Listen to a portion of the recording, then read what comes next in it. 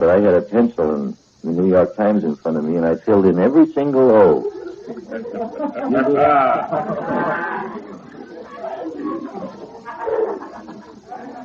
You do that with O's or D's? B. No, I'm a zero man. You're a zero man. I would never thought you would have admitted that. Might as well. Pillsbury's Best Flour presents four guys I think you'll enjoy, the Mariners.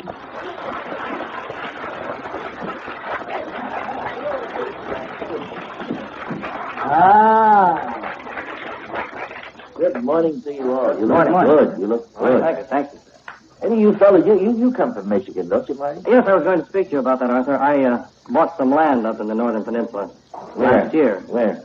It's about 10 miles from a place called Blaney Park, which is a recreational area there. That whole country is recreational. Oh, it's magnificent. It really is.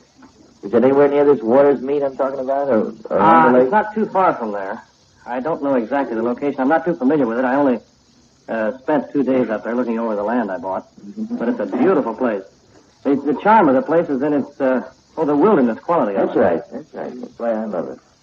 Undisturbed by man. I saw some things back in the woods there that are the most amazing things. There are homesteads that have been deserted for about 80 years, completely made out of logs. Mm-hmm. The most magnificent log construction I've ever seen. Mm-hmm.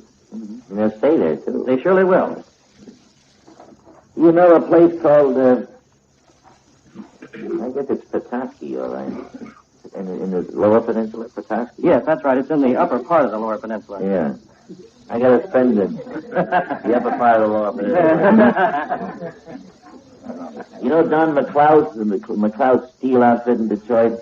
He built a place there at Petoskey, just outside of Petoskey, called Hidden Valley. Not Petoskey, Gaylord. Gaylord. That's the name of the place. Gaylord, yeah. It's called Hidden Valley. And that is the most beautiful place. It's open for the public, you know. In the wintertime, it's skiing, and in the summertime, they fish and they golf and so forth, you know. Beautiful. Oh, boy, that's a gorgeous place. It's called Hidden Valley. You ever been there, Archie? You should go sometime. There's a project that ought to be of interest to folks throughout the country that has been proposed as the ferry across the Straits of Mackinac. Oh, yeah. And although it's a beautiful ride, it does prevent a lot of people from making the trip up into the Upper Peninsula. And I understand they're projecting a project of building a bridge all the way across the Straits of Mackinac. Boy, that'll be a long bridge. 7 miles. Yeah. That island Mackinac, that Mackinac Island, that looks so beautiful, too. They don't have any automobiles. No automobiles. Just the horses. And the bicycles. They're like Bermuda. I've never been in there, but I've flown over it and circled over it this last summer, and I looked at it. Boy, I wanted to go down and take a look. It looks like a very wonderful place. It's gorgeous country up in there. What do you fellas got to sing for Pillsbury? Talking about Michigan, we have Down by the OIO. That's very close. That's not far away. Down by the Ohio, talk about your queen on the movie screen, bathing beauties and the cuties in magazines. You should see the bundle of charms I found on a farm down by the Ohio. I've got the cutest little oh. There ain't nobody half the prettiest she. She's just as sweet as can be. My gosh, she's jumping, she's with creepers, she's crazy for me. And what an oh. The only one I met who ever thrilled me so. She's not a glamour girl and no movie star, but when she's out with me, she's Hedy Lamarr. And when we oh, just wait till I get back to Ohio. Down by the Ohio, I've got the cutest little Ohio. There ain't nobody half as pretty as she, as sweet as can be. And shopping she was creepers, she's crazy for me. And what an Ohio, the only one I've met who ever thrilled me so.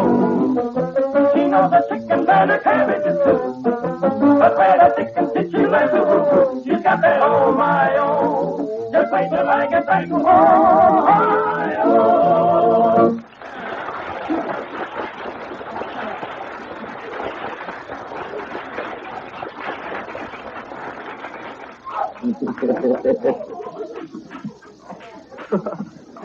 What they do, Juliet?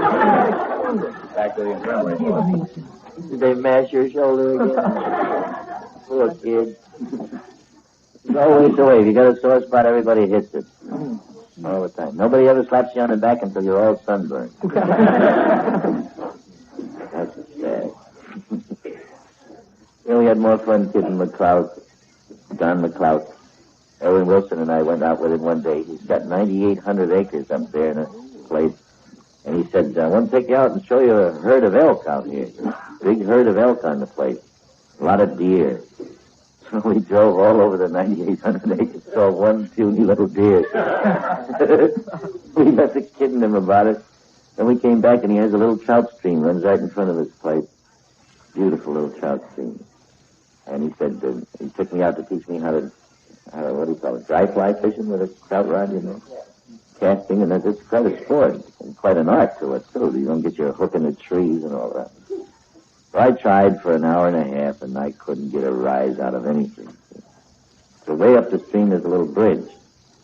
When he wasn't looking, I went up the bridge and put the line in the water so that it traveled down with the stream, see, about 100 feet. And he's looking at it, look at that lunkhead. I'm trying to teach him how to dry fly fish so he can get some trout, and look what he's doing. Country fishing. Just about that time, the biggest trout you ever saw hit it. And not only that, but I got two more. The same way. The pole upside down, stick it in the water, just over like that. You should have heard him. Him and his fancy trout fishing. Heck, I'm a bent pin and a worm guy, you know. They did very well, that way. We got something to eat anyhow. That's a sport. Those trout are so delicious. Oh, boy, they're delicious. You roll them in a little Pillsbury flour. I knew I'd work it in some way. You roll them in a little Pillsbury flour and you got something. But let me speak to the folks who like to buy their flour 10, 25, 50 pounds at a time. Millions and millions of Americans do that. Why should you buy Pillsbury flour? Well, let me tell you why. The quality, the consistency, it's always the same. See, they blend these flours, I don't know, they got 35 or 40 different kinds of wheat in the country that they buy and bring to Minneapolis and mill, and they blend it so that it's always the same. Therefore, every time you make a bread or cake or pie, whatever it is, it comes out the same way every time. After all, the flour you use in any recipe is the least expensive ingredient, isn't it? A cake, for instance, the flour would maybe be 6, 7 cents, huh? And the rest of the cake recipe ingredients would cost you maybe 90 cents or $1 or something. So the flour is the most important thing, even though it's the least expensive. Why try to economize and save 1/10 of a cent on your flour when you can get uniform quality all the time with Pillsbury? Take a tip from me and do that. You get on the Pillsbury's and you'll never get off of it. And the recipes are in the top of the bag. Wonderful recipes that came out of kitchens just like yours. They have a contest, you know, isn't going to be long. I want you to get in on this. Boy, I'd like to see somebody here wins that $25,000 prize. That's the first prize. $25,000 in cash. And there are 758 prizes in all. Somebody got you can win one of them. $7,500 for second prize, $2,500 for third prize, $3,000 cash for top junior winners. And in addition to cash prizes, they got ranges, refrigerators, freezers, mixers, automatic dishwashers, bonus awards, you know. And the 100 top winners get an all-expense trip to New York to stay at the Waldorf Astoria. That's that little joint across the street from Lexington where I live, you know. So, you go to the... What'd you do with that thing, Phil? Don't you have that entry blank, the big blown-up thing I can show the folks? Huh? Oh, here it is. Go to the grocers, you get one of these, not this big. This is blown up to show you. It's a little thing. You'll find it in the grocer's store. You just rip one off and take it home. It gives you all the rules and everything. It's some recipe that your family likes. How do you know it might win?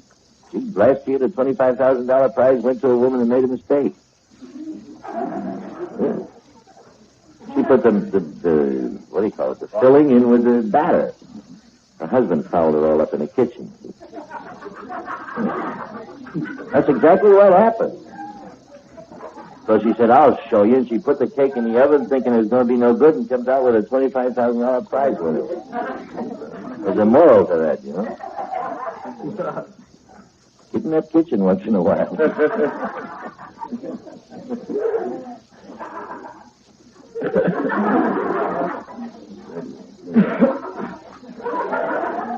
Every time I tell that story, I look around and I can see who's been fooling in the kitchen.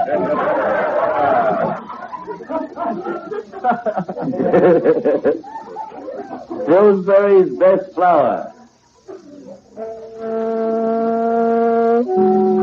This is a CBS radio network. This is KOOK in Billings. Your friendly Bennett drugstores in Billings are headquarters for every school supply need. You'll find $1.25 zipper notebooks selling for just 79 cents. A dozen nickel lead pencils in a plastic container for only 25 cents. Pencils, pads, notebooks, fillers, pen and pencil sets every school need can be found at your friendly Bennett drugstores, where you're assured of prompt prescription service.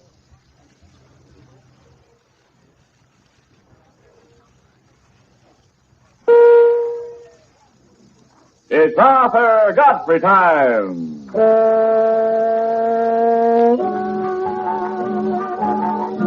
Yes, it's Arthur Godfrey time with all the little Godfreys. Brought to you by Nabisco, National Biscuit Company. Makers of Nabisco Sugar Honey Grahams, Nabisco Regular Grahams, and many other family favorites. And now here's that man himself, Nabisco's #1 cookie, Arthur Crisp and Crunchy Godfrey. Thank you. Thank you very much. Hey, here's a funny thing. In Pittsburgh, Pennsylvania, a local undertaker is now offering funerals on the installment plan.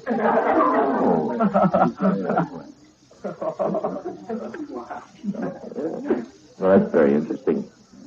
I can just see this worried mortician, you know. He goes to a medium to try to get in touch with one of his dear departed customers. He says, never mind, is he happy? Tell him he owes me $72.50. You ever go to one of those medium things? No, I've never been to a seance. Never been to a seance. I think it's wonderful the way they do it. I went to one once. You did? Yeah. Oh. Everybody said, see it? See it? There he is. I didn't see anything. Bad eyes, I guess. I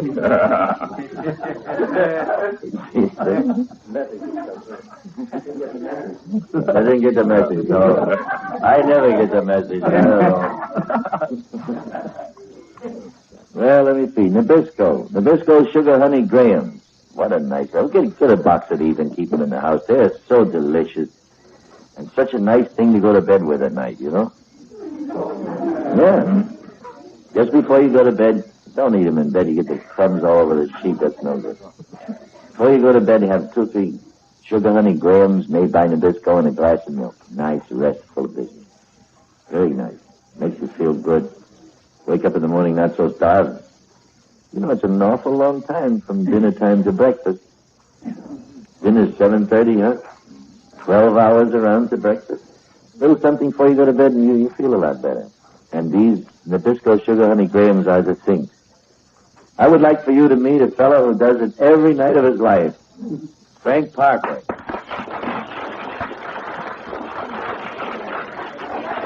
Hello, Frank. Gee, that's a nice looking suit. I like it. You got some of the nicest clothes. Well, I save them, you know.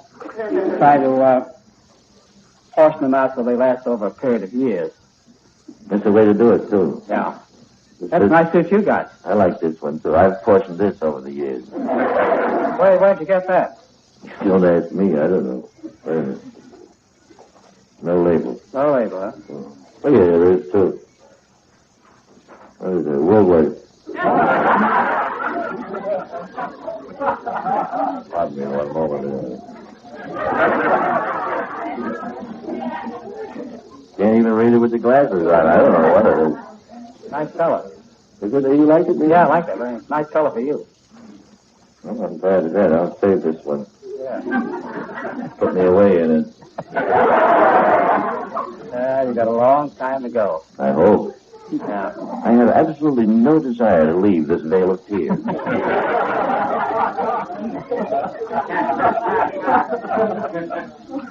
I like this place. You know, it's a nice place. Yeah, I love it too, yeah. I'm just about getting used to it now. Sing a little song, and then we'll have a little picnic for the Fine. folks. Huh? What would you like to do? Well, I have an old song here called Tulips and Heather, but Go ahead, sing it. I need to marinate. Get 'em up. Thank you. They're not doing anything. Get them to sing with you. Well, they helped me in this song, and I'd like to use them. Well, let's sing the song first before we start. Yeah, be sure you help them. A spray of tulips and heather tied up together, I sent my love today. A spray of tulips and heather, asking her whether love's dream had gone astray. Or there's a meeting and heather, all the flowers tied up together, they tell a story that never lies. This purple heaven means lonely hours, and tulips mean are alone that die. And so I pray when they reach you, if they can teach you all that is in my heart, my spray of tulips and heather, bring us together, never again to part. For there's a need, my tulips and heather, all the flowers tied up together, they tell a story to a tale that never lies. This purple hair, beautiful hair, only forever, is sweet, someday all of that time. And so I pray when they reach you, if they can teach you all that is in my heart, my spray of tulips and heather, bring us together, never again to part. Darling, never again to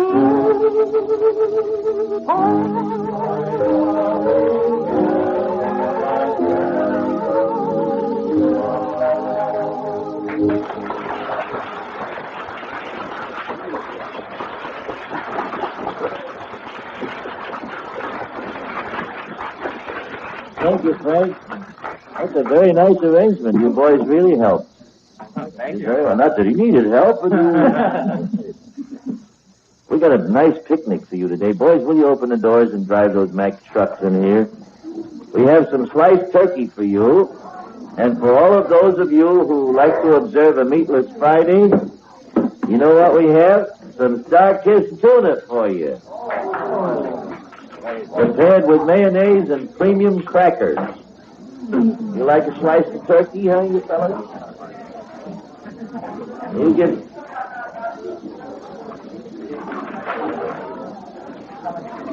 And you got some sugar honey grahams, some milk, some high-V grapefruit juice, and here's some tuna fish, see? Boy, this Star-Kissed tuna fish is so delicious. Something in the heather. What's the name of it? Tulips, oh yeah.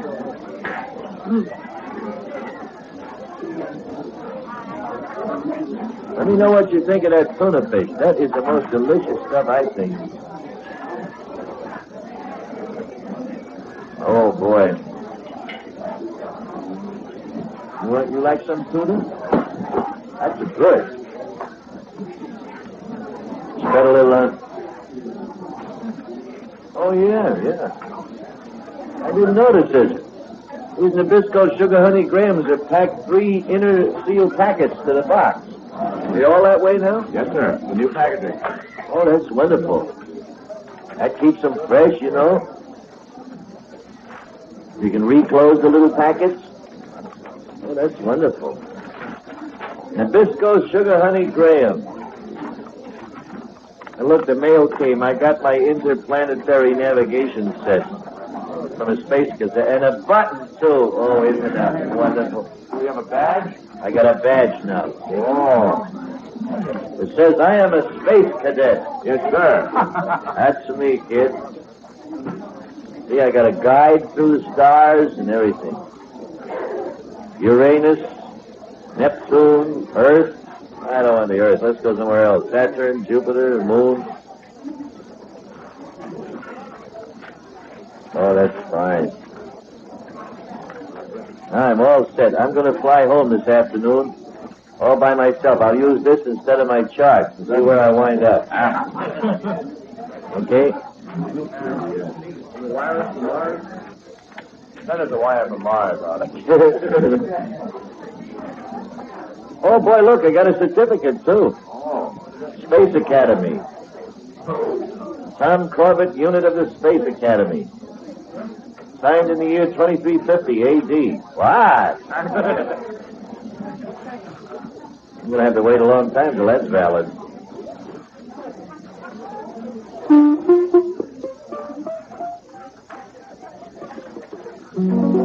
How you like that tuna fish? Isn't that delicious, huh? A star kiss.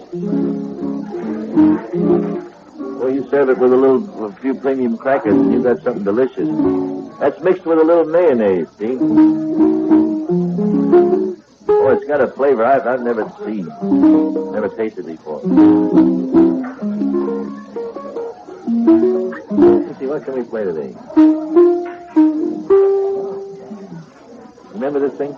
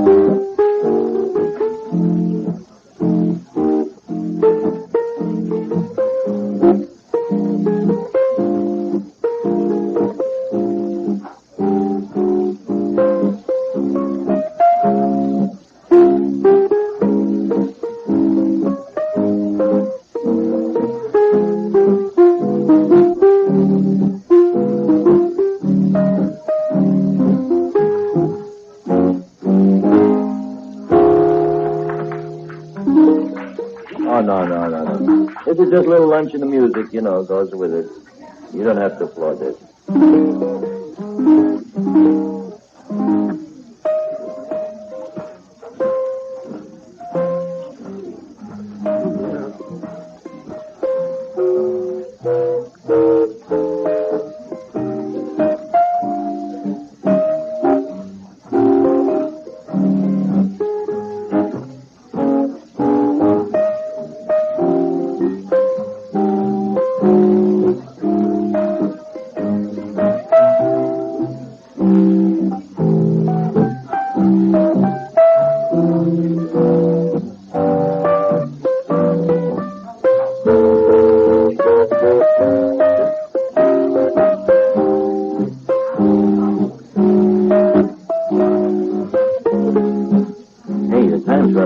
How's the picnic go? How's it go? Good, huh?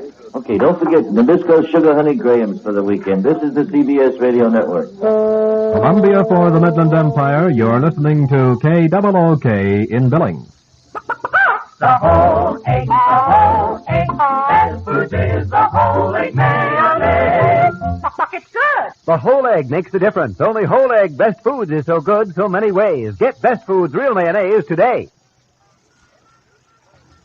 Pierce's Flooring brings you Sideshow News this morning at 10:10.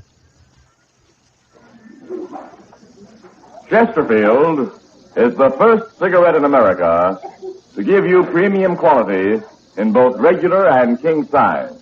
Either way you like 'em, regular or king size, Chesterfield gives you the best possible smoke. That's right. Attention gals, attention guys, both Chesterfield's regular or king size. Regular, king size, either way, best possible smoke, so get 'em today. Sound off. For Chesterfield. Sound off. For Chesterfield. Buy a pack of Chesterfield. Do it today. Chesterfield presents Arthur Godfrey time every Monday through Friday. Yes, it's Arthur Godfrey time with all the little Godfreys. And now, here's that man himself, Arthur, by him by the cart, Godfrey.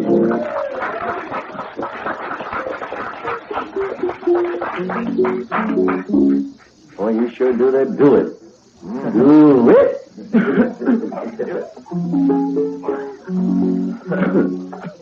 So used to hearing Jan do that. Do it. I feel like playing today. You mind if I play a little bit? But no, go right ahead. It's your program. Sure.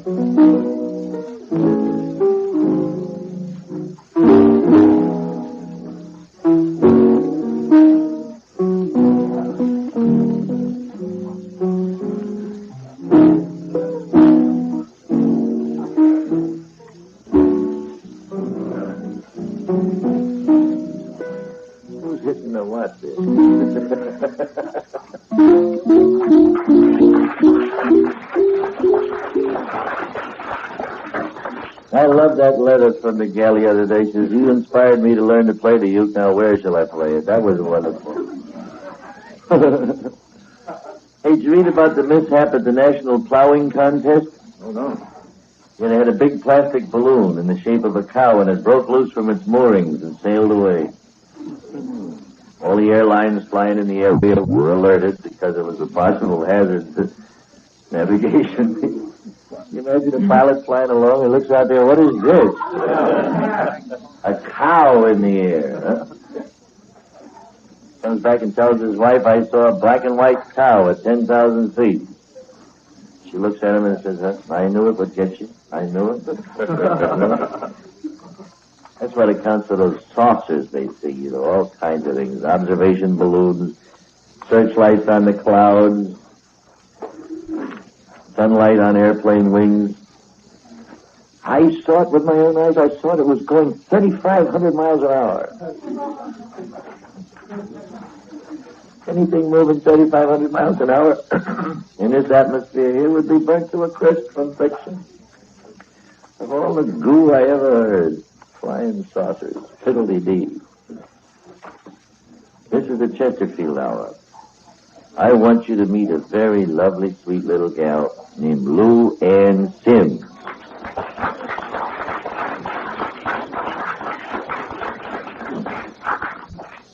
Oh, Oh, nice, cute little outfit. Very cute. Thank you. Very nice little suit, huh? Mm-hmm. Gee, you look nice today.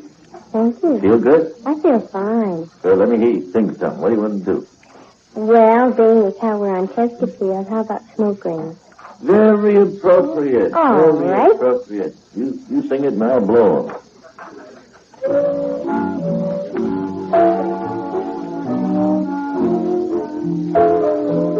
Where do they go? The smoke rings I blow.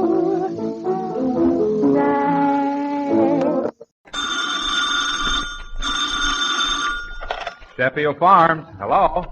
I don't know. The man just says, guess who? Yes, it's the game, Guess Who? And your host is Sheffield Farms, who also bring you Sheffield, vitamin D, homogenized milk, and other fine dairy products. Now let's have a warm welcome for your Sheffield Quizmaster. He's the genial gent who pays you to guess who. Happy Felton!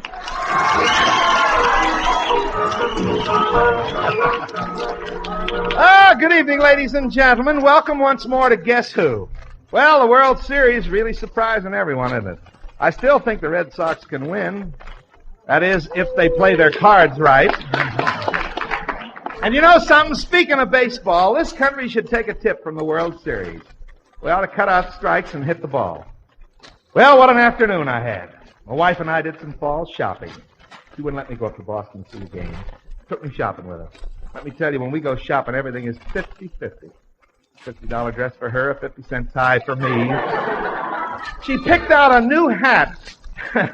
I wondered if it was made out of hay or straw. I looked at the price tag.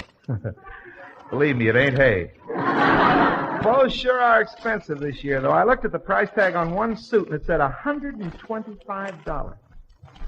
That's the first time I ever heard of a suit taking a man to the cleaners. I did manage to get a new pair of suspenders for myself, though.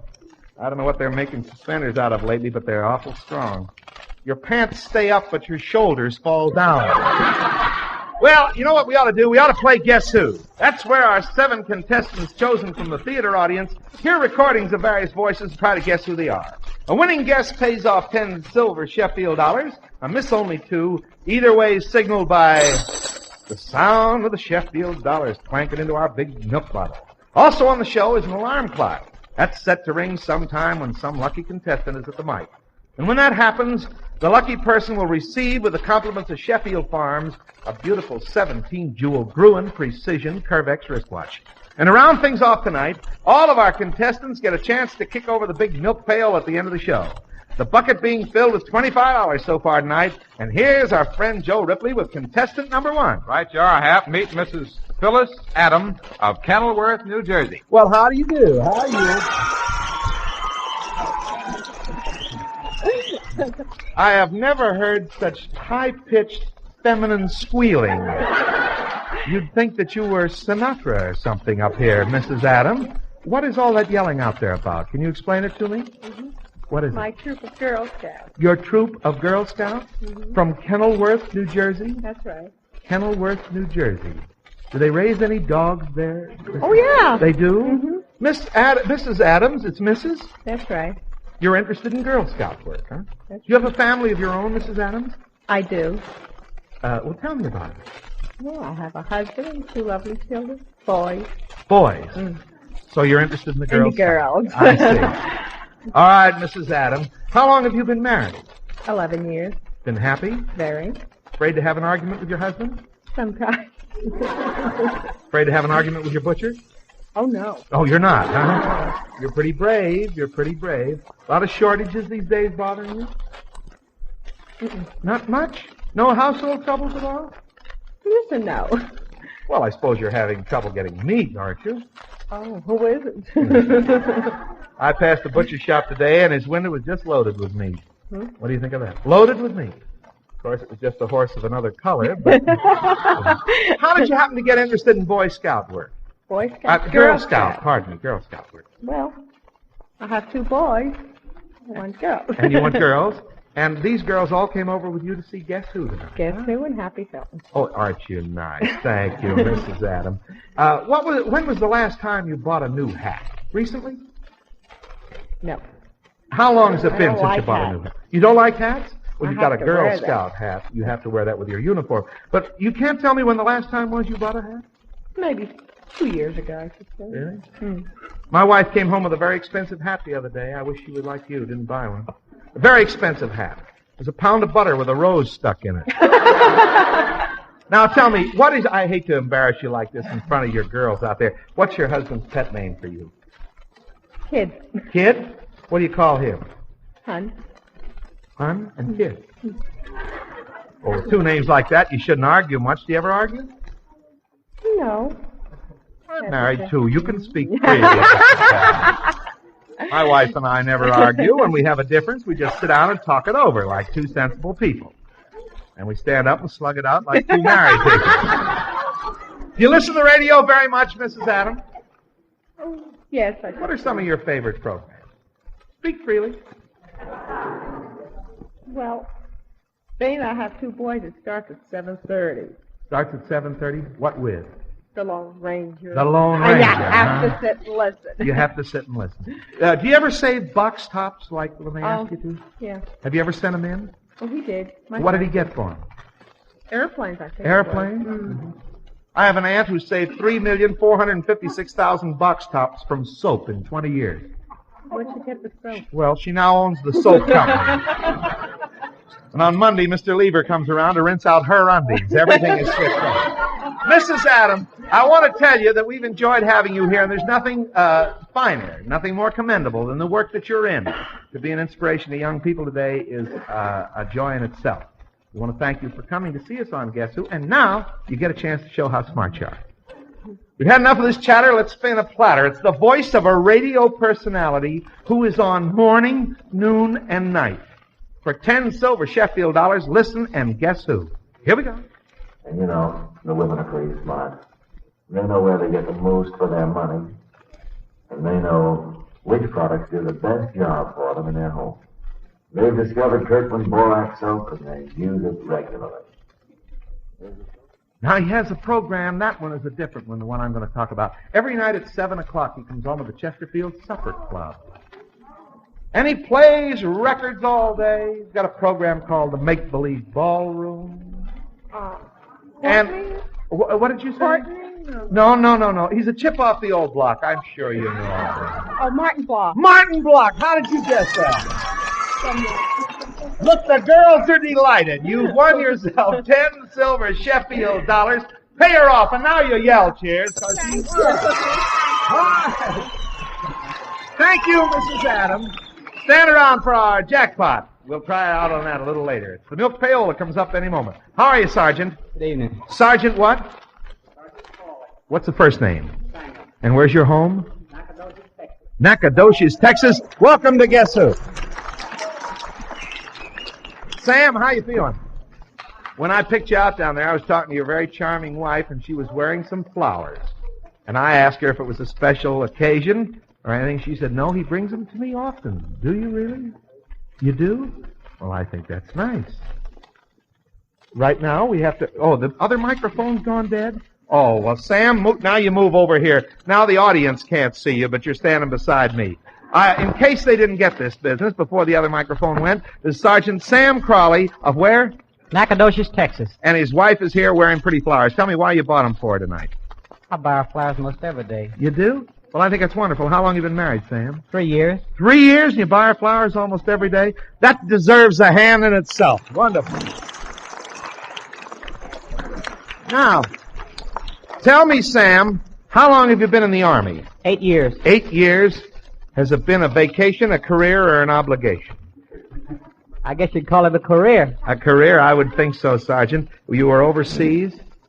44 months. Whereabouts, sir? I was in the Canal Zone, all in South America, Africa, China, and Saipan. And what is your job, sir? Well, I used to fly until I was grounded by a bursted eardrum. Oh, Now I see. I'm inspector. Now you're an inspector. I always wanted to be in the Air Corps. I always thought I'd like it. Frankly, I'm worried, though. When I was a school kid, I was excused from recess games because every time we played Ring Around the Rosie, I blacked out. You never fly. As a good soldier now, Sam, I want you to describe for me, just pretending that none of us know, describe the command attention. Describe the command of attention? Yes. When a man says attention, describe what happens. Soldier comes to straightest position as possible from the toe to the top of his head. Stiff, huh? Right. Without moving a muscle. Right. Without turning your head. Right. Without moving a thing. Right. We have the same thing in civilian life. It's called the subway rush hour. I want to tell you, Sam, you're a good straight man, too. You led right into that. That was fine. Now, tell me this. A lot of guys in the service have married girls overseas. I judge that you didn't. Where's your wife from? My wife is from New York City. You prefer the homegrown variety, then. Is that right? How did you happen to meet her, Sam? That's personal. That's personal, and I won't get into that. He told me. Well, soldier come up to me after the show last week. He'd been married overseas. He said, Happy, my name's Joe Martin. I said, Shake. He said, This is my son, George. I said, Shake. He said, This is my wife. She was a hula dancer in Honolulu. I said, I'm very glad to meet you, Mrs. Martin. Well, now, Sam, Nacogdoches, Texas. Tell me, where is that? That's near the Louisiana state border. Near Texarkana? Well, it's near Waco. Near Waco? I'm a little lost there. Don't quite know where it is. But enough of that. I'm sure it's a nice town. You going to go back there to live after you're out of the Army? I hope so. You hope so. All right. Now it's time for your record, Sam. Your Guess Who is that of a famous musician and composer. For 10 silver Sheffield dollars, listen and guess who, and don't be too puzzled. I'll give you some more hints later. Here we go.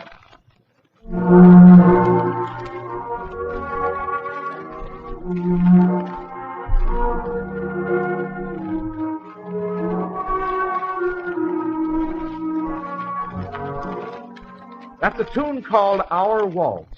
He wrote it. He was in the Army Air Force during the war, and he was the musical conductor for a show called Winged Victory. Wayne King? No, not Wayne King. He was the former husband of Judy Garland and Martha Ray. Not at the same time, of course.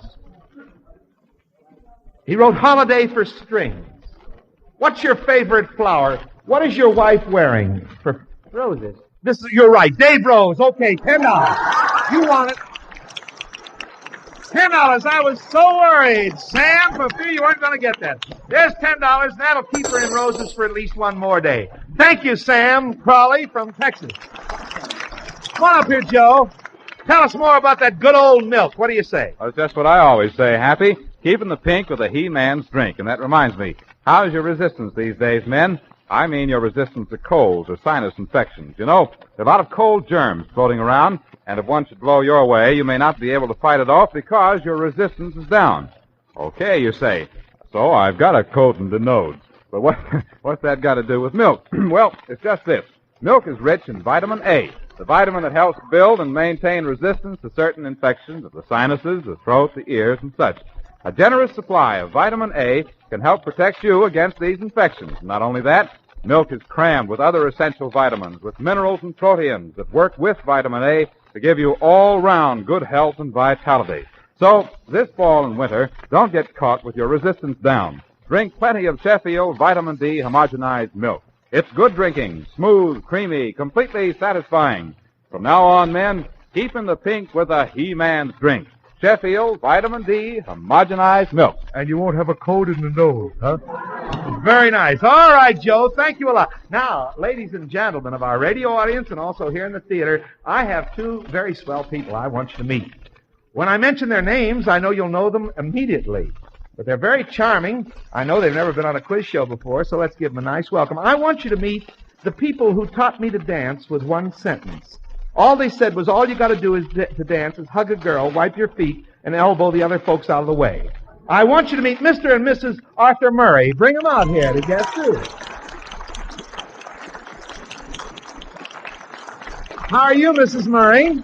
Oh, I'm just fine, Miss Felton. Or Certainly. do I call you Happy? Call me Happy. Or Bye. Happy, may I call you Mr. Felton? Oh, aren't you nice? What's your first name?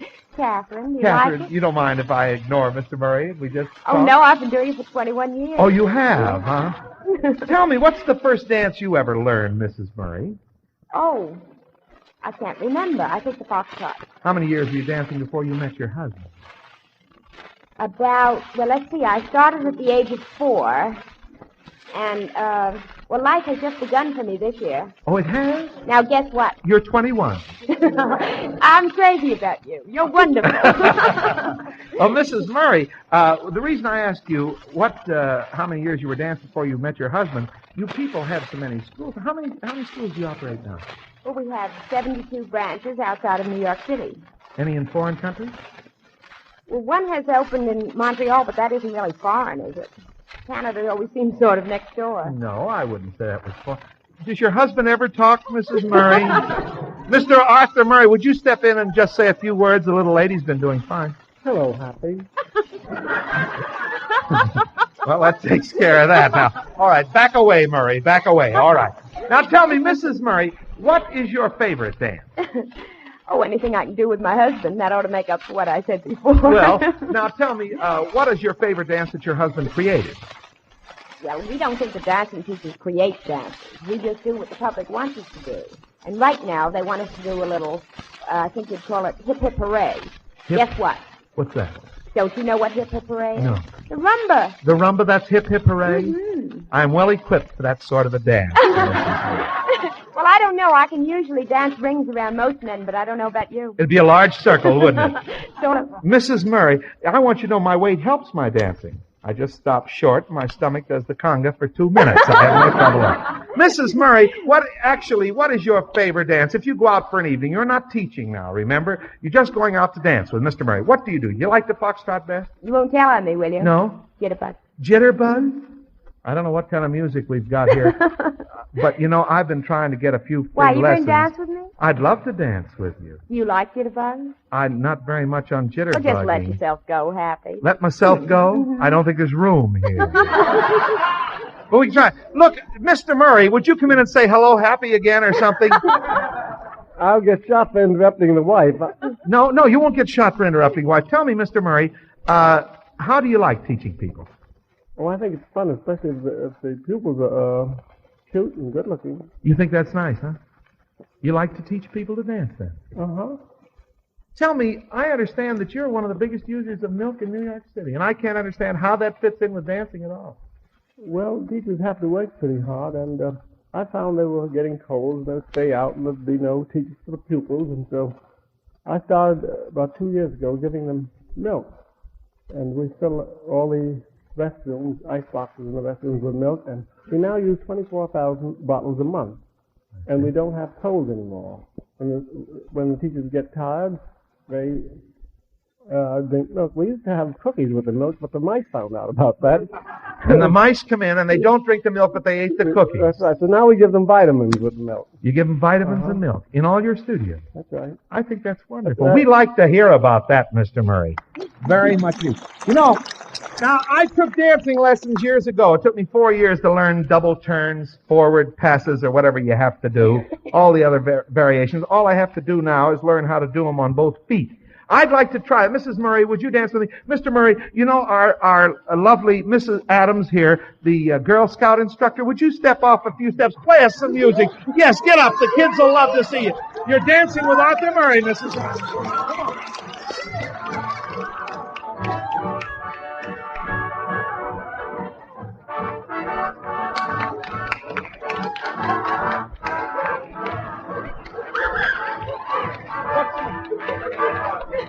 Mrs. Adam, you just danced with Arthur Murray. Does it feel any different than your old man? I'm thrilled to death. You're thrilled? She's so thrilled to death. Go over and sit down before she spills all over the place here. Go right ahead, Mrs. Adam. Come back up here, Mr. and Mrs. Arthur Murray. I want to tell you, you are the two of the best sports we've ever had on the show. Aren't they wonderful and very gracious? All right. I'll promise you I'm going to enroll for a course. I don't know what you'll teach me. You don't need a course. You could teach us, and you're very good. Oh, thank you. You are. I'm so embarrassed. This time I mean it. You're very light on your feet. Well, thank you very You much. were even light on my feet. Light on your feet, too. Thank you. Oh, I wish I had a joke to top that, but I won't try it. All right, now here, you got to play the game. You're on Guess Who. I want to thank you both first, and I don't want to say goodbye because I'll be seeing you soon. But I want to play a record for the Arthur Murrays, see if they can guess who. For 10 silver Sheffield dollars, listen and guess who. You'll have to split this unless you can talk Arthur out of giving it all to you if you're correct. Here we go. Play the record. Guess who? Nice work if you can get it, and if you get it, oh, won't you tell me how? This is Murray smiling. Arthur's kind of grinning. I don't know. Well, Wait a minute. You tell me. Wait a minute. You both look like you know it. He's dancing. You tell me his first name. Arthur, you tell me his last name. Well, I'd rather say it was Arthur Murray, but it is Fred Astaire. It's Fred Astaire. She gave me both names. Exactly right. $10 silver. Thank you, Mr. and Mrs. Arthur Murray, but don't go away. Here's the money, $5 apiece, and do sit down and try along with the rest of our friends here for our jackpot. Thank you very much, Mr. and Mrs. Arthur Murray. Well, hello there. How are you, sir? Pretty good, Happy. You feeling all right?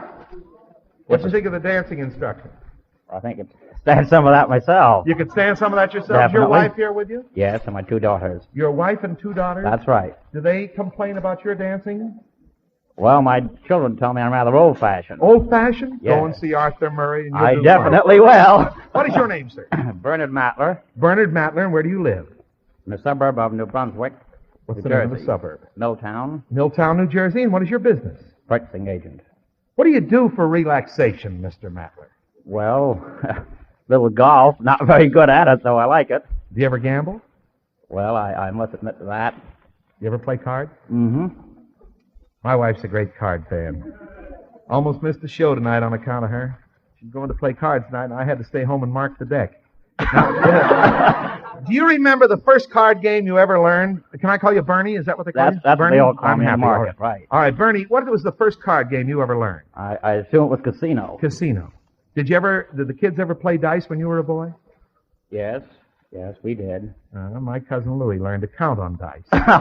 He was finally expelled from school. One day the teacher said, "Quiet, children, I'm going to call the roll," and Louis shouted, "Go ahead, you're fated." I think everybody should play dice because it's a nice, down-to-earth game. Now tell me, Bernie, if you had your choice of all the games you'd rather play, all the ways you might gamble, what would you say? Golf? Golf first, and then gin rummy. Then gin rummy, Mm-hmm. huh? Ever bet on the ponies?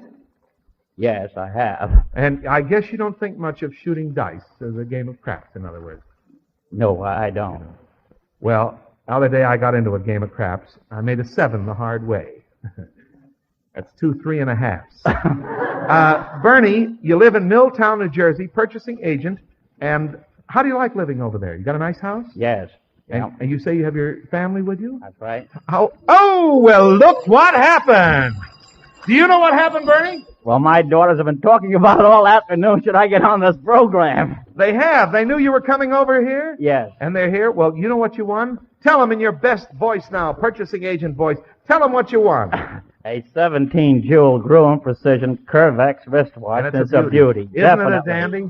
All right. I'm going to give my daughter my old one. You're going to give the daughter the old one? Yes. Where's your daughter? Right down there. Come on. What's her name? Ona. Ona? Where's Ona, the daughter? Come on, Ona. Hurry up here now. Your old man made a promise. He said if he won the watch on this program, that he'd give it to you. Hurry up, Ona. We don't have too much time. I'm giving you your dad's watch. How old are you, Ona? 11 years old. Ona, I'm going to put your daddy's watch on you. It's a little too big. You better hold it. You want to say thank you, Daddy, or you want to say thank you, Happy? Thank you, Happy. You see how I rate, don't you? All right, Bernie. Let's give them both a nice hand, and now let's see how smart your daddy is on this record. Here we go now, Bernie. Playing a record for you. I'm going to play for you the voice of a man who's made most of his money on his knees, speaking of dice games. For 10 silver Sheffield dollars, listen and see if you can guess who this great entertainer is.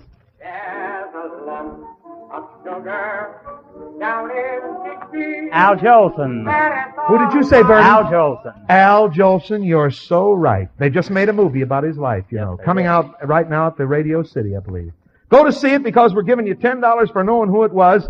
Congratulations, Bernie Matler. Thank you very much. Thank you, Happy. Stand by for our milk payola a little later. Hey, the Navy's coming up here. How are you? Homer Lee Ford, right? Right. Homer, how old are you?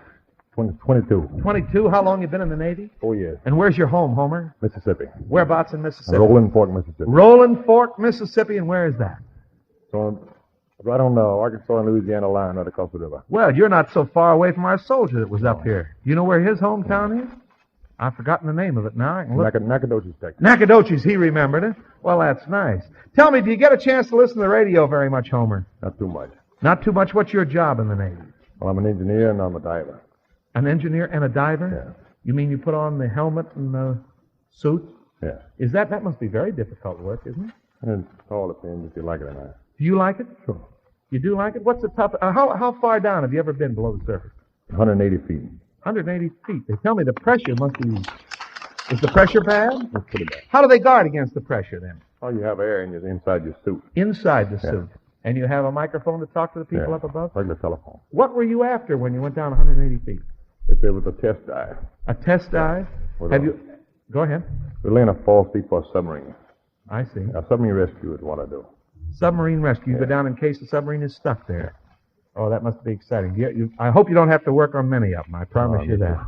All right, Homer, let's quit talking about your work now. Let's talk about mine. My business is radio. Who's your favorite radio comedian? I wouldn't know. You wouldn't know? You ever listen to Jack Penny? Oh, Jack Benny, Bob Hope, either one of them. You like them all, huh? You think it's true? You think it's true they say Benny pinches pennies so hard that when a penny leaves his pocket, Lincoln has dimples? Do you think that's true? So I've heard. So you've heard. All right. Now, can you tell me who's your favorite radio announcer? Well, I never paid Well, now you attention just to Joe. saw Joe Ripley. Do you like Joe Ripley? Joe Ripley there. Very good. Very good. That's coming in. He's got a very deep voice, hasn't he? Oh, he's telling me I love it. He really comes from way down. I don't know where it comes from, that voice of his.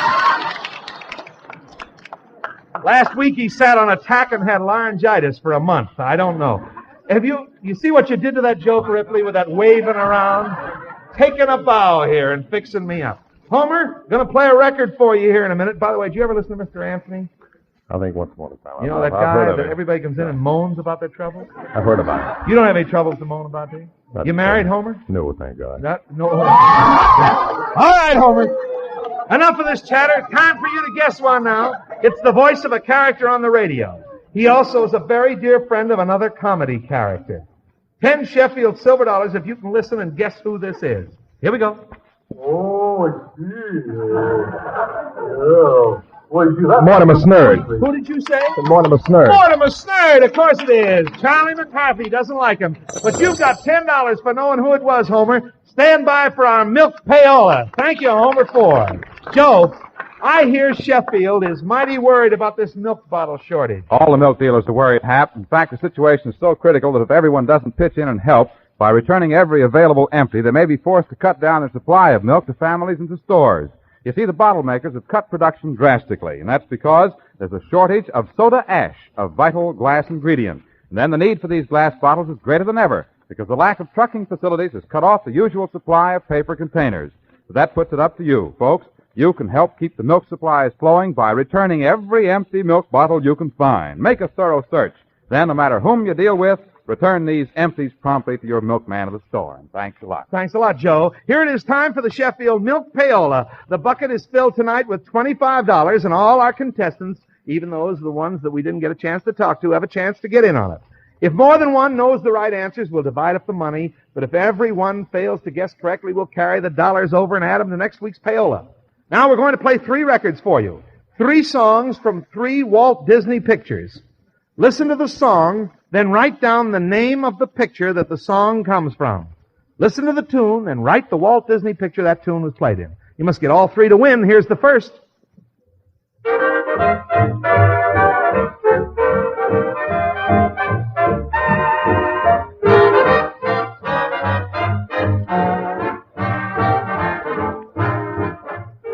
That's the first one. Here's the second Disney picture. A lovely tune, a lovely picture.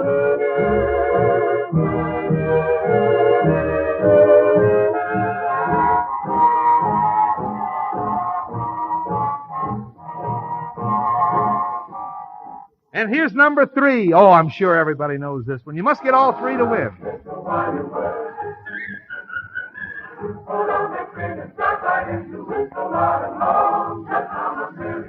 While Happy's checking on the payola winners, here's a reminder for you mothers. With the youngsters spending more time indoors, it's more important than ever that they get their vital quart of milk every day to protect their health and give them the extra energy they need. Whenever you order milk, ask for Sheffield Vitamin D homogenized milk. It's more readily digestible with a full day's supply of vitamin D added to every single quart. So sorry, no winners tonight. When I see an elephant fly from Dumbo, when you wish upon a star, Pinocchio, whistle while you work from Snow White, will carry the money over to next week. This is Happy Felton, your Sheffield milkman, saying good night, everybody. This is Joe Ripley reminding you that Guess Who is presented Saturdays at 7 by Sheffield Farms, a division of National Dairy Products Corporation. Milk is a precious food. Don't waste a single drop. This is the Mutual Broadcasting System. Road of Life, brought to you by Duz, D-U-Z, Duz, the new kind of soap that does everything in your wash.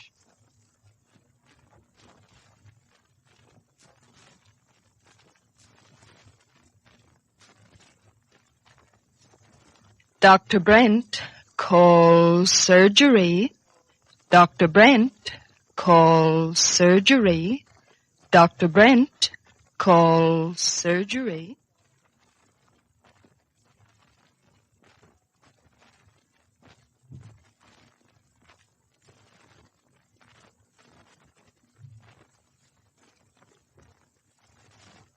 Mrs. Sebastian didn't. She didn't, but now she does. Yes, now she does use Duz. Now she knows Duz, D-U-Z, does best. She's convinced this new kind of soap does everything in the wash. You know, Mrs. Sebastian used to scrub away at her husband's dirty overalls. Oh, there must be an easier way. She'd fuss over her towels. They never turn out white enough for me. And she'd worry over her pretty rayon. I never know how those colors are going to look. Then, one day, this lady who didn't became a lady who does. She heard a neighbor say Duz is best. Duz does everything. It gives you unsurpassed whiteness for towels, unbeaten suds for cleaning work clothes, plus greater safety for nice colors. Now, wash day is a Duz day for Mrs. Sebastian. Now she beams at those clean overalls. Imagine, Duz did it without any hard scrubbing. Sure, there's no soap made that gets tough dirt out easier. Then she points at her towels. Look, I've never had a whiter wash. Of course not. There's no soap made that washes whiter than Duz.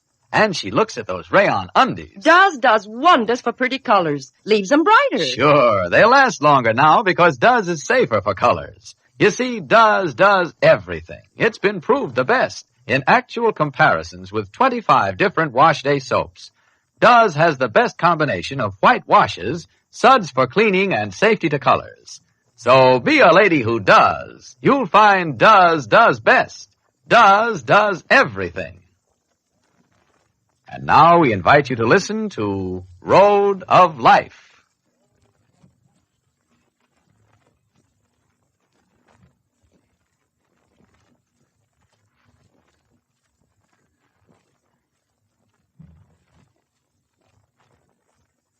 Most people have seen hospitals under only two conditions, either as visitors or as patients. If you've been in a hospital as a visitor, you must recall that you were ushered in, walked down a corridor, and shown into a room. You spent a given amount of time in that room, and then when visiting hours were over, you were ushered out. If you've been in a hospital as a patient, your viewpoint was, of necessity, limited to your particular room or section or floor. Beyond that, you knew little. But there is a third phase of hospital life, generally known only to those who spend their hours working there. Most dramatic of these hours are those from 12 midnight until 8 o'clock in the morning. Except for shaded lamps, darkness invades the hospital. Except for a muffled cry or the efficient clip-clop of a nurse's heels on the hard-floored corridors, silence fills the building. During these hours, life ebbs and passes into another world. During these hours, life is born afresh. It's a strange time, taken over by shadows, occupied by tears, drenched in a hush of expectancy. It's after 4:30 in the morning, and Dr. James Brent is sitting in a small room adjoining the receiving chamber of City Hospital, Chicago, Illinois. Grinding out a cigarette, Jim looks up as Dr. Tom Parsons, an intern who is sharing the night duty with him, enters the room. How is she? 518? Oh, that's who you were up to see, wasn't it, Tom? Yes, sir. Well? Her temperature hasn't gone up since last reading. Well, that's something. Sit down, Tom. You look tired. I am a little. Cigarette? Oh, thank you. Sure you can spare it? Patient gave them to me. Oh. Is the daughter still there? 518? Yeah. I told her she could leave, but, well, she decided to stick around. Poor kid. Oh, I think the mother will pull through, Tom. If her temperature hasn't gone up, it's a good sign. Yeah. Tell me something, Tom. Are you getting tired of all this? Are you getting sick of staying up all night, sitting around in a stuffy room, waiting for something to happen? Why, no, sir. I don't feel that way about night duty at all. Some interns do. Dr. Brent, if you don't mind, why don't you ask me if I was tired of all this? Well, interning is pretty slow work, isn't it? Do you think I've been complaining lately? I haven't meant to sound as if... No, it isn't you I'm thinking about. You mean one of the other boys has been... Yes. My own son. Oh, John hasn't come out and said anything, but I've been watching him lately. Seems to be in a hurry. I've had an idea that he's a little too anxious to be over and done with his internship. Well, I know, you don't want to commit yourself. I don't blame you, but to be extremely honest, Tom, I'm worried about him. John's a pretty bright fella, Dr. Brent. Oh, I'm not denying that, but well, you're a classmate of his, Tom. You're serving your internship with him. You live and work together. I'm just wondering if you can give me any clue as to what's happening to John. What's come over him. Well, I don't know, Dr. Brent. I'm asking you not as a doctor, Tom, but as a man who's concerned about his son. I don't know quite how to say this, sir. And I'm not at all sure that I even have a right to mention it. Anything at all? Well, to tell you the truth, we've both been so gosh darn busy. We haven't had time for many of those bull sessions we used to carry on in college. I do know, though, that John had a very warm feeling toward his home, and now that... And now that Mrs. Brent and I are being divorced, you think that's had an effect on John, huh? Yes, I do. Mm-hmm. I'm quite aware of John's resentment toward me, and his attitude has made me feel very badly. However, that's beside the point. Because whatever his attitude is toward me, it isn't as important as the attitude he takes toward his work. Maybe he's just going through a phase, Dr. Brent. Oh, then you've noticed the change in him, too, huh? It's not a very radical one. It's just that at times John seems to be a little too sure of where he's going and what he wants. Well, I don't know where he's going, but I've got a sneaking suspicion of what he wants. Well, he has mentioned something about going into practice with Dr. Fraser after he's finished here, but... Mm-hmm. Money. Well, maybe, as you say, Tom, this is just another phase he's going through. You care for another cigarette? Think we've got time? One cigarette and we'll make the rounds at 5.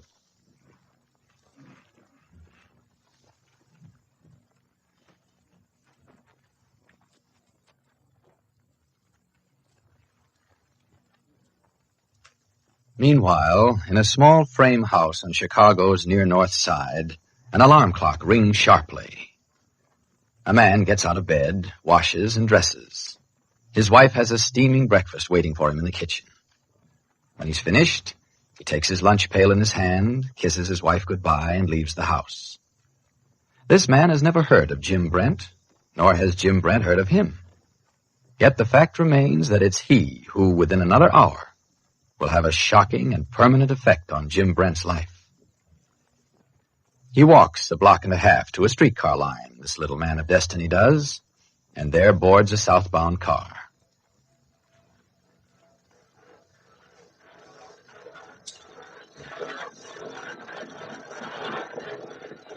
After paying his fare, the little man places his lunch pail on the floor and stands on the back platform chatting with the conductor.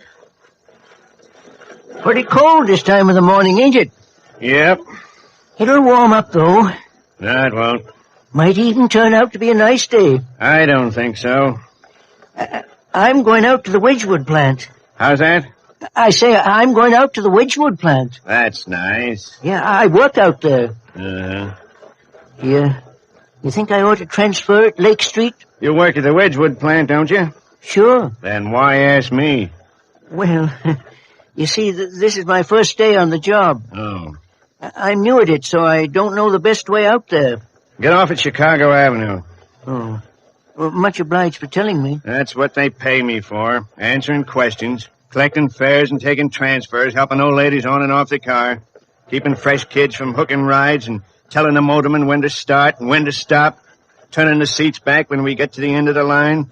Yeah, that's what they pay me for. Well, you want to get off at Chicago Avenue or you want to wait until you get to Lake Street? Make up your mind. Oh, I'll get off here if you say so. I'm not telling you what to do at all, mister. I'll get off at Chicago Avenue. We're coming to it now, aren't we? Yep. Well, thanks. Hey, don't forget your lunch pail. Oh, that's right. Wait till we stop. Don't step off the car while in motion. Well, I wouldn't want anything to happen to me today. Okay. Now. Well, be seeing you. Hey, mister, look out for that automobile. Hey, mister, look out for that auto. Hey!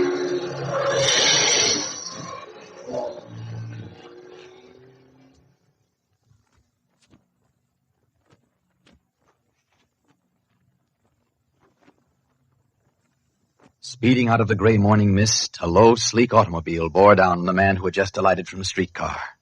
It sent him flying 20 feet in the air. The man's body hit the pavement, rolled over and over and over, until it was stopped by the curbing. His lunch pail, crushed beyond recognition, came to rest under the wheels of the streetcar.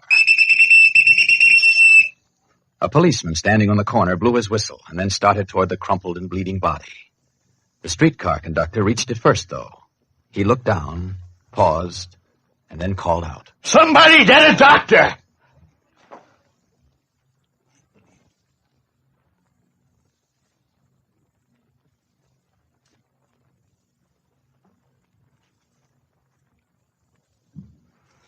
Well, that finishes the rounds, Tom. Yes, sir. What time is it?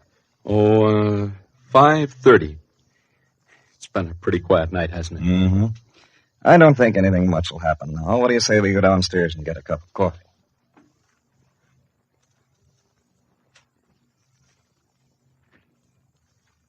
It's been a quiet night. Nothing much will happen. As the two doctors walk downstairs for their coffee, the die is cast. An ambulance is at this moment racing toward City Hospital, bearing the broken body of the man who inadvertently has already changed the lives of Jim and Carol Brent.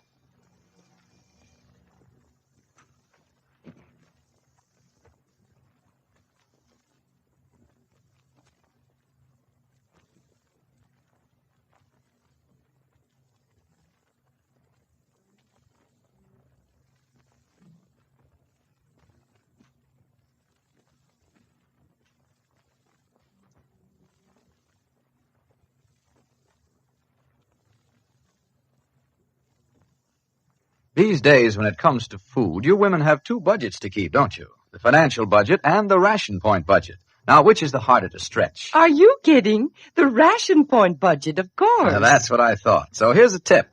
Save used fat. That'll help balance your ration point budget, because you get 2 red ration tokens for every pound of used fat. And now you can certainly use more red points with all meats back on the rationed list and butter so high in points. Now, don't neglect any of the ways to save used fat. Get your share of extra ration points. Scrape the fat from your broiler before you wash it. Melt down solid fats and save the grease and scraps of fat left on your dinner plates. Used fat not only means extra ration points for you, it means extra munitions and medicines for our fighting men. It means rubber tires for tanks and jeeps, machine gun bullets, life-saving drugs. The government more than ever needs every drop of your used fats. Yes, you help our country and you help yourself get extra ration points by saving every drop of used fat.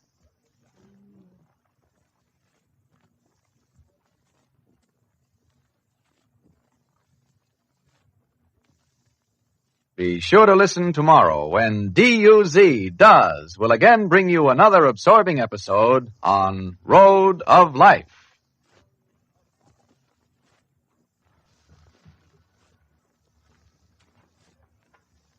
This is Clayton Collier saying good day for the makers of Does, the soap that does everything in your wash.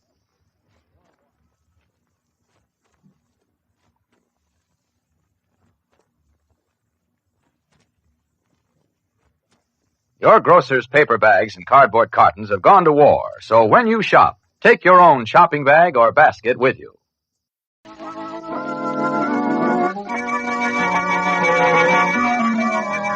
Presenting Myrt and Marge.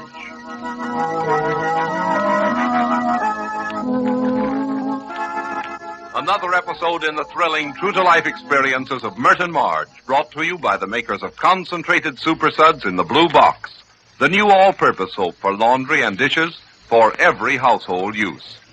Mrs. Lansing and Mrs. Hoyt, mothers of two large families, are having a little chat about teenage problems. So, nothing will do, but Lois must have the whole basketball team over for a little party after the game next week. It won't be any work, Mom. That's her war cry. But honestly, the very thought of the dishes makes me weak. Well, Anna, I have my own pet way of handling the dishwashing problem. I never wipe them because I use this marvelous new all-purpose soap, Concentrated Super Suds in the Blue Box. It cuts the grease in a jiffy. Just give the dishes a hot rinse and they'll drain dry. And they sparkle, too. Well, Bessie, that certainly sounds good to me. Oh, Concentrated Super Suds makes entertaining much easier. All those table linens, for instance. I just whisk up a good suds and drop them into the washer. Concentrated Super Suds have plenty of life and body, you know. They soak out the dirt without any scrubbing. I've always noticed how snowy white your tablecloths look, Bessie. Well, now you know why. And colors come out fresh and pretty, too. Here's another comforting thought. Concentrated Super Suds in the Blue Box removes most germs doctors warn are in all soiled clothes. Germs which, if not removed, may spread sickness. You know, with all the company the kids have in winter, it's good to know that your clothes and dishes are really clean. Hospital clean. And now, let's see what's happening to Myrt and Marge. Today, Myrt and Marge are looking forward to another year, and for the benefit of our new holiday audience, we'd like to give a brief review of the highlights in the life of Myrt and Marge. The two girls, you know, are mother and daughter, although you'd never know by looking at Myrt that she was old enough to have a grown-up daughter. Since the day that Myrt, an experienced trooper, helped the 16-year-old Marge to land her first job in the chorus, the two have known the ups and downs of theatrical life. Today at 38, Myrt is the widow of Francis Hayfield, the noted theatrical producer who died last year.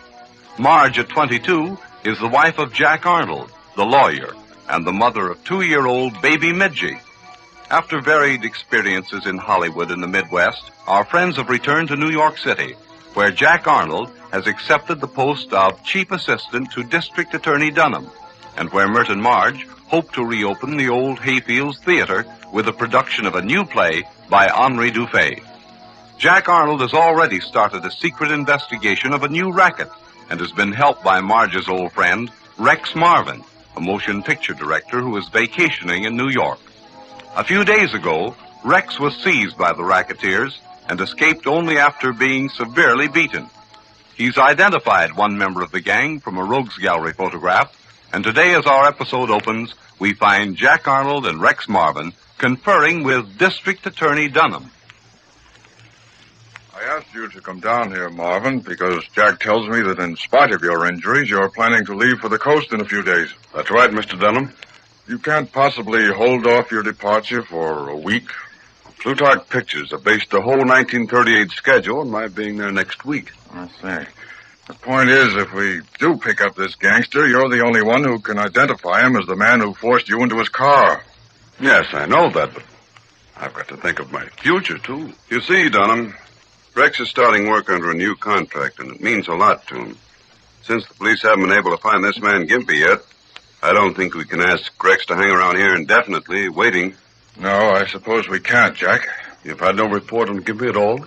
Well, we've brought in 7 or 8 of his friends. Every one of them says the same thing.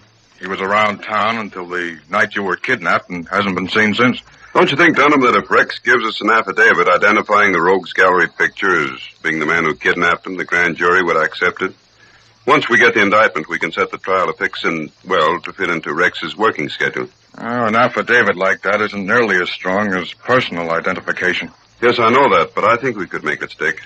Well, let's try it. You go on out to the coast, just as you planned, Marvin. But hold yourself ready to come back here if we need you, will you? I'll do my best, Mr. Dunham. How you expect to direct a picture with your arm in a sling, I don't see. Well, as long as I've got one good arm to motion with and a voice to yell with, I'll make out all right. Well, I wish you luck, Marvin. Jack, you'll get that affidavit from him now, will you? Surely. I'll take Rex into the outer office and get his affidavit so we can go. Then just as soon as I telephone Mrs. Arnold to tell her I'll be late for dinner, I'll be back. Oh, you had a dinner appointment? Oh, not a very important one. This chap Duffys, the author of the play that Marge and Myrt have bought, is coming up to the house. But as long as I'm there by 8, it'll be all right. And now we turn to the Arnold apartment on the corner of 79th Street and Central Park West. In the kitchen, we find Helmy, the faithful maid who has gone through many of Myrt and Marge's experiences with them, preparing dinner. Jingle bells, jingle all the way. Old Saint Nick, he came down quick, but now he's gone away. Oh, jingle bells, jingle. Oh, well, that was a close one. Yeah, I will have all the string beans on the floor in a minute if I don't be more careful. Come back up here, beans, here. Jingle beans, jingle all the way. Oh, well, Helmy, you sound happy. Oh, I am, Miss Margie. I wasn't yelling too loud, was I? No, not at all. How's the dinner coming? Well, it's coming. It will be ready on time. Well, can you hold it back just a little? Mr. Arnold just phoned, and he'll be a few minutes late. Oh, sure, I can hold back on it. The beans and the potatoes, they can wait all right, and I won't put in the steak until Mr. Arnold is here. Good. Have you made the Roquefort dressing for the salad? Well, not yet, Miss Margie. I was just going to do that. Oh, heavens, that's probably Myrtle and Mr. Duffys now, and I haven't changed my dress yet. Well, I will go let them in while you run and change now. No, you stay right here and fix that salad dressing.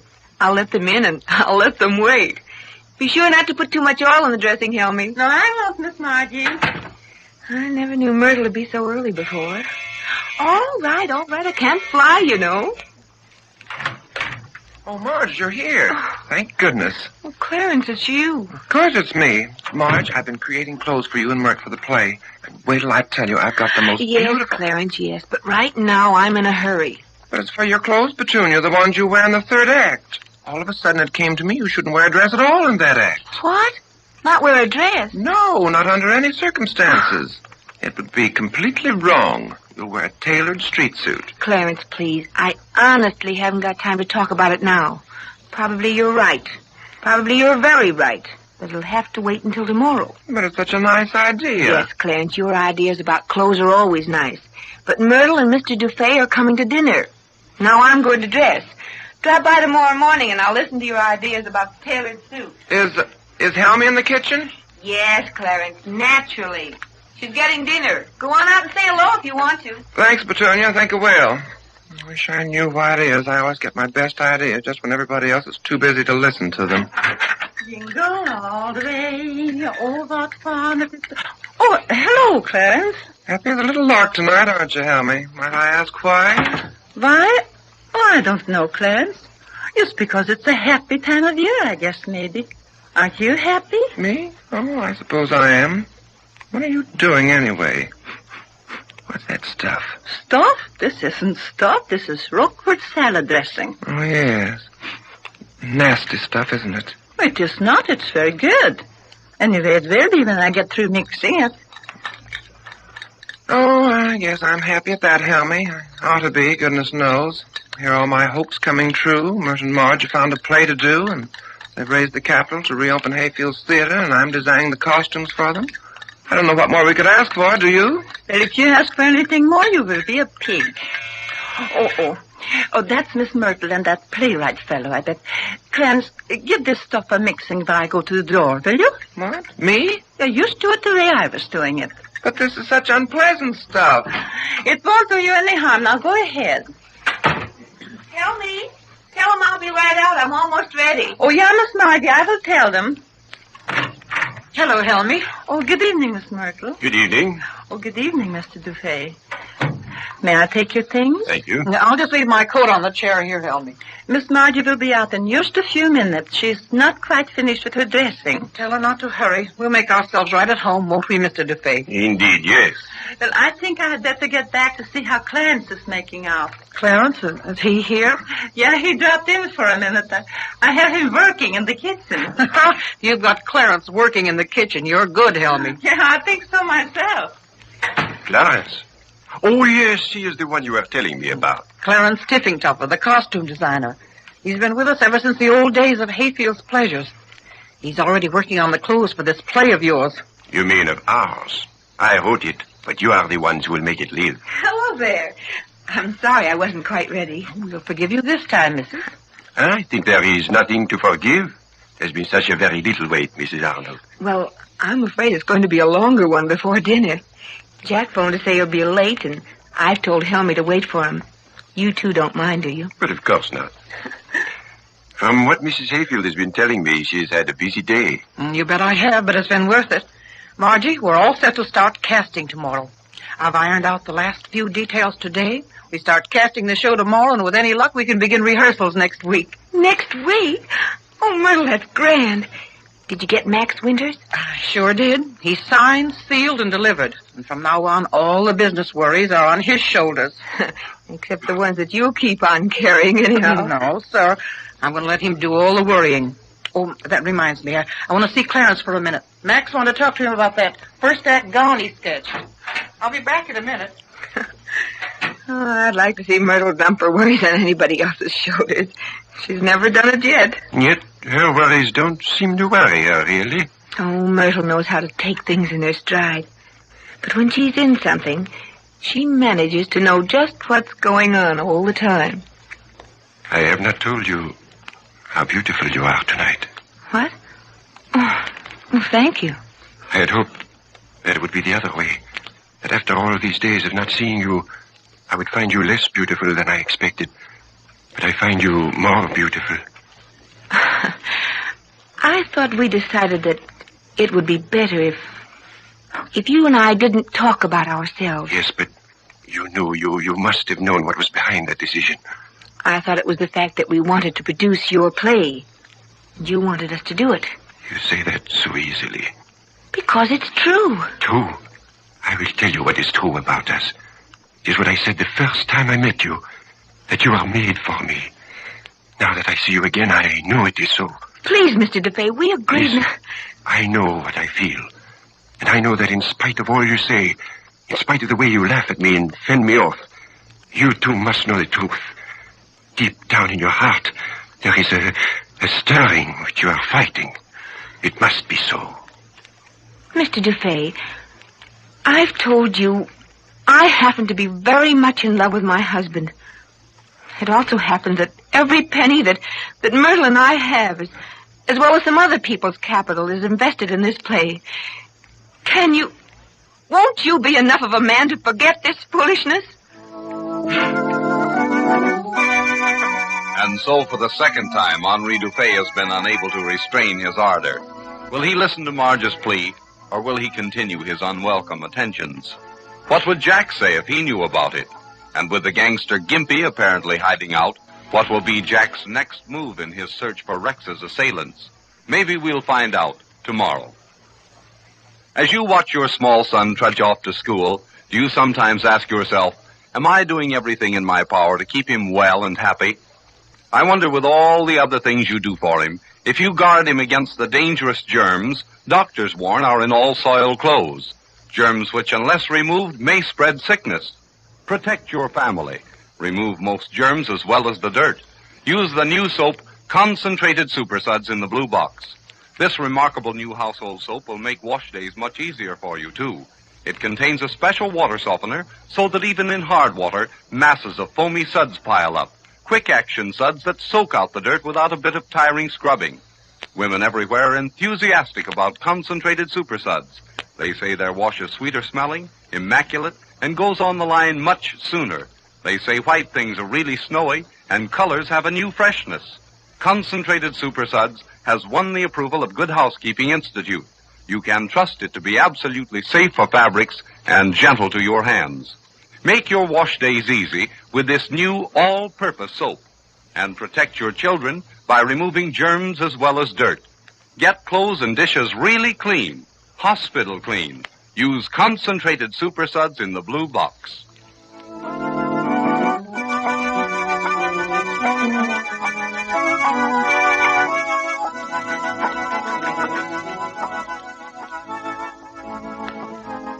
Won't you join Myrt and Marge at this same time tomorrow?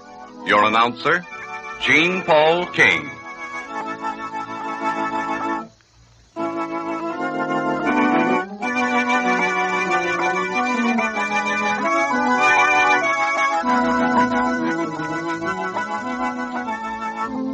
This is the Columbia Broadcasting System.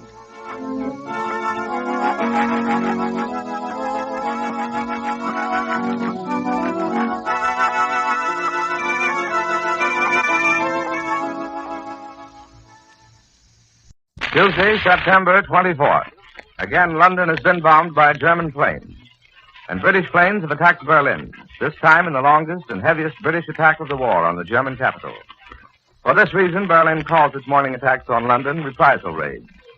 This morning, Columbia calls in its correspondents in London and Berlin for latest reports on developments abroad. And afterwards, we'll hear a report from our own national capital. While we're waiting for CBS correspondent Larry Lasser to report from the British capital, here is the latest news on the Battle of Dakar, which occupies much of today's news spotlight. This strategic West African port city, only 1,500 miles east of the South American coast, has undergone a 7-hour bombardment. Its French colonial administration is defending it against an attack by combined British and Free French forces under General de Gaulle. The French government at Vichy says that 100 were killed and 400 wounded during the bombardment. Afterwards, the British and Free French are said to have attempted to land 2,000 troops at Roubaix, 25 miles from Dakar. But Vichy says this was repulsed. And another Vichy report asserts that the French government has secretly ordered resistance to the utmost and has called in all its land, air, and sea forces to fight the British. General Vigand, recovering in Vichy from injuries received in an airplane accident, is directing the fight from that city. Now the news from London, reported by Larry Lasser. Go ahead, London. This is London. The air raid sirens have sounded for the second time since daylight this morning, and the great air battle is on again over the coasts of this island. Yesterday, Britain wrote off 11 of its fighters after knocking down 11 German aircraft. And this damage to its own air force is by no means in the proportion by which the British hope to maintain its superiority in daylight fighting over the masses of German planes. Therefore, it's beginning to look as though this almost continuous battle in the air ranks as one of the most decisive battles of the ages, as important to the future of Europe as Waterloo or the Battle of the Marne. If the British fighter command breaks first, there will be almost no protection on this island against the bombers employed by Germany, just as there was no protection for Allied troops in Norway.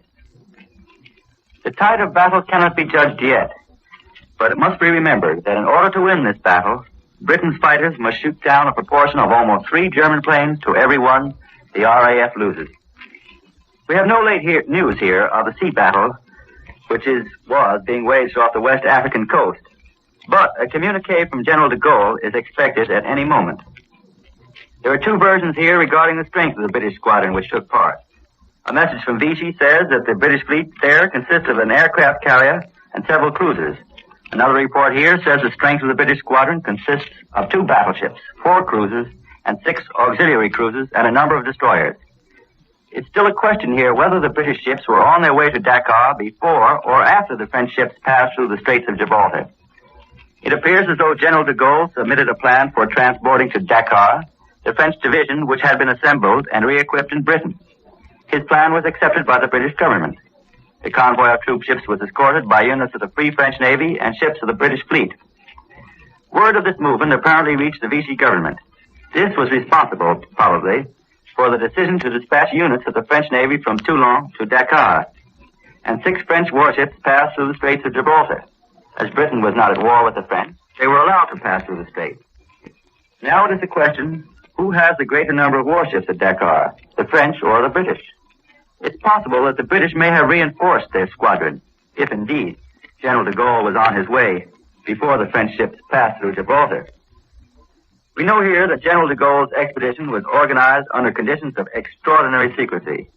Special boats were prepared for it. The assembly of free French troops was carried out at hidden points. Very few people had any hint when the expedition left this country. Dakar, as you know, is the third port of the French Empire, and it was a German air base for its Atlantic air service to Brazil. It's about 12 hours flying time away from South America. Last night was the 17th successive night of bombing in London. The communique says this morning that during the night, enemy aircraft made bombing attacks on London and several places in southeast England. A few bombs were dropped in other parts of the country, but London, again, was the enemy's main objective. The attacks were again scattered over many parts of the London area. Last night it seemed to many of us here that there were more German planes than usual overhead. The anti-aircraft defenses were aided by searchlights and were very active.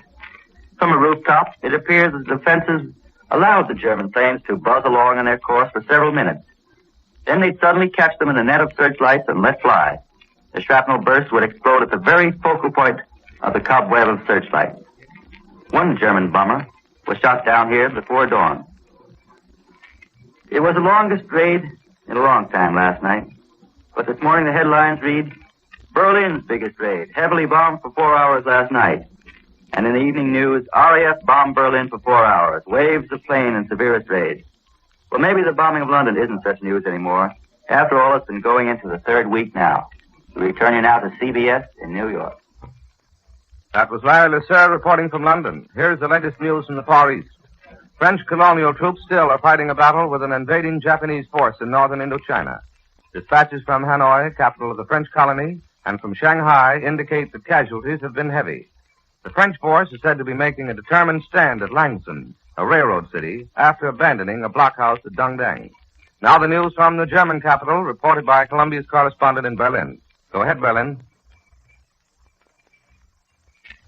It is now London versus Berlin, and it looks as if the combatants are going to engage in some free-for-all slugging. The raid last night started before midnight and kept Berliners out of their beds for a period just 8 minutes short of 4 hours. And virtually without interruption, the anti-aircraft batteries in Berlin, as well as the searchlight crews, were in continuous action. There were some dramatic highlights in the raid for me. The British planes, either singly or in small formation, judging from the sound of their motors, which we could plainly hear, never seemed to stop coming. I saw 5 searchlights pick up one British plane. And the sky in its immediate area was alive with exploding anti-aircraft shells. I had my field glasses trained on it. The plane was diving, twisting, and trying every sort of maneuver to escape the searchlight, but they hung on tenaciously. For almost a half a minute, I followed the course of the British plane, still unhit, until the searchlight and ship disappeared below the horizon. I wonder whether it escaped. We have an unconfirmed report that one British bomber was shot down. The striking thing to one on the ground was the absolute reckless flying tactics of the attacking planes. They came diving in at low altitudes.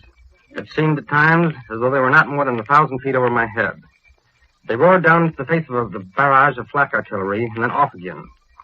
We could hear the sound of bombs exploding amidst the bellow of defense guns. There was a lot of fireworks caused by numerous British flares, the bursting of anti-aircraft shells, and the thousands of tracer bullets which raced up in search of the British planes. As for the damage done, I have nothing but the official communique. It tells us, quote, in spite of violent anti-aircraft fire, a few British bombers succeeded in reaching the north and eastern suburbs of Berlin and dropped a number of bombs. The positions of the bombs, far away from all military or industrial objectives, provides fresh evidence for the fact that the British airmen deliberately attacked the residential quarters. Some damage was done to dwelling houses, and several civilians were killed or injured. There was no damage of military importance. Well, that is the official communique about last night's raid. The noon papers also take up the cudgels and accuse the British of, quote, deliberate attacks on orders of Churchill against women and children and residential quarters, end of quote. The Bates and Mittag states, quote, so it was repeated again last night when the bombs, which dropped like hail, only caused damage to apartment houses. The sole objective of the British was to attack the civilian population and to murder our comrades, which will not be forgotten, end of quote. Then another British Another paper, the Swartford Blot, states that Churchill has sentenced himself to death, and so has England, by these night raids. The usual post-raid inspection trip for foreign correspondents under the escort of officials from the propaganda ministry did not take place last night. When the firing was at its heaviest, I decided to look for the air raid shelter in my hotel. And there I found Serrano Suñé, the Spanish Minister of the Interior, and his suite. Senor Suñé, the brother-in-law of General Franco, arrived in Berlin last evening to confer with Herr von Ribbentrop regarding the plans of the Axis powers for future operations in the Mediterranean and North Africa. The Spanish official will meet the foreign minister today. Herr von Ribbentrop returned from Rome last evening. The Swartford Blot has an article discussing, quote, the Fortress of London, unquote, in which there is a statement that, quote, there are so many military objectives in London itself that it is doubtful how its civilian status can be measured. And continuing, the paper writes that all opticians and mechanics in London are now engaged in military work for the British government. And so, quote, one could say that besides the homes of the plutocrats, there is no house left in London that theoretically or practically could not be considered a military objective. There is not one single man in the shadow industry who has been evacuated. Not one single plant of the shadow war industry that has been shifted from London. This is Edwin Hartridge. I return you now to Columbia in New York. Such is the news from Europe. Now the news from our own national capital, reported by Albert Warner. We take you now to Washington. An economic boycott of Japan is proposed for consideration today by the chairman of the House Foreign Affairs Committee, Representative Sal Bloom. His proposal fits into the sentiments, if not the definite plan, of the State Department. Not since the Panay incident, in which a Japanese airplane bombed and sank an American gunboat on the Yangtze River in China, has antagonism reached such a height in official circles here. With the grabbing of airplane and army bases in French Indochina, the worst fears of American advisers on the Far East are confirmed. Even those few who have believed the controlling military group in Tokyo would at length become satiated, even these are agreeing now that a deliberate march on the Dutch East Indies is underway. So comes at least consideration of an embargo and of an open announcement that America will use the British naval base at Singapore in the Far East. There are some here, by the way, who wonder why the French government at Vichy throws up its hands and tells Japan to go ahead and march into French Indochina, and then becomes so outraged when British and Free French try to take Dakar and the French colony there on the African coast. It is time, said Congressman Bloom, for us to consider a prohibition on our exports to Japan, and also on Japanese imports. If we stop using silk stockings, Japan is going to feel the economic pressure. Mr. Bloom added that if there was to be any embargo on shipments to Japan, oil should be included. Some might say it would drive the Japanese to action against the Dutch East Indies to obtain oil there, but she's going to do it anyhow, said Bloom. He argued that an embargo and boycott would not mean war. He thought it would serve this notice on Japan. Unless you live up to your promises and have some regard for treaties, we don't want anything to do with you. Once it looked as if the Democratic leadership of Congress was trying to drive toward adjournment by the end of this week. It doesn't look that way any longer. In fact, it doesn't look as if there were going to be any adjournment at all. There has been some vote counting in private. The majority leaders of the House ran into a surprise. They found it quite likely that they did not have the votes to adjourn. On top of the solid Republican opposition, they encountered a substantial number of Democrats who felt they could not record themselves in favor of ending the session while the world emergency continued. Now, many of these congressmen, Republicans and Democrats, are actually raring to go home. They should be campaigning. There's an election ahead. But they are afraid that an adjournment vote might possibly be worse than a skimpy campaign. It's possible that Speaker Rabin may insist that if congressmen don't want to adjourn, they should not have the aid of a long recess, but should stay on the job with short, 3-day recesses in between work. One congressional leader thought the last straw had been reached when he heard that a representative who had already gone home to campaign had wired back to the Capitol saying, "In my absence, pair my vote against adjournment." Privately, there are groans from congressmen at the idea of a recess instead of adjournment. There's no travel expense money provided by the government unless it's an adjournment. For our public men, it seems, these are self-sacrificial days. We return you now to New York. And with this news from our nation's capital, Columbia concludes this morning report of national and international developments, which comes to you each morning at this time and each evening at 6:45 Eastern Daylight Saving Time. Larry Lasser reported from London, Edwin Hartridge reported from Berlin, and Albert Warner from Washington. Larry Elliott speaking. This is the Columbia Broadcasting System. Alka-Seltzer, first aid for the relief of headaches, acid indigestion, and muscular aches and pains. Alka-Seltzer brings you Hilltop House.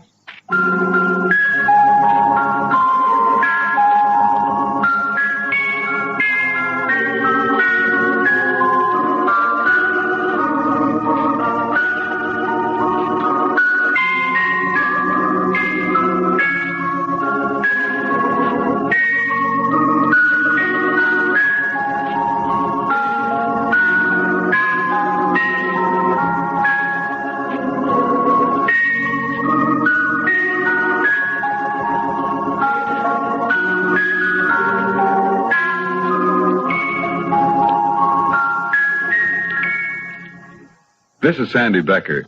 Here's something many folks could probably say about their experiences with Alka-Seltzer. Well, actually, there isn't too much to say. It's just that I had a headache last night. And I had him take a glass of Alka-Seltzer. In almost no time, my headache was gone. Well, I think that's wonderful. It is wonderful, friends, the way Alka-Seltzer relieves a headache so fast. But that's not surprising because tests prove the system absorbs more pain reliever faster from Alka-Seltzer. And here's something you might not have known. Alka-Seltzer is so gentle-acting, it actually soothes and settles your stomach while it speeds away your headache. No wonder so many people say there's nothing quite like Alka-Seltzer. Like I said before, you should try Alka-Seltzer. It relieves a headache fast. And now, Hilltop House.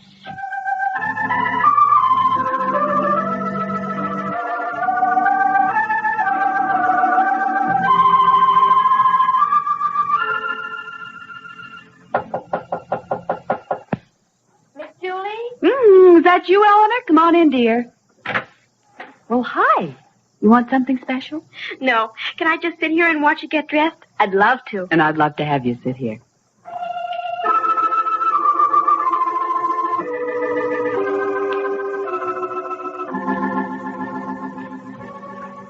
I knew my Hilltop girls and boys were finding every possible excuse to be with me.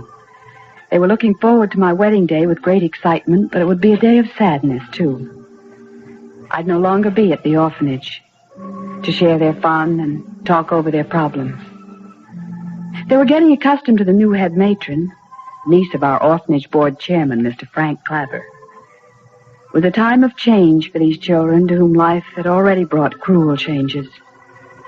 So I gave many hours to them, trying to help them through the fear that was only natural in a time of changes. 10-year-old Eleanor was the shyest of all the little girls, and she was the third one to come in and watch me dress for the dinner party. I won't be in your way if I sit over here? Well, that's too far away, honey. Come on. Over here on the bed, dear. Now, what's your opinion on these earrings? You think they're too large for me? Oh, no. I think they're just super. Well, which would be better with the dress, these or these? Well, try both of them on, and then I'll be able to tell you better. Oh, you're putting one kind on this ear and the other on that one. Who knows? Maybe I'll go to the party wearing one of each. They would set a new style.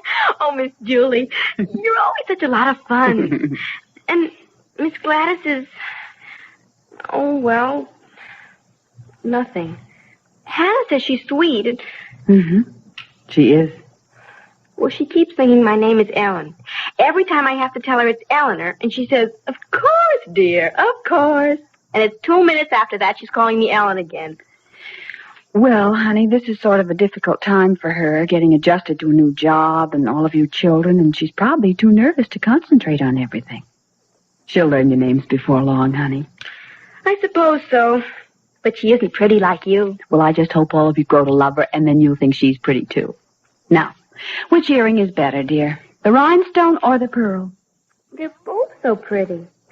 I guess I like the rhinestone better because it's sparkly. You sure you don't want me to wear one of each? Oh, you wouldn't. Oh, you want to dare me? It'd be different. My ears would start plenty of table talk. You better not do it because it would be too different. Guess so. Who's coming to the party? Well, this is the family dinner. Nina and Jeff and Reed and me. Next week's the big buffet supper for all of our close friends and some of the doctors at Jeff's hospital. Are you just having dinner? Is that all? Well, after dinner, we'll drive over to the country club for dancing. And what are your plans for the evening, Miss Eleanor? Ooh, I don't have any plans. You're staying at home? Oh, no. I'm going to stay with Cindy and Mary Ann because Mr. and Mrs. Abbott are going to the early movie. I like to go there. They always get ice cream when they come home.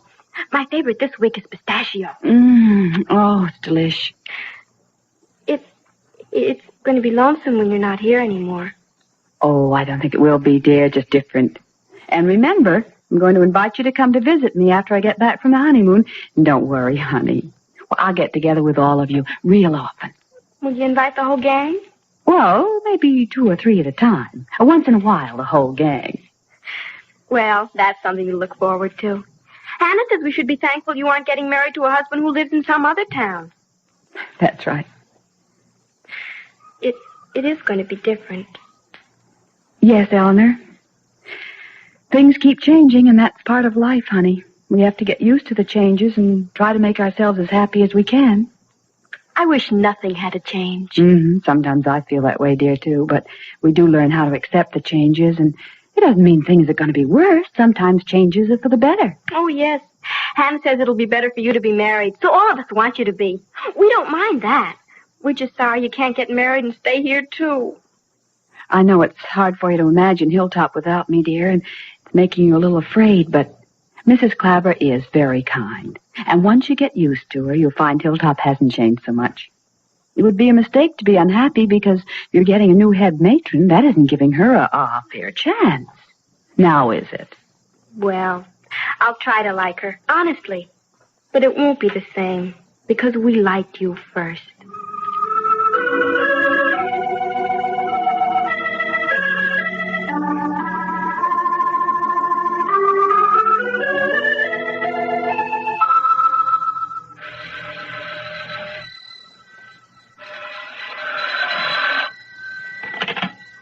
Dr. Browning. Oh, yes. Yes. Well, no. I'd say about every 2 hours. That's fine. And let me know how you feel in the morning. All right, goodbye. Jeff? Yes, Nina? Are you in your office? Yes, I am. I'm all dressed, and I want to look up a letter. Will you zip me off? It's in the back. What would you do if I weren't around? Struggle? And hope you wouldn't dislocate your shoulder. Yeah. What kind of style is this with a long run of zipper? Don't criticize before you see. It's a sheath dress, and it's stunning if you've got the figure for it. Which you have. Thank you. All right, hold your breath. Here we go. It's too small. How can it be? I haven't had dinner yet. You should have bought a bigger size. This won't go any further. Oh, you just locked the zipper. Of course it will. Well, raise up the catch and pull. Well, this time I'm holding my breath. Yeah, we made it. How do you like the dress? Nice shape. You'll whistle some more when you get the bill. Yeah, hardly wait. Oh, it'll surprise you, because it doesn't cost as much as you think. Well, that's a novelty. Jeff? Aren't you going to tell me what was in the letter from Dr. Bernays? Nothing that requires discussion with you, my wifey, dear. But it is about Reed. So? Well, I'm going to be his cousin-in-law, and I'm an interested party, not just the doctor's wife. I'm not in the habit of discussing medical cases, and I see no reason to make an exception here. You wouldn't make it so hush-hush if the letter had good news. Guess I would, Nina. There's nothing to discuss. But if it's good news, why can't I read the letter? Because I delight in frustrating Snoop. Oh, all right. Nina, you've got to learn that a doctor's business is very private. Your company's here. Oh, Julie's coming alone. Reed had something to take care of before he could get over. I wish there were good news in this letter. Dear Dr. Browning, it'll be another week before certain tests are completed, and I can send you a conclusive report on your patient, Reed Nixon. But the indications are... Just a minute, honey. Well, I hope you're more successful in getting something out of them than I am. Hello there, Julie. Hi. Oh, when you're through gabbing, come out and taste my new sauce for the shrimp. Be delighted to. Not you. You can starve till dinner. She's mad at me because she's not a doctor, and therefore I refuse to consult her professionally. Oh, consult her about what? Everything. Nina likes to feel she's right in the middle of life. Oh, Julie, I've got a letter here that'll interest you. Oh, have you heard from Dr. Bernays? Do you remember when Mary Ann had that rash which looked like measles but didn't behave like measles? Oh, have you got a report on that from the laboratory? Yes. Here's the letter. You read it while I get this telephone call. Dr. Browning? Yes? Yes.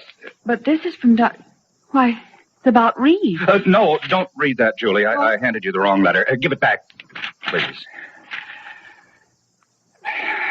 Here's the letter about Mary Ann.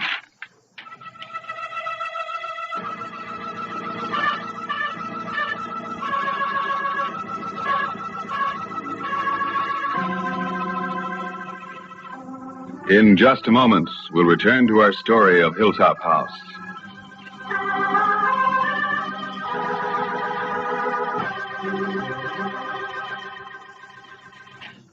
In the good old summertime, the man of the house often spends his Saturday mornings out on the golf course, and as he comes home in the afternoon, we hear his first words. Oh, my aching back. I thought you'd be aching all over when you came back. The Alka-Seltzer is on the kitchen table, waiting for you. Now, there's a smart wife, because she knows that Alka-Seltzer relieves muscular aches and pains in a hurry. You see, Alka-Seltzer contains sodium acetylsalicylate, one of the most helpful pain relievers known. And equally important, tests prove the system absorbs more of this pain reliever faster from Alka-Seltzer. It's pleasant to take, too. A tangy, sparkling solution that's really refreshing. Thanks for the Alka-Seltzer, honey. That should do the trick. It really will, friends. Gentle, speedy Alka-Seltzer is first aid for muscular aches and pains.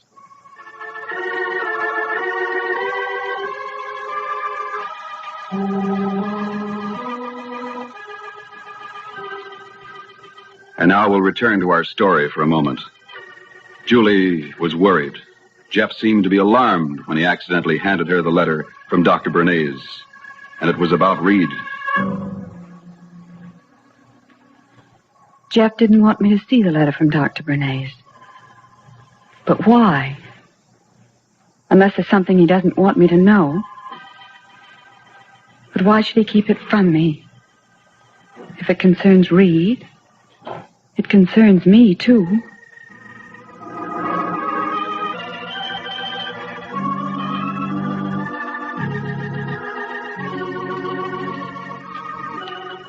Be sure to tune in on Monday to another exciting episode of Hilltop House.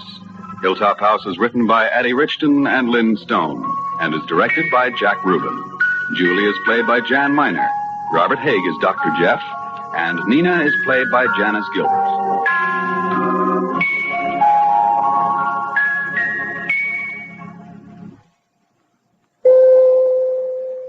Remember this name, friends, Miles Nervine.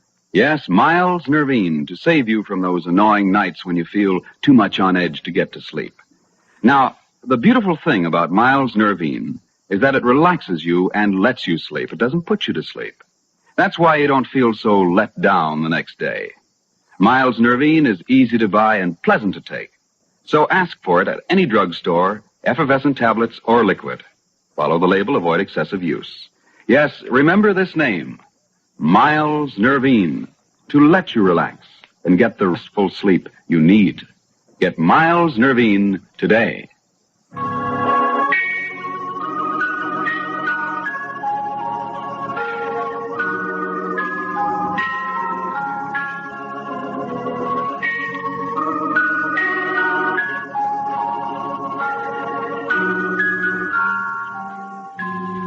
Listen to Hilltop House on Monday and every day, Monday through Friday. Sandy Becker speaking.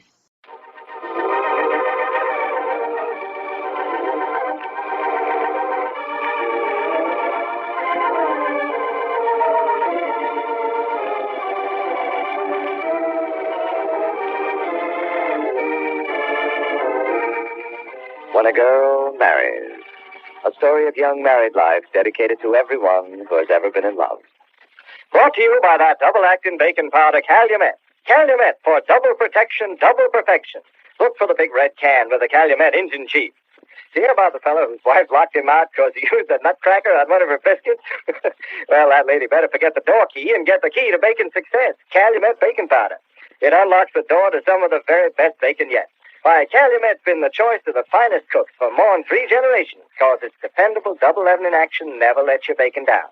You can count on trusty Calumet every time. Calumet baking powder starts to raise biscuits and batters right in the mixing bowl as soon as you add liquid to dry ingredients. And when you slide your bacon into the oven, that oven heat releases Calumet's second leavening action to raise your bacon high and a possum can climb. Your Calumet biscuits will be golden brown, flaky fine, tender, and light. So light you better watch out they don't go flying around the room. That goes for the other Calumet hot breads, too. Calumet gives flapjacks, muffins, and waffles the same fine double protection for double perfection. Just you try making a cake with Calumet, too. It's just as fine for your old favorites as for the grand new chiffon cakes that require a double-acting baking powder. Remember, Calumet saves bacon failures, costs you little, and you use very little. It's the key to bacon success. Calumet baking powder in the big, bright red can with a picture of the Calumet engine cheese. For the best bacon yet, it's Calumet.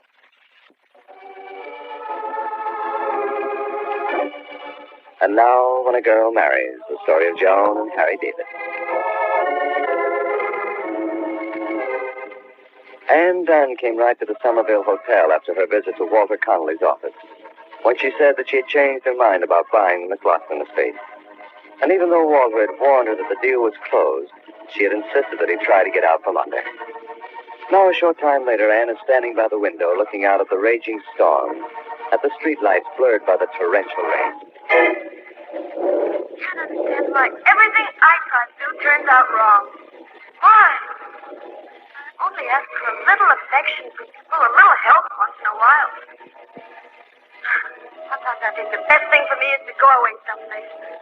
Get as far away from anybody I ever knew as possible. Now I realize what Steve Skidmore must have gone through. Once people turn against you, everything you do is criticized. All I want is to be liked. I can't stand this loneliness. If I knew what I was doing wrong, I'd change. I don't want to have to go away. I want to stay here. I could only think what I said to Phil to make him turn against me the way he did. I won't do him any harm. I won't hurt his precious little Kathy just by being friends. I guess it was Kathy who started it. When I brought her name into the conversation. Phil, I don't understand how some people can get away with so much. I don't understand how Kathy can always be right. Leave Kathy out of it, will you? Perfectly fine for her to walk out on you. Anne. After being in a hotel with another man the night before your mother's funeral. Anne, please. And then staying the night in that hotel. Anne, please leave. No, I won't leave. Until I say what I want to say. I'm sick and tired of always being the one who's wrong.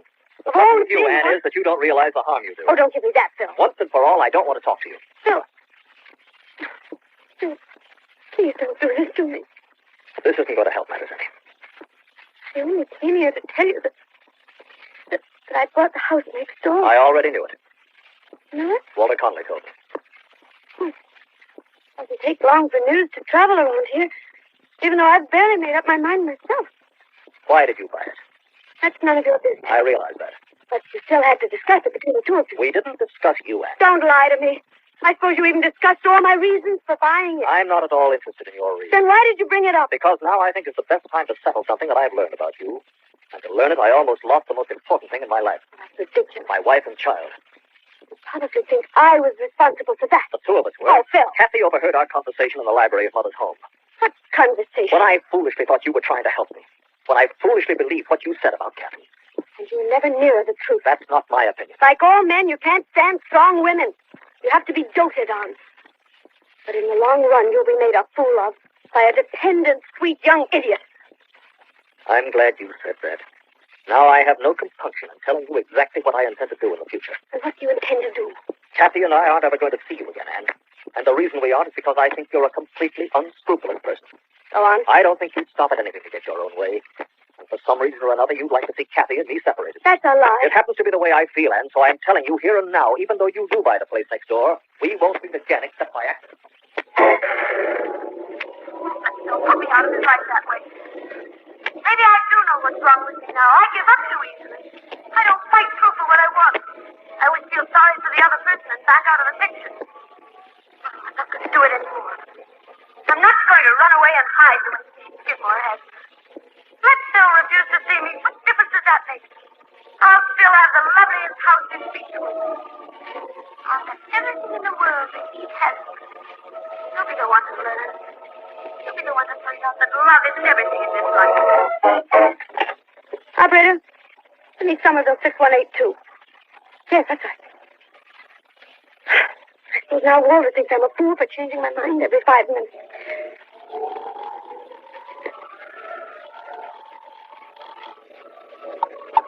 Hello? This is Ann, Walter. Yes. I was afraid you might have left your office. No, I haven't left. I'm waiting here to try and get hold of Miss McLaughlin's attorney for you. Well, I don't know how to tell you this. Now, what? Please, Walter. For the love of Pete, you haven't changed your mind again, have you? Yes. Well, please say something, Walter. In other words, now you want to let the deal stand. I'm sorry to be so stupid about it. You just don't know what in the devil you want, that's all. Yes, I do. I want a little bit of kindness shown me for a change. I want a little bit of understanding. Then you've got to settle down. You've got to earn it. I will, Walter. I really will. It's the only way you'll find any happiness, you know. You can't go through life indulging yourself all the time and expect to come out on the right side of things. What do you think I've been doing all evening? I hope you've been taking account of yourself. I have, Walter. Well, maybe we'll get somewhere. Will you help me? Why, of course I will. That's a promise? I'm very fond of you, Anne. I hate to see you mess your life up this way. I'm afraid I'm going to, Walter. Unless I get some help from someone who's really interested in me.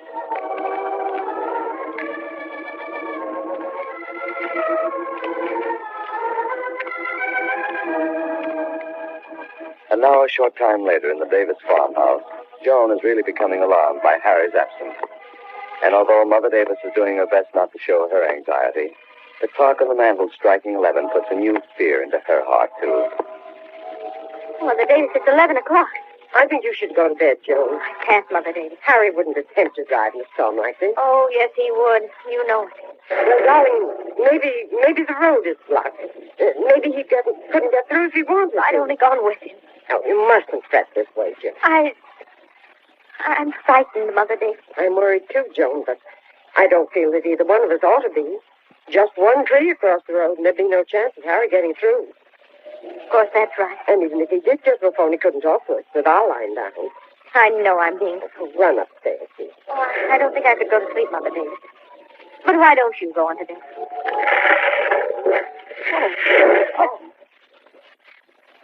Oh, frightful stuff. Must have been the other half of the old tree. Can't last much longer. Let's hope. Tree falling must have awakened. Run upstairs, dear. I'll put out the light. Or leave the hall light, Mother Davis, in case Harry does get here. All right, darling.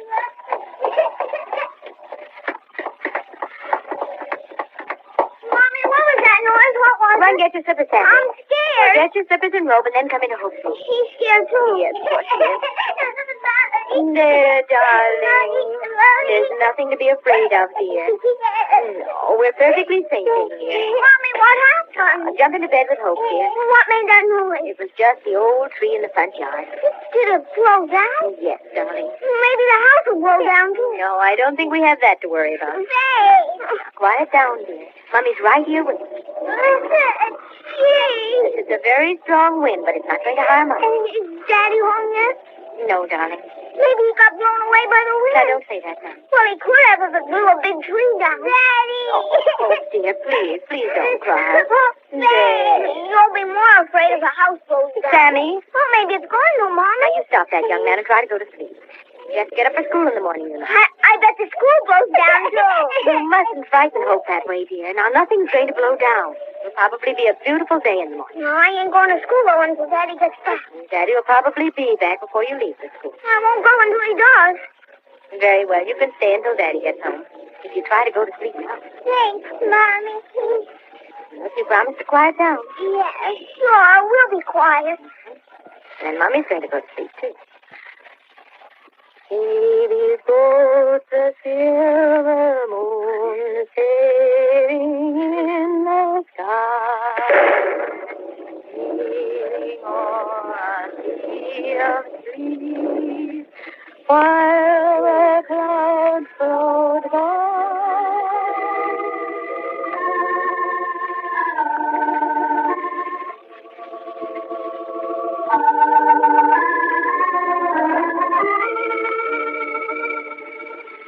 We'll be back with you in a moment.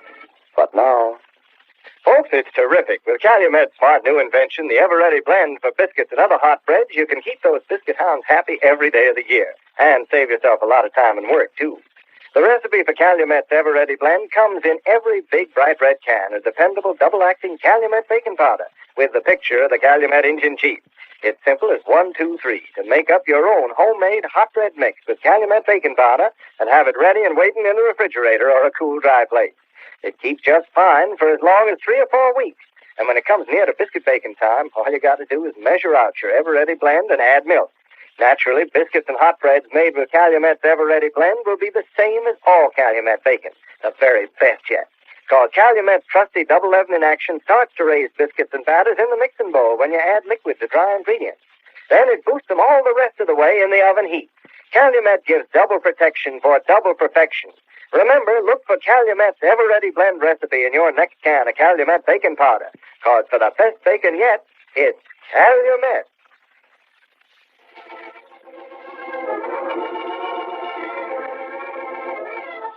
And so Joan, with her children, finds a moment of freedom from her own fears about Harry in comforting them.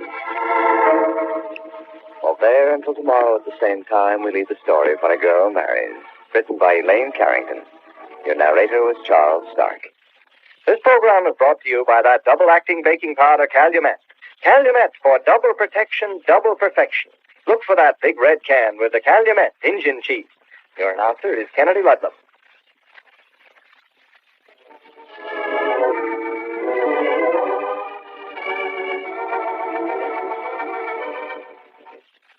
Coconut, baker's coconut, coconut for sale, delicious baker's coconut. It's the Coconut Man reminding you that there's nothing so good as a baker's coconut dessert. So tonight, how about having a big, fluffy coconut cake covered with a snowy white blanket of tender, delicious baker's coconut? Remember, it's better if it's made with coconut, and it's better coconut if it's Baker's. Get Baker's coconut.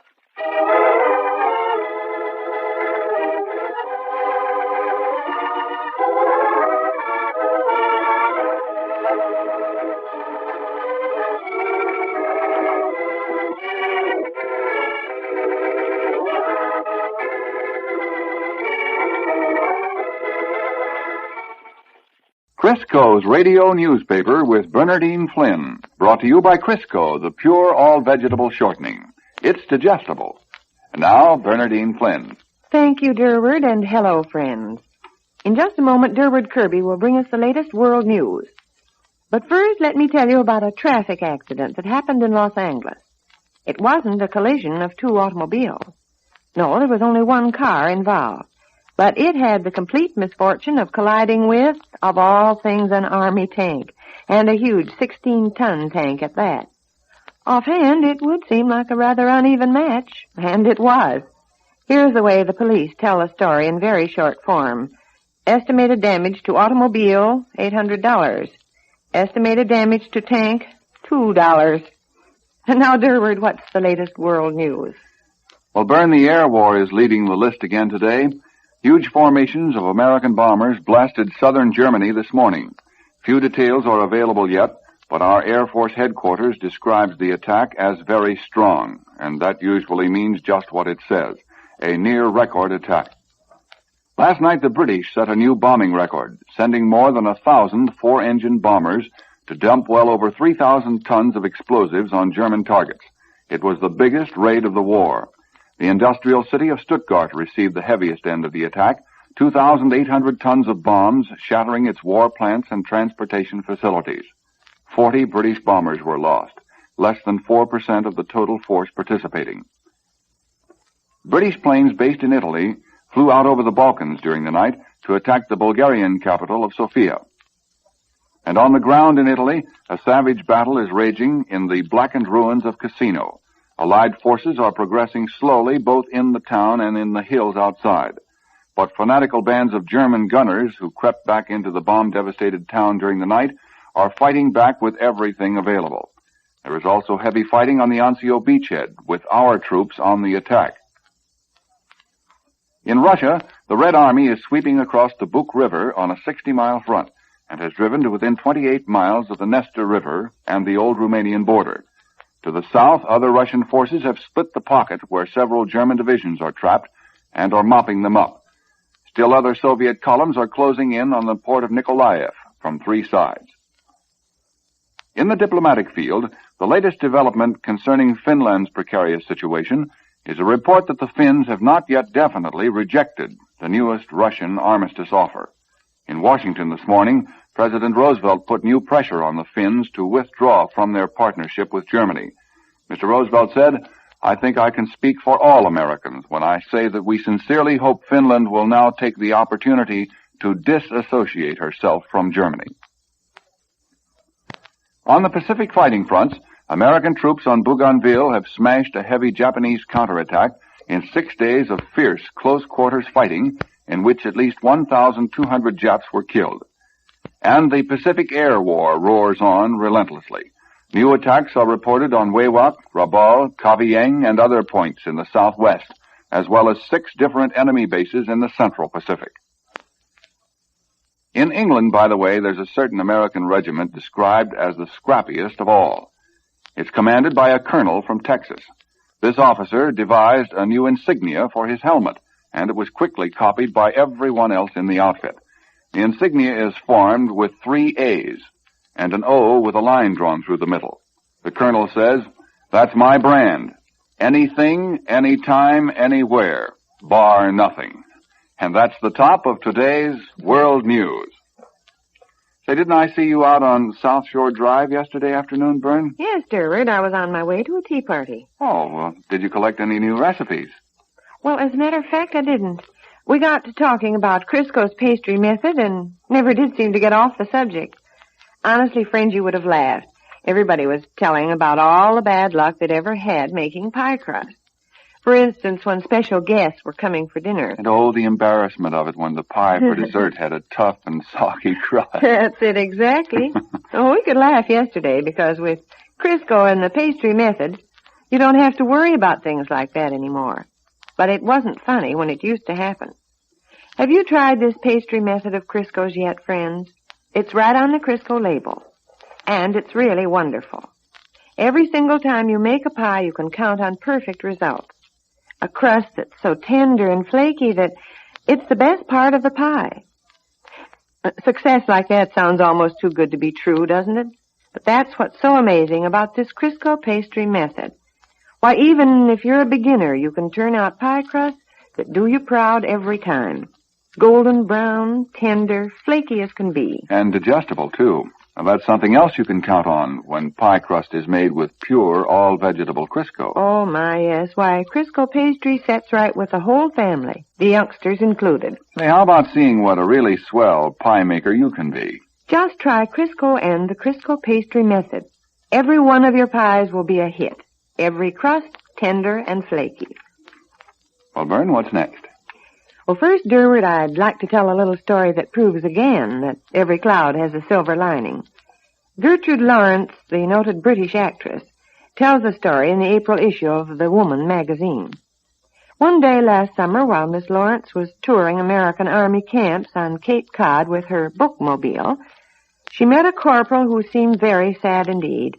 In fact, he said he wanted a book to take his mind off his troubles. Well, he looked so downcast that Miss Lawrence started questioning him. And she soon found out that the young soldier was about to get a medical discharge from the Army. But, and this is what seemed to be troubling him most, his job at home had been filled by a young woman. He didn't want to see her lose her position. At the same time, he really needed his job back. Don't worry, soldier, Miss Lawrence assured him. Remember, every cloud has a silver lining. A few months passed, and one afternoon in New York, a young man and a young woman saw Miss Lawrence and stopped her. The actress had to look carefully before she recognized him as the unhappy soldier she'd seen on Cape Cod. His face was just covered with smiles now, and he looked proudly at the young woman who held his arm. Miss Lawrence, he said, I'd like you to meet my wife. She's the girl who had my job, and now I've got 'em both. Well, his cloud certainly did have a silver lining. Say, Bern, you know, every year along about March 15th, any number of income tax stories start popping up. And, of course, this year is no exception. I think one of the best comes from Milwaukee. Young man went to the tax collector's office yesterday, and he asked for an extension of time in which to pay his tax. And naturally, the collector wanted to know why. Well, it's this way, the fellow said. I sent my wife up here with $150 to pay our taxes, and, well, I haven't seen her since. Oh, dear. Well, you know, aside from being income tax time, this is also springtime, and it's leap year. And all in all, it's having an effect on our War Department. Until last July, the girls serving in the WAC were allowed to marry, but they couldn't wear wedding gowns and veils unless the commanding officer gave permission. Well, that wasn't so bad, though, for not many of the officers refused permission. Then, in the middle of last summer, the War Department issued a strict order. From then on, WACs, Army nurses, and other uniformed women in the Army would wear only uniforms. So that meant getting married in uniform, too. Well, naturally, those Army girls who were planning to be married in the fall were disappointed when the new order was issued. But being good sports, they just sort of gritted their teeth and said, well, an order is an order. And if we get married, we'll be married in uniform. They didn't think much of the idea, though, because at the same time, Spars, Marines, and Waves were permitted to pick out pretty clothes for their marriage ceremonies, and never a commanding officer said no. Then suddenly the Army relented. Maybe it's spring, maybe it's the fact that this is leap year. Anyway, a new order has come from the War Department. And today, the WACs are free to choose a trousseau as traditionally satin and lacy as they want. In fact, even a WAC who's to be a bridesmaid can come out of uniform into a marriage mode of the moment if she wants to. All of which makes everybody concerned very happy. And now let me tell you the happy outcome of an adventure two young boys had in California not long ago. The boys lived in Bell Gardens, California. One was named Lawrence Sliger, and the other Lawrence Giovanoni, and both were nicknamed Larry. Well, the boys were strolling through the countryside near the town one day, just meandering about as young boys do. After a while, they reached the Rio Hondo River, which had recently overflowed its banks, and it was nice and cool and inviting. So the two Larrys took off their shoes and socks and went wading along the river's edge through the shallow pools left by the ebbing floodwaters.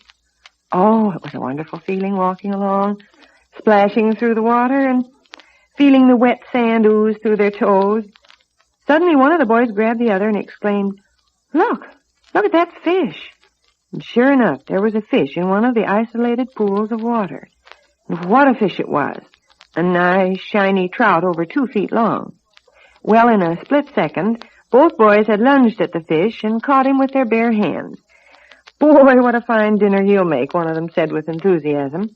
But no sooner had he said it when he remembered something about a fishing law which stated that trout were not to be caught out of season. Say, what do you think we ought to do? He asked his friend. I don't know, replied the second Larry, and then he added, maybe we'd better ask Mr. Mahaffey. That was Joe Mahaffey he was thinking about, the local game warden. Well, that's what they did. When Mr. Mahaffey saw the fish and heard the boy's story of how they caught it, he became very official. He reared back a little bit, cleared his throat a couple of times, and then said in a dignified tone, Boys, I can see no violation of the law here. It's It is pretty clear that you fellows were just rescuing this trout from a river which no longer had enough water for his navigation purposes. You may keep the fish. And they did. And broiled trout never tasted more delicious. And now, Durward, what's the latest on the home front? Selective Service Director Hershey has sent a letter to all local draft boards asking them to increase the induction of fathers and to draft all men who are needlessly deferred in industry. General Hershey says those two steps must be taken in order to meet draft quotas on schedule. Well, solving the manpower problem is one of the hardest jobs our leaders have, all right. That's right, Byrne. And another tough job is to wipe out the black market. And today the United States Secret Service has announced that it is going to get into the fight. Secret Service agents have teamed up with the OPA and are going to track down the gangsters who are counterfeiting gasoline ration stamps. That's certainly good news. Byrne, what would you think if you saw an auto racing down a dirt road in a rainstorm, splashing through puddles, and raising clouds of dust? I'd think I was dreaming. Well, such a feat apparently is within the realm of possibility. A new chemical compound has been discovered, and it actually waterproofs dirt. It's called Stabinol, and reports say that airfields and dirt roads treated with it will not turn into mud after heavy rains. Well, that sounds remarkable, Durward. That new chemical certainly ought to help win the war. Yes, and here's a way that women can help. A Chicago salvage official suggests that those old love letters stored up in the attic should be unwrapped from their lavender and lace and turned into the wastepaper drive. It's estimated that on an average, each woman has 5 such love letters, and 1,000 of them would weigh on the average 20 pounds. Now, Bernadine? You know, these days everybody is so busy that sometimes you hardly have time to shop for a meal, let alone prepare one. Well, Crisco's a blessing when you're caught in a tight spot like that. That's just what I was going to say. You bet. In about 2 shakes, Crisco turns icebox dibs and dabs into a meal that tempts even the most finicky appetite. When you have a little leftover meat, does anything taste better than one of Crisco's meat hashes? It's so crusty and brown when it comes on the table. And tastes good? Oh, just watch the family clean up their plates. And do you know you can count on everything you fry in Crisco being digestible? That's such a reassuring feeling when you have a family to cook for. Oh, golly, Crisco fried foods set so light even the youngsters can enjoy them. You see, Crisco is digestible itself. Yes, it's pure and all vegetable, and just the finest quality shortening you can use, no matter what you cook. Remember that, won't you? With Crisco, everything you cook tastes better, and it's digestible. And now, Durward, what's our last story? It comes from CBS correspondent Charles Shaw. He reported from London today that the new German raids on England are giving the British another chance to show their sense of humor. He says one club displays this sign, and it says, "In case of an alert, business will continue as usual. In case of a direct hit, no drinks will be served." Well, friends, that's all for now. Join us again tomorrow for another edition of Crisco's Radio Newspaper. Durward Kirby will bring you the latest world news. Bernadine Flynn will give you the colorful human interest side of the news. And we're both saying goodbye for Crisco. It's digestible.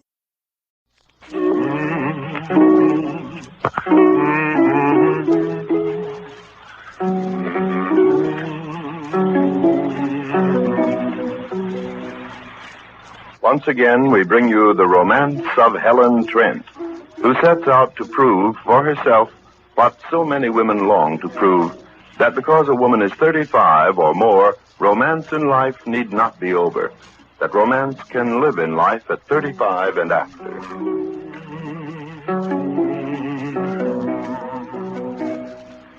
Lovely Helen Trent, deeply in love with the handsome lawyer Gil Whitney, faces the most desperate hour of her romance, as Fay Granville, an adventuress as beautiful as she is evil, has trapped Gil into a false promise to marry her and is on the eve of announcing it. Yesterday, we heard Gil say to Helen, "Darling, this trap of Fay's is the oldest trick devised by an evil woman. I love you, Helen. I never asked Fay to marry.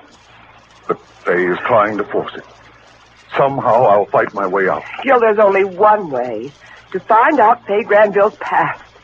If you could prove she's a notorious woman. I've tried, Helen. Fay has covered her tracks too well. Then, Gil, I'm going to try. There must be someone, somewhere, who knew Fay Granville once. If there is, Helen, you're not going to find out. Fay and her brother Darcy are as vicious and ruthless as they are clever. They'll stop at nothing to harm you if it suits them. That's the hold they have over me, darling. And you, Helen, are going to stay away from them.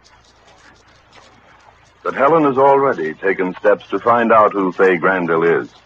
And yesterday, Bret Chapman, the multimillionaire who is still in love with Helen and whom Gil hates with a violent jealousy, brought Helen snapshots she had managed to take of the elusive Fay Granville. Unaware that Gil was approaching the house through the patio, Helen said to Bret, Bret, if we could get these pictures of Fay Granville into the newspapers, someone might recognize Fay and stop her from marrying Gil. That's all you care about, isn't it, Helen? What happens to Gil Whitney? I love Gil, Bret. I've never pretended anything else to you. I'd do anything to stop that woman from ruining his life and mine. Let me have the pictures, Bret. Just a minute. Not so fast, Helen, my beautiful. What do you mean? The pictures are mine. I took them. But you lost the film, and I found it. I had it developed. That gives me some claim. Oh, Bret, don't play jokes with me now. I'm nearly crazy over what Fay Granville is doing. Suppose it doesn't suit me, my darling, to turn over the pictures to you. After all, it's to my advantage to see Fay Granville hog-tie your precious Whitney and leave you free. Because when you are free, Helen, well, you'll come back to me. You were engaged to me once, and that was a long time ago. I don't love you, Bret. Don't think you can force me to. No, not now, while you have Whitney and his fool mistakes to moon over. But after Gil's married to Fay... Gil Whitney will never marry Fay Granville. Well, he's smart, Helen, but I've seen Fay Granville operate. No man is smart enough to get away from her if she doesn't want him to. I don't believe that. Besides, Gil's wife, Cynthia... In name only? Call Cynthia anything you please. She still holds the legal strings. She's leaving for Mexico right after Fay's party to divorce Gil, providing he marries Fay. You haven't a chance, my pure, noble, beautiful goddess. Oh, Bret, if you come here to bully me... I came here to make love to you. I brought you the snapshots of Fay Granville, didn't I? Then give them to me, Bret, if you have any... Honor is the word. Well, I haven't when it comes to you. I want you, Helen, and I'll try every trick in the book to get you. Could anything be fairer than a warning like that? Bret, please let me have the pictures. What do I get for them? Are you bargaining with me? You bet I am. My price for the pictures is that you go to Fay's party with me when she announces her engagement to Gil. But Gil has forbidden me to be there. You want the pictures, don't you? That's my price. I see. You think you can buy me as you do everything else in your life? Well, all right, I'll go with you, Bret, for the pictures. Plus a kiss. A real kiss. Between a woman and you. The man who's crazy for her. That's me. Bret. Price of the pictures. You want them? They're the only chance I have to save Gil. Yes, I want them. And I want you. Oh, my darling. My divine fire and marble, Helen. Oh, how I want you. Kiss me. Yes, Helen, kiss him. If that's what you want to. Oh, Gil. You walked in at the right time, Whitney. I usually do when you're around, Chapman. Gil, you don't understand. I understand what I saw. Gil, I don't want to kiss Bret. I don't want to see him. You weren't resisting. It's the price Bret asked for the pictures. What pictures? Gil, don't look at me like that. Bret, tell him, explain to him. Why should I? I'd be happy to have Whitney think anything he chooses. He can't do anything for you now, Helen. It's about time he set you free for a guy like me who can give you the world. Gil, don't listen to that. Bret had some snapshots I managed to get of Fay Granville. I thought I told you to stay away from Fay, Helen. Gil, Fay has never permitted her picture to be taken. I thought if I could get one, get the newspapers to print it, someone would see her who knew her. Gil, aren't you listening? Give me the pictures, Helen. I said give them to me. Here they are. Gil, with these pictures, we have a chance. What are you doing? This is what I'm doing. Gil, don't tell them. Don't. Our only chance, Gil, yours and mine, to get you out of this trap Fay has set. Bret, stop him. Not me. Gil. Oh, Gil, you destroyed them. Torn Fay's pictures into shreds. Yes, I have. I'd rather spend the rest of my life fighting Fay Granville Then let anything Bret Chapman has to offer come into your home, Helen. Now, go ahead and kiss him if you want to. But don't do it for a price. Oh, Gil.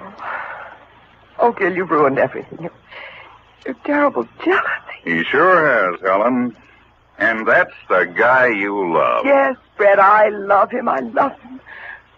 Oh, but, oh, Gil, our one chance. He deserves to have Faye Granville hook him. No, he doesn't. This is your fault, Bret. You came here to make a cheap bargain knowing how I feel about Gil. And knowing someday you'll get over it. As for the bargain, I made it, and I'm holding you to it. Don't come near me. I've had my kiss. I'll wait for the next one until I pick you up tomorrow evening at 9 for Faye's party. As agreed, Helen. Yes, I agree. Well, good. But I'm not going because you forced me to, Bret. I'm going because I must. Gil Whitney has destroyed my one chance of finding out who Faye Granville is with those snapshots of her.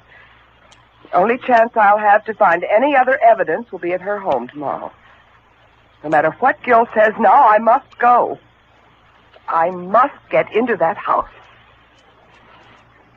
Meanwhile, Gil Whitney, still in a fury of jealousy, reaches his own handsome home in Hollywood. He enters the dimly lit hall, steps down into the long dropped living room in semi-darkness, and stops as he hears a too familiar voice. Gil, darling. Faye Granville, what are you doing here? I called you and called you, darling, and got no answer. It's my man's day off and I was out. I know you were out. When you weren't at the office and weren't at home, I knew where you'd be. I drove past Helen Trent's house, and there was your car. So I came back here to your house to wait for you. Faye, I don't have to account to you for where I go, and I object to being trailed. Oh, but after all, Gil, we're announcing our engagement to marry at my party tomorrow night. I'm not announcing anything, Faye. What you do is your affair alone. You know it isn't, Gil. Faye, I don't want to talk about this tonight. I've had a bad day. Yes, I saw through the big patio window at Helen Trent's house, just as I told you, Gil, darling. The minute your back is turned, you'll always find Helen Trent with Bret Chapman. Faye, I don't permit anyone to say those things to me. You're not still loyal to dear Helen Trent. I'll answer your question, Faye, to get rid of you. I've been hurt tonight badly, and I'm a wildly jealous man. It'll take me a while to get over it. But if you ask me, do I love Helen Trent? Yes, with all my being. Well, it's too bad. But I intend to spend the next months of my life taking your mind off Helen Trent. Faye, I told you I'm tired. I've had a rough day. Don't come here threatening me. You're giving this party tomorrow night. And you're going to get up before a lot of people and tell them that I'm going to marry you, but you know I'm not. Are you trying to walk out now, Gil? I'm not trying anything. But when it comes to a showdown, there are laws of decency protecting honest men from women like you. What laws, Gil? You haven't a thing to hold me with, Faye, except your threat to harm Helen Trent. Have I threatened your precious Helen Trent? Oh, look here, Faye. It's too late for kidding. Your wide, beautiful green eyes don't look so innocent to me anymore. You know you and your brother Darcy would stop at nothing to harm Helen. Oh, my brother, Gil. You know my brother Darcy. He isn't quite responsible. And Helen has made him angry. By not accepting his rotten advances, I suppose. I really can't be responsible for Darcy, Gil. Though, of course, I try to control him. Faye, I know his angles as well as you. You, with the help of my malicious wife and name only, Cynthia, have devised this little trap to separate me from Helen Trent. I can see it as plain as my hand. And you're using Darcy as a sword over my head. Right now, there isn't much I can do. But the next step is your party, and I warn you... Warn me of what, Gil, Don't darling? come near me, Faye. Oh, you're tired, Gil. You're talking too much, wearing yourself out. Faye, please go away. Why, Gil? Faye, I don't want your arms around my neck. You did once, Gil. And this is the night before we announce our engagement. Faye, leave this house. Leave it now. You can't stay here. Kiss me, Gil. Faye, let go of me. No, I don't want your arms around me. Kiss me just once, Gil. Just once. Then I'll go. Like this. What was that? Recording our kiss for posterity, Gil. You can come out from behind that sofa now, Darcy. What have you done, Faye? What's the meaning of this? Helen Trent thought a picture of me is so valuable. So my brother Darcy and I decided to get one of us, Gil, you and me. I'll send Helen a copy. You can't see my face, but you'll see yours, Gil. And with this little record, I don't believe you'll be so difficult at the party tomorrow night. Yes, I'm announcing our engagement, Gil. And I don't think you'll care to argue with the picture Darcy has just taken of you and me.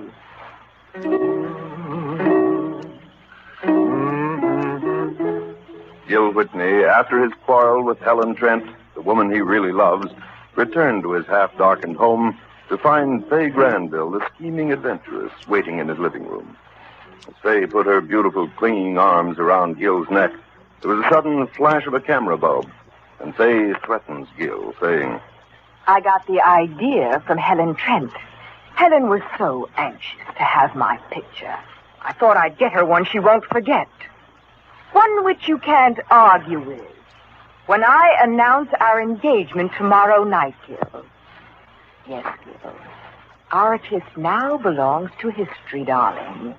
And our future has just begun. See you tomorrow at the party. You won't want to miss the next dramatic chapter in the romance of Helen Trent at this same time tomorrow.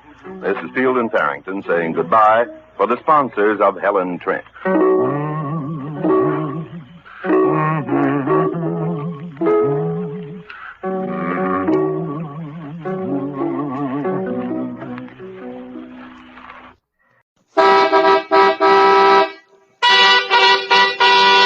That means Kaiser Fraser. That means Walter Winchell. Walter Winchell is brought to you by the men who sell and service the Kaiser automobile and the Fraser. You can win one of the 145 prizes in the great new Kaiser Fraser contest. Every prize winner will receive $1,000 towards the purchase price of a new 1949 Kaiser or Fraser. Listen closely now. Go to your nearest Kaiser Fraser dealer and examine the new Kaiser. First, look at the low Kaiser price tag. Then, see how much Kaiser gives you for your money. The big 123.5-inch wheelbase, the 10 feet 4 inches of seating space, and the great Kaiser Thunderhead engine with its high compression ratio. Now, ask for your entry blank. On it, you'll find one simple statement for you to complete in 25 words or less. Then, mail your entry as directed. That's all. But act tomorrow. The contest closes in 2 weeks. But now, Kaiser Fraser, builder of cars that make automobile history, presents the reporter of news that makes world history. So who, what, where, when, why, from the man America listens to most, Walter Winchell. Good evening, Mr. and Mrs. North and South America, and all the ships at sea. Let's go to press. The North Pole. The 7 American airmen who crash-landed 350 miles near the pole last Thursday have been rescued. Little Rock, Arkansas. 6 states hit by tornadoes over the weekend counted 28 dead and 200 injured. Pittsburgh, Pennsylvania. The 2-week walkout by the coal miners, which ends at midnight tonight, cost them over $55 million in salaries. Baltimore. Airplane manufacturer Glenn L. Martin reported today that his firm suffered a net loss of over $16 million last year. New York City.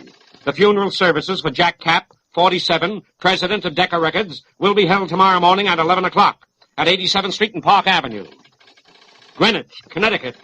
It's a baby girl for the Burt Parks at Greenwich Hospital. He's the MC on Stop the Music. Congratulations.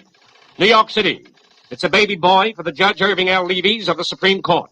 Doctors Hospital, New York. Mrs. Levy is the former Emily Wilkins, the fashion creator. Baltimore. The Tommy Dorseys just telephoned that they will be 3 late in 49. Mrs. Tommy Dorsey is the former Janie New off the Broadway stage. South Bend, Indiana. Irene Dunn of Hollywood, a great moving picture star, received a very great honor today from Notre Dame University. The first actress to receive its medal in 67 years. New York City. Hugo Rogers is expected to resign very soon as the leader of Tammany Hall. There are 3 factions already fighting to appoint his successor. Jacksonville, Florida. Lois DeFee, the tallest of the striptease stars, just reported being robbed of all her gems. Philadelphia. The police have ordered an investigation of all private clubs in Philadelphia because Hubert E. Madden, a prominent automobile executive, was kicked to death in a fight last night. Here is real news. Montreal. Dr. Ernest Eyre of McGill University perfected tests by which cancer can be detected in women 1 year in advance. Behind the international news, Ankara, 9 major changes took place in the Soviet top command during the month of February. Vasilevsky, the conqueror of China, whose presence there was first revealed by Walter Winchell, has ordered a general mobilization of the first reserves. General Vasilevsky is now the Mr. Big of the Red Army. Moscow. The Russians have put the big squeeze on Sweden. Norway, a member of the Atlantic Pact, will consider the invasion of Sweden an act of war. London. The rumor is very strong tonight that Prime Minister Attlee is in Washington or will soon be on his way there. Paris. David Bruce, according to the diplomatic colony, may be the next ambassador to France. London. Sir Colville Sanford Barclay, son of Lady Van Sittart, and Rosamond Elliot were married here. Bern. Russia is getting ready for a military move of some kind.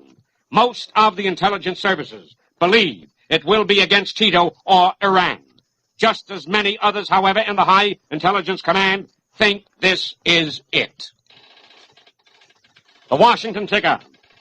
The government will shortly break another big spy case.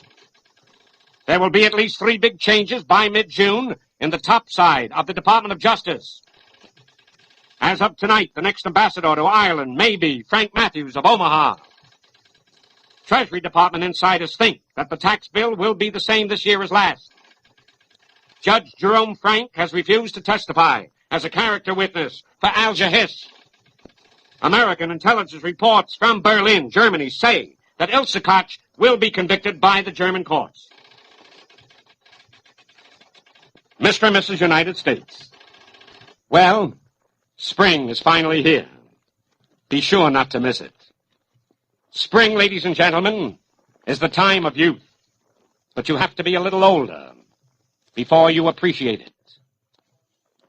No matter how many nations scrap their treaties, the Pussy Willows always keep their word to come back in March. No matter how many hobnailed boots have marched across their fields, the brave little crocuses courageously show their colors again. The navies of the world may fight for control of the oceans, but their combined strength and force cannot control the laughter of a brook. The fastest jet plane may measure the might of man, but the first robin of spring is measured only by man's sentiment. The spring is more than a season, and only a man of shortening years can measure spring's lengthening days. The green gloves on the branches, the delicate fingers of the trees, are both a promise and a signal from a power greater than any nation. That, no matter how long the winter, the buds will come again. In that great promise are all men's hopes. No matter how many armies may be in the field, the heart of the world every spring is with the babies in the park. Ladies and gentlemen, I am authorized by several distinguished Americans to make the following offer to Russia's leaders. This is a deadly serious proposal.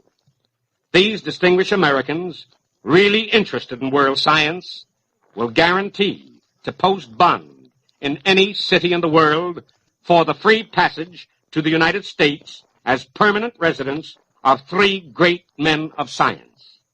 They are named Dr. Orbelli, the physiologist, Dr. Smallhauser, the great chemist, and Professor Dubinin, the renowned biologist. Where are these 3 great men of science, Mr. Stalin? They are dead, aren't they? For telling the truth. The silence of these 3 men are the loudest arguments that debunk your stooges, now masquerading as scientists in New York.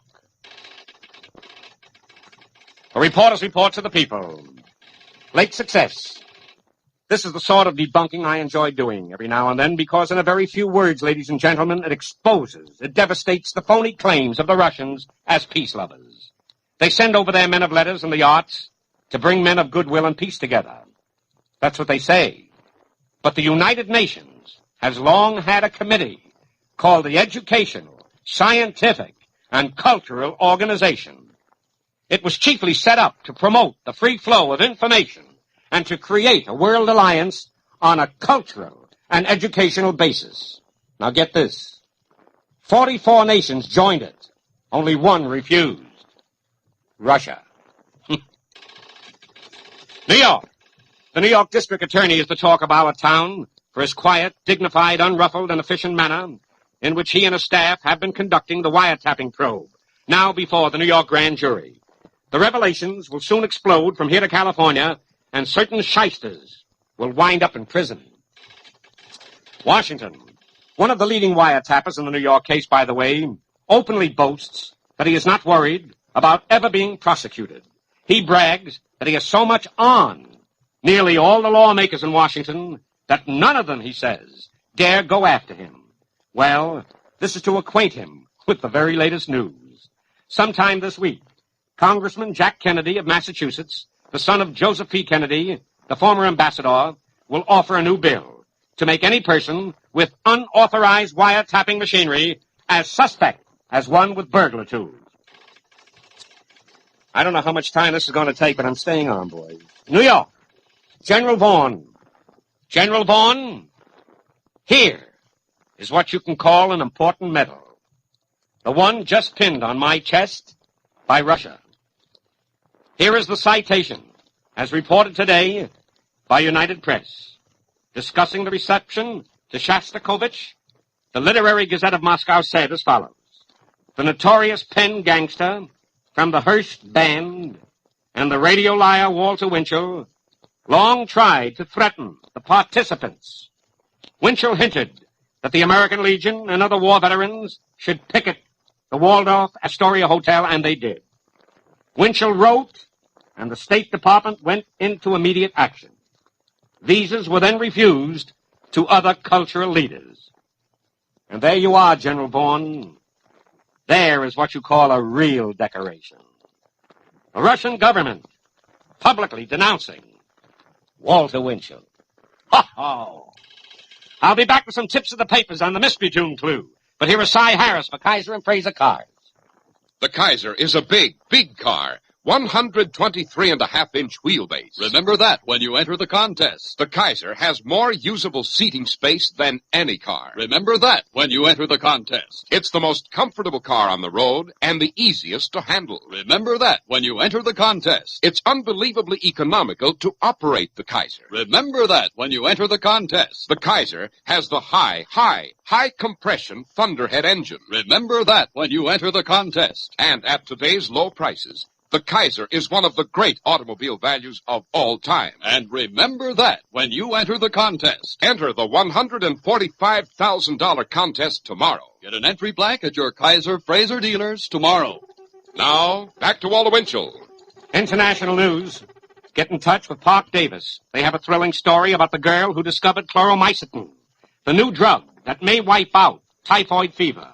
Her name is Dr. Mildred Rebstock, 28, a very good-looking blonde, too. New York Mirror. Lila Ernst, the ingenue in the Broadway musicals, was married in Buffalo this week. His name is Vincent Carbone of High Button Shoes, the Broadway hit. To the San Antonio Light.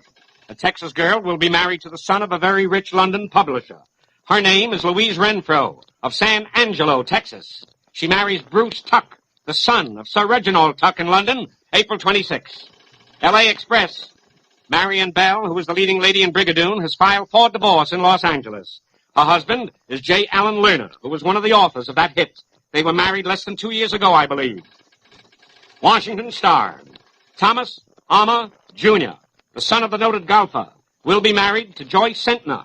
She's the daughter of the Washington correspondent for the Hearst newspapers. They will be married at the Capitol on June 25. To the survivors of Bataan and Corregidor, the 4th annual reunion wants you at the Hotel President's, Atlantic City, New Jersey, April 8th to April 10th. To the New York newspapers, thank you very much for all you are doing to enrich the Damon Runyon Cancer Fund. It will receive the entire gross receipts for the opening performance of the greatest show on earth the Ringling Brothers Circus at Madison Square Garden next Saturday night, April the 6th. Here is another little clue to the Stop the Music mystery tune, now worth nearly $21,000. It is based on an English legend about a church and a bridge. And that, ladies and gentlemen, winds up another edition of the Kaiser Fraser News until next Sunday night at the very same time. Until then, I remain your New York correspondent, Walter Winchell, who hopes that Axis Sally is now convinced that the sword of justice is mightier than any stab in the back. Good night. Walter Winchell is brought to you each Sunday by Kaiser Fraser dealers, who urge you to enter the great Kaiser Fraser $145,000 contest tomorrow. Remember, that means Kaiser Fraser. That means Walter Winchell. Remember to enter the great Kaiser Fraser $145,000 contest tomorrow. Be sure to visit your Kaiser Fraser dealer and get your entry blank from him. This is Cy Harris speaking for Kaiser Fraser. This is ABC, the American Broadcasting Company. At this time, WGN joins the Mutual Network for the presentation of the All-Star Game, which is in progress at the present time. Theo DeRocher, who will guide the destinies of the National League All-Star team this year, has for outfielders such game-breaker-uppers as Mel Ott, Joe Medwick, and Pete Reeser. Pete Reeser leading the National League in hitting with an average of .361. These men are fortified by such stalwarts as Enos Slaughter of the St. Louis Cardinals, young Willard Marshall, freshman sensation of the New York Giants, making the All-Star team even before he's completed his first year as a major leaguer. Then there's Terry Moore, pretty good with that willow, and considered as one of the finest defensive center fielders in the history of the game. And then there's Danny Litweiler of the Philadelphia Phils. In the infield for the National League, there's Archie Vaughan, who hit 2 home runs in last year's All-Star game, you remember, hit them in succession. And when he had hit his second one, in the National League ahead, it looked as if Archie Vaughan would be the hero of the 1941 All-Star game. It took Ted Williams' ninth-inning home run, which won the game for the American League, to rob Archie Vaughan of being the hero of the 1941 Midsummer Classic. Then there's Jimmy Brown of the St. Louis Cardinals, a switch hitter. That's right or left, depending on whether a right-hander or left-hander is pitching. Always a dangerous little man up at that plate. Eddie Miller at shortstop, who hits a long ball. Frank McCormick of the Cincinnati Reds, another long ball hitter, and a good hitter. And, of course, last but certainly not least, one of the biggest power men in the major leagues, Johnny Mize, who's become very fond, incidentally, of those short right field stands here at the Polo Grounds since he's become a member of the New York Giants. The distance from home plate to the right field stands, 294 feet.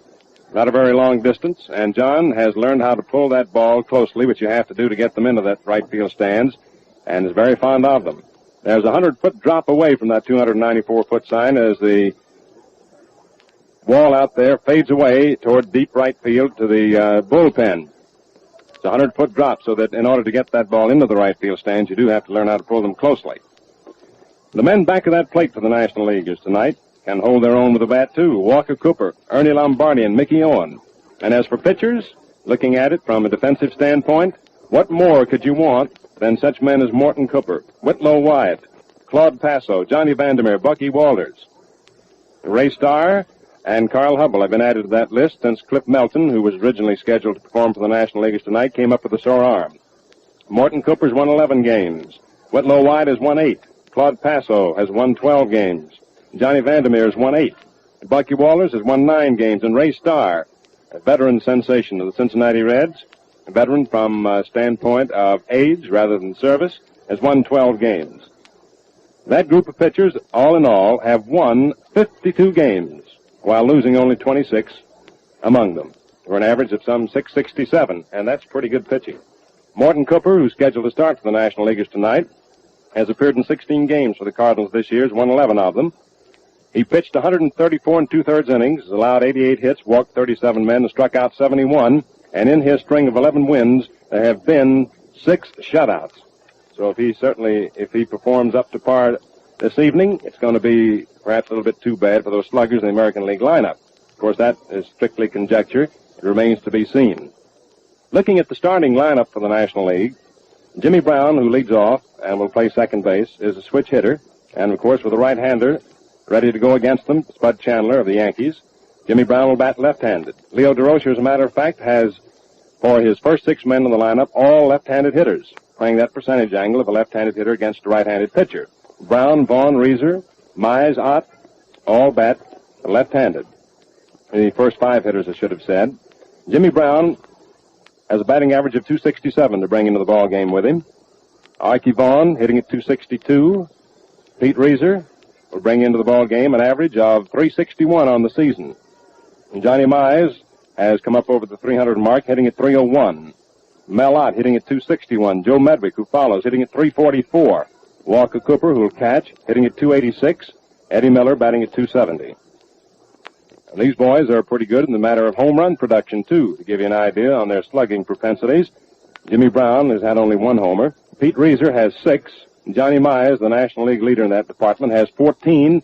He'll be followed by Mel Ott, who has 12 home runs. And, of course, Mize and Ott are very, very accustomed to these stands here at the Polo Grounds, this being their home lot. Between them, they've hit 26 home runs this year. Joe Medwick has 3 home runs to his credit, Walker Cooper 4, Eddie Miller 4. So that the first 8 men in the lineup for the National League have accounted for 44 home runs between them this year. In the matter of runs batted in, to give you an idea of the hitting strength of this National League team, which in the past has been noted especially for their defensive propensities, Jimmy Brown has batted in 43 runs, Archie Vaughn 23, Pete Reeser 38, Johnny Mize has driven in 63 runs this year, leading the National League in that respect. Mel Ott has driven in 44, Joe Medwick has driven 55 runs across the plate, Walker Cooper 26, Eddie Miller 25. And so with the first 8 men in the lineup, they have accounted in runs batted in this year a total of 317. So all in all, you can see from what Jim Britt has told you and from my brief analysis of the National League lineup, the 2 teams tonight are pretty evenly matched. And one team cannot be said especially to have any advantage over the other one way or another insofar as pitching, defensive strength, or offensive strength is concerned. So what we shall see will be a game in which the cream of the crop of the major leagues, pretty evenly matched, will go to it in this 10th meeting of the National and American League All-Stars. All right, here's Bob Elson. Thank you very much, Mel. Well, friends, from what my 2 colleagues have told you, Jim Britt and Mel Allen, you can gather that this is going to be quite a ball game. We have 2 evenly matched squads here tonight, and it should really be a swell game. We're going to pause now for station identification. We're happy to say that our mutual stations from coast to coast have set aside their time, canceled programs with the cooperation of sponsors, so that the Mutual Broadcasting System could bring you an exclusive presentation of one of America's greatest classics, the All-Star Game. You're listening to the broadcast from the Polo Grounds in New York City. This is the Mutual Broadcasting System. WGN, the voice of the people, Chicago. Well, friends, here we are back at the Polo Grounds in New York City. One thing we wanted to tell you about was that the ball game tonight cannot run past 9:10 New York time. There's going to be a test blackout in New York tonight at 9:30, so the ball game will not run past 9:10. If, because of any circumstances beyond the control of everyone, there should be no ball game tonight, this ball game would be played here in New York tomorrow afternoon at 1:30, and the Cleveland game would be played in Cleveland on Wednesday night. In the event that something should prevent this broadcast tonight, or this ball game tonight, it would be played here in New York tomorrow afternoon at 1:30, and then the Cleveland game would be set back just 1 day. In other words, we're anticipating a game in Cleveland tomorrow night at 9 o'clock, and don't forget that your mutual station will bring you that great game, and boy, that should be a classic. From that huge bowl at big Municipal Stadium in Cleveland, your mutual station will bring you the story of that game tomorrow night at 8:45. Now, I know that someplace across the country there might be some of you fans who are tuning into our mutual broadcast late. The game has not started as yet. There's been a delay of a bit here, and I'm going to run down the batting order and line up again slowly for you. Some of you are perhaps keeping a scorecard on this ball game, and so we'll give it to you slowly in their teams. So those of you who want to keep an actual card, an actual rundown of the ball game, will have plenty of time to get it in. Let's take the home team first, the National League team. Jimmy Brown of St. Louis, second base. Archie Vaughn of Brooklyn, third. Petey Reeser of the Dodgers in center field. Johnny Mize of the Giants at first base. Mel Ott, the manager of the Giants, will start in right field. Medwick of Brooklyn, and by the way, Medwick has really been playing marvelous ball for the Dodgers this year. I think that Joe's comeback, although it wasn't exactly a comeback because he played good ball last year, but the baseball he's played this year has really been something. As you know, he's right up there hitting around 345, has driven in a flock of runs. He hit safely in a long stretch of ball games, and Joe's having another great year. Medwick will start in left field. Walker Cooper of the St. Louis Cardinals will catch. Eddie Miller of the Boston Braves is going to start at short. And Morton Cooper, the ace of the St. Louis Cardinals staff, who's won 11 ball games and lost 3, is going to start for the National League. By the way, looking over Cooper's record, we see that he won 11 games and lost 3. He pitched 12 complete games. And one thing you notice about Cooper's record is that he pitched 6 shutouts. Morton Cooper has 6 shutouts out of the 11 games he's won. Now turn around on your scorecard, and here is the American League starting lineup. Lou Boudreau of Cleveland, the manager of the Indians, will start at shortstop. Boudreau at short. Tommy Henrich of the Yankees will start in right field. Henrich, Henrich, Henrich, right field. Williams of Boston, left field. Joe DiMaggio of the Yankees in center field. As I told you before, little Dominic of the Boston Red Sox is laid up with a bum back, and he's in uniform but will not play in the ball game.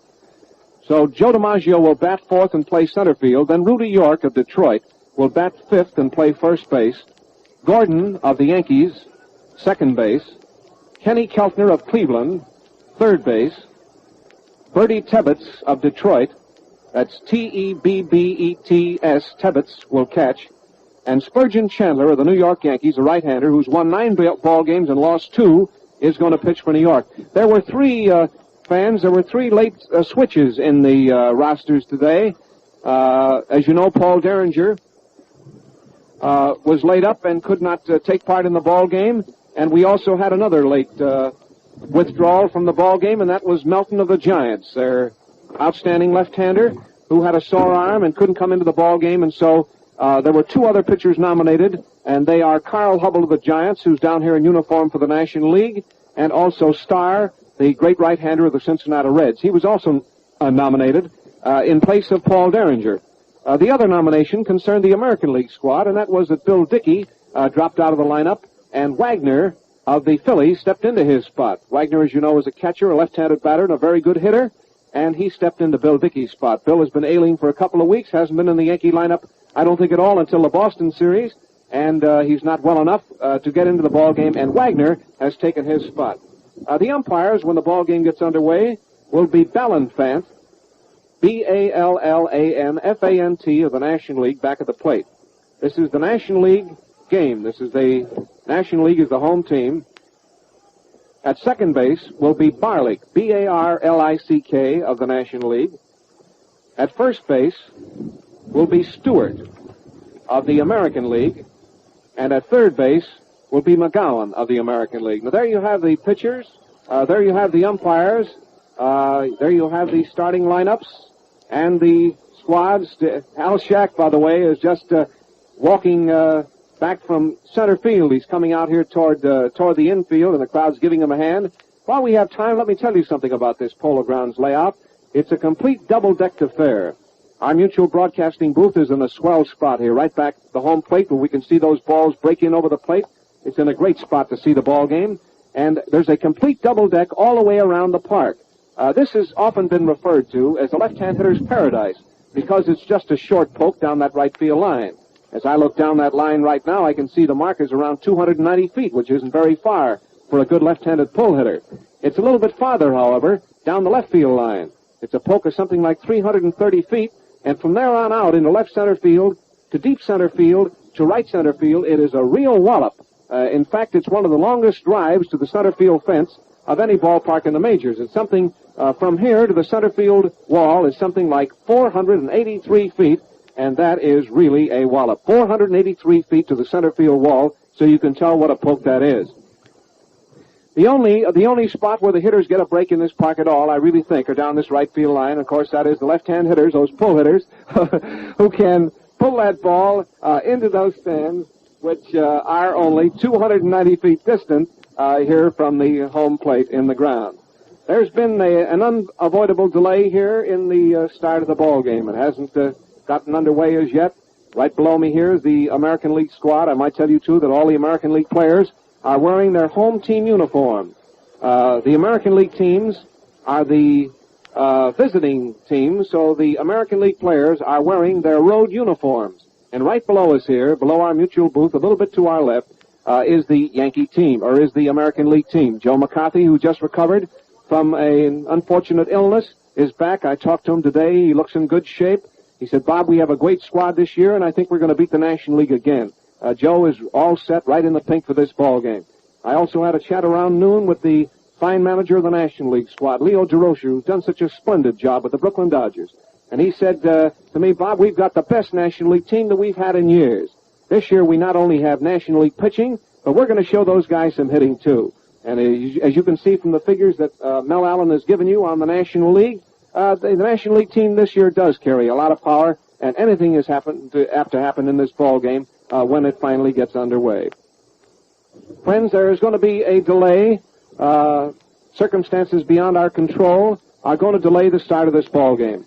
And so we're going to leave you here, take leave of you now for just a little while. Stand by, however. We'll be standing by in our mutual broadcasting booth here in New York, ready to bring you this ball game, the All-Star game, play-by-play, just as soon as the ball game starts.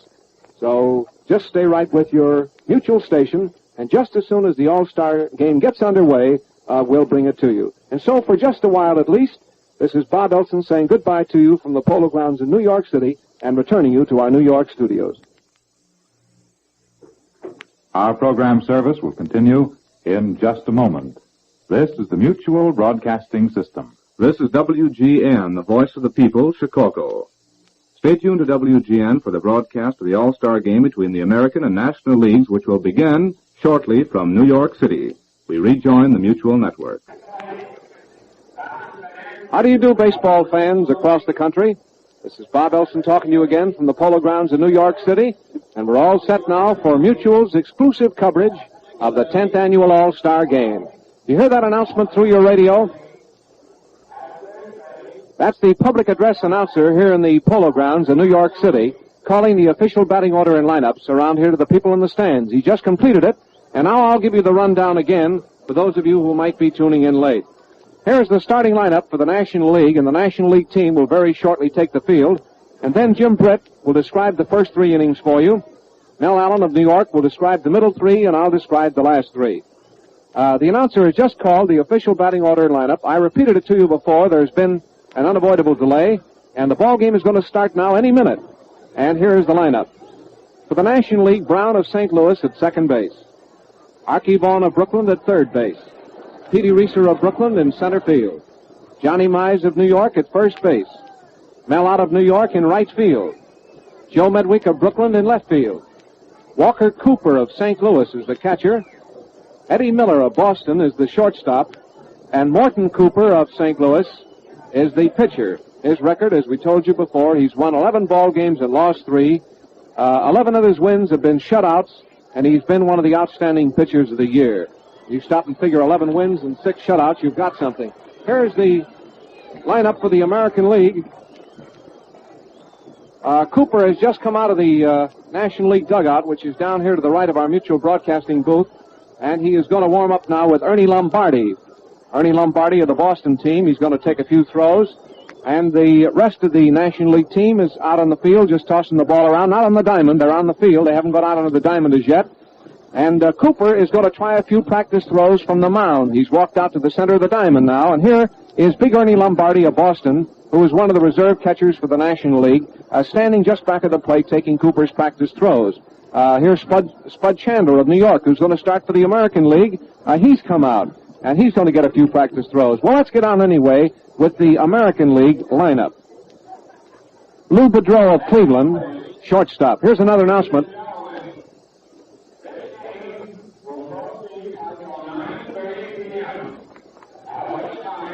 Officials contacted Mayor LaGuardia, who gave permission to carry this ball game until 9:30. As you know, if you were listening to the broadcast earlier, there is a practice blackout here in New York tonight at 9:30. They had established a time as a deadline time on the game at 9:10. In the event of a tie at that time, the ball game was to have been played tomorrow. But because of an unavoidable delay, the baseball time has been allowed to run until 9:30. So the ball game will run until 9:30. Now, let's get on, shall we, with that American League team. Lou Boudreau of Cleveland is going to play shortstop, and Lou's really been having a grand year. Spud Chandler is also out there getting in his practice throws. He's standing in one side of the pitcher's mound, and Walker Cooper of St. Louis, or Morton Cooper's on the other side, and both pitchers are warming up from the center of the diamond. The teams are not on the field. The players of both teams are along the playing field on the side of the foul line side, here to our left and to our right. Lou Boudreau of Cleveland, I think, is having one of the greatest years of his career. Not only has he done a splendid job with that Cleveland ball club, he's really revitalized that club. He's had them playing great ball. He has the respect of his players, and he has been playing the best ball of his career. I talked to him in Chicago when the Indians played a series there with the Sox last week, and Lou played wonderful ball. And talking to some of the players on the Cleveland ball club, I know that his year so far at Cleveland has been a howling success, even though Cleveland's not in first place. So Boudreau will start at short. Tommy Henrich, the dependable right fielder of the New York Yankees, is going to be in right field tonight. The alternate was Dominic DiMaggio, who they had intended starting. But in yesterday's doubleheader, the Boston doubleheader, Dominic hurt his back. And although he's in uniform here tonight, he is not going to start in the ball game. In left field will be Teddy Williams. Yesterday in Chicago, I talked to Eldon Auker, who's won 10 ball games this year for St. Louis, about great hitters. Auker told me that in his judgment, and he's pitched in baseball many a year, Williams will go down in history as one of the 5 greatest hitters that ever lived. I asked him what was it that made Williams such a great hitter. And he said, Bob, the thing that makes Williams the great hitter that he is the fact that he can hit these kind of specialty pitches like knuckleballs, sliders, and sinkers and all that sort of thing right when they're in their motion. In other words, when a knuckleball comes in and starts its particular motion, Williams can hit that ball right when it's in that particular motion that makes the knuckler famous, and he can drive that kind of a ball out of the ballpark. So those specialty pitches not only don't fool him, but he can time them, and he can hit those specialty pitches, and not only hit them, but he can drive them out of the park. And Auker told me, and he's a pretty good pitcher and a pretty good judge of hitters, that he thought that Williams would go down in history as one of the greatest hitters that ever lived. Now, in center field is Dominic DiMaggio. The great DiMaggio, the famous Yankee Clipper, has gotten off to a rather slow start this year. But he's been coming along. His throwing hasn't been, for one thing, as good this year as it has been in previous years, nor has his hitting been as good. Seeing Joe DiMaggio batting around 270 doesn't look like Joe, because you'd expect to see him up around 350. But Joe just hasn't been able to get going at his regular clip. Of course, Yankee fans and the Yankee bosses figure that Joe will get going. He's been in a slump before. But anyway, he's one of the greatest ball players in the game, and he'll be in center field. At first base will be the big powerhouse of the Detroit Tigers, Rudy York. No, he's not exactly the outstanding fielding first baseman in the American League, but he can knock him down, he can get in front of him, and what is more, he can really powder that baseball. Yes, sir, that big boy can really sock that ball, and his big bat will come in handy in that American League lineup tonight. Now at second base is one of the greatest ball players in the game, Joe Gordon. If there's anything that a great second baseman should do that this fella cannot do, I don't know what it is. I was talking to one of the greatest men in baseball, Connie Mack, last year. Mr. Mack told me that he thought that Gordon was one of the greatest second basemen he'd ever seen, and that was enough for me. At third base will be Kenny Keltner, the outstanding third baseman of the Cleveland Indians. The catcher is going to be Bertie Tebbetts. Here's an announcement. It's about the test blackout.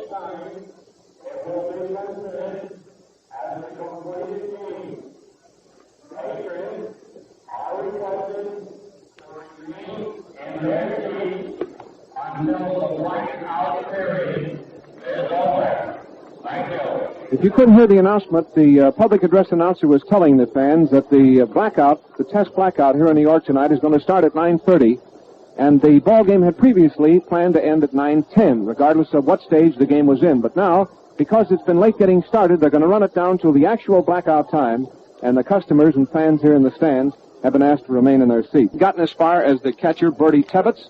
who's going to be back at the plate in place of Bill Dickey, the old workhorse of the Yankees and one of the greatest catchers in the game. Tebbets is a fine catcher, and he's a good hitter. And the pitcher tonight is going to be Spurgeon Chandler, a very fine right-hander of the New York Yankees, who has had a fine record this year.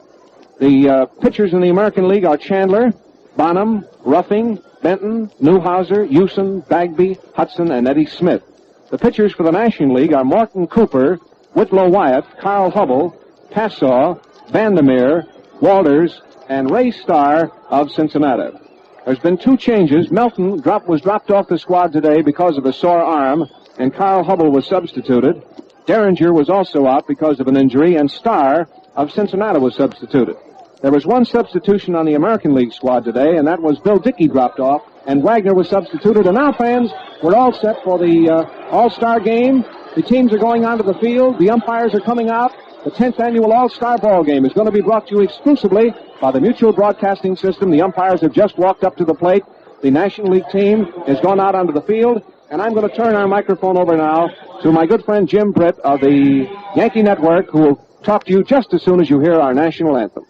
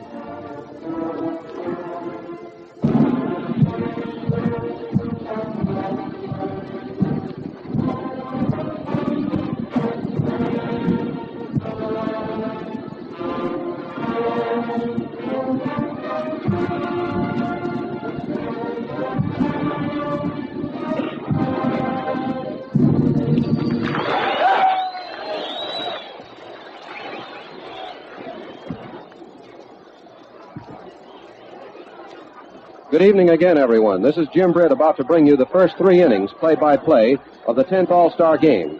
As you know, the previous record is 6 victories for the American League, 3 for the National Leaguers. And at the moment, there goes the official starting ball being given to Morton Cooper. The rosin bag has already been handed him by the Brooklyn Bat Boy, who is the home bat boy for the National Leaguers, just as the Yankee Bat Boy is the host of the evening as far as the visiting American Leaguers are concerned. Walker Cooper is the catcher, and his brother Morton Cooper is on the mound. Recently, on the occasion of an Army-Navy relief game at Braves Field in Boston, attended by more than 25,000 fans, Morton Cooper came within 2 bloopers, 2 accidental base hits, you might say, of pitching a near-perfect ball game. In addition to that, he gave 1 walk. That was his 3rd consecutive shutout. Later, that streak was broken. Here is the starting plate umpire, Lee Ballanfant, coming over to talk with manager Joe McCarthy of the New York Yankees about some matter pertaining to the game itself. At first base will be Ernie Stewart of the American League. At second base, the colorful Al Barlick of the National League. And at third base, Bill McGowan of the American League. The first man up will be manager Lou Boudreau of the Cleveland Indians. He bats right-handed, has a season's batting average of 302. This is his first year as a skipper, the youngest skipper the American League has seen. He has 7 doubles, 7 triples, and a single home run since the start of the season. He is one of the most famous athletes in the history of the University of Illinois. He was a great basketball player. His opponents in the Middle West, especially in the Western Conference, insist to this day that great as he is in the diamond world, he was an even greater All-American cage star. There's the roar as Boudreau, who has quite an unorthodox batting stance, starts his position. Artie Fletcher is coaching at third base, and at first base is Bucky Harris, the manager of the Washington Senators. Boudreau crouches. The outfield is just about straight away. Here's the first pitch, and it is ball 1. 1 ball and no strikes the count. The infield is back on the left side. Archie Vaughn is playing just about 5 feet away from third base. The outfield is fairly deep on the left side, with Joe Medwick playing deep in the corner. 1 ball, Morton Cooper winds up, delivers. There goes a long drive towards left field. That ball is given a real ride, and it is up in the stands for a home run, and the American Leaguers lead 1-0.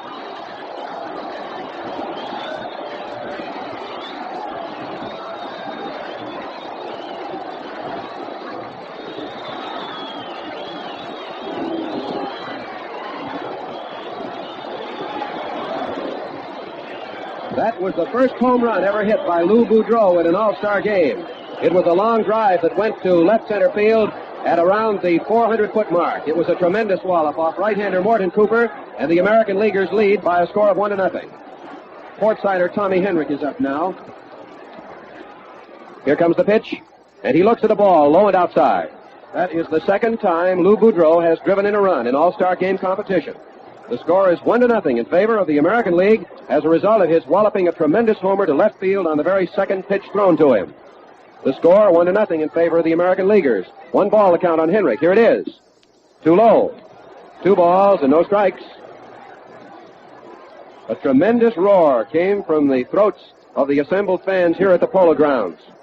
That would have been a home run in virtually any baseball park in the league, in either league, including Washington's Griffith Stadium. The outfield is just about straight away for Tommy Henrik. Right fielder Mel Ott is fairly deep. Here's the pitch. Called strike. A nice pitch, just buckle high through the heart of the plate. Incidentally, Morton Cooper, like Higbee of the Brooklyn Dodgers and Passeau of the Cubs, is a jinx-defying hurler who wears the numerals 13 on his back. Paced by Boudreau's home run, the American Leaguers have nobody on in the top of the first. Nobody out, and the count is 1-2. Outside. Ball 3. 3 balls, 1 strike the count. Cooper is a tall, swarthy, extremely handsome right-hander whom many of the Cardinal rooters believe is another Jerome Dizzy Dean. His record so far this season is 11-3, and his streak of 9 consecutive victories was just broken. He winds up, pitches. There's a foul ball down the third base line, fielded very easily by third base coach Artie Fletcher, who flips it to Archie Vaughn. Vaughn is rubbing up the ball. He takes a few steps over toward the infield grass, and Morton Cooper is standing out on the edge of the mound waiting for it. There's one of the American Leaguers making a slow trek from the giant dressing room here at the Polo Grounds over towards the left field bullpen. The count is 3-2. The big one just about ready to sail up with Tommy Henrik, the New York Yankee right fielder, up. Here it is. There goes a drive that goes solidly into right center field for a hit. Henrik pulls up at first base, rounds the bag, decides to go to second. There's the throw, and he has a double. Center fielder Pete Reiser came in to slow the ball up. It didn't quite have the power to reach him. It was right over the head of second baseman Jimmy Brown of the Cardinals. Henrik rounded first base and very smartly decided that he could take 2. He went all the way to second base, hit the dirt, and the play was not close. That is Henrik's 18th double of the year, by the way, but it doesn't count as far as his .287 batting mark is concerned. Thumping Theodore Williams of the Red Sox is up. That was Henrik's second RBI. Strike 1 called. Williams looked at the first one, which Morton Cooper threw just about chest high, right over the heart of the plate. Williams has a batting average of .348, 18 home runs so far this year, 80 runs driven in. He spread eagles both the major leagues in the power department. The American Leaguers lead 1-0. Henrik on second. Here's the pitch. High and outside, 1-1. Bucky Walters is warming up for the National Leaguers out in the right field bullpen. Morton Cooper has already faced 2 men. Boudreau hit a tremendous home run drive into the left field stands at the 400-foot mark, and Henrik doubled to right center. He hit the dirt with a nice slide going in. 1-1 the count on Williams. Henrik leads off. Here it is. There goes a long drive to left center field. Medwick is going deep for it, waiting, and he takes it. There goes Henrik tagging up. He draws a throw to third base, which is good, and he goes back to second. Williams hit a long fly ball to left center. It was taken by Medwick. And here is Joe DiMaggio.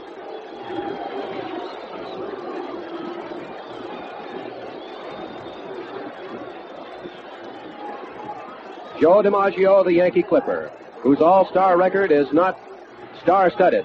He has a batting average of .268. Many observers believe that this is the night he is destined to break out into full all-stardom. Low and inside, ball 1.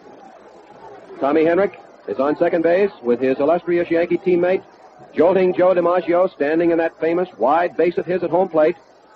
He's waving his bat in the direction of Cooper. The outfield is deep to the left. Medwick has backed up. He is just about as deep as Ott was in right field for Williams. 1 ball the count. Here it is. Strike called. A good strike. Through the heart of the plate, buckle high, and the count is 1-1. 1 man out. The American Leaguers 1 run. The National Leaguers nothing. Lou Boudreau hit a home run on the second pitch. Then Tommy Henrik doubled to right center. Henrik is still anchored at second. He takes a lead. Cooper pitches. Inside. Ball 2, strike 1. Joe was all set to tee off on that. Had it appealed to him, he doubtless would have swung from the heels. But he choked his bat and got out of the way. He and his brother Dominic and his other brother Vince stand with their feet probably wider apart than any other trio of batters, certainly any brother combination in the majors. 2-1 the count. There goes a high bouncing ground ball to Archie Vaughan. He holds the runner to second, throws to first. There's the throw to first base for the out. And Henrik, after the throw was made from Vaughan to Mize to retire DiMaggio, took third. Archie Vaughan did his job. He tried to bluff Tommy back to second base. Tommy did not go all the way back, realizing that Vaughan would have to commit himself. And just as soon as the long throw was made from Vaughan to Mize to retire Joe DiMaggio, Henrik took third on the out. 2 men out. Bucky Walters is still warming up, by the way. And big Rudy York, Chief Rudy York of the Detroit Tigers, is up. He is the first baseman. He bats 1 below the cleanup slot, has an average of .278, including 14 home runs. Henrik on third, 2 men out. Ball inside. That one very nearly shaved the letters. Detroit, right off the front of Rudy's chest. He wears the number 4. All these players, you know, are wearing their own uniforms. The National Leaguers, their home uniforms. The American Leaguers, their traveling suits. 1 ball, no strikes, 2 men out. Henrik stands in foul territory, just a little off third. Here's the pitch. A swing and a miss. 1-1. Rudy swung from the heels on a handle curveball that came through fast. The infield is back on the left side. Eddie Miller, who has played in 39 errorless games going into this one tonight, which will not count against his National League fielding record, is a deep shortstop. The outfield to the left. There's a drive that goes towards right field. A long drive, and that ball is going in for another home run to make it 3-0.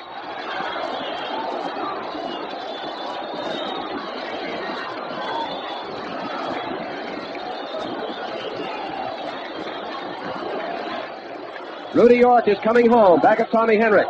He's being congratulated by Joe Gordon. The American League leads 3-0. And Rudy York, who is a notorious center field and left field hitter, hit a home run straight away into right field for his first All-Star run batted in, his 15th home run of the year. He has 14 through the regular season, and the score is 3-0 as Henrik scored ahead of him from third. Flash Gordon is up. He has an average of .347. A swing and a miss. Flash went up there ready to swing on the first one. The American Leaguers are threatening to turn this into a first-inning rout. 2 mighty home runs, 1 to left by Boudreau, 1 to right with 1 on by Rudy York, each hitting his first round-trip wallop in an all-star game. 2 men out, none on, Gordon up. The count is 1 strike. Cooper pitches. There's a swing and a miss, and a chest-high curveball outside, and the count is 2 strikes. Morton Cooper so far has been no puzzle for the American Leaguers, but the game is young. With 8 2/3 innings still to be played, it is anyone's ball game. 2 men out in the top of the first, nobody on. Gordon has a mark of .347, bats right, waits, swings and misses for strike 3. That's the first strikeout of the 10th All-Star game. But the American Leaguers pounded Morton Cooper savagely in the first half of the first inning. They collected 3 runs on 3 very solid hits for a total of 10 bases. There were no errors, and of course, there were no runners left on base. Now, in the event you tuned in late on Mutual's exclusive play-by-play report of the 10th All-Star game from the Polo Grounds in New York, the proceeds of which are to go into the Baseball Equipment Fund and to the Army and Navy Service Relief Societies, here are the lineups again. For the American League, manager Lou Boudreau of the Cleveland Indians, shortstop. Tommy Henrik of the Yankees, right field. Ted Williams of Boston, left field. Joe DiMaggio of the Yankees, center field. Rudy York of Detroit, first base. Flash Gordon of New York, second base. Ken Keltner of Cleveland, third base. Bertie Tebbetts of Detroit, catcher. And Spurgeon Spud Chandler, whose record is 9-2, a right-hander, on the mound. For the National League, Jimmy Brown of the Cardinals, second base. Archie Vaughan of Brooklyn, third base. Pete Reiser of Brooklyn, center field. John Mize of the Giants, first base. Manager Mel Ott of the Giants in right field. Ducky Medwick of Brooklyn in left. Walker Cooper of the Cardinals, back of the plate. Eddie Miller of the Boston Braves at shortstop. And Morton Cooper of the St. Louis Cardinals on the mound. He already has been shelled savagely to the tune of 3 runs.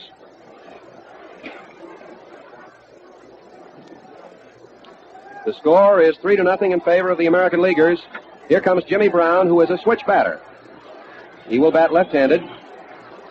With Spud Chandler on the mound, he has a batting average of .263, including 1 home run and 14 doubles. Here's the pitch. That ball hit him right in the small of the back, and he takes first.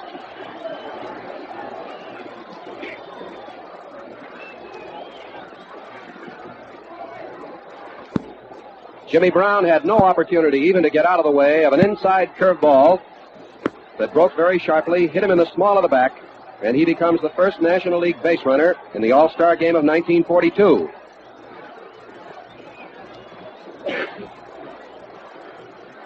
Archie Vaughan is up. Archie has a batting average of .270. He bats left-handed. One on, nobody out. Chandler pitches. Inside, ball one. Bill McKechnie is coaching at third base for the National Leaguers.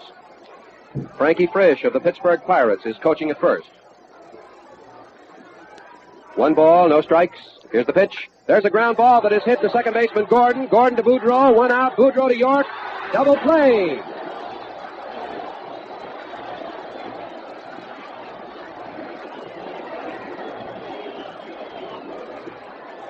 With a count 1 ball, Archie Vaughan lashed a savage grounder that went straight as an arrow from a bow to Flash Gordon. Gordon wheeled through to Boudreau, who made a magnificent pivot to throw to Rudy York, who made a good stretch to get Vaughan ahead of the relay.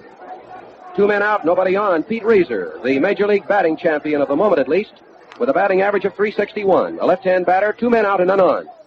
It knocked him down. Ball one, close to the head. Pete went down, now he gets up, brushes the dirt off his trousers. Spud Chandler is scraping the dirt together on the mound to make more comfortable that pace of his that he takes towards the plate. He has gotten rid of 2 men. His teammate, Joe Gordon, started a twin kill. Here's the pitch. Low and inside for a second ball. The American Leaguers have a lead of 3 runs to nothing on the strength of a home run by Lou Boudreau and a home run by Rudy York after Tommy Henrik had doubled. 2 balls, no strikes. There's a slowly topped ground ball that goes to Gordon. Gordon flips to York, and the side is retired. Chandler did not retire the side in 1-2-3 order, however. He hit Brown with a pitch. Vaughan smashed into a Gordon to Boudreau to York double play, and then Reeser hit an easy roller to Joe Gordon. Gordon came in fast and smothered it on a slow hop and threw to York for the out. No runs, no hits, no errors, nobody left in the last half of the first inning, and there is a little band music to celebrate the fact that the American Leaguers have been the first to score. They'll show no partiality through the course of the evening, however, because there'll be just as much in the way of celebration on the part of the National League fans here tonight.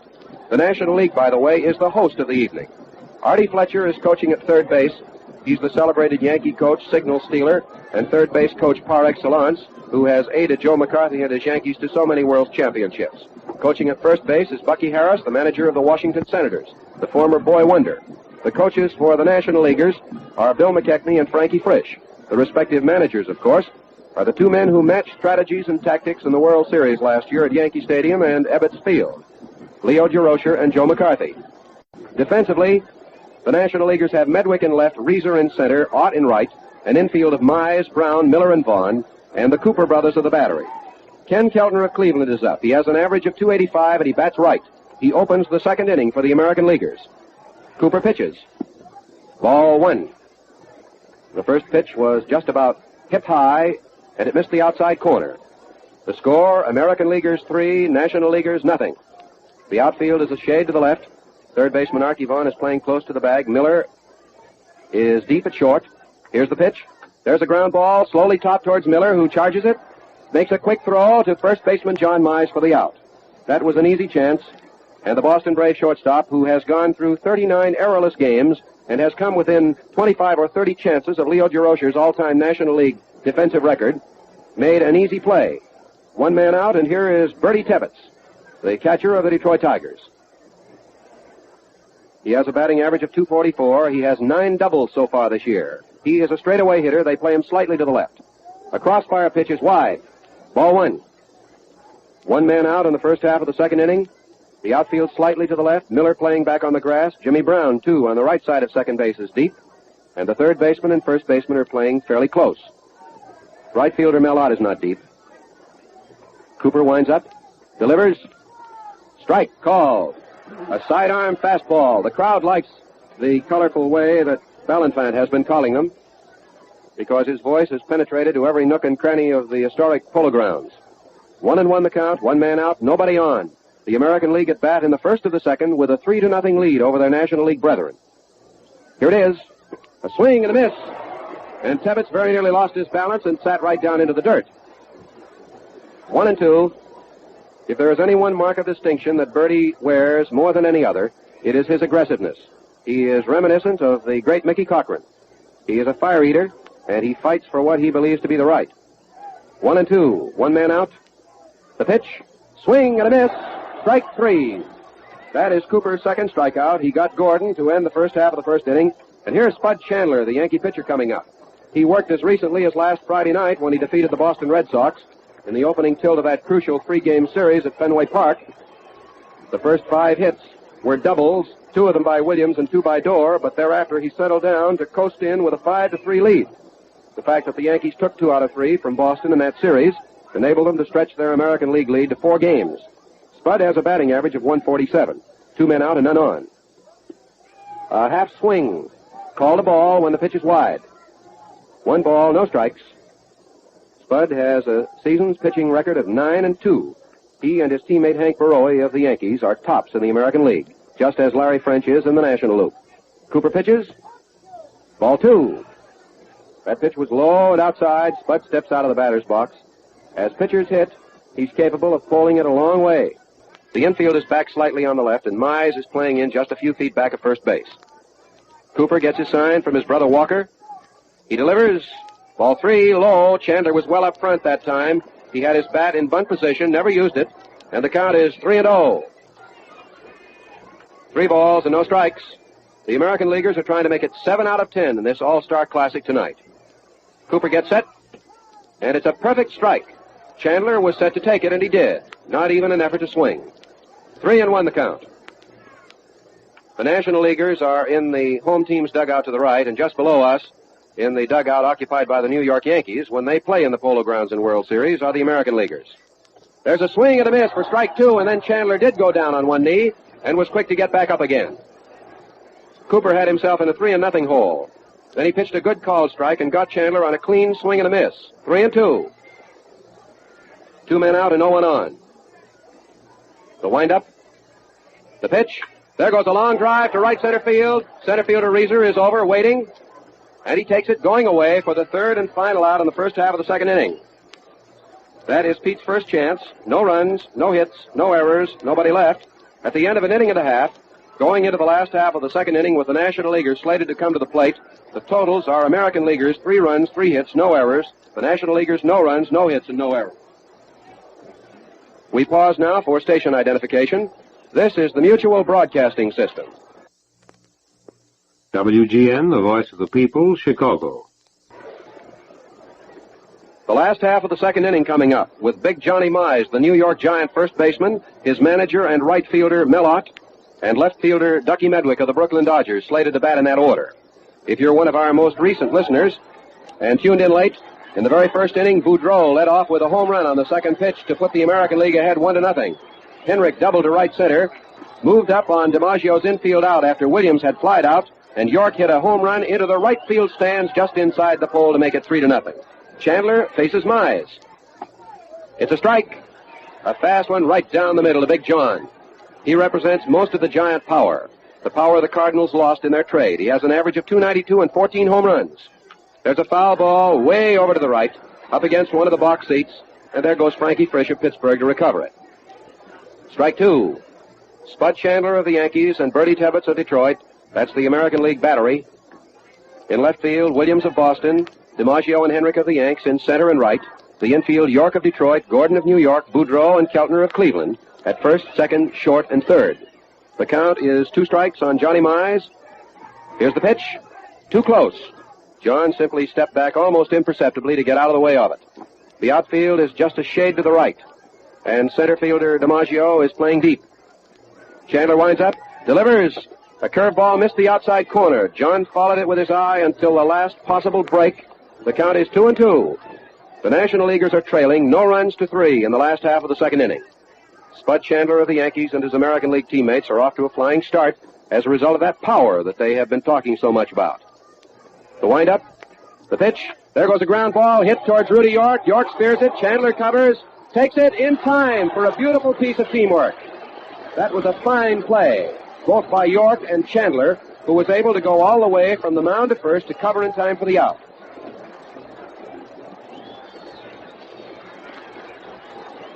Mellott is up. And this, of course, is the Polo Grounds in the shadow of Coogan's Bluff, And Little Mel is one of the most beloved baseball players John McGraw ever had. He succeeded to the mantle of the famous Little Napoleon. He bats left-handed, has a batting average of .269, which is well below par for him. He has 12 home runs, however, and 10 doubles this year. 1 out, none on. Strike called. Chandler threw a fairly slow curveball over the outside. It had a nice break, just about waist high. 1 strike, 1 man out, nobody on. The American League ahead, 3-0. There goes a high foul ball, and it's going out of the field of play, up on top of the press coop, and then it rolled down over the top. The count is strike 2. That play made by Rudy York on Myers was great, but it would not have been possible had it not been for the quick reflex action of Spud Chandler, who went very quickly from the mound to first base to cover, a distance of about 65 feet. 2 strikes, 1 man out, nobody on. The National Leaguers are striving desperately to get those 3 runs back. Chandler so far has been effective, and he has had fine support. The outfield is straight away. Here's the pitch. Outside and high. 1 ball, 2 strikes. When Little Mel first reported to John McGraw down in the Louisiana training camp of the New York Giants, you may recall he was a catcher. But after 1 or 2 days back of the mound, back of the plate, McGraw decided to make him a fielder. Here's the pitch. Outside. Ball 2, 2-2. Mel still has that characteristic of his batting stance. He cocks that right foot well up into the air and lets go with it just as he swings with that lethal left-handed power of his. 2-2, 1 man out. Nobody on for the National Leaguers in the last half of the second. Spud Chandler gets his sign from Bertie Tebbetts. He takes a deep windup. Pitches inside. That one very nearly hit Mel. 3-2. He had to spin back out of the way of it. Plate umpire Lee Ballanfant goes through his whisk room act. Now he puts the brush back into his pocket. He is trying to tell somebody in the dugout that last was a foul ball and the count should be 2-2. That's right. I assumed that the ball nearly hit Mel, but it ticked his bat on the way by. Here's the pitch. Strike 3, and he is called out. He stands there as if he does not believe it. It's a called 3rd strike. A curveball that broke just about chest high. Apparently it caught the inside corner. And Mel stood there incredulously, finally went back to the dugout and made way for Ducky Medwick of Brooklyn. That is the first strikeout for Spud Chandler, and he crossed up Mel out with a superb curveball. 2 men out, Medwick up with a batting average of .344. He's runner-up to Reeser in the National League batting department. Here's the pitch. There's a ground ball hit to Rudy York. York takes it. There goes Chandler to cover quickly. He steps on the bag. Medwick is out, and that is a 1-2-3 inning. In 2 frames, Spud Chandler of the New York Yankees has faced only 6 of his National League brethren. Oddly enough, out of the 3 plays that have not involved a double play on the part of the American League defense, it has been York to Chandler twice, with Mize and Medwick being the victims. In 2 innings, the National Leaguers have no runs, no hits, no errors, nobody left. They have had only 1 base runner, and he was short-lived. Jimmy Brown was hit by a pitch in the first inning, but Vaughn whacked into a Gordon to Boudreau to York double play. Morton Cooper is going to pitch in the first half of the 3rd inning as well. And again, he will face Lou Boudreau. That home run of Lou's must have climaxed a boyhood dream, because what red-blooded American youngster doesn't have some childlike vision that one day he will step up to the plate in an all-star game or a World Series classic and boom one of the enemy pitches far away into the bleachers for 4 bases. It was the first run Lou had driven in an all-star game. It was also his first home run. Rudy York's first home run was a freak as far as Rudy is concerned, because he hit it as a left-hander might, just down the right field line, a well-timed blow that went into the stands. Boudreau has 1 hit for a total of 4 bases. Morton Cooper pitches. There goes a high fly ball to straight center field. Reeser is coming in fast. Second baseman Brown going out. Reeser takes it for the out. 1 man out, nobody on. Tommy Henrik comes up. Henrik got 2 bases on a ball that stopped rolling when it got out into short right center field. Both Reeser and Ott had to converge on it. Tommy collected his 18th double of the year, but 17 of them count in regulation American League games. 1 out and none on. He bats left. There goes a high pop-up. Jimmy Brown is running in to the right side of second base. He follows it, and he takes it for the second out. Morton Cooper has really buckled down. He has now retired 6 consecutive American League batters after that savage 3-run explosion in the top of the first. 2 men out and Ted Williams up. Ted lifted a high fly ball to left fielder Joe Medwick about 360 feet out his first time up, with Henrik on second base. Henrik was stranded, moved to third, and then scored on York's homer. Ted gets set. Here it is. Strike called. That pitch was right through the heart of the plate. It split that 17-inch platter just below the buckle, and the count is strike 1. 2 men out. Ted has 18 home runs, 13 doubles, 4 triples this year, and has driven in 80 runs. 2 men out and none on. Here's the pitch. There goes a drive safely into right field for a solid base hit, and the kid pulls up at first with a single. Hit number 4 for the American League. Joe DiMaggio comes up. Joe grounded out in the first inning to third baseman Archie Vaughan of the National Leaguers. The fact that a few boos greet him as he goes to the plate is really a tribute to his popularity, because no player has ever really achieved greatness until some of the boys sit back and give him the old Bronx cheer. It's music to the ears of most of them. 2 men out, Williams on first. DiMaggio, a right-hand batter, the outfield deep to the left. There's a high pop-up to the right. Back of the plate comes Walker Cooper, waiting for it, and he takes it for the third out in the top of the third inning. A high foul fly on the first pitch, with Williams breaking for second. No runs, 1 hit, no errors, 1 runner left. In the event you tuned in late, the American League's 3 runs came right off the reel. They exploded like gunpowder. Lou Boudreau took a ball. Then the next pitch was in there, and he promptly lost it in the left field stands at around the 400 mark. It was a tremendous wallop, and he put every ounce of his right-handed power behind it to drive in his first All-Star game run and send the American Leaguers away to a flying 1-0 start. Then Tommy Henrik doubled to right center. He held second as Medwick took Ted Williams' long fly ball in left center field. Henrik moved to third as Archie Vaughan threw out Joe DiMaggio, and Rudy York holed a long right-handed home run just inside the right field stands, the spot into which Mel Ott normally deposits those long round-trippers of his. Willard Marshall is going to bat for Cooper, Mort Cooper. The first man up in the last half of the third inning will be Walker Cooper. His brother will not come to the plate. It will be Walker Cooper, Eddie Miller, and Will Marshall of the New York Giants. He is the sensational rookie outfielder of this year, whom the Giants purchased from one of the Southern clubs on a look basis. There's the long throw from catcher Bertie Tebbetts down to second baseman Flash Gordon of the Yankees. Third baseman Ken Keltner is waiting for Spud Chandler to look up before he returns the pitch to him. In 2 innings, Spud has faced 6 men. He hit Brown in the back in the first inning to give the National Leaguers their only base runner. Now, with a more or less decisive 3-0 lead, he faces Walker Cooper, whose season's average is .284. Walker bats right. Foul tip into the dirt, out of the reach of Bertie Tebbetts. Walker has 4 home runs so far this year, 8 doubles and 2 triples. Oddly enough, he was the pitcher and Morton was the catcher when the Cooper brothers broke in. Mort decided he would infinitely prefer to throw at his brother. So today he is the outstanding pitcher of the National League, with 11 victories and 3 defeats. 1 strike, no balls, none out and none on in the last of the third. Chandler delivers. There's a drive that goes savagely to Gordon's right into center field for a hit. The first National League hit of the night. It came on the second pitch. After a foul strike, Walker Cooper smashed a savage grounder about 15 feet to the right of Joe Gordon. And there is no longer a no-hitter in prospect for the American League twirler. Eddie Miller is up. Eddie has a batting average of .268. He's the shortstop of the Boston Braves, is having his greatest year. He has a record of 39 errorless games. His batting record includes 4 home runs, 19 doubles, and he's well up among the major league leaders in stolen bases. Walker Cooper on first, none out. Here's the pitch. There's a foul ball drifting back into the stands for a strike. 1 strike, no balls. Nobody out in the last half of the third inning. How long Spud Chandler is going to pitch remains to be seen. There has been no warm-up activity in the American League bullpen, but Johnny Vandermeer and Bucky Walters have been warming up alternately. It now is Vandermeer in the National League bullpen out in right field. 1 strike. Chandler stretches, pitches. There's a ground foul to the left, and the count is strike 2.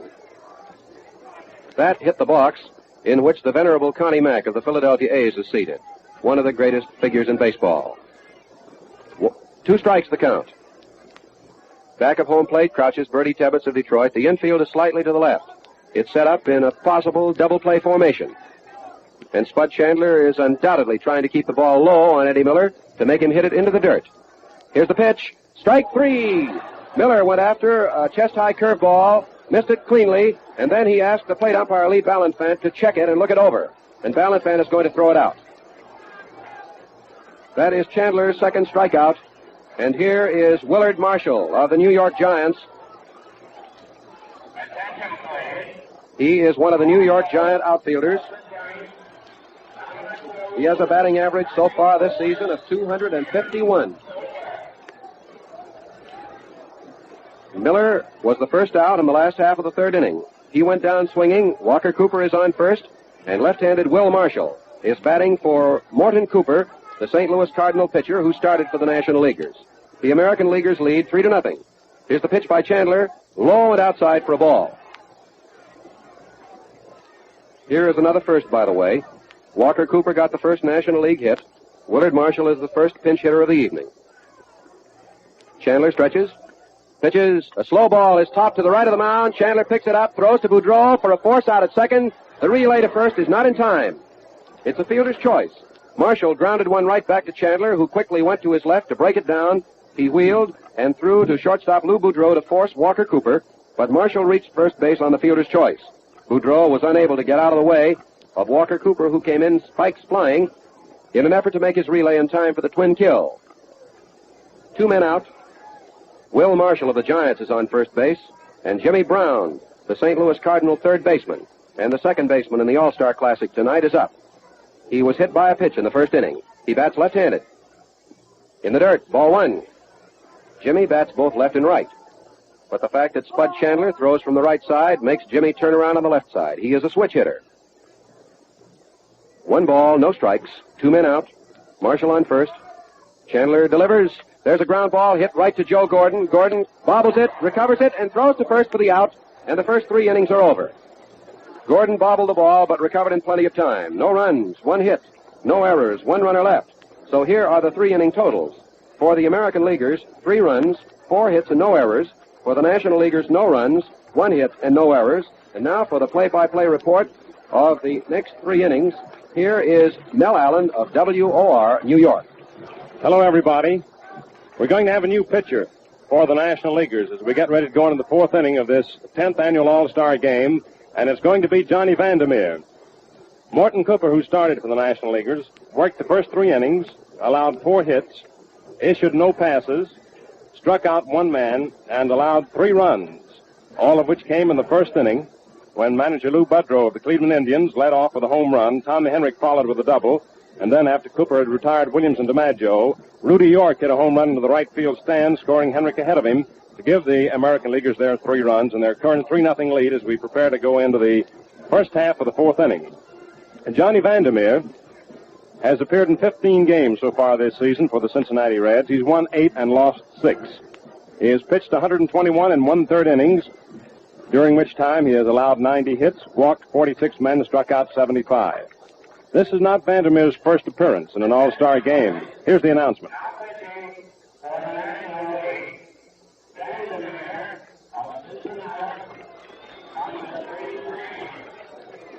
Back in 1938, Johnny Vandermeer appeared in an All-Star game and got credit for 1 of the 3 games which the National Leaguers have won from the American League teams. He pitched 3 innings in 1938 in the All-Star game, allowed 1 hit, walked 1, struck out 1 to get credit for the win.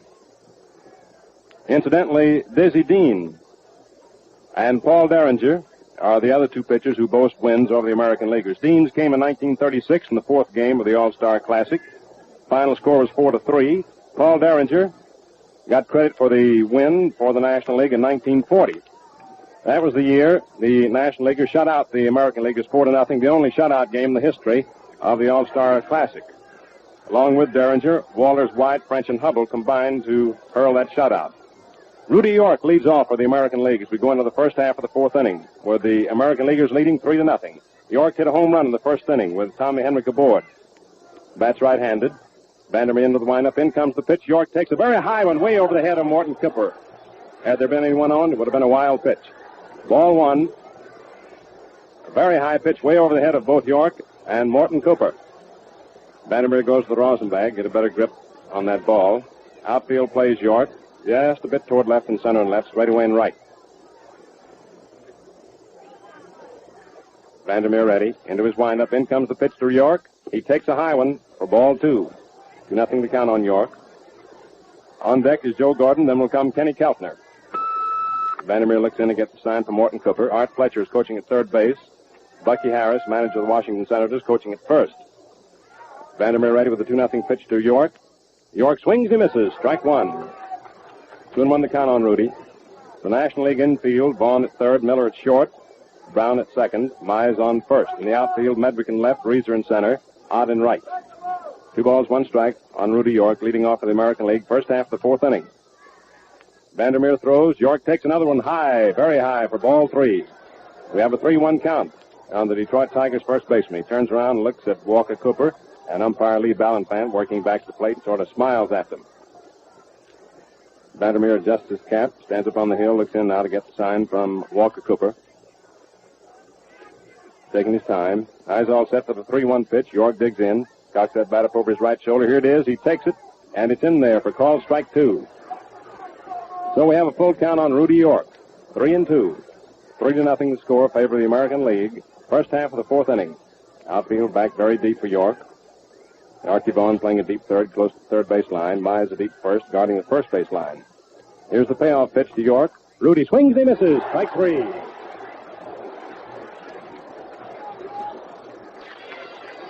Strikeout number 1 for Johnny Vandermeer. And the second American leaguer to have struck out this evening. The first one being Joe Gordon in the first inning, whom Morton Cooper struck out. And here's Joe Gordon stepping in. Has a batting average on the season of .347. That's right-handed. Gordon's all-star batting average is .125 up until tonight's game. Vandermeer throws. Gordon takes a slow pitch high for ball 1. Outfield pulled over toward left and deep in center and left, almost straight and right. Playing for a pull hitter primarily. Vandermeer taking his time. 1 out, nobody on base. Johnny ready to work. Throws. Gordon takes it high for ball 2. 2-0 to count on the Yankees' second baseman, Joe Gordon. Joe steps out of the batter's box for a moment to get himself a little dirt in his hands. Now he moves back in hitting position, has a look at Bucky Harris coaching at first for the hitter take sign of the 2-0 pitch. Vandermeer ready to throw it. Goes into his windup. Gordon set at the plate. Here it comes. Joe swings, he misses. Strike 1. 2-1 the count. Gordon steps out of the batter's box now. Vandermeer goes back to the rosin bag. Crowd got a whale of a kick out of Joe Gordon's terrific cut at that pitch. 3-0 is the score in favor of the American League. First half of the fourth inning. Vandermeer rocks in the box as he goes into his windup. Here's his delivery. Gordon takes it. Strike 2, it's called. Sharp curve over the outside corner. Letter high. So it's 2-2 on Joe Gordon. Once again, Vandermeer to the rosin bag. The umpires back to the plate. Lee Ballantyne at first base. Ernie Stewart. Al Barlick on second. Bill McGowan at third. 1 away, nobody on. 2 balls, 2 strikes on Joe Gordon. Vandermeer looking in to get the sign from Morton Cooper. Now he's ready to work. Gordon digs in, awaiting the pitch. In it comes. It's high. Ball 3, and we have a full count on Gordon. 3-2. Joe reaches down, get a little dirt. Wipes it on his hands, looks over at the National League bench. Some of the boys gave him a bit of a ride. He gets in, stands deep in the batter's box, in close to the plate, feet pretty close together, holds that bat down to the end of the handle.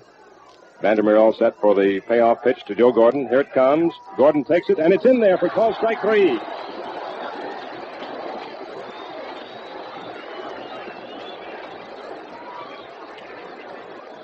And so Johnny Vandermeer strikes out the first 2 men he faces, Rudy York and Joe Gordon. And already buzzing in the minds of the fans here at the Polo Grounds tonight is that historic performance in an all-star game of Carl Hubbell. Remember that. He struck out those 5 men in a row. Here is Kenny Keltner stepping up, grounded out to short in the second inning. That's right-handed. First pitch is high outside for ball 1. Keltner hitting at .299 on the season. He was hitting at an even .500 up until tonight's game in all-star competition. Knee slightly bent, holds that bat down at the end of the handle, extended in front of his body. Outfield pulled a little over toward the left. Vandermeer all set. Kellner digs in. In comes the pitch. Kellner swings and lifts a pop-up. Out toward short. Eddie Miller under it, waiting for it to come down. Still waiting, and he makes the catch for the out. It went way up there. Took a long time to come down. And so Johnny Vandermeer gets a nice hand as he moves off the mound to the National League bench. No runs, no hits, no errors, nobody left on for the American Leaguers. In the fourth inning, and the score at the end of 3.5 innings, 3-0 in favor of the American League. Now we're going to pause for station identification. This is WGN, the voice of the people, Chicago. Hello there once again, baseball fans. Mel Allen speaking to you from the Polo Grounds. This evening, the Mutual Broadcasting System is bringing you exclusively the play-by-play description of the 10th Annual All-Star Game. Bob Elson of Chicago and Jimmy Britt of Boston alongside bring you this play-by-play description.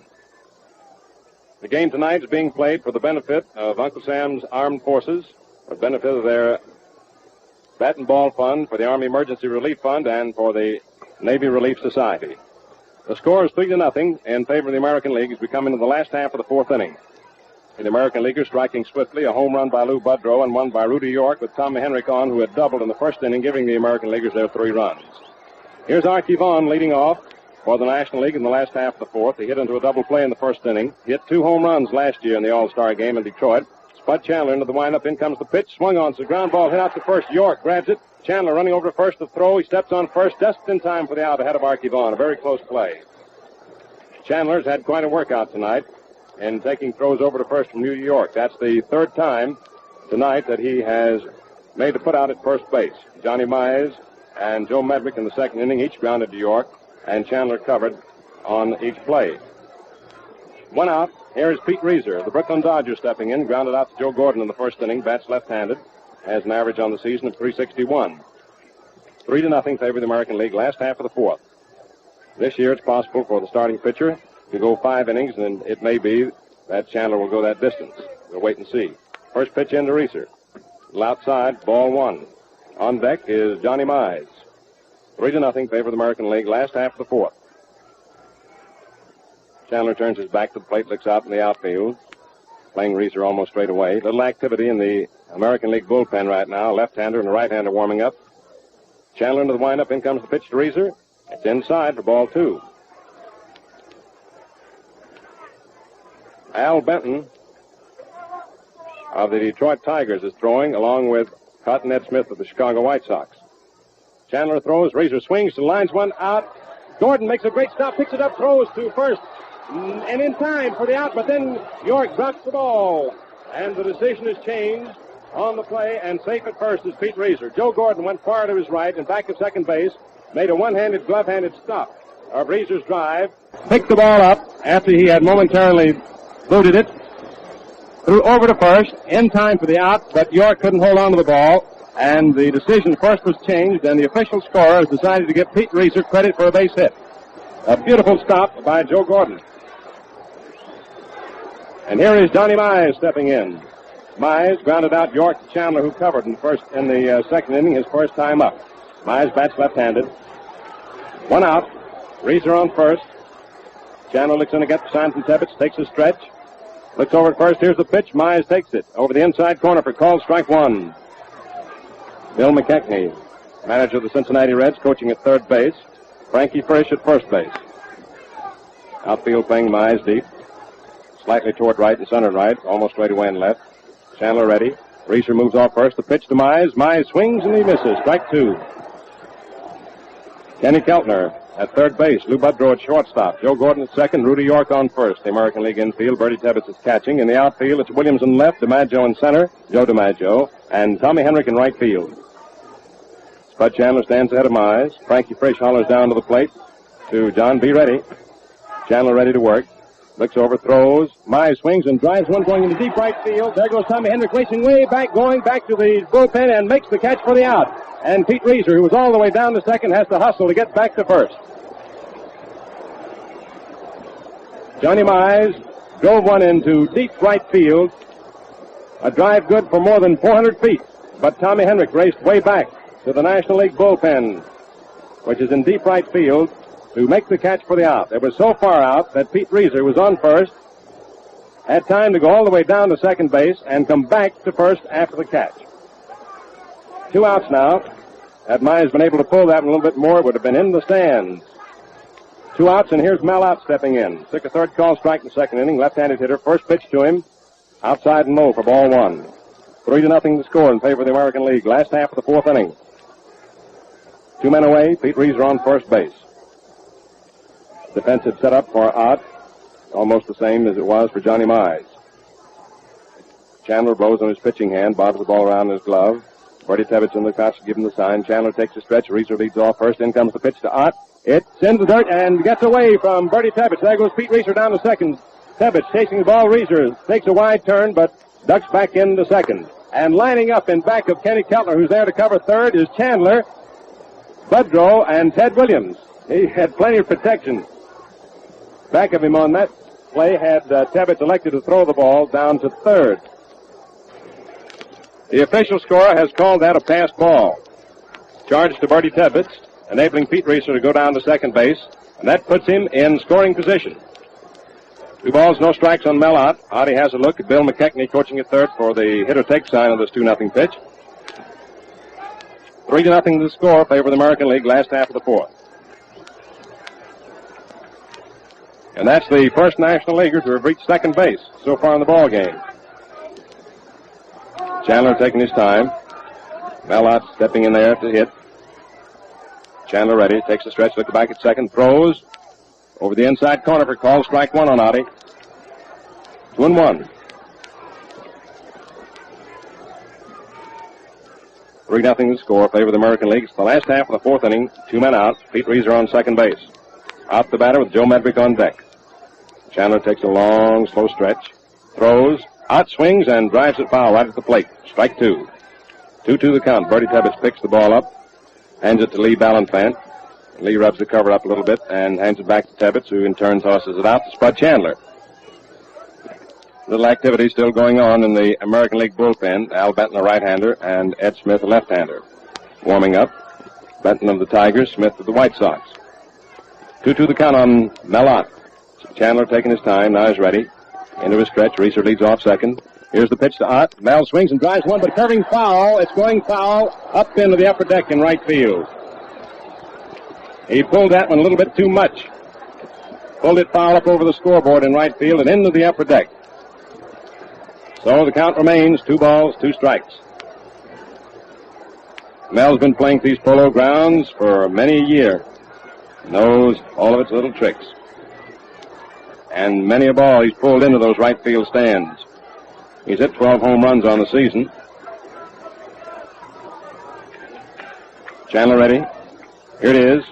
Ott moves away from an inside pitch for ball 3. So we have a full count on the Giant skipper. Mel Ott steps out of the batter's box, gets a little dirt on his hands. Chandler turns his back to the plate, looks around the outfield once again. Pete Reiser standing just a few feet off second. Lou Budrow deep short. Budrow starts moving in back of Reiser, trying to make Reiser duck back into second. Reiser doesn't pay him any attention. Chandler ready for the payoff pitch to Mel Ott. Here it is. Ott swings, sends a bounder out to second. Joe Gordon takes it on 2 hops, throws over to Rudy York in time for the out. And that's all for the National League in the last half of the 4th inning. No runs, 1 hit, no American League errors, 1 man left on base. And the score at the end of 4 innings, 3-0 in favor of the American League.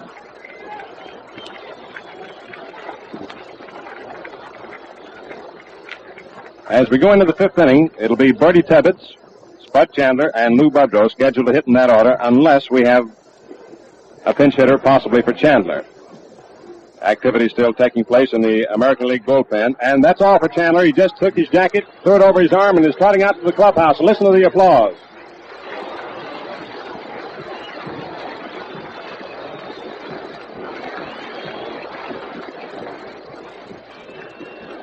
Spud Chandler, who started the game for the American League, thus worked 4 innings, allowed only 2 hits, issued no passes, and struck out 2 men. And should the American Leaguers maintain their current advantage, the victory will be credited to Spud Chandler in all probability. Bertie Tebbets will lead off for the American League as we go into the first half of the 5th inning.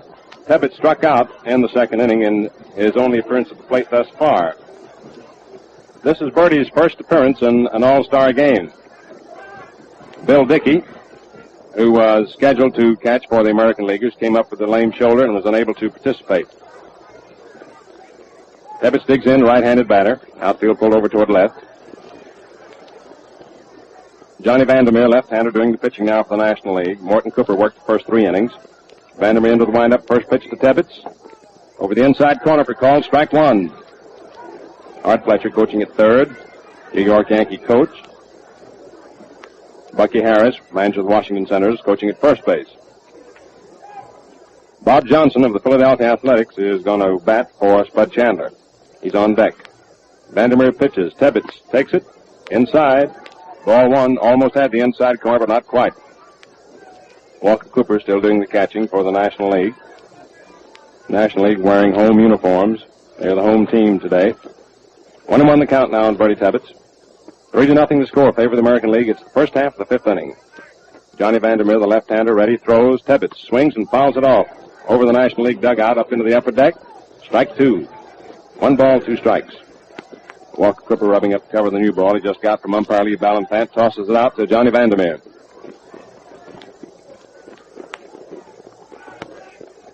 If custom is followed, as in past All-Star games, we will have a shift in the umpires at the end of this half inning. 1 ball, 2 strikes on Bertie Tebbets. Johnny Vandermeer doing the pitching. All set to work on Tebbets. Into his windup. In comes the pitch. Tebbets takes a high one for ball 2. 2-2 the count on Bertie.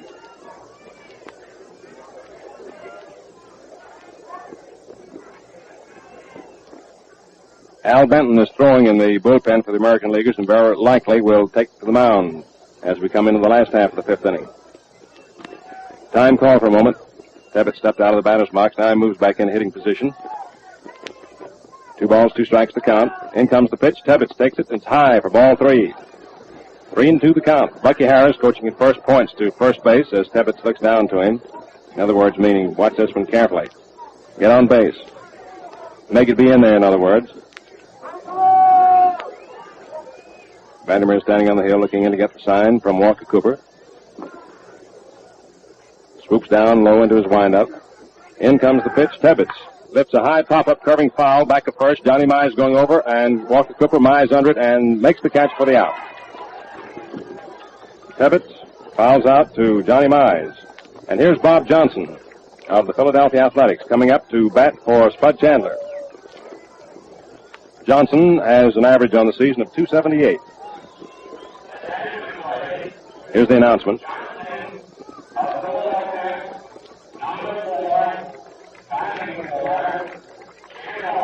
Johnson was on the All-Star squad for the American League in 1935 and 1938. Has been at bat 5 times and has failed to hit. Vandermeer into the windup, the first pitch to Johnson's. He starts to swing, checks it, but it's in there anyway for call, strike 1. Outfield plays him toward left and center and left, almost right away and right. Johnson holds that bat down with him. The handle cocks it high up over his right shoulder. Stands in fairly close to the plate. Feet slightly spread. Vandermeer set to throw. Does. Johnson swings and lines one out in the left field for a base hit. Joe Medrick goes over to field it.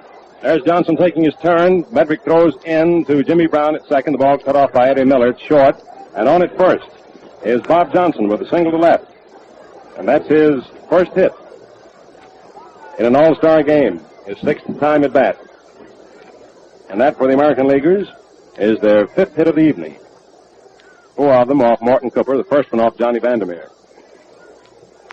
Claude Passot is throwing in the bullpen for the National Leaguers. Passot, right-hander. Manager Lou Budrow of the Cleveland Indians steps in, a right-handed batter, hit a home run in the first inning, fly to Reeser and center in the 3rd. That 1 hit and 2 times the bat so far tonight, stretched by Vandermeer. I look over at first, in comes the pitch. Budrow takes it, a little low, ball 1. 3-0 the score, favor the American League. It's the first half of the 5th inning. Outfield shaded toward left for Budrow, and center and left, straightaway and right. Eddie Miller in about 3 or 4 paces at short. Same for Jimmy Brown at second in double play position. Vandermeer takes the stretch. In it comes. Pitch is swung on and fouled off by Lou Budrow, who took a couple of steps forward in the batter's box, trying to drive the ball behind the runner into right field. 1-1 the count on Lou. Tom Henrik is on deck. 1 out. Bob Johnson on first base. Vandermeer just gone to the Rosenbag. Now steps back onto the hill, looks in to get the sign from Morton Cooper.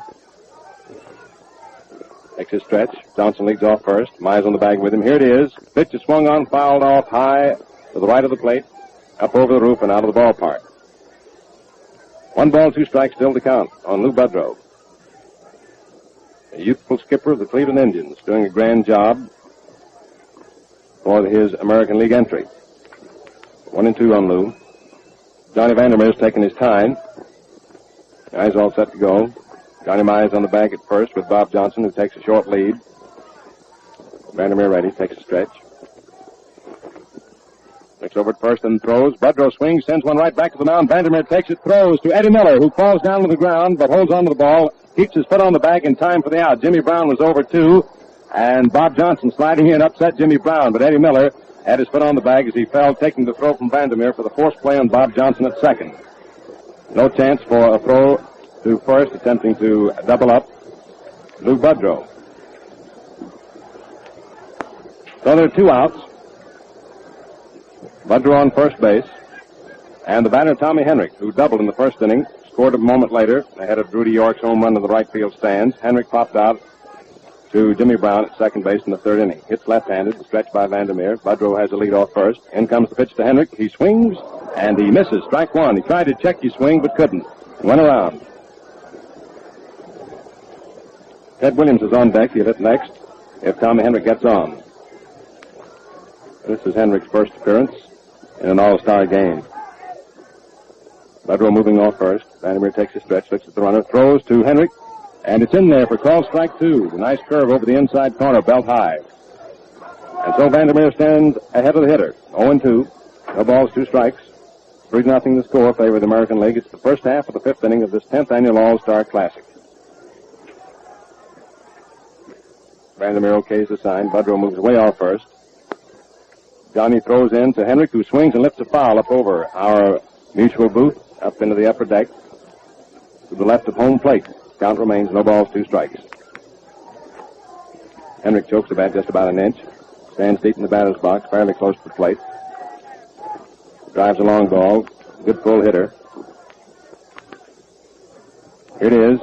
Henrik takes it. It's high for ball 1. Tommy can also punch him to left field pretty well, since the outfield plays him straight away. Johnny Mize on it first with Budrow. 2 men out. 1 ball, 2 strikes on Tommy Henrik, the batter. Vandermeer ready to work now. Takes his stretch. Budrow moving off first. Here it is. Henrik swings and he misses. The ball is dropped by Cooper, but he picks it up, tags out Tommy Henrik. Strikeout number 3 for Johnny Vandermeer. And that's all for the American League in the first half of the 5th inning. No runs, 1 hit, no errors for the National Leaguers, 1 man left on. And the score at the end of 4 1/2 innings, 3-0 in favor of the American League.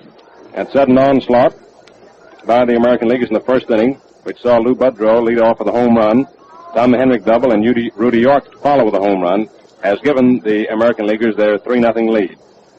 And so as we come into the last half of the 5th inning, we're going to have a new pitcher for the American Leaguers. Bud Chandler worked the first 4 innings, allowed only 2 hits in blanking the National League. And it's going to be Big Al Benton of the Detroit Tigers. Benton has been in 17 games so far this season for Del Baker. He's won 6 and lost 5. Has pitched 129 2/3 innings. Has allowed 111 hits, walked 40, struck out 58.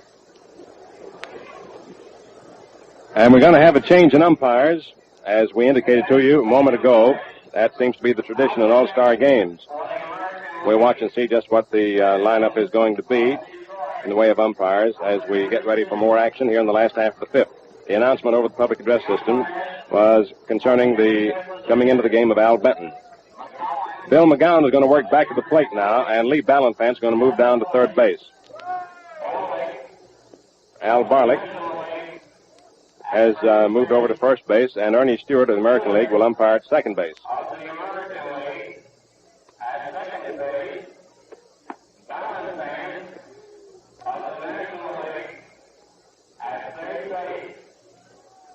So there's the new alignment of umpires. Lee Ballanfant of the National League, who started back to the plate and worked the first 4 1/2 innings, has gone down to third. Bill McGowan of the American League, who was at third, has come in back to the plate. Al Barlick, who started umpiring at second base of the National League, has moved over to first, and Ernie Stewart of the American League, who is umpiring at first, has moved over to second. Joe Medwick leads off for the National League as we come into the last half of the fifth inning. He'll be followed by Walker Cooper and then Eddie Miller. Medwick bats right-handed. Grounded out. York to Chandler, who covered in the second inning. Benton into the windup, throws. First pitch is high for ball one. 3-0 favor the American League. It's the last half of the fifth inning. Bill McKechnie of Cincinnati still coaching at third. Frankie Frisch of Pittsburgh at first. Benton throws. Medwick takes it. Strike one call. A fastball. Let her high. 1-1 the count on Joe. Playing great ball for the Brooklyn Dodgers this year. Benton looks in to get the sign from Bertie Tebbetts. Detroit battery right now. Benton ready, throws. Medwick swings and fouls it off. Back to the plate high. Up over the roof and out of the ballpark. 1 ball, 2 strikes on Joe Medwick. Al Benton has a new ball. Ready to work with it. Tebbetts into the crouch to give Al the sign. Great big fellow. Into his windup. Throws. Medwick ducks under a high pitch for ball 2. Ducky ducked under that one. 2-2 the count on Medwick.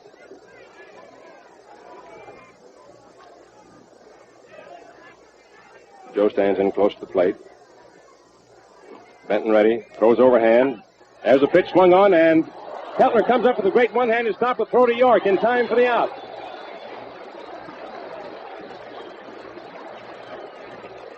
Medwick drove one which appeared headed between Keltner and Budrow, but Keltner went to his left, came up with a one-handed, glove-handed pickup of his vicious bounder, and then threw over to York in time to retire Medwick and rob him of a base hit. Here's Walker Cooper stepping in. Cardinal catcher single to right in the third inning for the first National League hit of the night. They've only had 2. Bats right-handed. Al Benton ready for the first pitch. Here it is. High inside. Ball 1. 3-0 the score. Favor the American League. It's the last half of the fifth inning. Eddie Miller is on deck. Walker Cooper ready. Here it is. He doesn't mean to swing on that one, but does. The ball rolls down the third baseline. Tebbetts picks it up, throws over to first. In time for the out on a very nice play. Walker Cooper meant to check his swing. Couldn't. The ball hit the bat and rolled down the third baseline. Tebbetts raced out, grabbed it, wheeled around, threw over to York in time to retire Cooper for the second out. So there have been 2 swell defensive plays on the part of the American League here in the last half of the fifth inning to retire the first 2 men. Up now is Eddie Miller of the Boston Braves, who struck out in the third inning, up for his second time, bats right-handed. Al Benton rocks in the box, throws. Miller swings, hits this one, past the mound out to short. Budrow up with it. There's a throw to York in time for the out. And so that's all for the National League in the last half of the fifth inning. Out in order. No runs, no hits, no errors, nobody left on base. And at the end of 5 innings of play, the score remains 3-0 in favor of the American League. Going into the first half of the sixth inning, we'll have Ted Williams, Joe DiMaggio, and Rudy York coming up in that order for the American League. Bill McKechnie, manager of the Cincinnati Reds, stops at the plate to talk to Bill McGowan for a moment. Ted Williams, who has a couple of bats, swinging them from shoulder to shoulder, kids around with Bill McKechnie as he moves over now to the National League bench. Art Fletcher, who's coaching at third for the American League, goes down to talk to Lee Ballanfant back at third base, while Johnny Vandermeer tosses a few in from the mound. For those of you who might have tuned in late and are wondering how the American League achieved their 3-0 advantage, we'll repeat that Lou Budrow, in the first inning, leadoff man for the American League, drove one up into the left field stands for a home run. Morton Cooper was pitching at the time. Tommy Henrik followed with a double to right, and then after Cooper had retired, Ted Williams and Joe DiMaggio, Rudy York drove one into the right field stands for a home run, scoring Henrik ahead of him. That's been all of the offensive fireworks so far in this game. Since that time, it's been quite a pitching duel. Morton Cooper worked the first 3 innings, allowed 4 hits, issued no passes, struck out 1, gave up 3 runs. Johnny Vandermeer came into the 4th inning and has been pitching ever since.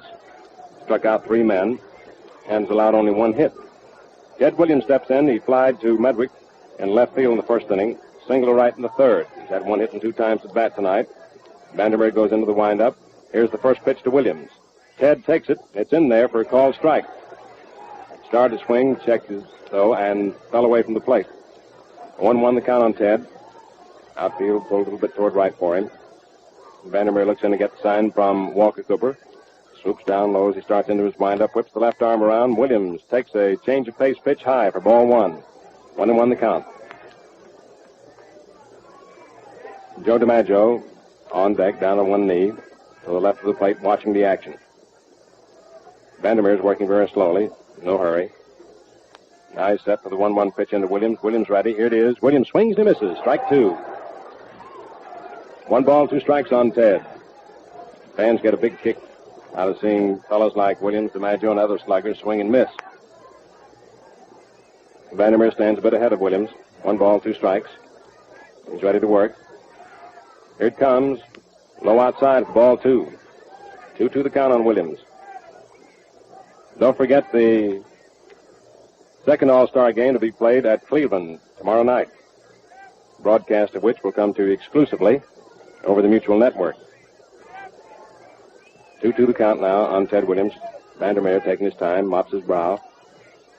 Looks in to get the sign from Cooper. Williams stands in Ted plate, swinging the bat around. Vandermeer ready to work. Here it is. Williams moves away from a high inside pitch for ball 3. So we have a full count on Ted, 3-2. And Vandermeer has gotten into this situation a number of hitters since he's been in the ball game. 3-2 situations. He hasn't suffered too much from it as yet, though. All set for the payoff pitch to Williams. Ted digs in. Vandermeer throws. Williams swings and drives a fly ball out into center field. Pete Reeser going back deep over toward right center. Under it, waiting, and he makes the catch for the out. 1 away for the American League. First half of the 6th inning, 3-0 the score in favor of the American League. And here is Joe DiMaggio, the Yankee Clipper, who grounded out to Archie Vaughan at third in the first inning and fouled out to walk Cooper back to the plate in the third. Joe has had 4 hits and 27 times at bat in all-star competition, including 1 double and 1 home run. Vandermeer's first pitch to Joe. He swings and he misses. Strike 1. He swung hard.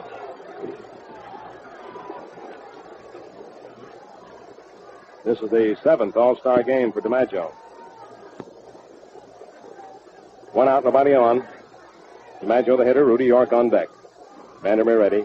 Here's the pitch. DiMaggio takes it inside, ball 1, fast pitch. Almost got the inside corner, but not quite.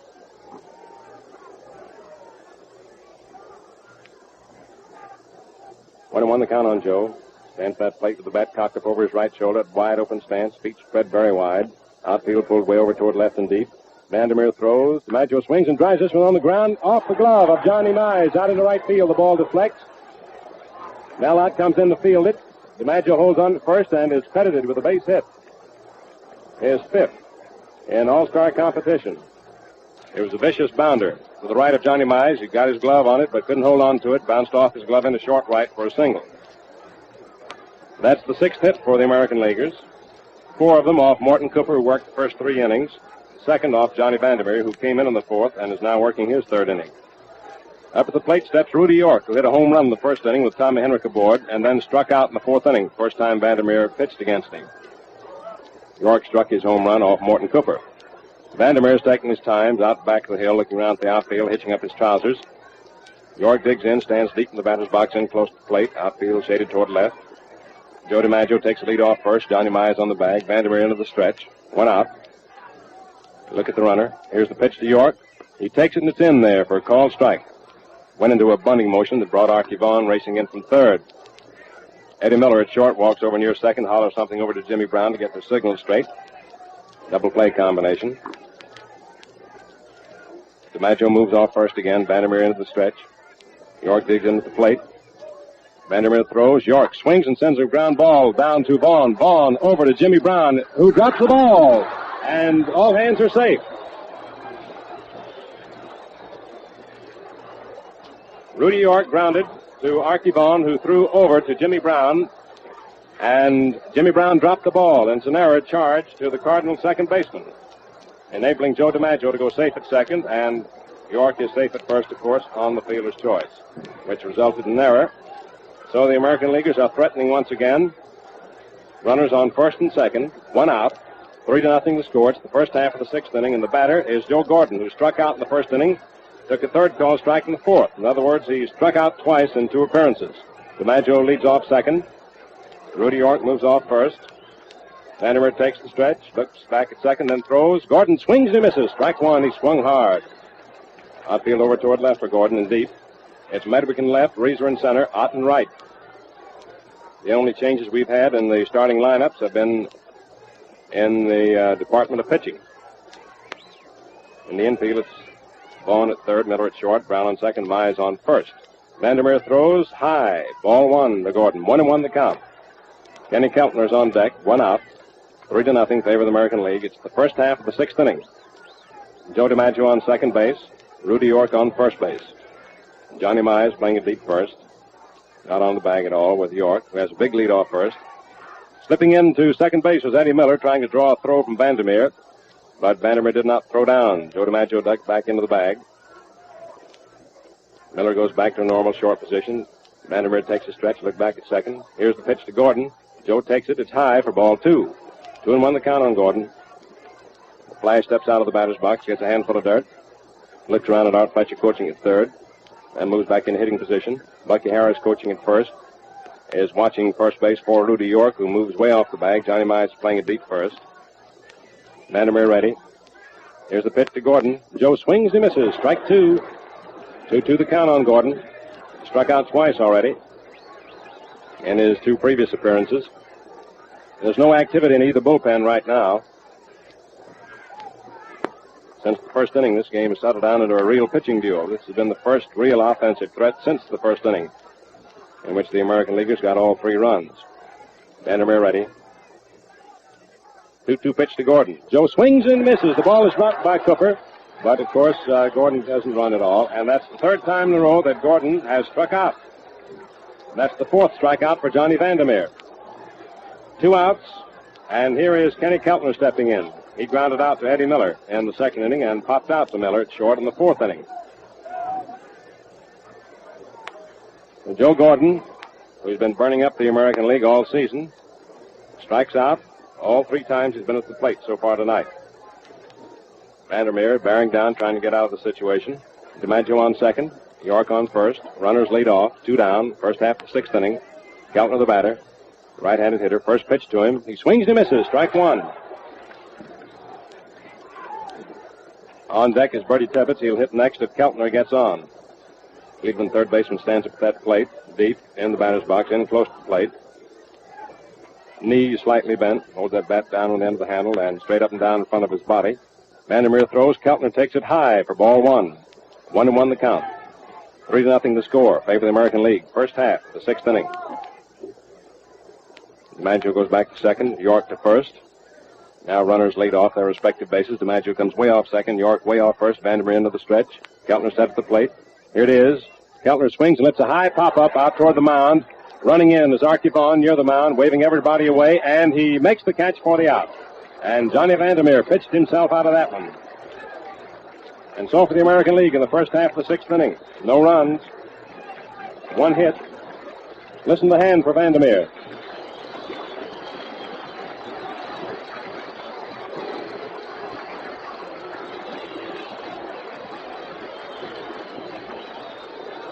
For the American League in the first half of the sixth inning, no runs, 1 hit, 1 error for the National League. 2 men left on base. And that error, charged to Jimmy Brown, is the first error of the game. And now while we're waiting for the National League to come to bat in the last half of the sixth inning, let's pause for station identification. This WGN, the voice of the people, Chicago. This is Mel Allen speaking to you once again from the Polo Grounds as we come into the last half of the sixth inning. Danny Litweiler is going to come in to pinch hit. He bats right-handed. Al Benton doing the pitching for the Detroit Tigers. Working for the American League right now. Throws. Litweiler swings and lines one out into right field. Gordon goes over, can't get it. Makes a valiant try, but the ball drops into right field safely for a base hit.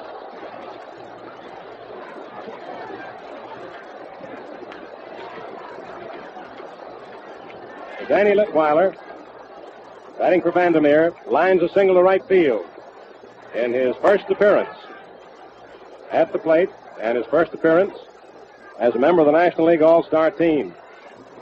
That's only the third hit of the evening for the National League. First two hits having come off Spud Chandler, who worked the first 4 innings. Up now is Jimmy Brown, switch hitter, batting left-handed against the right-handed pitching of Al Benton. He was hit by a pitched ball in the first inning, grounded out to Gordon in the third. Benton takes the stretch, throws. Brown swings and lines this one foul. Back at third for strike one.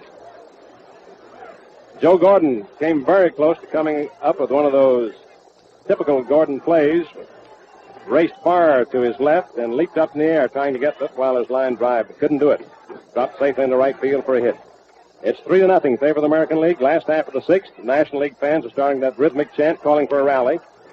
Benton takes the stretch. Here's the pitch to Jimmy Brown. He swings and lines another one foul. Back at third base for strike two. Bill McKechnie stepping things up, coaching at third base, manager of the Cincinnati Reds, and Frankie Frisch, manager of the Pittsburgh Pirates, is coaching at first.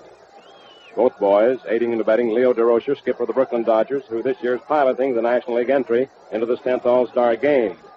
Benton ready, throws, Brown swings and sends one over the mound, out over second, picked up by Budrow, steps on second, throws to York for a double play.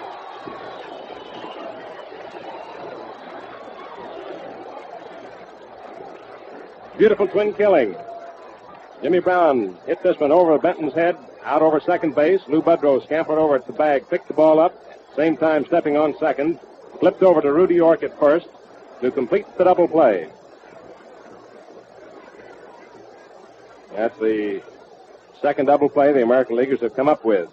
Here is Archie Vaughan stepping in. 2 outs now, nobody on base. It's the last half of the sixth inning. American League leading 3-0. Archie Vaughan hit into the first double play in the first inning after Jimmy Brown was hit by a pitched ball. Vaughan hit to Gordon, who threw to Budrow, who delivered over to York for the double play. Vaughan digs in.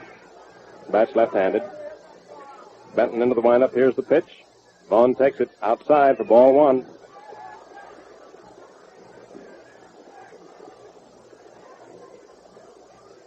Benton looks in to get the sign from Tebbets. Working rapidly. Pitches. Vaughan takes a fast one low for ball two. Outfield pulled over toward right. Slightly toward right and center right, almost straight away and left. Claude Passo throwing in the bullpen for the National Leaguers. Benton ready, pitches. Vaughan looks at one over the outside corner for a called strike. Plenty of activity in the American League bullpen. 2 pitchers warming up, one of whom is a left-hander, Cotton Ed Smith of the Chicago White Sox. 2 balls, 1 strike on Archie Vaughan, 2 men out. Here it is. Vaughan takes it low inside for ball 3. It's the last half of the sixth inning. The American League out in front by a score of 3-0. All the damage having come in the first inning. Benton ready for the 3-1 pitch to Vaughan. Vaughan takes it, and it's in there for called strike 2. Vaughan started down toward first base, turns around to argue with umpire Bill McGowan. Bill McKechnie raises a howl at third, but there's no argument. Frankie Frisch stands at first with his hands on his hips, looking in with a bit of a scowl at the plate. 3-2 the count now on Vaughan. Benton ready. Here's the payoff pitch. Vaughan takes it, and it's inside for ball 4. And Vaughan walks. And here's Pete Reiser stepping up. That's the first pass issued by Benton and the first National Leaguer to have received the base on balls tonight. And as a matter of fact, that's the first walk in the ball game. Pete Reiser steps in. He grounded out to Gordon in the first inning. Had himself an infield hit in the fourth. Bats left-handed.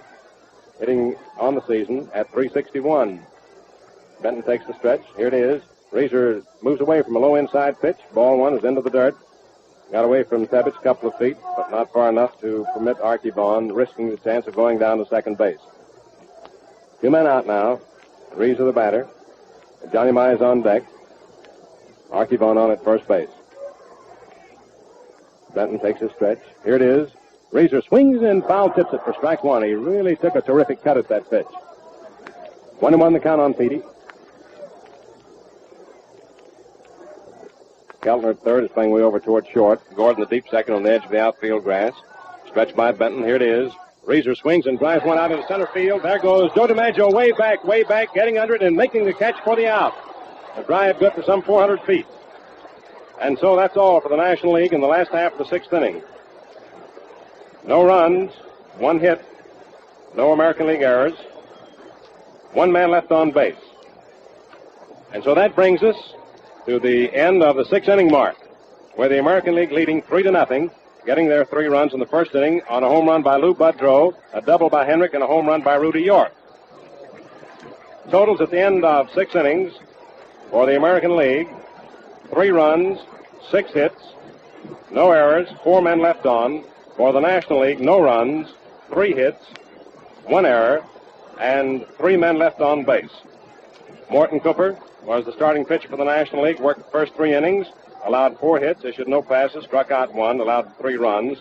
Johnny Vandermeer relieved him, worked the next 3 innings, during which time he allowed 2 hits, issued no passes, struck out 4, and did not allow any runs. Spud Chandler was the starting pitcher for the American League, worked the first 4 innings, allowed 2 hits, issued no passes, struck out 2, and allowed no runs. Al Benton has been in there since he relieved Chandler in the 5th inning, and he's still in the ball game as yet, so we won't give you his record until he will depart from the ball game. So at the end of 6 innings, it's 3-0 favor of the American League, and now taking over as we go into the 7th inning, and to describe the remainder of the ball game for you is Bob Elson, who covers the games of the Chicago Cubs and the Chicago White Sox for the Mutual Station in Chicago. Here he is, Bob Elson. Thank you very much, Mel Allen. Good evening, friends. We have quite a ball game on our hands here in this number 10 game in the All-Star Series, which this year, as you know, is being played here in the Polo Grounds in New York. And as we go into the first half of the 7th inning, the National League is sending in a brand new team. At third base, Elliott of Pittsburgh. At short, Reese of Brooklyn. At second, Herman of Brooklyn. At first, McCormick of the Reds. The catcher, Lombardi. The pitcher, Passaw. The outfield. Here come the announcements now on the changes.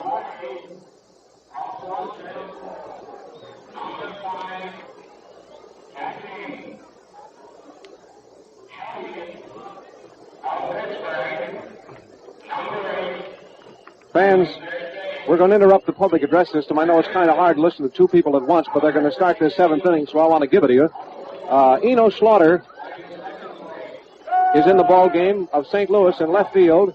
Terry Moore in center field. Otta staying in right field. The entire National League ball club has changed, and the first man to bat for the American League, there's a hand for Reese as he's announced, is going to be Bertie Tebbetts. He's been up twice. He struck out and he popped up. And here's Claude Passaw of the Cubs getting ready with the first pitch. And it's an attempted bunt. And he misses the ball for a strike. Passaw has had a very fine record this year. He's taken part in 16 ball games. He's won 12. He's lost 5. He's pitched 154 innings. And he's taken part in 14 complete games out of 16 efforts. He's had 45 strikeouts, by the way. Here's the next pitch to Bertie Tebbetts. There's a swing and a miss, a curveball in around his knees, and it's 2 strikes.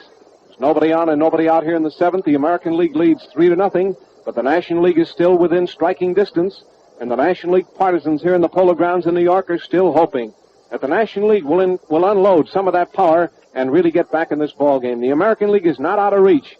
It's just 3-0. 2 strikes on Tebbetts. Here comes the next pitch. It's a strike, and he tried to back away from a pitch that was inside. It's a called strike. It looked at first as though it might have hit his bat, but the umpire says no, and Tebbetts is out on strikes. So it is a strikeout for Passaw, and that is 7 strikeouts in all tonight. There were 2 strikeouts for Cooper, 4 for Vandermeer, and 1 for Passaw. Vandermeer was really hot out there tonight. Now the next man to come up is Big Al Benton of Detroit. Big right-hander, a massive fellow with the number 19 in the back of his gray uniform. Claude Passaw of the Cubs out there in the center of the diamond. Here's the first pitch. He swings and hits a hopper down the third baseline. Elliott coming fast. There goes the peg. He's out. Elliott to McCormick, and there's 2 gone. Elliott, a reformed outfielder, by the way, has played great ball for Frankie Frisch's Pittsburgh Pirates. As Frankie said, the kid looks like he's been in there for years. Elliott's played bang-up ball at third base for Pittsburgh. Now that's 2 gone. We're back to the top of the batting order for the American League, and here's Lou Boudreau. He's been up 3 times. He hit a home run. He flied out, and he forced a runner the 3rd time. So he's up for his 4th time, and there's a high fly ball to left field. Country Slaughter getting under this ball, going to his right. He should get it. It's very high, and he caught it to retire the side. And so, before the right-hand shoots of Claude Passaw, the American League goes down 1-2-3 in the first half of the 7th inning. Now there's a big roar from the crowd. The National League partisans are standing in the last half of the 7th. The National League, as you know, is the home team here tonight. The American League has the lead in this series of 6-3, and it's been a wonderful ball game tonight. And now we're going to see if there are any changes for the American League. Yes, there are going to be some changes.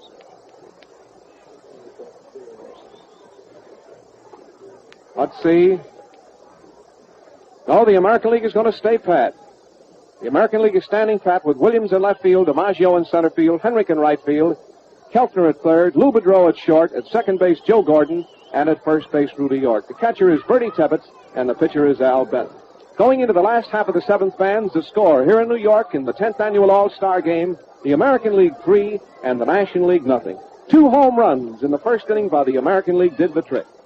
Now here's Frank McCormick coming up for the first time. Johnny Mize, who he succeeded at first base, batted twice tonight. The first time he bounced out to the first baseman, and the second time he flied out to right field. And here is Frank McCormick coming up to the plate.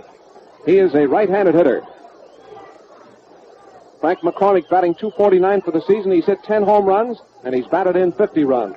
Al Benton gets all set. Here it is. It's a strike. It's right across his knees. A very sharp curve.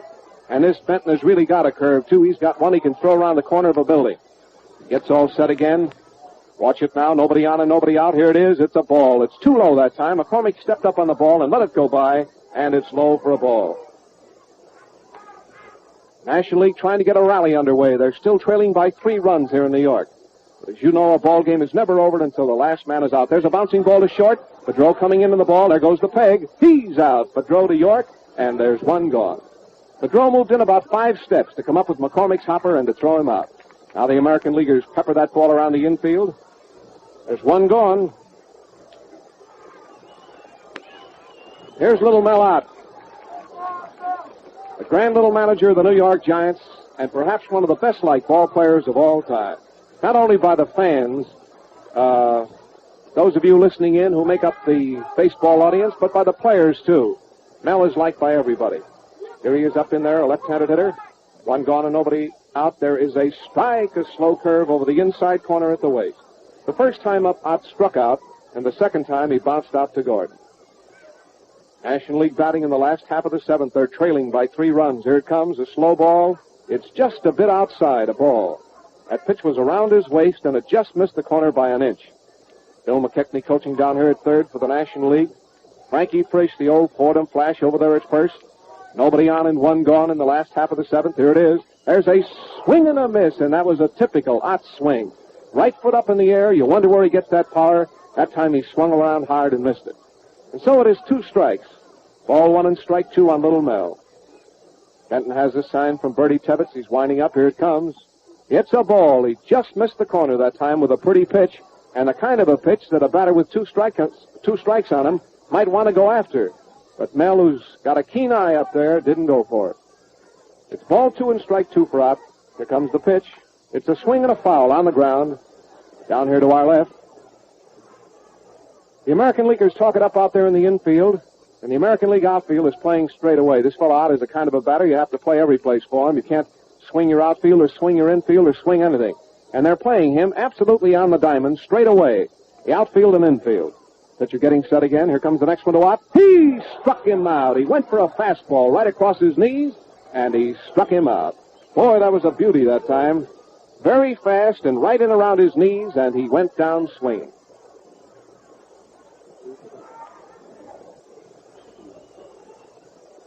Well, that's 3 times that the National Leaguers have gone down via the strikeout route tonight. Here's the left-hand hitter up. It's Slaughter. Country Slaughter, the left fielder, playing in left field, the regular right fielder for the St. Louis Cardinals. Slaughter's average is .284. He's hit 4 home runs, and he's had 22 runs batted in. The first pitch was a ball, knee-high. Here comes the next pitch to Slaughter. He swings, hits a high hopper. It's going to drop behind the pitcher. Gordon making a play. He's safe. He beat it out for a hit. Fans, that was that kind of a high-hopping ball. It hit in front of the pitcher's box, went high into the air, bounced behind him. The pitcher couldn't make the play. Gordon came in, grabbed that ball, and fired it with the same motion, but Slaughter had it beaten out for a hit.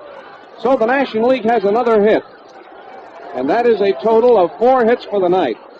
And it brings up Big Ernie Lombardi, one of the grandest characters in baseball. Ernie Lombardi. Here's Big Ernie, did some great work for Cincinnati for years. He's a hard worker. He's done some fine work this year for the Boston Braves. Great big lumbering sort of a fella. He led the National League a few years ago. And you know the amazing thing about Lombardi is that a fellow with his weight, and he's so slow a foot, that he could lead the league. It's all the more credit to his batting eye because Lombardi doesn't get any of those rollers or any of those kind of balls that the infielders knock down and he beats them out for hits. He can't do it. He's too slow. Every time he hits that ball for a hit, he's got to hit it on the beam. First pitch was wide. The outfield is playing him just a little bit over to the left. Here's the next pitch. Lom swings and misses. A sharp curve in across his knees, and it's 1-1. Ernie Lombardi batting for the National League. There's a man on first, and there's 2 gone. The ball game is in the last half of the 7th. National League trailing by 3 runs. Benton getting set. Here's the next pitch. There's a wallop, but it's foul. Ernie Lombardi hit one up against the top of the roof down the left field line, but to the left side of the foul line, and it was a foul ball. Ernie gave it a ride, but foul, and now the catcher, Bertie Tebbets, is going out to talk to Benton, and they're standing halfway between the plate and the pitcher's box, just having a chat while Lombardi in his white uniform stands up there at the plate. National League trails by 3. It's the American League 3 and the National nothing in the last half of the 7th at New York. Big Al Benton, second pitcher for the American League tonight, is on the mound. Gets all ready again. Here's the next one, and it's a ball. It broke outside knee-high, and it's 2-2. Ernie started to go for that pitch. It looked like it was going to be pretty good at first, but he let it go by. 2 pitchers are in the bullpen, Hewson and Smith for the American League. Ball 2, strike 2 for Lombardi. Here it comes. It's a ball very far outside. There is no doubt about it. And it's ball 3 and strike 2. So Ernie is on the verge of a walk. Next man to come up will be the Dodgers shortstop, Pee Wee Reese. Lam is going to get a 3-2 pitch to swing at. Here it comes. There's ball 4. It's low, and it puts 2 men on. Here's Reese coming up for the National League. Fans, that's the second walk of the night. That's the second walk. It puts a man on first and a man on second and brings up Reese with 2 gone.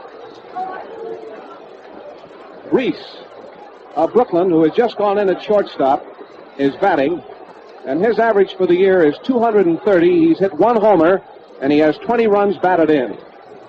Reese up with 2 men on and 2 out in the last half of the 7th. And the National League partisans are making some noise here in the Polo Ground. Here's the pitch, and Reese takes, and it's a strike. It's right across his knee. By the way, Mel was just telling me that Reese hits well here in the Polo Grounds. Mel, of course, sees all these games in New York. Well, the National League could really use a hit in this spot. They have 2 men on and 2 out.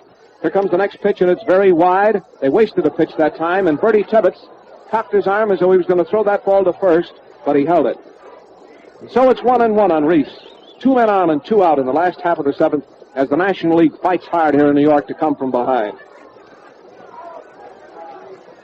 Al Benton getting his sign out there again. Here's the next one. There is a ball. It missed the corner knee high, and it's ball 2 and strike 1 for Reese.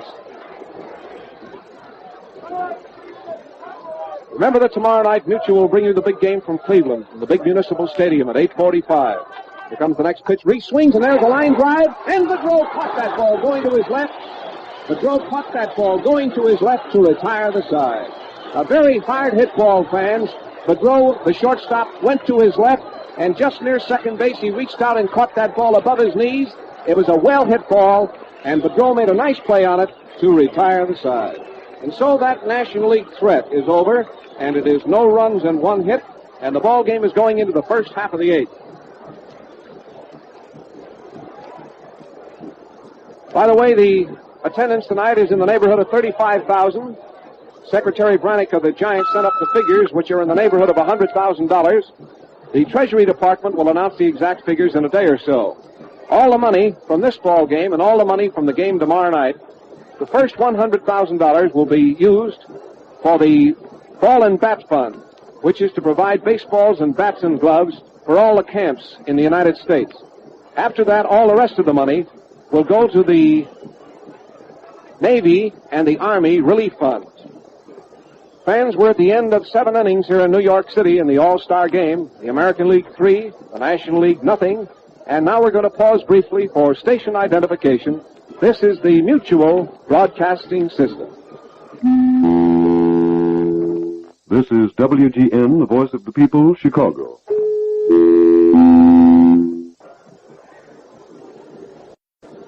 Now, this is Bob Elson talking to you again from the Polo Grounds in New York. We're all set to go into the 8th inning of this ball game. Mutual Broadcasting System brings you exclusive coverage of one of America's outstanding sports classics, the All-Star Game. The first man to bat for the American League is Tommy Henrich, a left-handed hitter. He's stepping up in there now. He's been up 3 times. He's had 1 hit, and he's facing Passaw as we start the 8th, with the American League still out in front by a 3-0 score. The outfield is playing Henrich just about normal, maybe around just a step or 2 to the right. There is a smash to right field. The right fielder coming fast. He dove for the ball, and he got it. A beautiful catch. The right fielder, Melot, just made a diving catch of Henrich's smash to right field. Listen to that hand.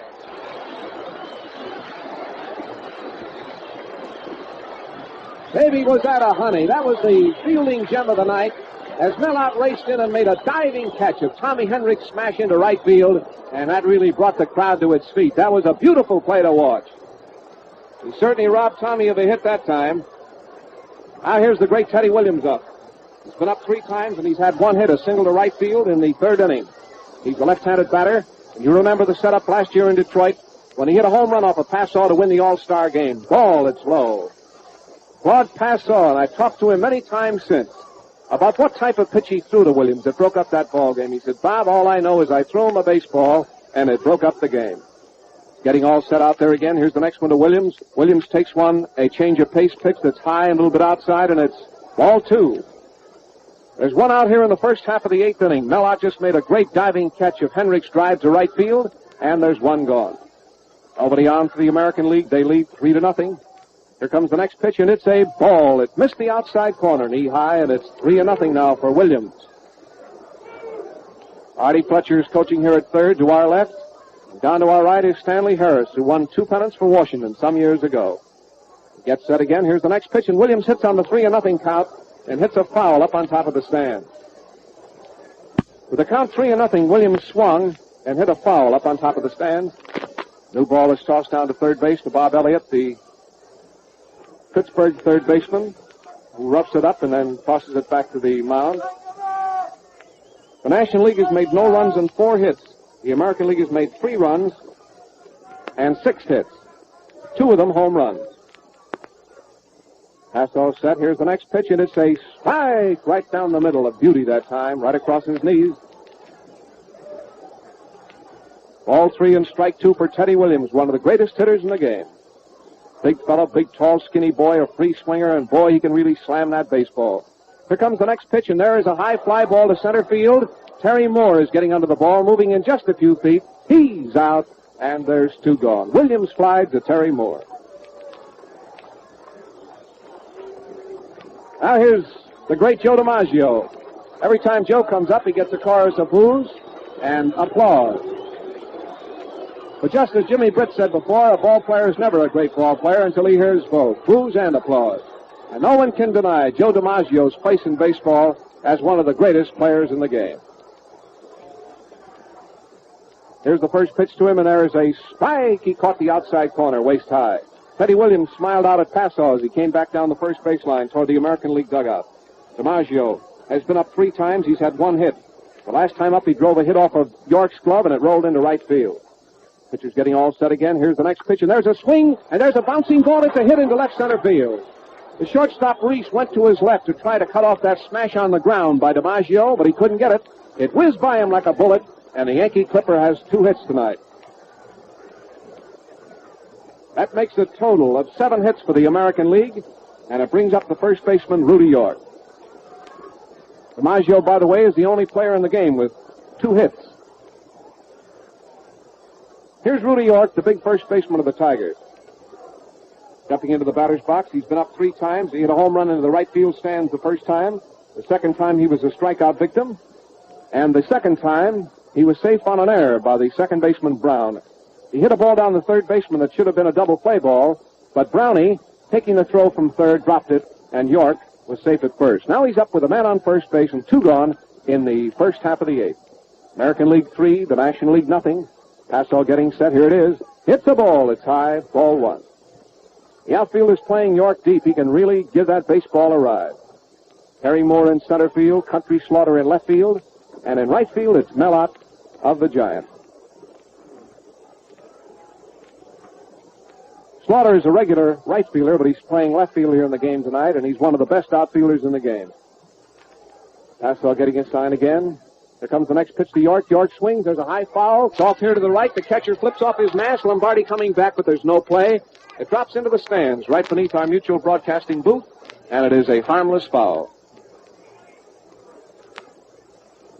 Well, remember, the winner tonight plays the service team, and a great attraction tomorrow night in the big municipal stadium at Cleveland. Tomorrow night, Wade Hoyt, Jack Rainey, and I will bring you the ball game from Cleveland as another exclusive Mutual presentation.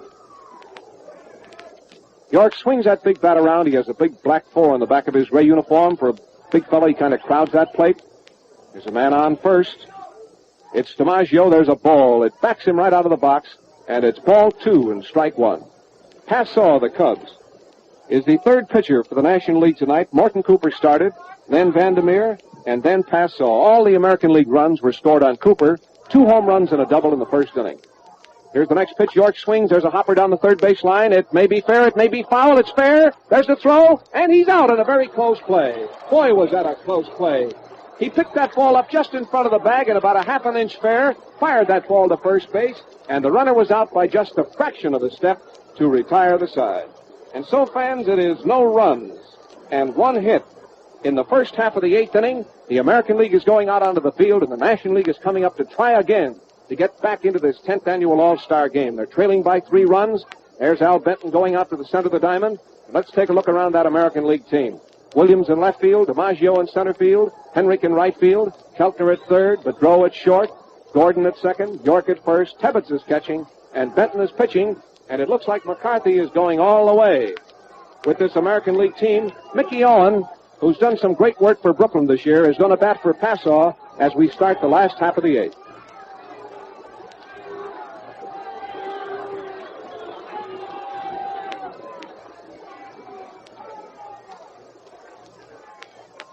Well, it's been quite a ball game, and believe me, these fans have seen a ball game here tonight. Mutual hopes that wherever you're listening to this game across the country, that it's giving you a lot of enjoyment. It's one of the outstanding sports attractions of the year, the annual Baseball All-Star Game. And this year it's for a great cause. All this money goes to Army-Navy relief after $100,000 is taken out for the Ball and Bat Fund to provide baseballs and bats and gloves for all the camps. Now here's Mickey Owen up. He's a right-handed batter. He's making his appearance in the lineup as a pinch hitter for Passaw. Benton gets set. There's a bunt down the third base line. It's foul outside the line. Kenny Keltner runs in for the ball, picks it up, and the boys whip it around. Mickey Owen is a right-handed batter. His present average is 291 for Brooklyn. He's had no home runs, and he has batted in 22 runs. He's had this year one of his greatest years. Here's a fellow who was the unfortunate victim of a play in the World Series last year, which Mutual brought you exclusively. And that play of the missed third strike will probably go down as history. But did it affect this fellow's career? It did not. It made him a better ball player. Ball, it's inside. All the more tribute to Mickey Owen. Nobody on and nobody out as the National League tries to get a rally going here in the last half of the 8th, and their chances are slipping away. Here comes the next pitch, and there's a ball. It's high outside, and it's ball 2 and strike 1. National League has changed their entire team tonight. Manager Joe McCarthy of the American League with a 3-0 league has just stood pat. Al Benton is all set again. Here's the next one to Owen. Owen swings. There's a high fly ball going toward right field. It may be a home run. It is a home run for Mickey Owen.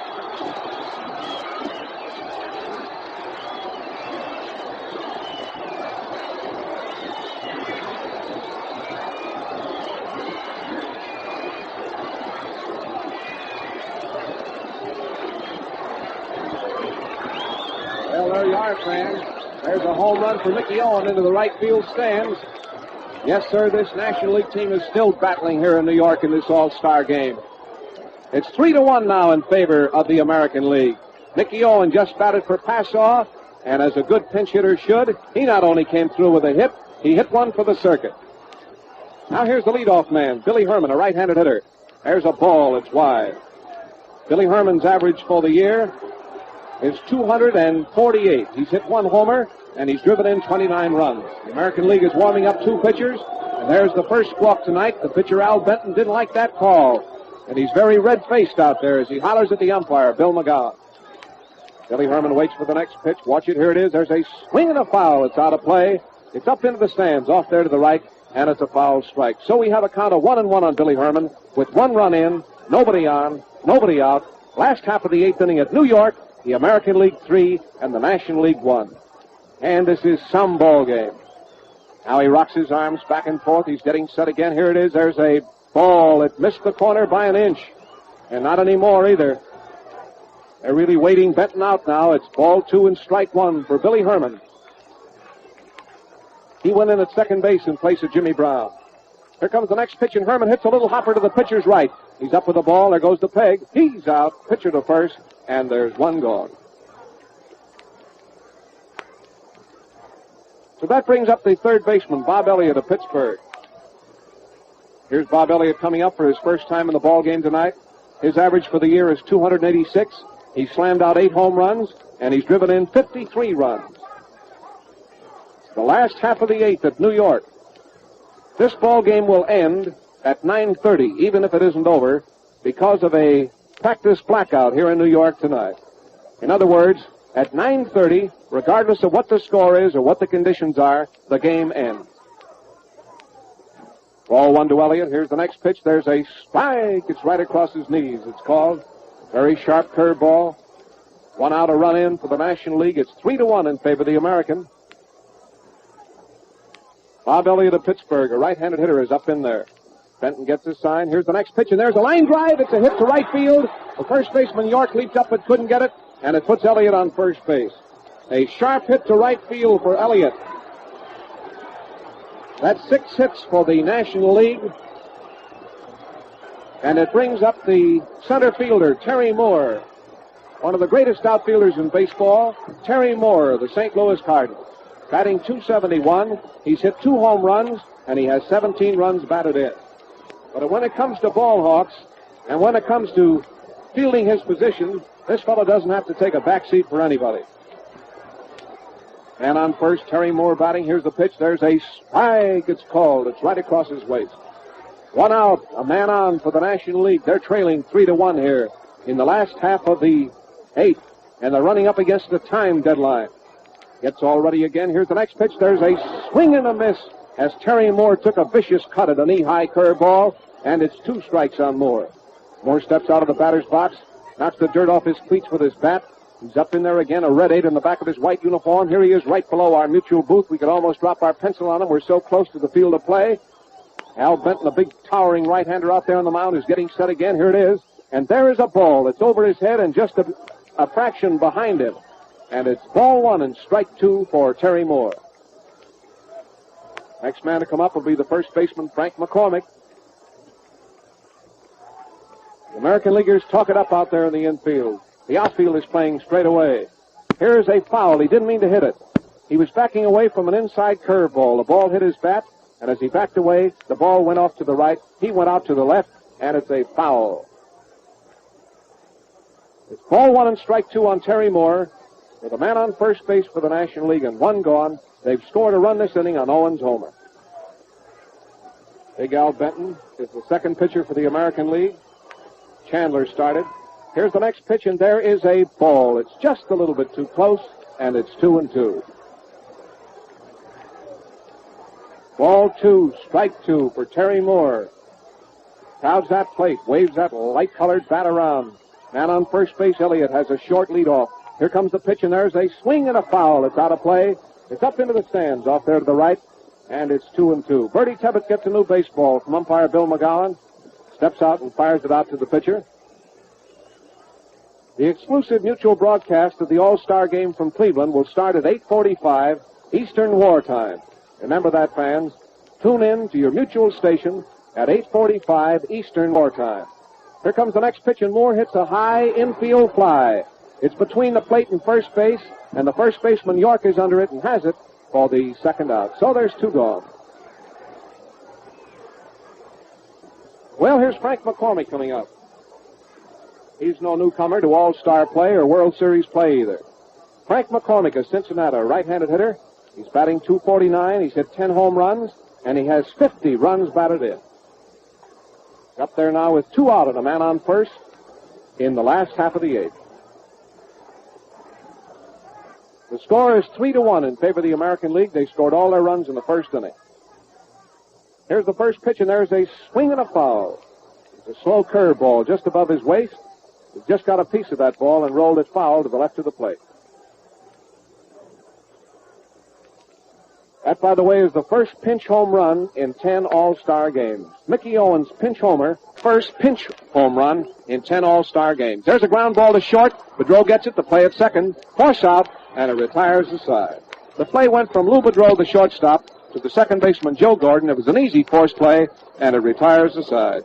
And so the totals, fans, in the last half of the 8th, for the National League, 1 run and 2 hits. And now the game is going into the first half of the 9th inning with the score of the American League 3 and the National League 1. Now let's recount those totals, shall we, for 8 innings of play. The American League has 3 runs, 3, 4, 5, 6, 7 hits. The National League 1 run, 1, 2, 3, 4, 5, 6 hits. The National League had a hit in the 3rd inning. They had a hit in the 4th. They had 1 in the 6th, 1 in the 7th, and 2 in the 8th. The American League had 3 in the 1st, 1 in the 3rd, 1 in the 6th, 1 in the 7th. Ball game is now going into the first half of the 9th. The complete totals, the American League 3 runs, 7 hits, National League 1 run, 6 hits. Now here's the new pitcher, Bucky Walters is in. Bucky Walters has come in for the National League. He's taken part in 18 games. He's won 9 and lost 6 for the Reds this year. He's pitched 127 innings. He's allowed 114 hits. He's walked 39, and he struck out 57.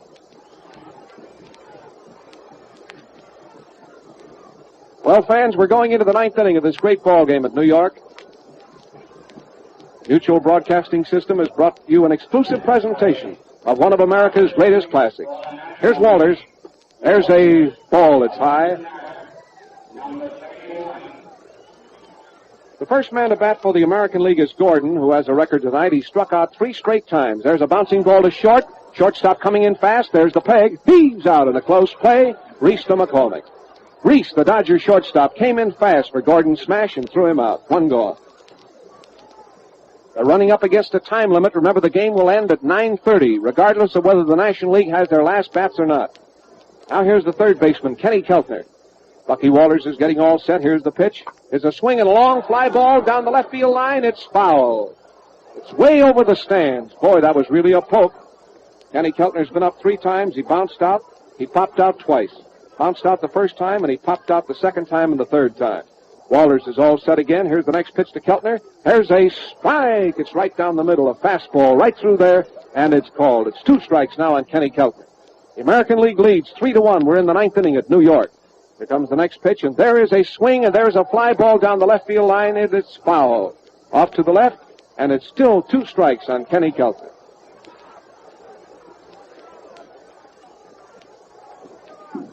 Kenny Keltner batting with 1 out.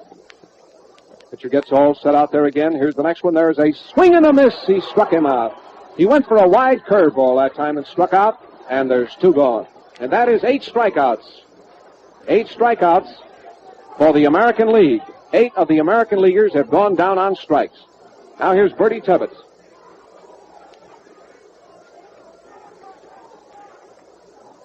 Tebbetts, a right-hand hitter up. Here's the pitch. There's a strike. It's called right down the middle.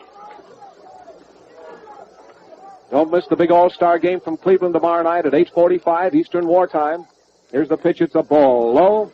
Mutual will again bring you the All-Star game tomorrow night. Mutual Broadcasting System leads the way in the presentation of America's leading sports events. There's a half swing. The ump says he went a little bit more than half, and it's a strike. Makes it ball 1 and strike 2 for Tebbetts. Bertie's been up 3 times. He's caught a fine game tonight. He struck out the first time. He popped out the second time. And he struck out the third time.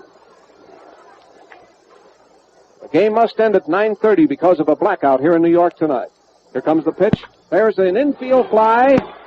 The third baseman, Elliott, is coming over near the mound. He's right under the ball. He's out. and it retires the side. And so the National League will get their time at bat. No runs and no hits. And this can be said for the American League. And let me say it right now. The boys are not stalling at all. Everybody's hurrying right out there. And I really think that the American League wants to see the National League get their last time at bat, which they're entitled to. They're all hustling, getting out there on the field so that the National League, running up against a time deadline, will get their bats in the last half of the night. Pitcher Al Benton is out there. Let's see, the hitters we have coming up are going to be Mellott, Country Slaughter, and Ernie Lombardi, and those fellas can really slap that apple. Benton is getting in his practice throws.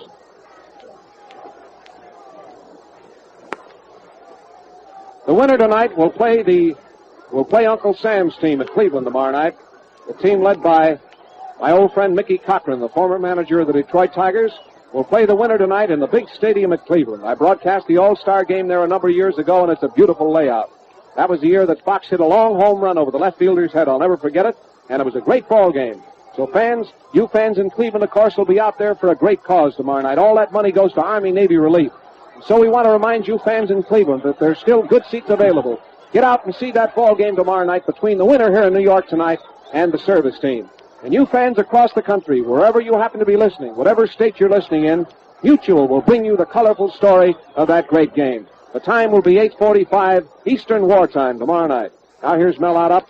Benton gets all set. There's a swing and there's a foul. It's off to the right. Tebbetts chasing the ball. Maybe out of play. It's in the stands, and it is out of play. It's a harmless foul. One strike. Left-hand hitter Mellott up. It's the last half of the ninth inning with the American League ahead 3-1. The American League official totals are 3 runs and 7 hits. If the American League wins, of course, Chandler will be the winning pitcher, and Cooper will be the loser. Gets all set out there now, taking his time. There's nobody on, there's nobody out. Benton is ready. Here's the next pitch to Ott. Ott takes a ball that missed the corner, and it's 1-1. Boy, what a moment this is, fans. I know that you can feel the tenseness that we feel here in New York. As the National League up for the last time with 7 minutes left to play, the deadline before the blackout in New York, Mayor LaGuardia was very kind to set aside the time, to give baseball more time tonight. You know, this game was supposed to end at 9:10, but there was an unavoidable delay in starting, and so Mayor LaGuardia very graciously gave baseball a little longer time, right up until the actual deadline of the blackout, which is 9:30. He's getting all set again. Here's the pitch. There's a swing, and there's a foul that the first baseman may have a chance on. He's going back, and it's going into the stands. A foul ball, and it's 2-2 on Little Mel. Now Bertie Tebbetts gets a new baseball from Bill McGowan. Tosses that ball out there. Well, the American League, as you know, scored their 3 runs in the first inning on a home run, a double, and another home run. And the National League scored their run in the 8th inning on a pinch home run by Mickey Owen. Now he's getting all set again. It's 2-2 on Ott. Here it comes. It's a swing and a foul tip, and it got away from Tebbetts, and he's going to get another swing. Looks like Bertie was hurt with that foul. Tebbetts went down on one knee, but he's getting up now and seems to be okay. Well, it's been a wonderful sight here in New York tonight. These fans that have jammed into these stands have really enjoyed it. And Jim and Mel and I have really seen a grand ball game. We hope that you've enjoyed it on the radio. Here comes the next pitch, and Ott hits a pop-up right in front of the plate. The catcher, Tebbetts, is down the line just a few feet and takes that ball 20 feet down the line toward third, and 1 foot inside the line, a fair ball, and Ott is out. So, fans, 2 more now, and the ball game will be over.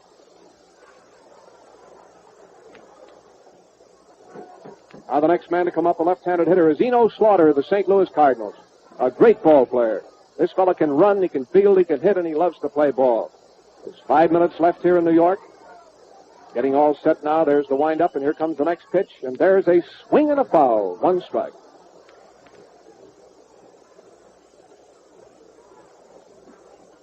American League 3 and the National League 1. That's the setup. Nobody on and 1 gone in the last half of the ninth. Here comes the pitch, and there is a foul. It's right up here to the right, just to the right of our booth. Catcher Tebbetts gets another new ball and fires it right out there to Benton. Country Slaughter batting for the National League with nobody on and 1 gone. Benton is all set. Here comes the next pitch, and Slaughter takes one in the dirt, a ball. Ball 1 and strike 2 for Reno. Up in there batting left-handed, a red 9 in the back of his white uniform. American League infielders keep up a constant stream of chatter. Here comes the pitch, and there is another ball. He almost hit him in the leg. He was going to go for that one. It was a sinker, and he started to go for it, but he pulled his bat in time, and the umpire calls it a ball. The outfield of Williams, DiMaggio, and Henrik that's gone all the way is playing Slaughter straight away. About 4 minutes left. They'll get their bats all right. He's getting all set again. Here comes the next pitch, and there's a swing and a hopper foul to the right of the plate. Slaughter starts down the first base line, but the umpire, Bill McGowan, yells foul. He tells Bertie Tebbets to throw that ball away, flips him a new ball, and the American Leaguers peg it around. The next man to come up after Slaughter will be Ernie Lombardi. Bill McGowan is getting a new supply of baseballs now in his blue serge suit. Al Benton is the second American League pitcher tonight. Chandler started. He's getting all set again. Here comes the next one to Slaughter. Slaughter swings. There's a long fly ball to dead center, but DiMaggio is out there backing up. He caught it, and there's 2 gone. Country Slaughter hit one a mile that time towards center field, but Joe DiMaggio raced back about 35 or 40 feet and pulled it down, and there's 2 gone. And now, fans, here comes Ernie Lombardi, the last hope of the National League.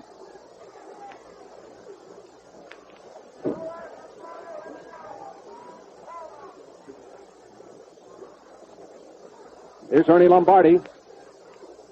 Here's the first pitch. There's a strike. It's over the outside corner. 2 out and nobody on in the last half of the 9th inning. American League 3-1. Here comes the next pitch to Lom. Lom swings and misses a change of pace pitch in around his knees, and the pitcher made him look bad on it. It's 2 strikes on Lombardi. There's 2 out. 1 more out and the ball game is over, and the American League will play the service team in Cleveland tomorrow night. Now Al Benton is all set again. Here comes the next pitch. He hit the high fly ball to right field. Looks like it's all over. Tommy Henrik is in under the ball, and he caught it. The game is over, and the American League defeats the National League in New York in the 10th annual All-Star Game. Here are the totals. The American League, 3 runs, 7 hits, and no errors. The National League, 1 run, 6 hits, and 1 error. The winning pitcher in the ball game is Chandler, and the losing pitcher is Morton Cooper. I want to give my colleagues who worked on the broadcast with me tonight just a chance to say goodbye. We're going to have to get off in a hurry, and here's Mel Allen. It was swell working this game with Bob Elson and Jimmy Britt. It was a beautiful ball game to watch. A lot of swell pitching. Only 1 half inning, which was any great deal of offensive fireworks. In the first inning, when Lou Budrow homered and Rudy York homered with the Tommy Henrik on base, who had doubled prior to York's homer. It was really a swell ball game to watch. Wish you were all here. All right, here's Jimmy Britt. The fact that this game had a blackout deadline to make added to the suspense and drama of the final innings. It was an all-star game worth remembering, and the American League is going to give Uncle Sam's Service 9 in Cleveland tomorrow night a real battle. Well, thank you very much, Jim and Mel. It's been a real pleasure to work with you tonight. I'm looking forward tomorrow night with working with Wade Hoyt and Jack Rennie over at Cleveland, when Mutual will bring you an exclusive coverage again of the great all-star game at Cleveland at the big municipal stadium. The players are getting off the field. The American League players are shaking hands with each other, and so are the National League players as they go off the field. And the final score again is the American League 3, the National League 1. The winning pitcher is Chandler, and the losing pitcher is Cooper. And now this is Bob Elson saying good night from the Polo Grounds in New York City. We return you to our New York studios. We wish to thank the makers of Philly's cigars, sponsors of Cal Tinney and Sizing Up the News, usually heard over many of these stations at 8 p.m. Eastern Wartime, for their courtesy in relinquishing their time this evening so that we might bring you the broadcast of the All-Star Baseball game. Mr. Tinney will be heard at his regular time Wednesday evening. Gabriel Heater, usually heard at 9 p.m. Eastern Wartime, will be presented over his regular network immediately following station identification. AFRS Sports Reel.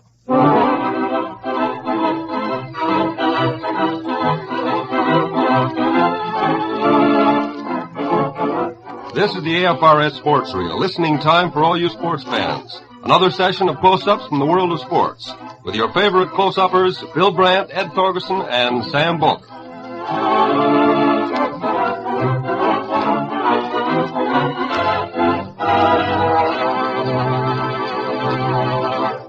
To start things off, let's listen to a familiar voice with a story fresh from the baseball park. It's Sam Bolter spinning another one for the book. Absenteeism was not invented in an aircraft factory. It has happened on many an occasion in baseball. In August 1934 at Sacramento, California, a Sacramento hurler felt this very strongly. The first Portland man up in the fourth inning hit a fly to right field, whereupon it was discovered, rather belatedly, that absenteeism had reared its ugly head. There was no fielder there. Sacramento's right fielder, Frenchy Bordegaray, had neglected to take his accustomed position at the start of the inning. The ball dropped for a double, and it so unnerved the pitcher that he was batted from the box in that inning. Which brings us to the strange story of the absent batsman, the case of the guy who drew a base on balls while sitting on the bench. Impossible? No, it happened to Joe Donovan, first baseman for Springfield in 1929. Opposing Springfield that afternoon was Clyde Hatter of Dayton. Clyde is the same wild young man whose control has been notoriously like Tojo's scruples, hard to find. You may know him better as the Mad Hatter, one-time Louisville twirler and Detroit Tiger rookie. Hatter's first pitch to Donovan was right by the batter's knuckles. In fact, he said the ball had nicked him. The umpire insisted it had nicked the bat. Joe Dunn, the Springfield manager and one of baseball's best moaners, joined in the argument. Donovan howled and moaned in protest. He offered his hand as proof that he'd been hit. But the umpire was firm. Play ball, he said, play ball. No, said Donovan, I'm injured. And he walked to the bench and made a great show of laboriously going about the business of taping his hand. Play ball, said the umpire again. Donovan continued the taping. Finally, the umpire motioned to Hatter to go ahead and pitch. Hatter was a little uncertain about it all, but the umpire was insistent.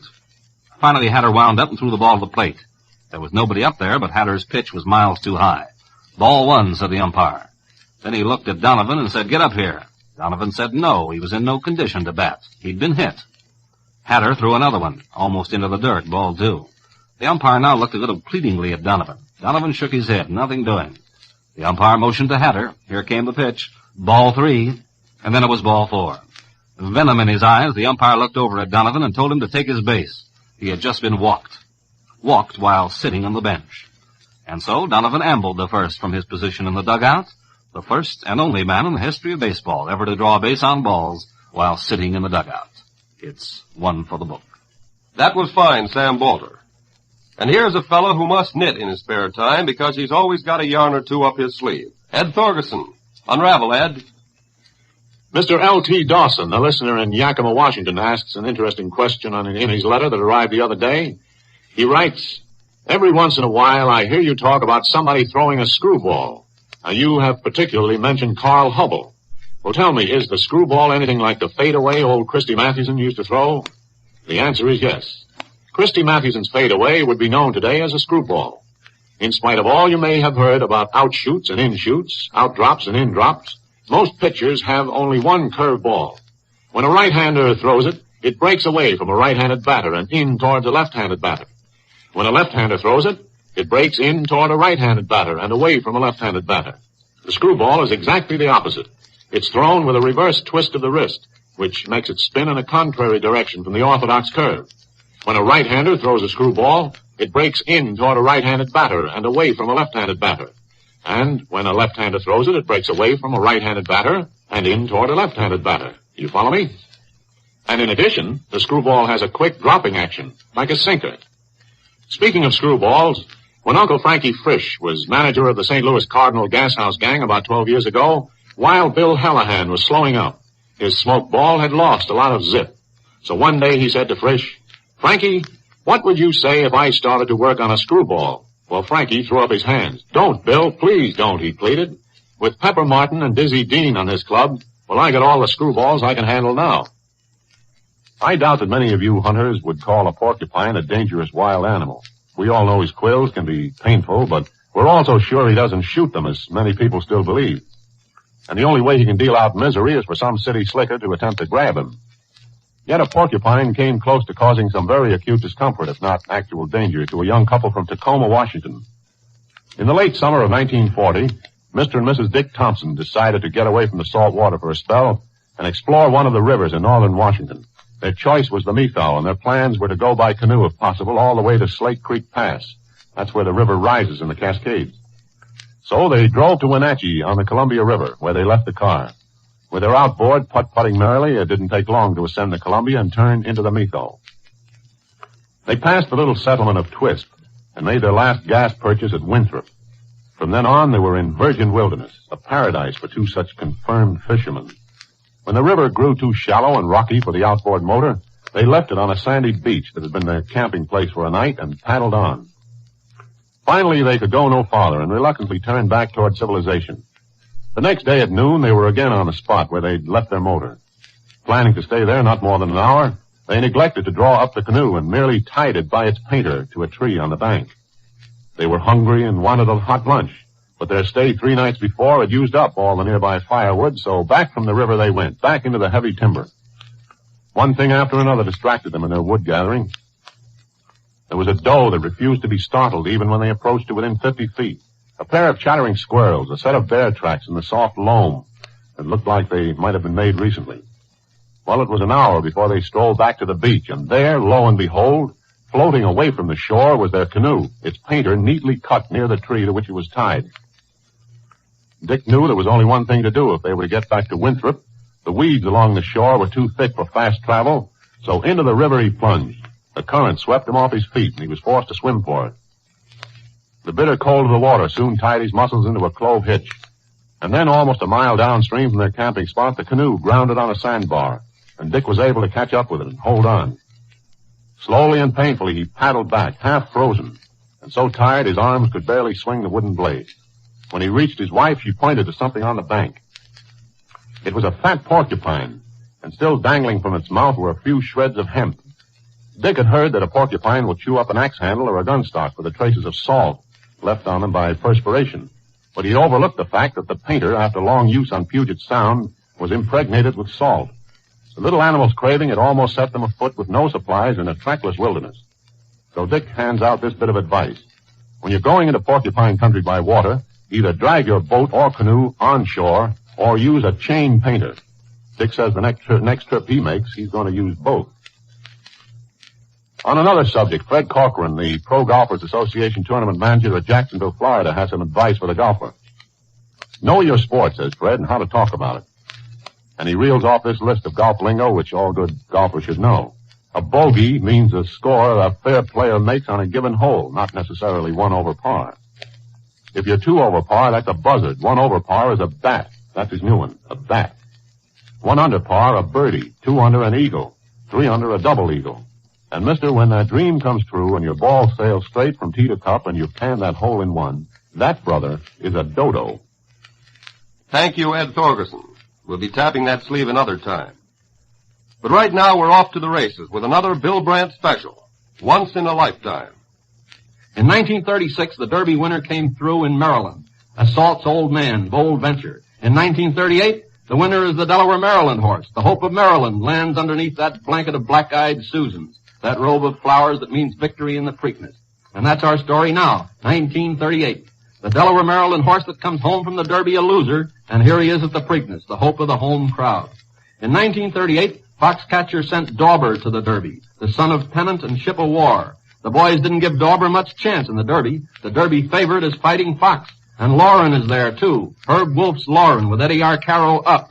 But when the Derby field comes under that wire, Dauber from Foxcatcher is crowding right up close. The winner is Lauren. This is number 1 for Eddie Arcaro. Arcaro's first win at Churchill Downs. Second by a length, Dauber. So now we move from Kentucky to Maryland. Here at the Preakness, they're going to the post. No Lauren. Lauren's not running today. But here's the Derby favorite, Fighting Fox, and most of the Derby field. Me Now, Sun Egret, Cravat, Can't Wait, Bull Lee, Bull Whip, Hypocrite, a great field. The 14th of May, the merry month of May, springtime and roses. But luck. Right here now today in Baltimore, it's raining cats and dogs and little red wagons, raining all over Maryland, but especially at Pimlico. That post parade looks like a march of the wooden soldiers. Every step the horses take, they're up to their fetlocks in slimy mire. The boys in the press box snarl and make faces. They pound their typewriters. It's the worst weather in Preakness history. Some say the worst mud ever seen anywhere. But the Maryland home rooters laugh out loud because it's a Maryland tradition, that mud. Maryland horses love it. They laugh at it. They eat it a while, then they get tired eating and they go out in front and kick it in other horses' faces. Now they're lined up. The rainstorm hits a new high. You can hardly see the horses through that solid curtain of water. They're off, and here they come. 9 horses, all the same color, mud brown. 9 sets of racing silks, all merging into dead gray almost before they get to the grandstand. Here they go past the stand. Fighting Fox on top. Me Now right with him. I'll take the Fox. Fighting Fox got a bad break in the Derby, but he's the solid horse here today, and they'll never catch him now. He's out in front. Where's Dauber, the hope of Maryland? Oh, golly, look at him. Yes, going around the first turn, there's two horses way back, chasing all the rest of them, Dauber and Cravat. Dauber is 2 steps ahead of Cravat. There's nothing in back of Cravat but hoof prints. Licked, says the guy in back of us. Maryland, my eye. There's mud in his mouth, and he'll be full of it all the way around. A full meal of Maryland mud, and that's all he'll get today. And the guy in front of us turns around and yells, "Hey, I'll bet you right now. How about it? You want to eat some yourself? Listen, brother, I was down to the barn this morning, rain slamming down on the roof, and Dauber inside there laughing fit to bust. Just keep your eye on Dauber, brother." Out along the back stretch, all you can see is a solid clump of horses moving along all together. Well, Dauber closed the gap anywhere. He's somewhere in that pack, and that's all you can see in the rain until they hit the top of the stretch. Now it's me now by a length, Fighting Fox, Sun Egret. Look, there's 2 horses moving up. Dauber? Yep, Dauber. And who's tagging along with him, stride by stride? Why, it's Cravat, Johnny Westrope up. Say, Johnny must have picked Dauber as a good pacer. And now Maurice Peters, riding Dauber, begins to ride in earnest. Fighting Fox and Sun Egret look like a couple of weary travelers, practically standing still. Dauber and Cravat breeze right past. Now they go past me now. Why, this is a 2-horse race, the 2 that were last the first time around. Come on, Westrope. And Westrope piles it on. Everything he's got, but that stretch drive is too much. Dauber's running as if it's dry land. The crowd is screaming, "Dauber! The winner, Dauber!" How far? Wait till Cravat gets here. Oh, it's about 7 lengths. Yes, the Delaware Maryland mutter is in by 7 lengths, and the rain pours harder and harder, and the black-eyed Susans are weeping with joy. May 14th, 1938, the Preakness, when it's mud at Pimlico and the local hope moves from last to first in a roaring rush, first by 7 lengths. That's all it takes to make a Maryland once in a lifetime. Well, that horsey yarn just about does it for today. But if you want more of the same by America's 8 sports commentators, watch for the AFRS Sports Reel. We'll return soon.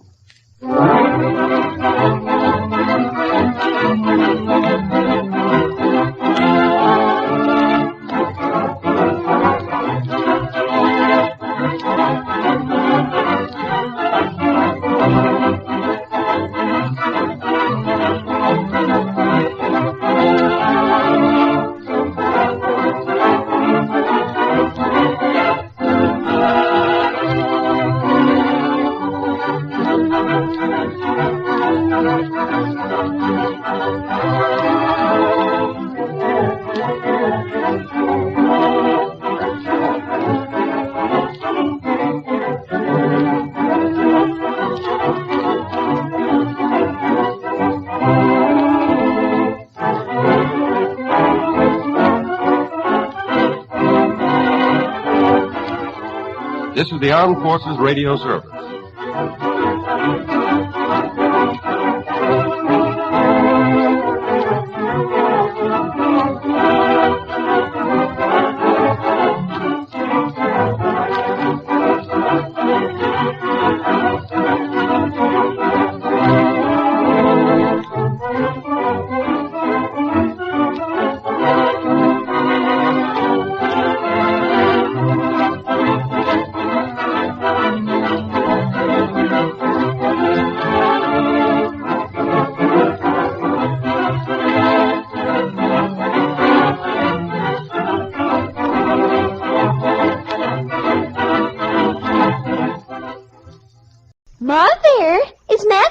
The best coffee in the whole world?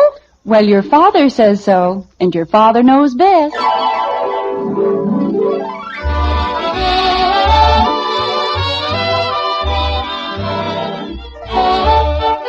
Yes, it's Father Knows Best, transcribed in Hollywood, starring Robert Young as father. A half-hour visit with your neighbors, the Andersons, brought to you by Maxwell House, the coffee that's bought and enjoyed by more people than any other brand of coffee at any price. Maxwell House, always good to the last drop.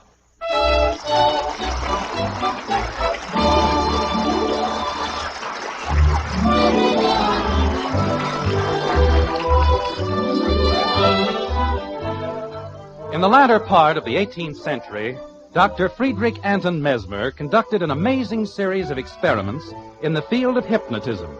In his work, Mesmer used rabbits, chickens, even people, with results we can describe only as astonishing. There was one field, however, which he neglected to investigate. The hypnotic influence of the average salesman on the average American home. In Springfield, in the white frame house on Maple Street, this subject is now about to be explored, but thoroughly, like this. Margaret. Yes, dear? What's this? What's what, dear? This? Oh, that. That's a magazine. I know it's a magazine, but what are we doing with a copy of the Poultry Breeders' Bulletin and Gazette? Well, we had our choice between that and the Mining Engineers' Monthly Manual. So you took the Poultry Breeders' Bulletin and Gazette. Naturally. We wouldn't have any use for a magazine about mining engineers, would we? Margaret. Yes, dear? Have you developed a sudden interest in poultry? No. A poultry breeder? Jim, don't be ridiculous. Well, you don't just go out and buy a thing like this without some reason. I didn't go out. He brought it here. Who did? Well, I don't know his name, but he was a very nice boy, and he's working his way through Harvard. You mean we bought a subscription for this thing? It was only $4, Jim, and if I thought you were going to make all this fuss... I'm not making any fuss. It's just that I see no reason for throwing money away on things we don't need. People always need magazines. All right, but why did you have to pick the Poultry Breeders' Bulletin and Gazette? I told you, dear, because we couldn't use the Mining Engineers' Monthly Manual. And we had to buy something, didn't we? He was a very nice boy. Margaret, I, too, am a very nice boy. I'm one of the nicest boys I know.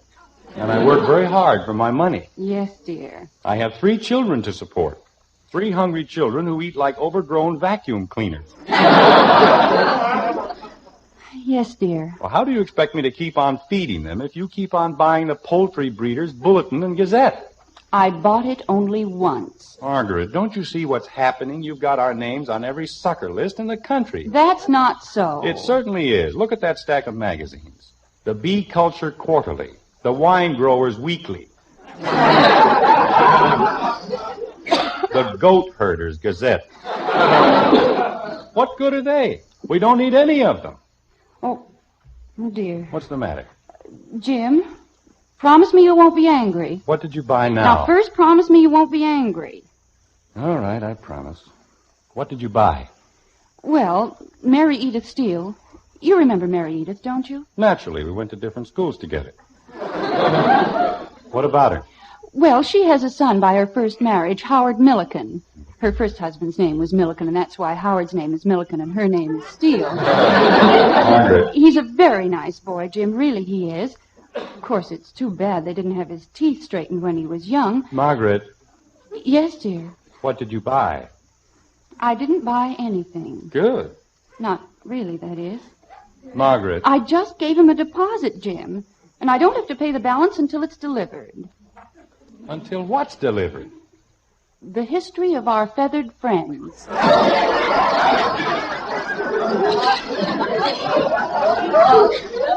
You bought a book about birds? Well, not exactly a book. Oh. It's 12 books. Margaret. But they're beautifully bound, Jim, and they cost only $18, and they're worth 3 times that. Howard said so. Margaret. Yes, dear? We don't want them. But I've given him a $2 deposit. Tell him to keep the deposit. We don't want the books. Jim, I can't do a thing like that. I can't possibly. Well, I can. What's the number? They don't have a telephone. Well, where do they live? Jim, if I promise not to buy anything more... Where do they live? Hi, everybody. I'll never be able to look Mary Edith in the face again. Fine. Where do they live? Where does who live, Dan? Isn't as though we can't use the books, dear. You can't ever tell when you might want to know something about birds. I know everything about birds that I intend to know. Now, will you please tell me where they live? Who, Dan? You don't have to tell them a thing, Jim Anderson. I'll go over there myself this very instant. Good. Where, Mom? And I'll tell them exactly why we aren't going to take the books. You do that. Who, Dad? And don't be a bit surprised if no one in that entire family ever speaks to you again. That's all right, too. Fine thing. If you won't buy their silly books, they won't talk to you. Dad. What? Who? Who what? Who won't talk to you? Howard Milliken. Who's he? The boy who won't talk to me. And I'm just as happy. Attaboy. Say, Dad. Not now, Bud. I've just gone through a thing with your mother. But I want you to see something. Look at that, Dad. Do you know whose hand that is? Yours. Take it upstairs and give it a bath. It's Joe DiMaggio's. Does he know what's missing? The man said in his whole life he'd never seen a hand that looked more like Joe DiMaggio's. Fine. I hope you'll both be very happy. That's why I need the $2. What $2? For the glove. What glove? My new baseball glove. Like Joe DiMaggio's. Bud. Well, gosh, if you've got a hand like that, you can't use just any old glove, can you? Bud, who told you your hand was like DiMaggio's? The man who sold me the glove. Take it back. But the man said... Take it back. Holy cow. What if he won't take it back? Then what am I going to do? I already gave him $4. It's very simple. Give him $2 more. Where am I going to get it? Work for it. Or is it against the law to push a lawnmower with Joe DiMaggio's hand? And don't say holy cow. Gee whiz. Father, have you seen Mother? She went out. Where? She's going to give Howard Milliken the birds.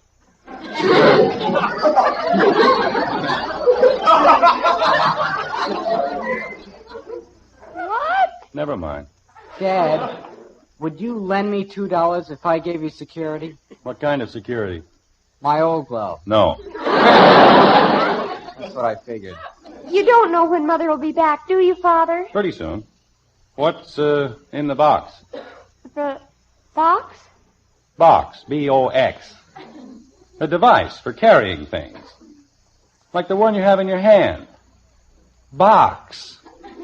Oh, it isn't anything, Father. Just something I bought. And paid for, I hope. Maybe I better go look for Mother. She might need me for something. Betty, come back here. Yes, Father. In the event that you missed that last bit of subtlety, I'll repeat it. And paid for, I hope. What if I threw in my scout knife? Well, Betty? It cost me almost $1.50. Are you going to answer me? And that was 2 years ago, when $1.50 was $1.50. But go turn off the sprinklers. They aren't on. Then turn them on. Good gosh, what some people have to go through to get 2 measly bucks. Betty, Yes, Father. you charged it, didn't you? Yes, Father. Why? Well, I didn't have any money. And anyway, I think it's awful. What is? The sweater, it's horrible. Then why did you buy it? I had to, Father. Janie Liggett's my best friend. I couldn't insult her, could I? Betty, for the sake of my poor belabored mind, would you please start all over again from the beginning? Well, Janie bought a sweater, and the clerk said, "Isn't it beautiful?" And I had to say yes. And then she told me I ought to buy one, and I couldn't say I thought it was hideous, so I did. You said it was hideous? No, I bought one. Well, take it back. Oh, I can't, Father. It was on sale. Oh, I don't know. When I was a boy, things like this never happened in my house. People bought what they needed, and that was all. Daddy! And so help me, if she bought something, I'll strangle her. Father! Hi, Daddy. Where's everybody? She's out.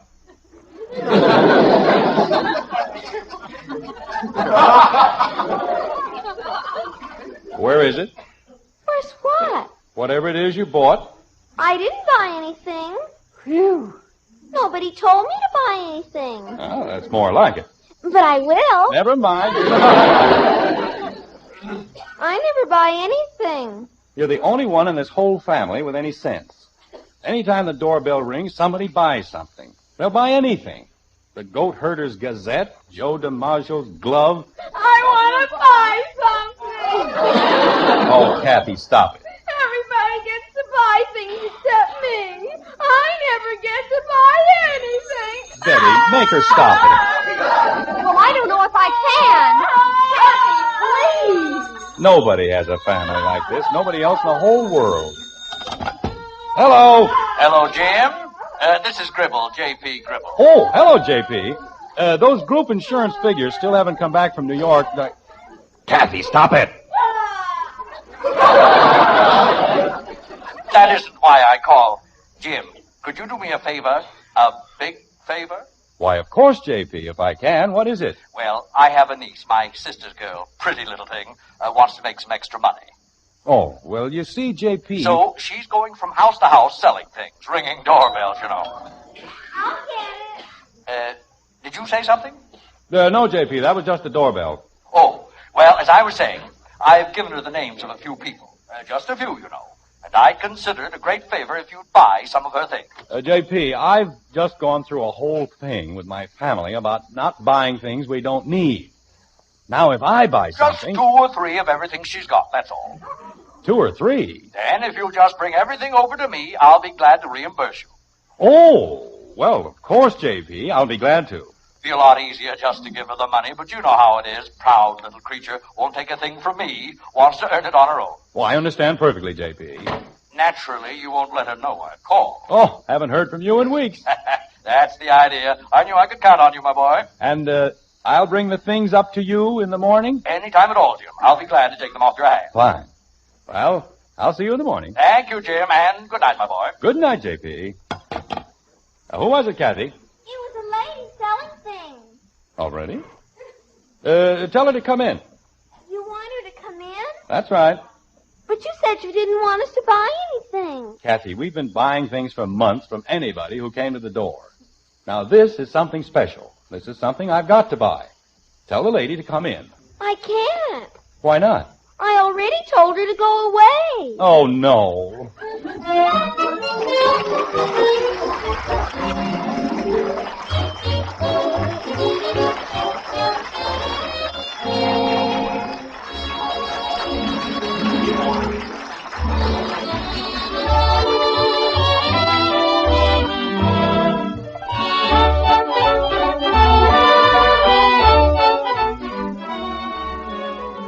Now that's good coffee.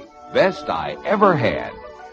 Those words will really warm your heart when you hear them from the world's greatest coffee expert. Yes, ma'am. Because that #1 expert is the man you want to please most. Your husband. Of course, we think we're pretty fair experts. Our Maxwell House coffee is America's favorite brand. But the expert with the last word is that man of yours. And if you'll brew him a pot of Maxwell House, we're mighty sure he'll say, that's what I call good coffee. In fact, if he doesn't, we'll give you your money back. You see, we know there's no other coffee tastes like our Maxwell House, because no other coffee's made like Maxwell House. No other coffee has that wonderful good to the last drop flavor. So we'd like you to bring home a pound tomorrow. Start serving Maxwell House coffee to that husband of yours. And if he doesn't say it's the best coffee ever, why, you send us the can and unused portion, and we'll gladly refund the price you paid. Our address is right on the front of that familiar blue tin. Tomorrow, see how much the world's greatest coffee expert enjoys Maxwell House coffee. Always good to the last drop.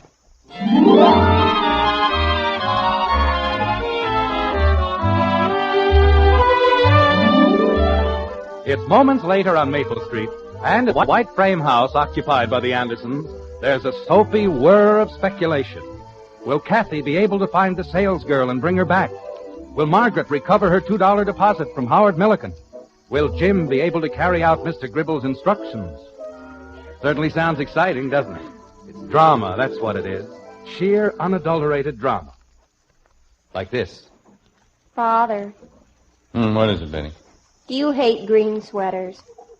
Not particularly. I do. Good. Of all the sweaters in the store, she would have to pick out a green one. Who? Janie Liggett. And I look terrible in green. She couldn't have gotten off the block. Janie Liggett? No, Mr. Gribble, that girl who was selling things. Daddy, I found her! Wow, good for you. Oh, it was so exciting, Daddy. She was just getting kicked out of the Woodies. She what? I mean, Mrs. Woody was telling you she didn't want any. Oh. Well, where is she? She's coming. And, oh, Daddy, is she pretty? She is, huh? She's got beautiful golden hair and big blue eyes. Who has, Father? Just someone with whom I have to do some business, that's all. What kind of business? Betty, why don't you go upstairs and worry about your green sweater or something? Well, if you're going to do business with beautiful blondes and don't want us around... I didn't say I didn't want you around. I merely said, just stay here and keep quiet, please. Hello? Oh, come on in. I left the door open. Thank you. Kathy, why don't you go somewhere and play? I want to watch. Well, just be sure that you don't... Hello there. I'm Jim Anderson. How do you do, Mr. Anderson? I'm Sheila Gibson. Yes, you certainly are. Come on in. Sit down. Thank you very much. Yeah, that's better, isn't it? Yes, quite. This is my older daughter, Betty. How do you do, Betty? Hi. And, of course, you've met Kathy. Of course. Hi. She said you wanted to see me about something. Yes, I certainly do. We'd like to see what you're selling. Oh? For any particular reason? Well, of course. I'll probably buy something. We buy things here all the time. Is Mrs. Anderson at home? No, but we don't have to worry about that. Just trot everything out. Okay. What are you selling, anyway? Lingerie. What? Lingerie? What's that? Ladies' silk lingerie. Father! Well, there's nothing wrong with ladies' silk lingerie. Is there? Not that I know of. Father, you can't look at things like that. Like what, Betty? Why can't I? If your mother can buy the Poultry Breeders' Gazette, I can look at lingerie. Now, let's see it. All right. Father, may I speak to you a minute? Later, Betty. Let's just get this over with first. Daddy, why won't you tell me? Daddy! This is one of our better garments, Mr. Anderson. It's pure silk and comes in the loose leg. I'll take 3. Just put it away. I'll take 3. Thank you. Did you have any particular size in mind? Yes, Mrs. Gribb, it's for a large woman, very large. About a 46? Father, that's a tent. If it's the largest you have, it'll be fine. All right. Now, as a companion piece, we generally recommend this form-fitting... I'll take 3. Oh, but I want to explain. You don't have to explain. I'll take 3. In the large size? Yes, the large size. Oh. Say, Dad, how long do you want me to... Holy cow.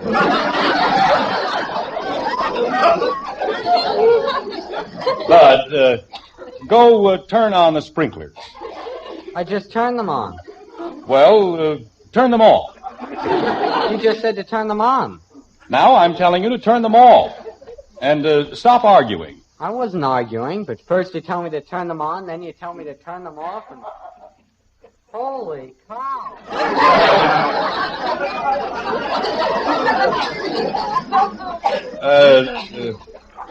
That was my son. So I gathered.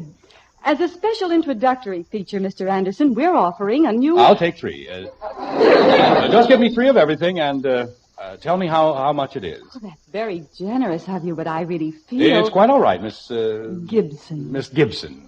I was saying to my wife just the other day, the next time somebody comes along selling things, we'll just take 3 of everything. That's what I said. Father, do you feel all right? Of course I feel all right. I feel fine. Your collar's melting.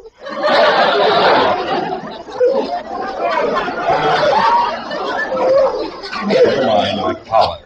Why is your face all red? Well, it's hot in here, that's all. It's very hot. How much do I owe you? Well, it comes to $84, but that includes...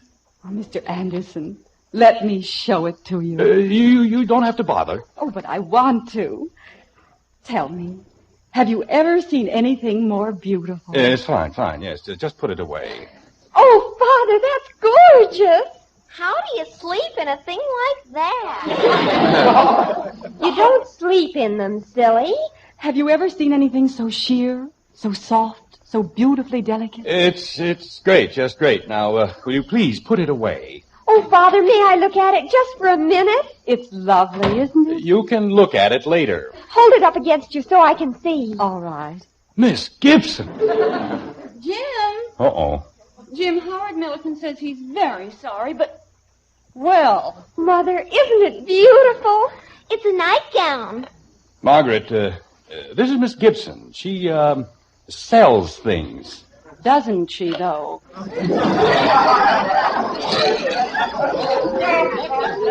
Mrs. Anderson, your husband's bought some beautiful lingerie. But about the size...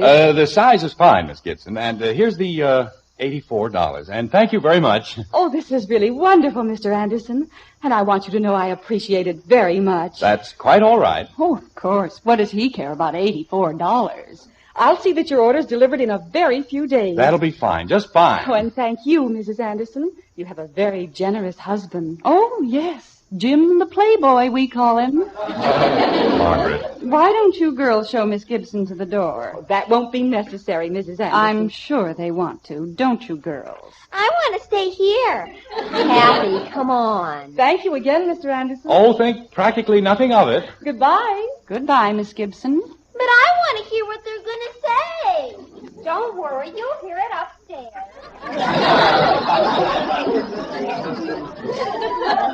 Well, Jim Anderson. wait till she gets out.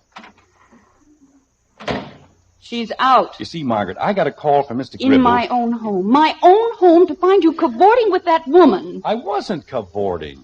I was buying stuff. Jim, how could you do a thing like that? Like what? Black silk nightgowns in my living room. She was holding it up, Margaret. She wasn't wearing it. She might just as well have been. What were you thinking of? Group insurance.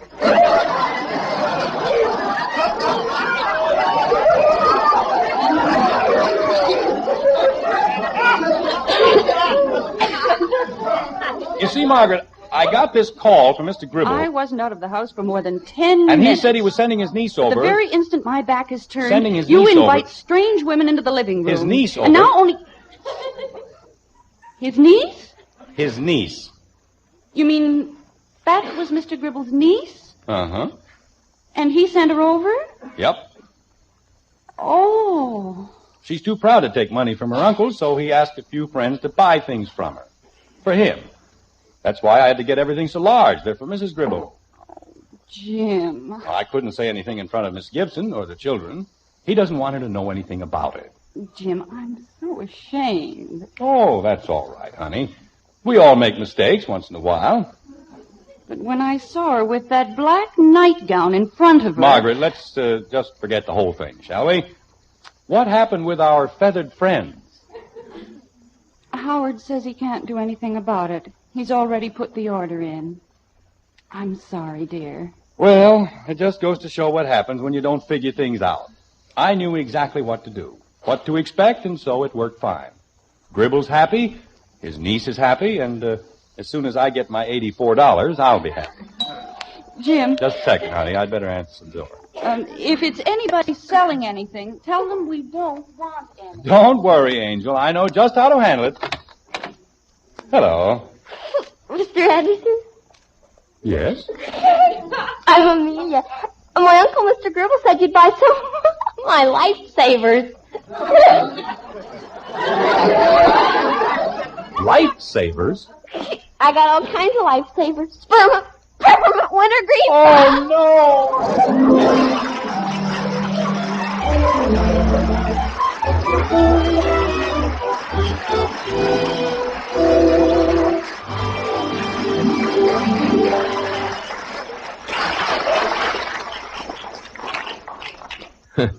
Seems like no matter how hard you try to go right, you sometimes go wrong in buying things.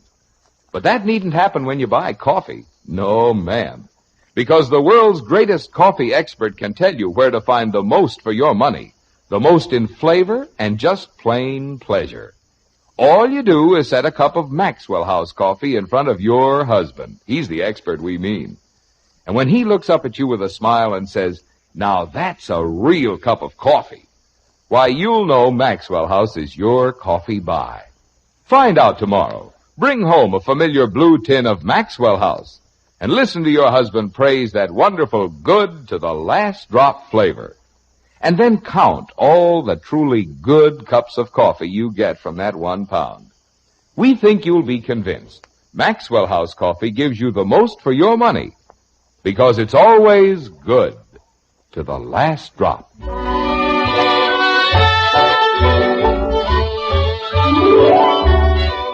It's morning now and breakfast time in the white frame house on Maple Street. There's a fragrant scent of coffee in the air, crisp bacon frying in the skillet, and Father burning in the breakfast room, like this. Books about birds can be very useful, can't they, dear? Yes, I guess they can be. Please pass the toast, Kathy. Here you are, Daddy. You know, in this light, the sweater looks fine, doesn't it, Father? Great. Butter, please. Say, Dad, you know what Joe Phillips said to me last night? I know, Bud. What did Joe Phillips say to you last night? Anytime I want to sell my Joe DiMaggio glove, he'll give me a $2 profit. Good. May I please have the sugar? There you are, Dad. Thank you.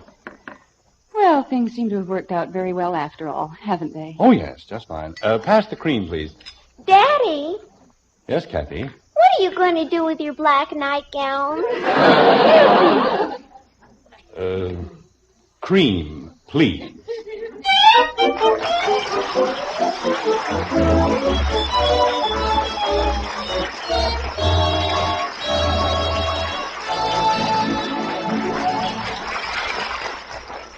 Say, Mom, if you have trouble getting your children to eat a hot cereal for breakfast, here's the perfect solution. Just serve them Hopalong Cassidy's favorite hot cereal, Post Wheatmeal. Yes, Post Wheatmeal. Just tell the youngsters how swell wheatmeal tastes with a wonderful nut-like flavor. Tell them how Hoppy gets plenty of real solid nourishment from that rich brown treat. Cooks in just 3.5 minutes. You'll see, you'll go along with Hopalong. It's the best hot cereal you ever ate.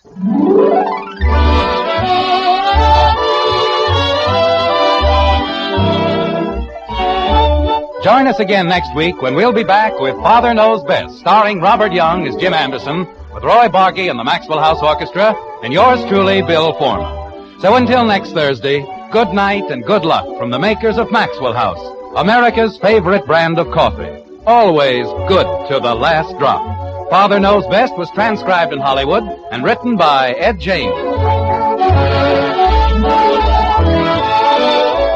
Now stay tuned in for Dragnet, which follows immediately over most of these stations.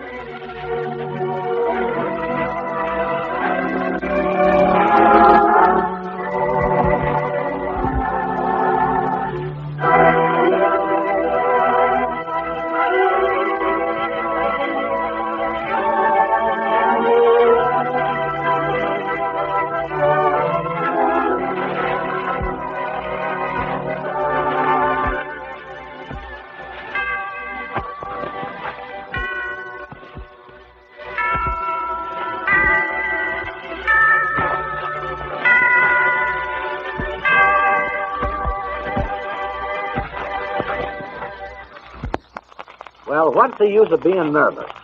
Hey, listen, you'd be nervous, too, if you've been in this room as long as I have. Well, now, listen, Spud. Everything's going to come out all right. Yeah, that's what I've been hearing for the last 2 weeks. Hey, as many jobs as you've pulled, you're not going to get yellow on a little thing like this.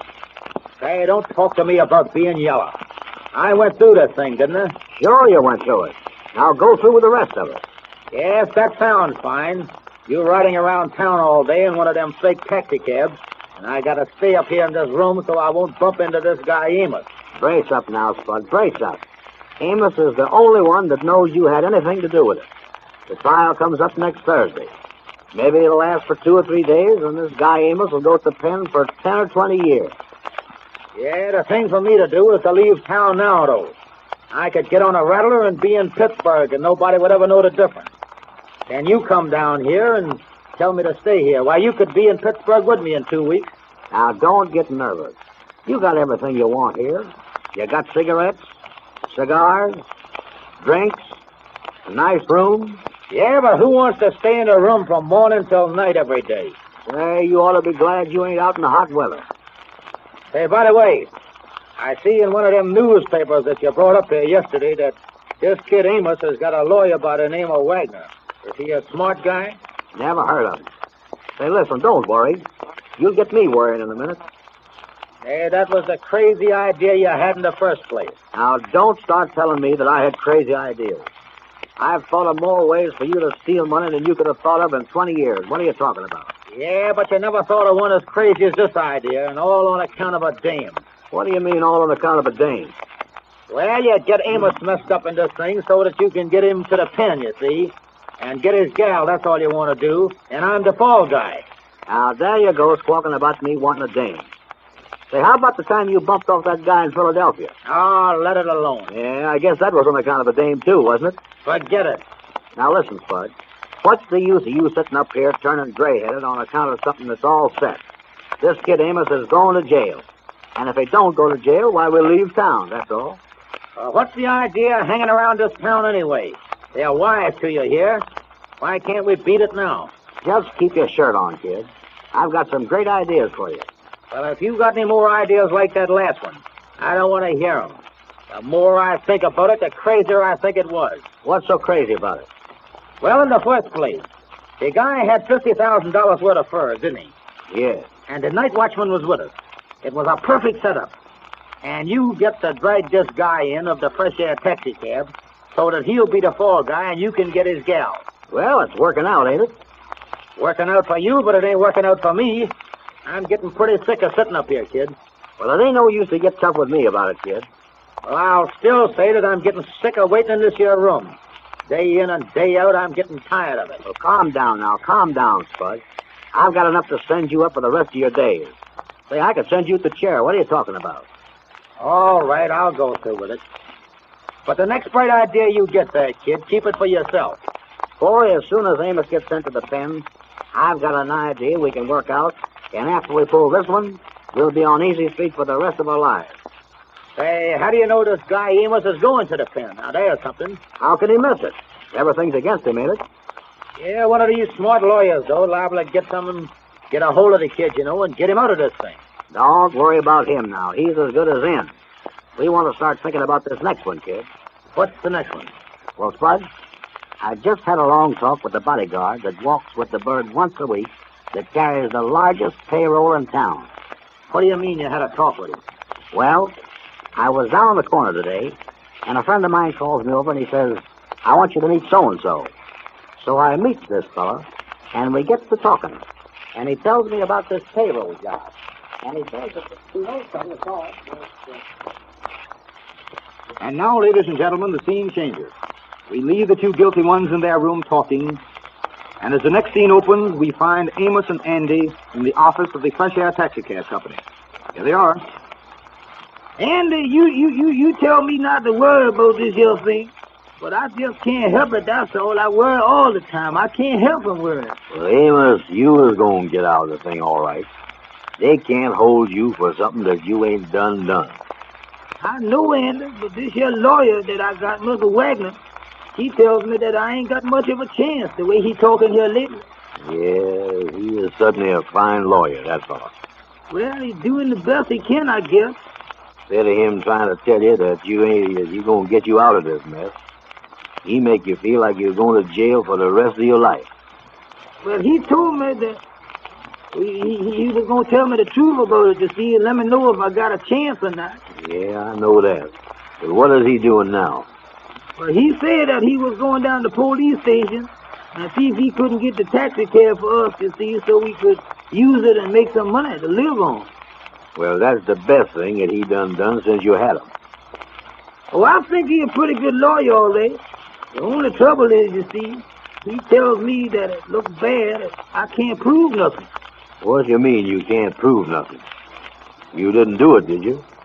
You didn't steal them furs, you know that. No, but I can't prove that I didn't do it. That's the hard thing about it, you see. Wait a minute, Sheriff. I got an idea. What kind of idea you got? Listen to this now. Why can't you tell them where you was at the time that the robbery was going on? Well, I was waiting in the taxi cab right outside the first store. That's why I can't tell them. Oh, yeah, that is right, ain't it? You was wrong, ain't you? Well, Andy, I don't know what I'm going to do. The lawyer's getting encouraged about it. The lawyer's getting what? I say he's getting encouraged about the whole thing. Amos, don't use geography like that. That ain't encouraged, that's decouraged. Well, that's all right. He tell me that he don't see a lot of hope for me no more. Well, them lawyers, you see, they ain't got no hope for nothing. They ain't smart, Amos. I don't see how some of these lawyers stay lawyering, you know it? You know, Andy, it's all right for you, because you ain't in the trouble like I is. But you don't know how bad it makes me feel. Well, it ain't nothing to laugh about. I agree with you there. But as I see the situation, the proposition is this. They can't put you in jail for what you ain't done. Now, that's all there is to it. If they feel like it, they can.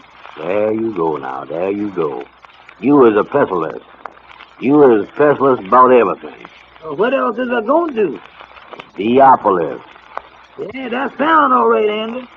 But ever since this thing done happened, I've been thinking, you know. You've been thinking, huh? Thinking about what? I don't know. You know, we kind of go along living. We don't appreciate everything we got. We don't appreciate that we can walk down the street. Ain't nobody there with a gun to shoot you or try to put you in jail or nothing. Well, what's that got to do with it? Well, I don't know. I'm just thinking. If I go to the penitentiary or something, how sad it's going to be. Think of all the pretty things outdoors in the summertime. The trees is green, the green grass. You know, Andy, it takes something like this to make you stop and think that you was well off, that everything is just going along, you know it? Yeah, Amos, I guess you was right, boy. I'm kind of getting downhearted again, Andy. I feel sad tonight, you know it?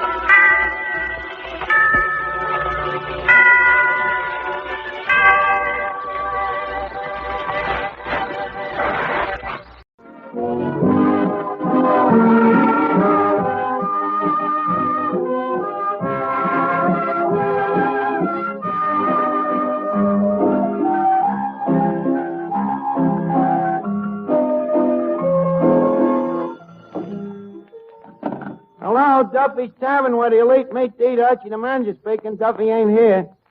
Oh, hello, Duffy. Not much new. Oh, yeah, you remember Skinny Gardner?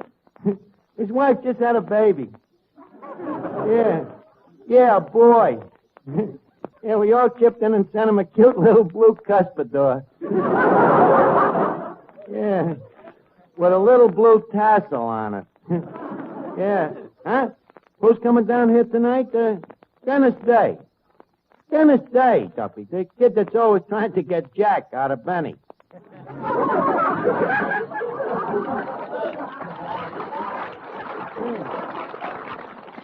Well, he's leaving the Benny show to go into the Navy. Well, you can't blame the kid. What would you do if you had a chance to make more dough? Well, look, Duffy, I gotta go now. I'm taking Dennis out for one last big evening, and I gotta go out and church a couple of femmes. Huh? Church, Duffy. It's French for, Huh? You got a girl for him? Your wife's niece, huh? How ugly is she? She looks like your wife, huh? Well, thanks for the warning, Duffy, but this dame ain't for Red Skelton. It's for Dennis Day.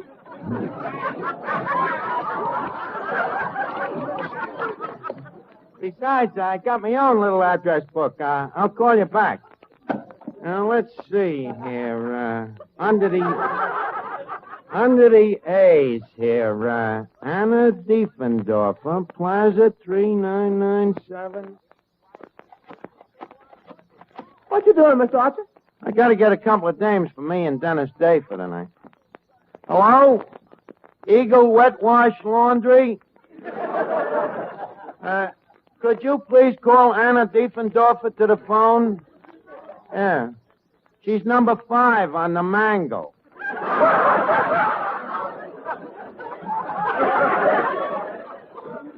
Yeah, thank you.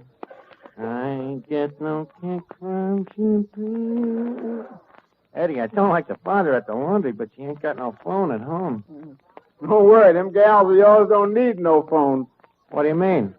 They're the kind for whom the bell never tolls. Oh, yeah? Well, Eddie, it's so... Oh, just a minute. Hello? Anna? Guess who this is? No?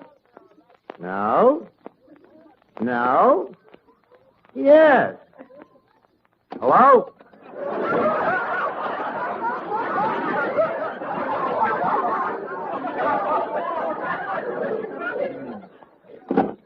How do you like that, Eddie? Acting like she don't remember me. And she washed this very shirt that I'm wearing. Well, after all, that was a long time ago.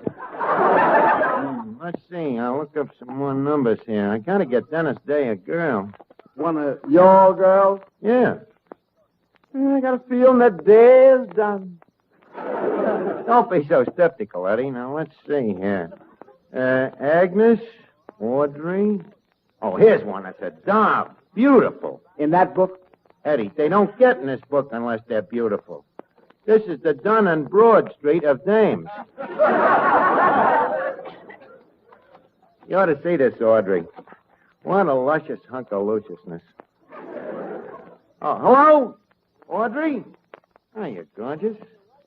That's swell. Listen, beautiful, a couple of us is going out tonight, and we thought that... What? Oh, I hope you'll be very happy. How did a dame with a kisser like that ever get a husband? Now, let's see. Bertha, Beulah, Brenda. I've been meaning to call them 3 dames for weeks. Why didn't you? I don't know them. Now, how'd they get in your book? I won them in a crap game. That's the closest you'll ever get to making a pass at them. Now, stop annoying me, Eddie. It ain't a feat. Let's see. The C's here. Catherine Murphy, Cleo Patrick, Choo Choo Schmidt, Carrie, Clara. Oh, Camille. Oh, it's Camille. This is really a high-class name. Hello? Oh, Stuyvesant residence? To whom am I speaking to, please? Oh, Mrs. Stuyvesant, would you mind calling Camille, the upstairs maid?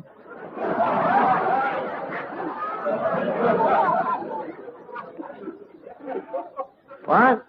Oh, thank you. Nobody home upstairs. Arch. Well, hiya, Finnegan. Say, Arch, what's in that little dream book? Dame's phone numbers. Dame's phone numbers? Yeah, so I can call him up. So you can call him up. Arch, can't you whistle no more? Finnegan, I never... Oh, don't be modest, Arch. You know as well as I do. You have whistled at some beautiful dames in your time. Did any of them ever stop? Huh? For what? Finnegan, that whistling was in the dumb dark past, when I was just a little trite. Oh, but Arch, you was the master. Remember, it was you that taught me to whistle at dames. Yeah, I guess I did at that. Did it ever come in handy, Finnegan? Once. I whistled at a dame and she stopped and began to talk to me. Oh, what did you do? What could I do? You only taught me up to the whistle. Poor Finnegan. Say, Arch, do you think love will ever find me? Oh, I think so. Sure, Finnegan, I think someday the right one will come along. You think so, Arch? Sure. Gee, I hope it's a girl.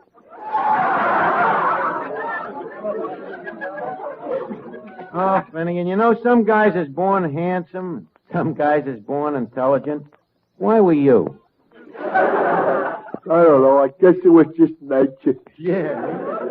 Say, Archie. Yeah, Miss Duffy. How do I look? Same as usual. Insults don't bother me tonight. Miss Duffy, how come you're so full of joy de vivre? I'm going stepping tonight. Oh, whom with? Breckenridge Hobson, fellow, the battleship painter. Oh. Out with that rowboat Rembrandt again, huh?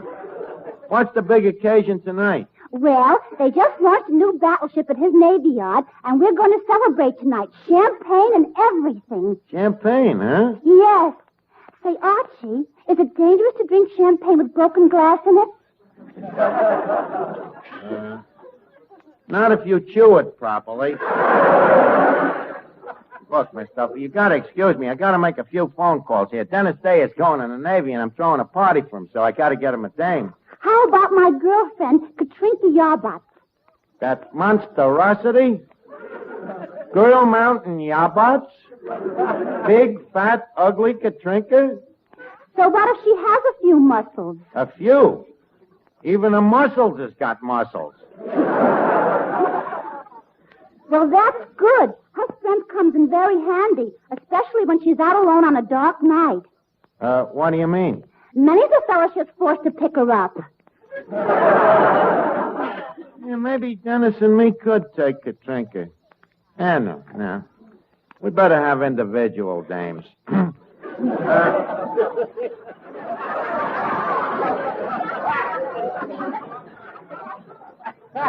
Let me see.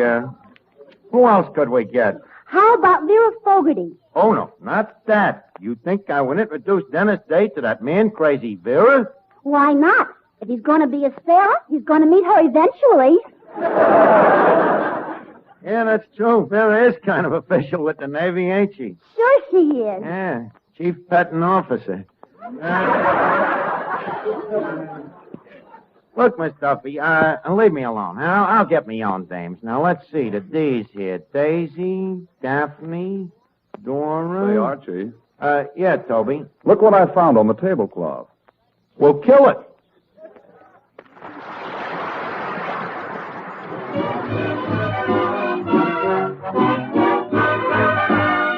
If you're lazy, hazy, kind of crazy, it's love. Imagine you imagining that you love me and starting on a family tree. Imagine starting on a family tree. The papa is you and the mama is me. Imagine you imagining a cozy flat complete with running dog and cat. Imagine having running dog and cat. We will have welcome all over the mat. If your heart goes bumpity-bump, it's love, love, love. If your throat comes up with a lump, it's love, love, love. If your knees go knockety-knock, it's love, love, love. If you're cuckoo like the cuckoo in the clock, it's love, love, love. Imagine you imagining a man and wife. We're going by talking at night. Imagine eating with a fork and a knife. How rich we will be for the rest of our life. If your heart goes bumpity-bump, it's love, just love. If your heart goes bumpity-bump, it's love, oh love. If your knees go knockity-knock, it's love, love. If you're cuckoo like the cuckoo in the clock, it's love, love, love. So if your knees go knockity-knock, and you're cuckoo like the cuckoo in the clock, and if your heart goes bump, bump, bumpity-bump, it's love, just love.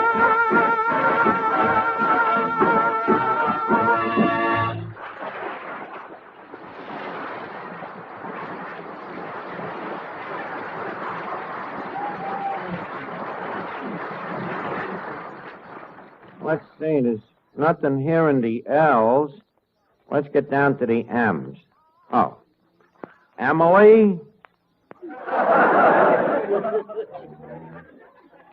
Emma?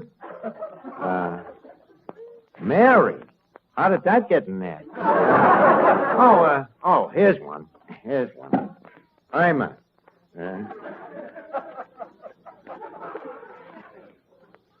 Hello? Oh, hello. How are you? How you been?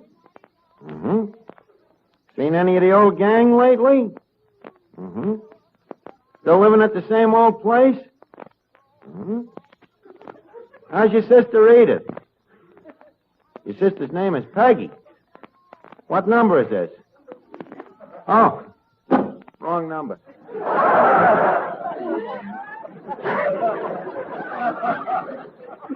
Where'd you win that one, in the poker game?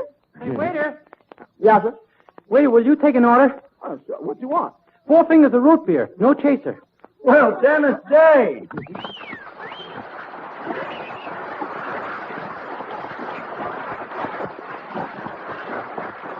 Well, Dennis, greetings to our establishment. What do you think of the joint here? Gee, Arch, I think it's wonderful. It's super. You really mean it? Gee, that's the first time. Honest, I feel like kissing you. Go ahead. I only promised my mother about girls. Dennis, I just meant hyper-theatrically speaking. You see, it's at this joint that's called a dump by every jerk that comes in. You won't hear it from this one. Gosh, I think this is a very interesting place. You know, I've never been in a dive before. A dive? That's what my mother called it. When I told her I was coming here, she locked me in my room. She can't get away with that, the old... Dennis, just a second. This is your mother you're talking about. A blood relation. Remember, Dennis, a guy has only one mother. You shouldn't really talk like that about the old battle axe. Well, I'm not a baby anymore. And besides, this morning she said I could go any place I wanted if I made all gone with my oatmeal.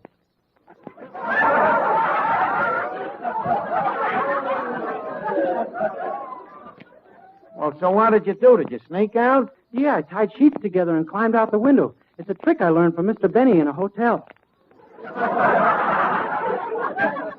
You mean Benny would... to beat a hotel bill? What a cheap trick. Oh, Mr. Benny isn't cheap. No, huh? No, he only seems that way because other people spend money. I see. Introduce me. Huh? Oh, Dennis, shake heads with Clifton Finnegan. How do you do? Mr. Day, you really as dumb as you sound on the radio.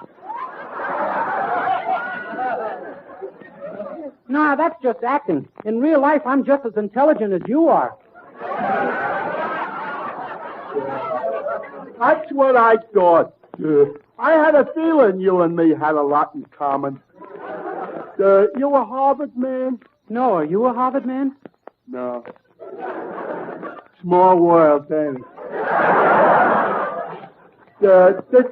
Did you go to Princeton? What's a Princeton? That's a college. It can't be. Harvard is a college. Right. You're a very observant lad. I never went to Yale neither. Did you? No. Funny we never ran into each other. What do you think of literature? I never went there, neither.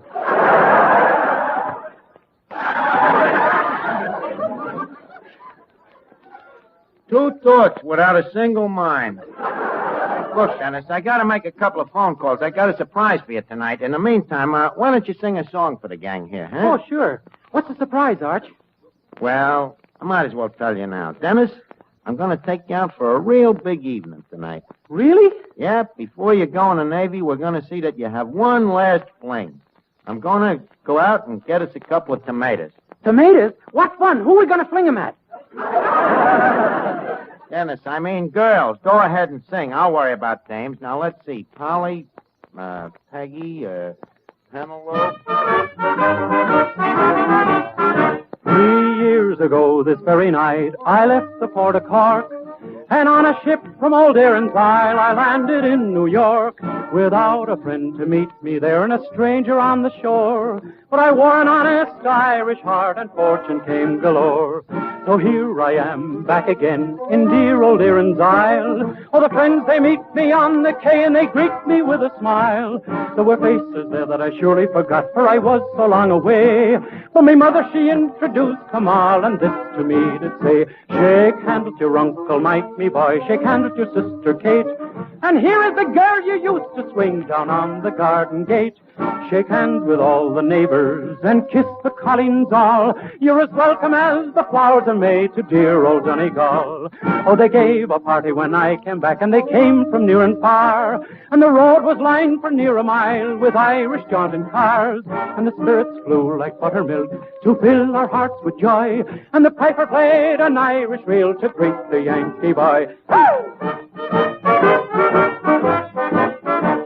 But tomorrow off to the church I'll go, and wedded I will be to me pretty little Colleen Bond, sweet Biddy McGee. For Biddy was true and faithful to her Dinny or the sea, and we'll join the harp and shamrocks to the stars of liberty. There came Brannigan, Flanagan, Milligan, Gilligan, Duffy, McCuffy, Malarkey, Mahone, Rafferty, Lafferty, Donnelly, Connolly, Dooley, O'Dooley, Muldowney, Malone, Madigan, Cadigan, Lanahan, Flanahan, Hagan, O'Houlihan, Flynn, Janahan, Lanahan, Fogarty, Fogarty, Kelly, O'Kelly, Shapiro, McGinn. Then I'll shake the hand of me Uncle Mike and the hand of me sister Kate. I'll hug and squeeze as much as I please the girl in the garden gate.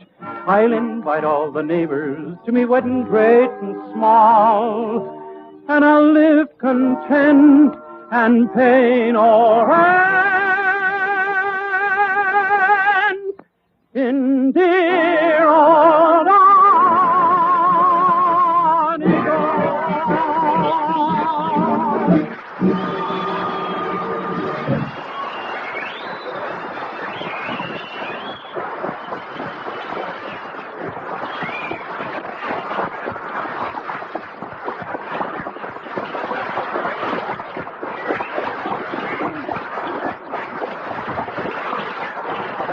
Yeah, that was great, Dennis. You could smell the shillelagh in it. Well, now we'll get going as soon as I get us a couple of dames here. Gee, I hope my mother don't find out I went out with a girl. Oh, how would she find out if we don't tell her? Well, every night when I come home, she takes my pulse. Dennis, how long are you going to be tied to your mother's pulse strings? You ain't no baby no more.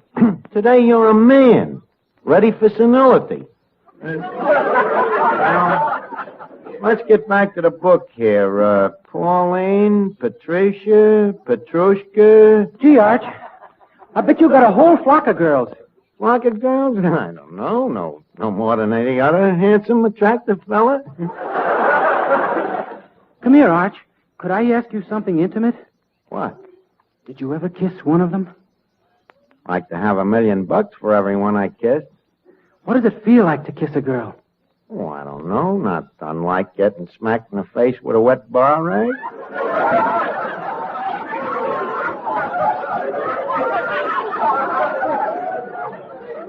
Gee, it sounds wonderful. Hurry up and call some girls. Quick, Arch. Okay. Meantime, can I borrow that bar rag? Now, please, keep your horses on, Dennis. We'll get a girl. Now, let's see here. Ruth, Rita.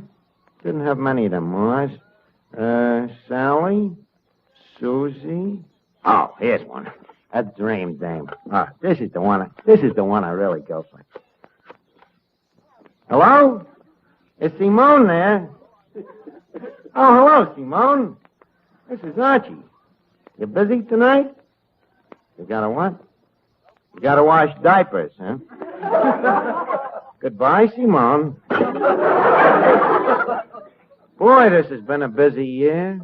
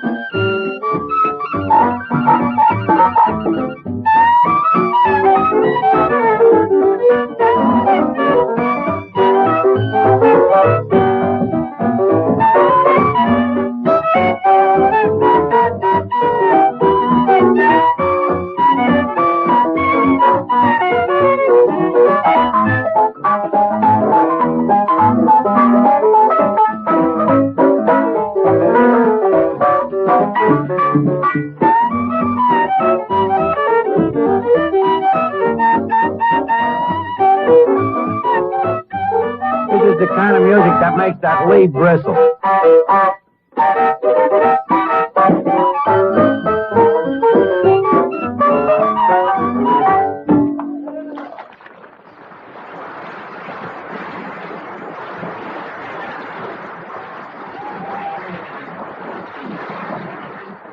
Now, let's see here.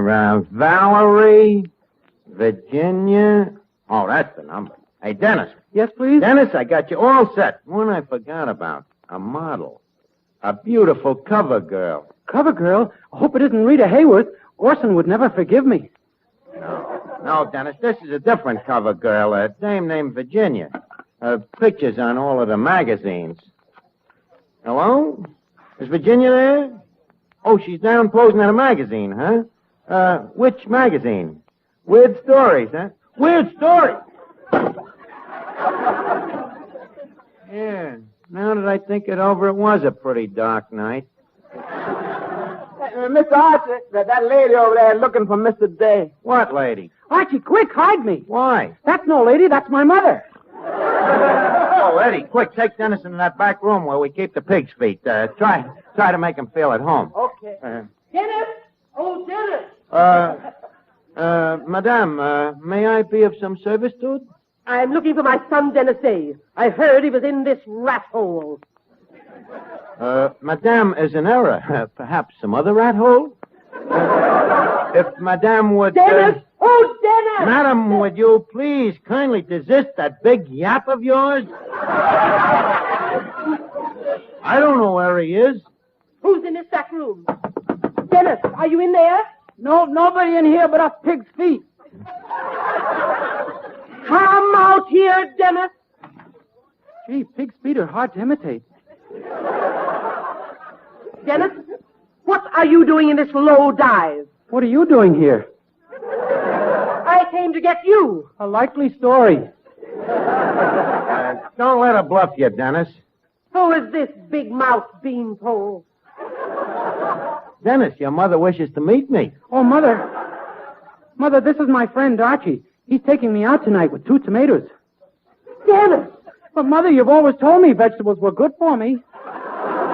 Dennis, do you think I'd let you go out with this horrible creature? This half-man, half-ogre? This grimy crumb?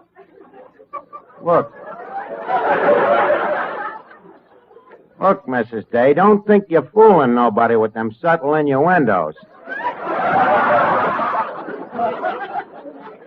Well, you'll Excuse me, and despite of you, I'm going to make some more phone calls now.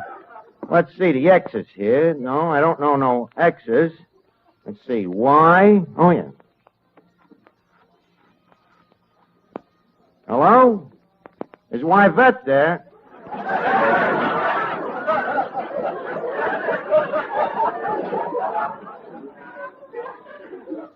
Oh, hello? This is Archie. Why? Are you doing anything special tonight? Yeah, huh? Well, look, have you got a friend? You have? Right there? Well, put your friend on. Oh, hiya, Toots. My name's Archie. What's your name? What? It sounds like a boy's name. Oh. I'm sorry, mister.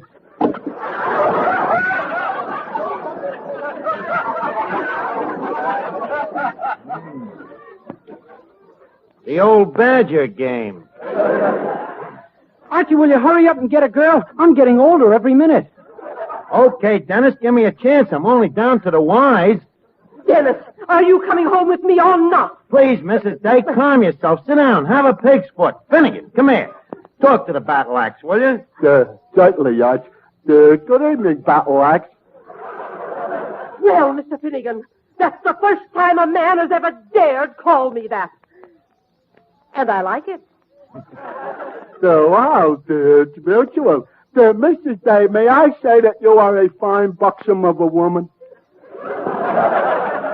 How's about us going steady, huh? Well, Mr. Finnegan, I'm afraid you've talked me into it. Well? Well?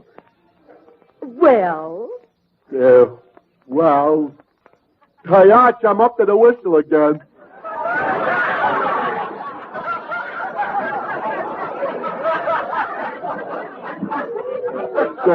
Arch, what do I do? Oh, take her down to Schimmelbacher's and buy her an ice cream soda.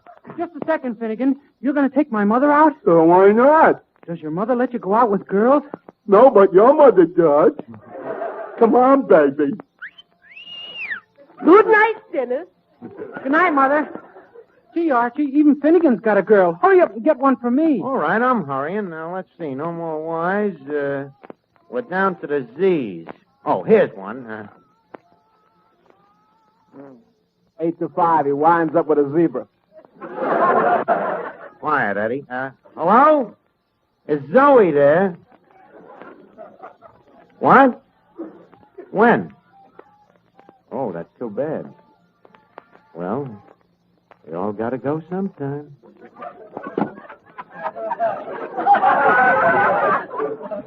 Well... What comes after the Z's, Arch? After the Z's. Look, Dennis, I promised you a big fling tonight, and I ain't gonna let you down, kid. Dennis, you like to go dancing? Oh, boy, I love it. Good. Joe, play something.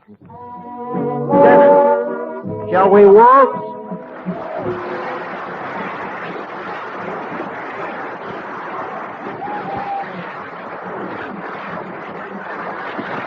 Duffy's where you eat meat to eat. Archie the manager speaking. Oh, hello, Duffy. Yeah, that's right. Next week out off Marshall. Yeah, the fop. Oh, yeah, great dresser, Duffy. Looks like he just stepped out of Currier and Ives.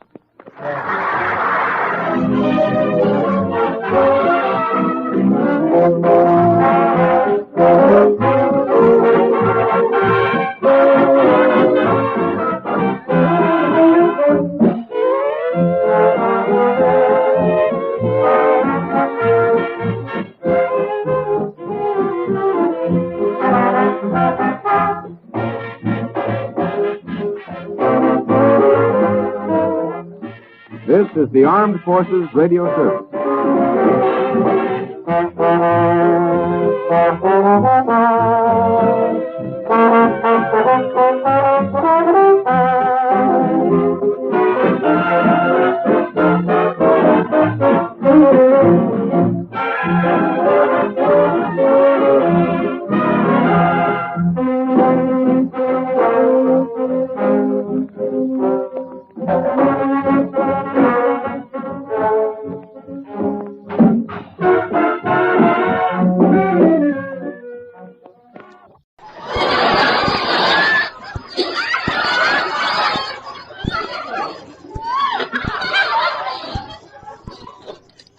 Johnny, I just saw Uncle Olaf, and for once he wasn't doing any talking. Yes, that's right, Walter. Uncle Olaf's best friend's in town. You know, he wants Uncle Olaf to go on a hunting trip with him to darkest Africa. Well, doesn't Uncle Olaf want to go? I don't know, but last night I was trying to persuade him. Uncle Olaf, I said, wouldn't it be wonderful if you came back with some fierce-looking prehistoric monster? And what did Uncle Olaf reply, Johnny? He says, No, not me. I'm going to marry for love.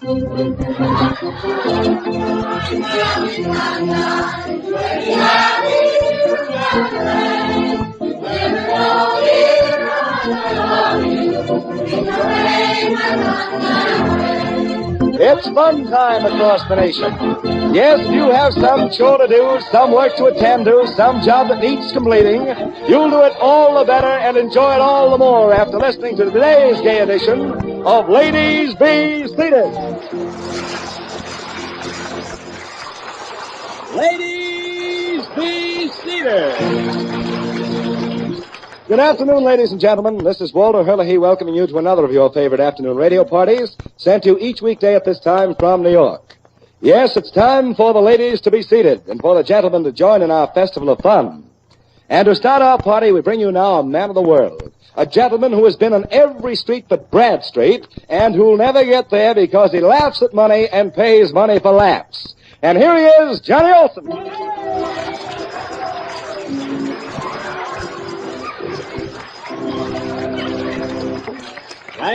Thank you, Walter Herlihy. This is Johnny Olson, sending greetings to the men in the street, the housewife at home, and advising all our friends everywhere that putting a smile on your face is right up my alley.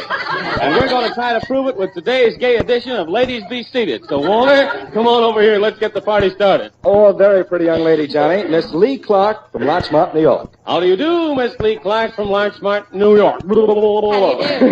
Very happy to have you with us at Ladies Be Seated today. Heard our program before, have you? Yes, I have. Thank you very, very much. You listen every chance you get, Miss Clark? Every opportunity. I'm glad she said that. No coaching from the audience, please.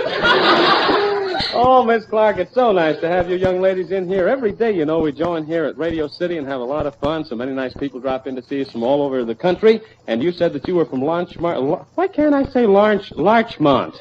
Larchmont, New Jersey. New York. New York. See, I'm already getting mixed up here today. I guess it's you that's sort of throwing me off here. Could be. Yeah, I better stick to the script. Well, Miss Clark, one habit that everyone indulges in is that day of dreaming. But while it's very nice to build castles in Spain, it's also very important to be able to snap out of it at a moment's notice. So today we want to test your ability to change from a dreamer to a woman of action. George Henninger at the organ is going to play Meet Me Tonight in Dreamland, and while he's playing it, you and I will engage in a bit of idle conversation. However, the moment the music stops, you're to stop your conversation with me and immediately start singing that song beginning at the point where the music stopped. And then the moment the music is resumed, you will stop singing and engage in conversation with me again. You are to continue talking while the music plays and singing the moment it stops until the song is completed. Confusing, isn't it? Well, we're all set on all the instructions now. Let's see how well you can turn from dreaming to action. All right, on with the music.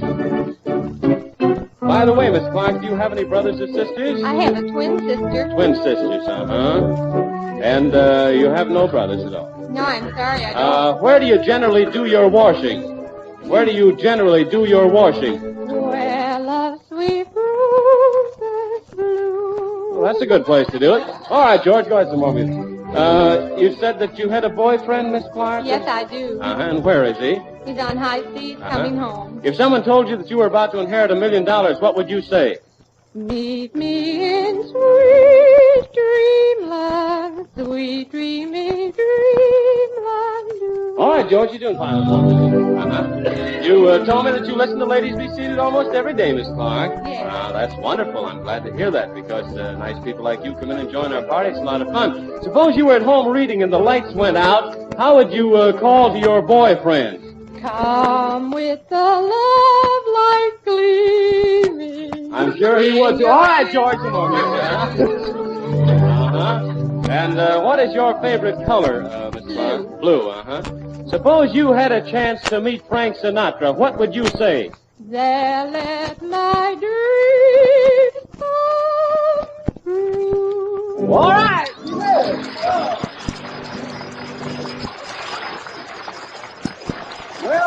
quite a commutation trip between dreamland and funland, Miss Clark, but you showed that even while you were dreaming up in the clouds, you had your feet on the ground and your ear pointed to the organ. For that amusing bit of song and chatter, we're awarding you a gift for your home. You're going to get married one of these days, aren't you? I reckon so. Uh-huh, just as soon as he gets back home. Don't be That's nervous what he now. said. It's going to be all right. We're awarding you a gift for your home, 6 individual-sized ovenware casseroles to bake or cook in to add to your collection of kitchenware for that happy honeymoon. And thanks for an act about dreams that turned out to be a dream of an act.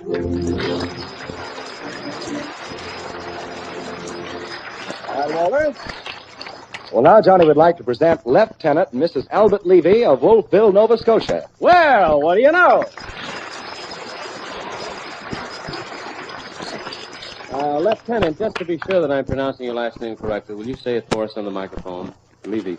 Your last name is Levy, right? And the town is Wolfville, Nova Scotia. That's what I wanted to get. That's what had me confused. How are you today? Fine, thank you. Good. We're sure glad you dropped in to join our party. You know, when Shakespeare spoke of the 7 ages of man, he overlooked one thing. He failed to note that during one of these ages, man develops a new and peculiar language. That age is the age of youth, and the language spoken is identified with that stage known as puppy love. By the way, how long you folks been married? 6 days. 6 days. Puppy love, uh-huh. Well, today we'd like you two to show us how 2 people affected by puppy love should speak. Now, I'm going to read a dialogue of a love scene between you. And after I read each line, each of you in turn will repeat the lines just like 2 puppies barking the words I've just read and mimicking me in the voices of 2 puppies. Now, let's hear how a puppy love scene really should sound. Now, I'll read the lines, and then you mimic. You get the idea? You're going to be first, sir. Whose little honey bunch is ooh? All right, fine. I's your itty-bitty honey bunch. And does Honey Bunch love Bubsy Wubsy? Honey Bunch is just ducky-wucky about Bubsy Wubsy.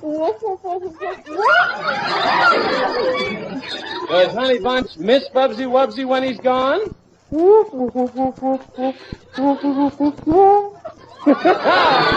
Bubsy Wubsy dream of Honey Bunch all the time? Will Honey Bunch give Bubsy Wubsy a teeny-weeny kiss? Honey Bunch thinks Bubsy Wubsy is a sweet baby wavy. Here's a kiss for you.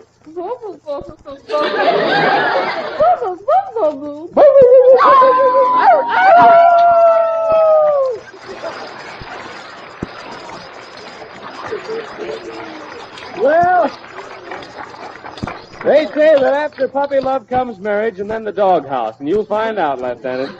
For that love scene you gave us as a blue ribbon winner, and for a romantic episode of an unusual type, we're awarding you first a gift for your home, a pair of lovely crystal candle holders, and I mean they are really lovely, and for your personal pleasure, a box of sheerer than sheer Mojud hosiery for you, Mrs. Levy, and for you, sir, a fine Sterncrest sterling pipe. And thanks for a doggone good performance.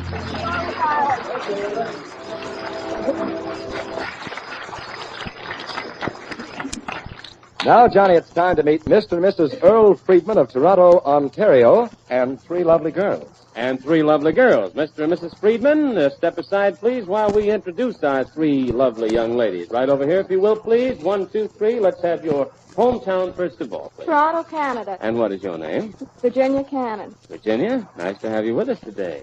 And this young lady is from? Baltimore, Maryland. Baltimore, and your name? Mary Myers. All right, Mary. And here we have a blonde. Where are you from? Greenville, South Carolina. Sure now. Blue eyes. And what's your name? Mrs. Sybil Forrest. Now make up your mind. Now, is Mrs. Sybil Forrest? Mrs. Uh-huh. Good to have you with us today. We have 3 very lovely ladies up here. Mr. Friedman, nice to have you here, too. Oh, golly, you know, man's behavior is dictated by certain rules of conduct. Books of etiquette tell us what to do, how to do it, and when to do it. So today we're going to reenact a very common and everyday scene from life, which will be a sort of a play on manners. It seems that you, Mrs. Friedman, are entertaining these 3 charming ladies at your home for the first time. It also seems that you, Mr. Friedman, have just come home from work and are surprised to find these lovely ladies at your home.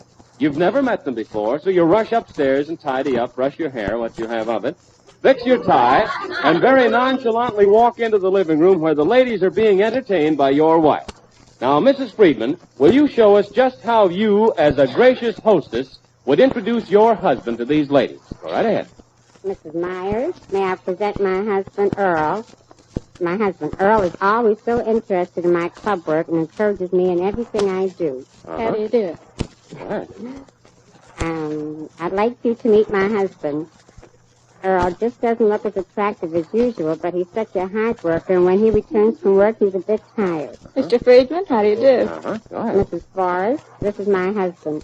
And don't take advantage of his good nature because he's always so considerate about the welfare of his guests. Glad to meet you. Well, say, you certainly know your etiquette, Mrs. Friedman. That was quite proper and formal. But we're told that the paramount issue in life is truth.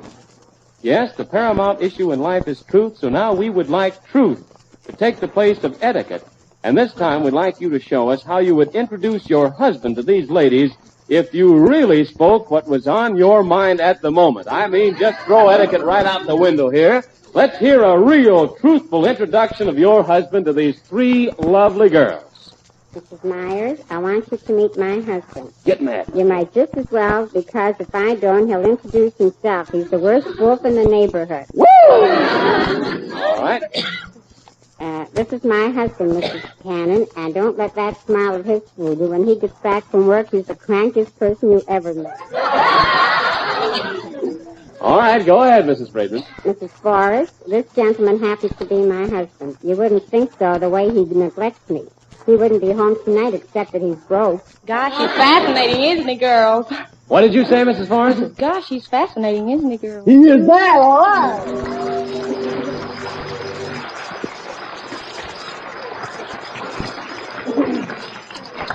Well, it all goes to show, Mrs. Friedman, that you can't win and you never can tell in what manner a woman will react when it comes to a question of manners. Have you ever had that happen to you, Mr. Friedman, where you've come home like that and she's introduced you to some of the neighbors or some new people?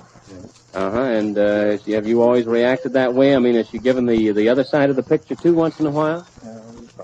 Huh? Close that. You're a little nervous today, aren't you? Huh? Well, these poor ladies around here, I don't blame it, because they are all very nice looking. How long have you been married, Mr. Friedman? 11 years. 11 years. Well, then I imagine there have been occasions when Mrs. Friedman has felt like that. But for helping us portray our own chapter from Emily Post, we're awarding each of you ladies a beautiful hand-painted wooden tray from old Mexico, for which you'll find many uses around the home. Penny show those. They are so pretty, aren't they, Mr. Friedman? They are that. And we have a gift for you, too, for just sort of standing by up here and taking all that abuse. We would like you to have this sterling bill clip, to which is clipped a $5 bill. And thanks for a design for living that was designed for laughing. Thank you, folks.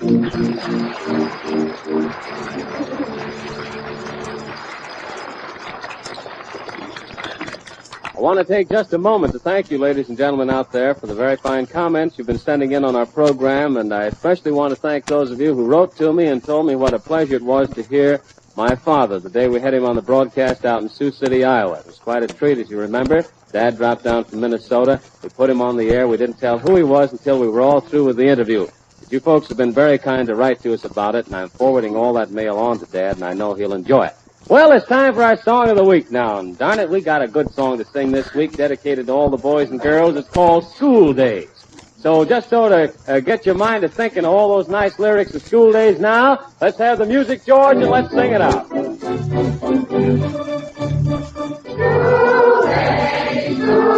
is the American Broadcasting Company.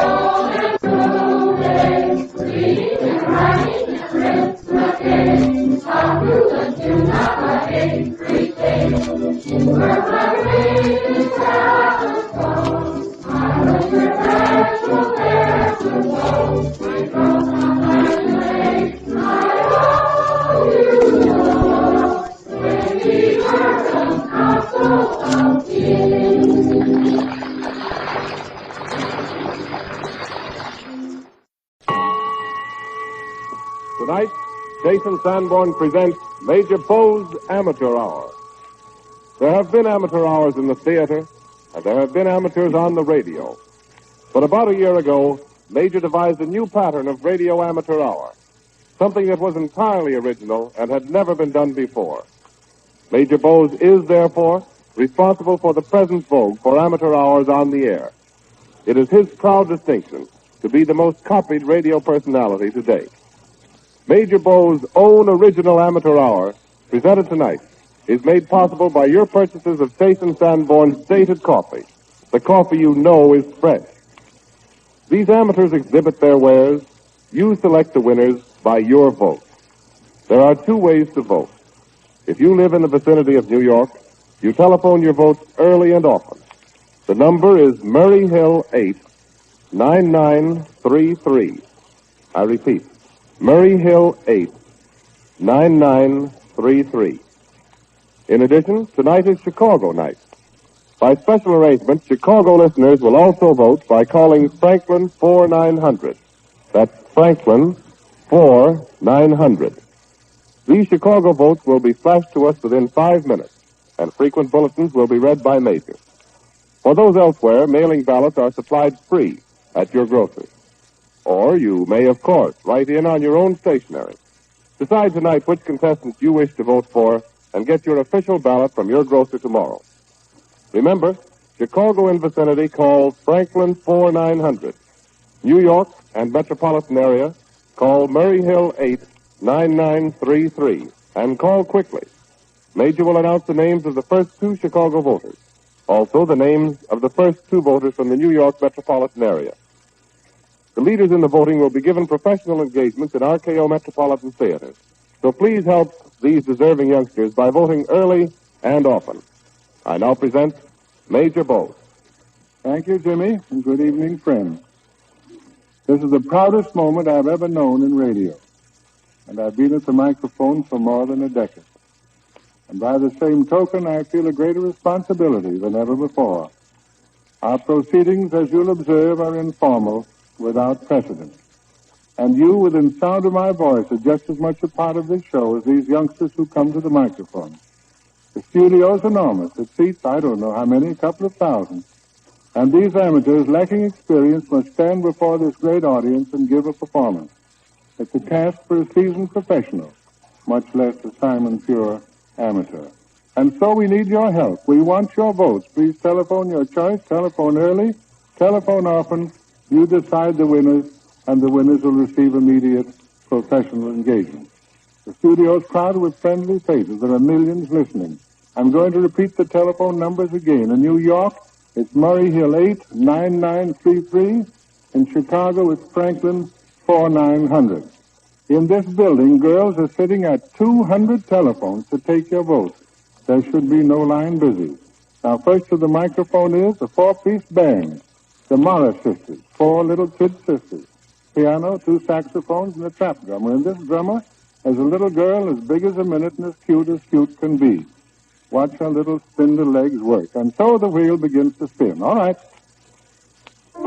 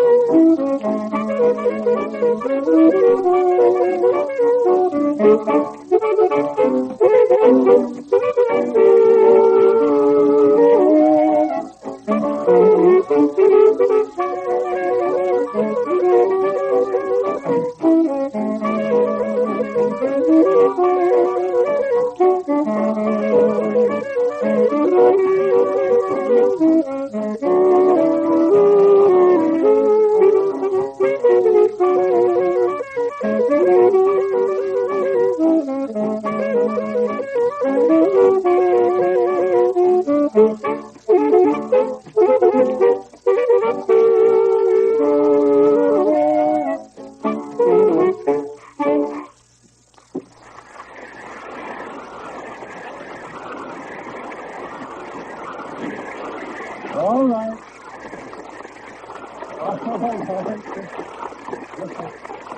Paul Whiteman is leading the applause. Paul Whiteman is applauding harder than anybody. Those are the Morris sisters.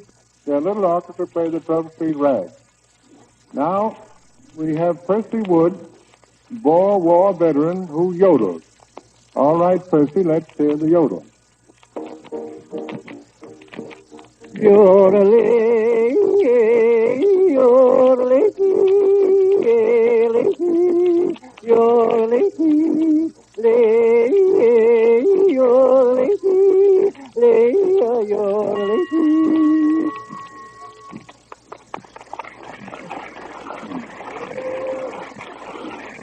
Well, we mustn't, we like your applause, but we mustn't applaud too long. That's Percy, the yodeler.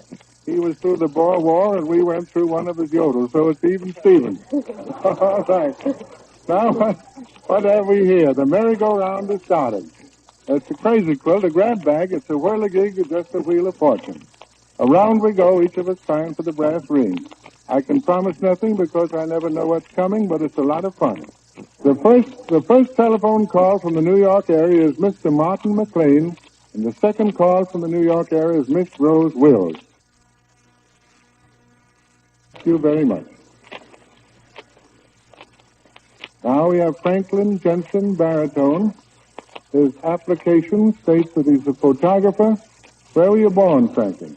I was born in the Virgin Islands, Major. Which one? St. Thomas, St. Croix, St. John, where? St. Thomas, Major.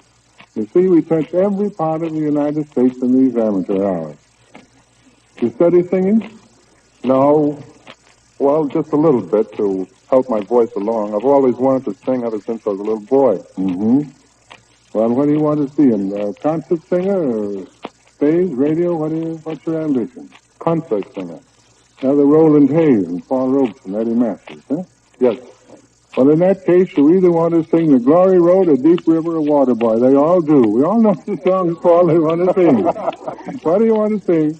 Waterboy. Waterboy, I thought so. All right, come on.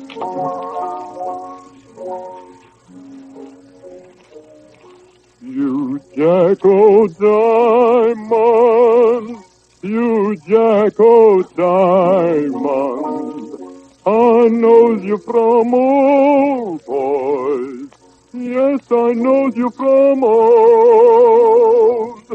You robbed my pocket, son, robbed my pocket. Yes, robbed my pocket of a silver and gold. What a boy! Where are you hiding? If you don't come, why not tell your mammy?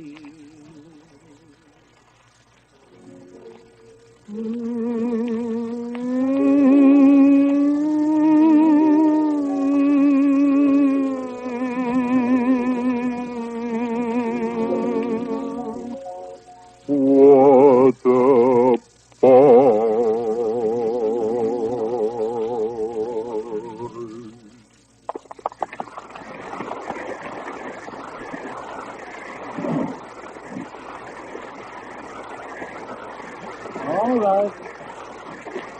All right, that's Franklin Jensen, baritone. Franklin Jensen, baritone. Your applause is lovely, but if you drag it out too much, we're going to lose one or two numbers in the course of the evening. We have so much. Franklin Jensen, baritone from the Virgin Islands. He sang Waterboy. And remember, Murray Hill 89933, and in Chicago, Franklin 4900. Now, one of the noblest of all professions is that of teaching, and frequently one of the least appreciated. I say this having in mind a born teacher, Clyde Dorr, famous saxophone virtuoso. Saxophone, as you know, is a comparatively young instrument. The great symphonies, the older symphonies, have no parts written for saxophone, but it's an instrument with a human quality and is greatly loved and very effective. Now, Clyde Dorr's hobby is to teach the young idea how to toot, right? So I invited him here to bring some of his pupils, and he's got 3 boys, 1 10, and the others are 15 each. That's a total of 40 years amongst the 3 of them. So we're going to have a saxophone trio. All right, fetch some more.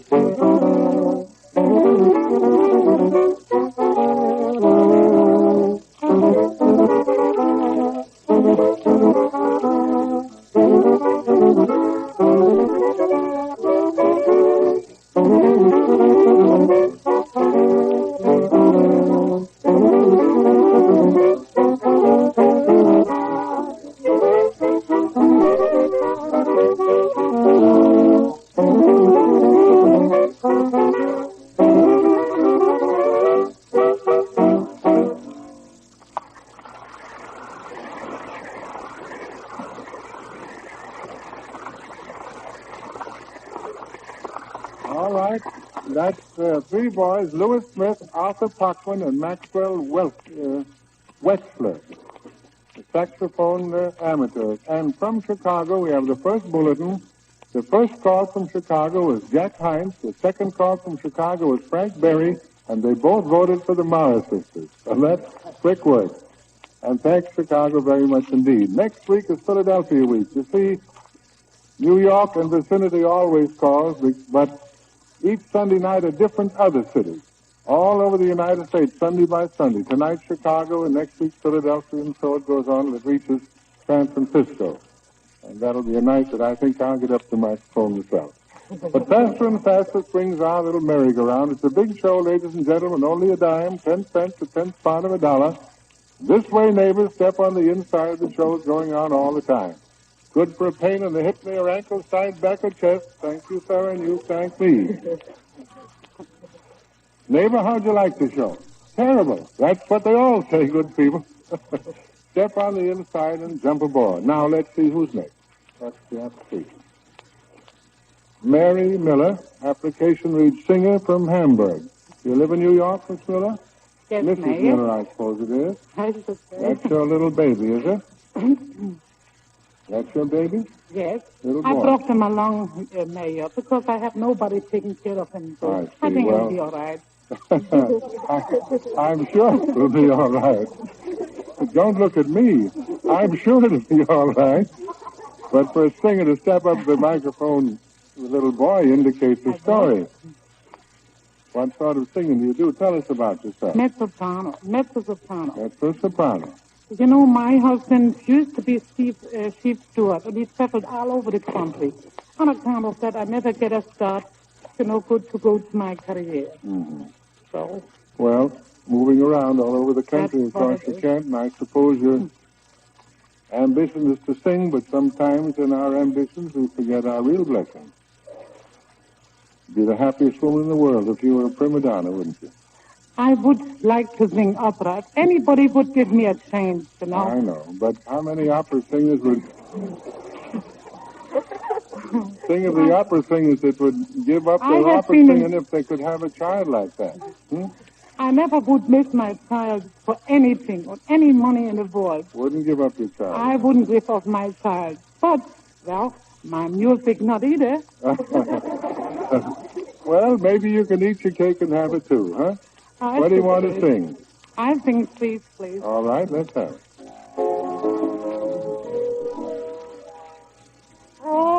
Trivo me in sommerville, og næste fra den synger her, og den hvor som snow har flægt,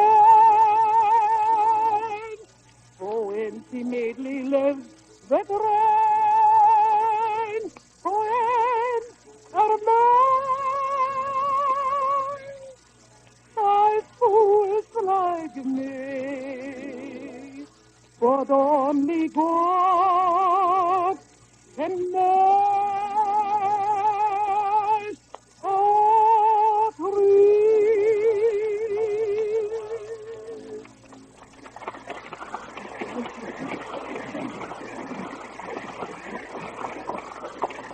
All right. That's Mrs. Mary Miller with a little boy who wants to be an opera singer. Who knows? The telephone's Murray Hill 89933, and in Chicago it's Franklin 4900. Now about auditions.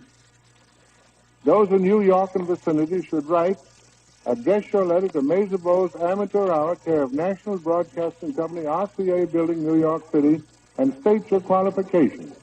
People who have unusual instruments are especially welcome.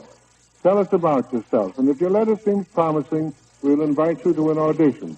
Please don't telephone for auditions. Write. Now,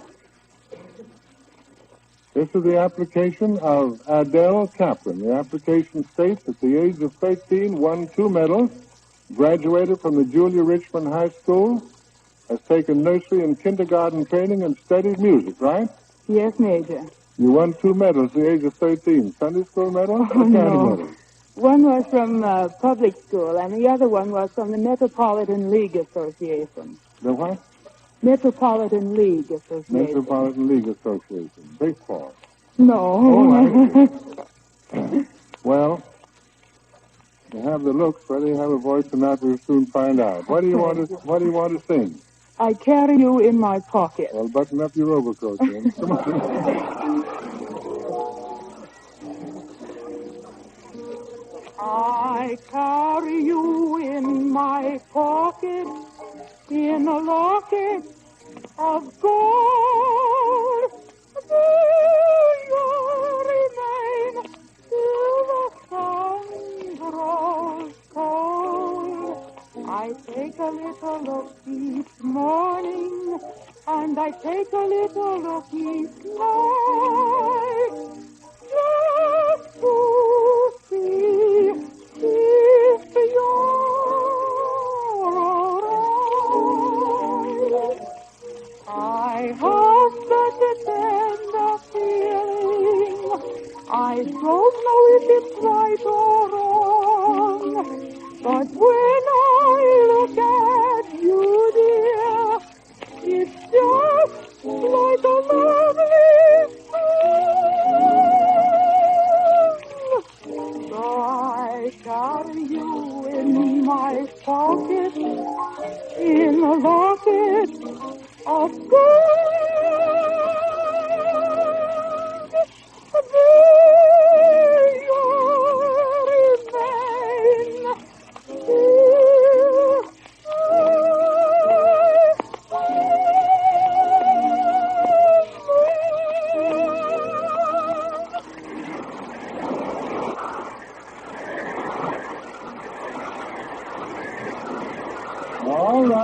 All right. Well, your audience is behaving beautifully, I'll say that. I can't see a grouchy face in this whole hall. That was Adele Kaplan. Now we have the first telephone bulletin. First one that's come in from the New York area. The Morris sisters, Percy Wood, Gloria Berger, Franklin Jensen, and Clyde Dorff pupils. And here is the telephone call. The Morris sisters got 1,243 calls.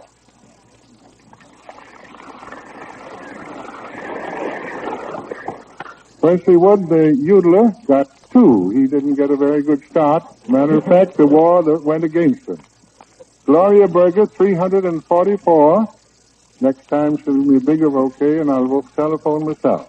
Franklin Jensen from the Virgin Islands got 111, and the little amateur saxophonist, 47. So you see the calls are coming in now. That takes a little time to get them in motion, and we're very grateful. And as I look over at Paul Whiteman, who's worried about his performance tonight, hasn't faced an audience for so long, feels very much good. Now we got who? There he is. One-man band. Al Francis, the one-man band. You know, in starting these amateur hours, I started a vote for one-man band. I'm really proud of it, too, because all the kids are up in the attic digging out old hoop skirts and tin cans and amalgam fillings and pieces of hose and hose pipes and watering cans and making one-man bands out of it. Some are grand and some are terrible, but one thing is certain, they always have a lot of apparatus. This one has a bass drum and cymbals and an old valve trombone. I can't look at him and talk into the microphone at the same time. Paul, you haven't seen one of those for 20 years, I'll bet. Anyway, we'll see what he has to play. All right.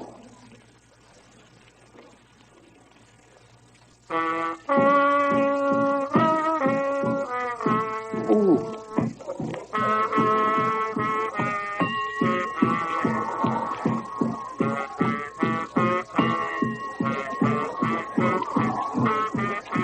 And I started a vote for one-man band.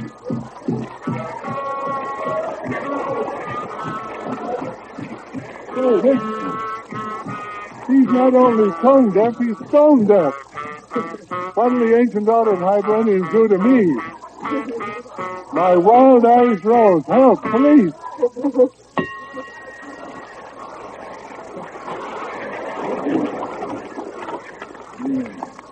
That's Al Francis, the one... Hey, who started that vote for one-man band? I'd like to find out who started... Major, may I interrupt for just a moment, please? All right, Jimmy. I think that everybody in here and everyone on the air should know that the first two calls from New York City, that for Mr. Martin McLean and the one for Miss Rose Wills, both voted for Major Bowes.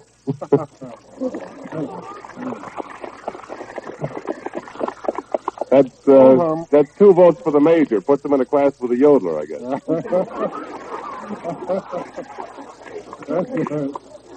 Incidentally, Major, we have... Pardon? That makes 3 of us. That's 3 of us. All right. We have several telegrams here that I'd like to read at this time, and I think that it really is due you that they should be read. Here's one from Rosa Poncell. My dear Major, with so many achievements already to your credit, it seemed hardly possible that you could add to your laurels. But now your outstanding success in the radio world makes us say once again, bravo and heartiest congratulations. Stop. May you continue for a long time to watch over the striving amateurs and continue to guide those worthy of it into channels for serious study for a musical career.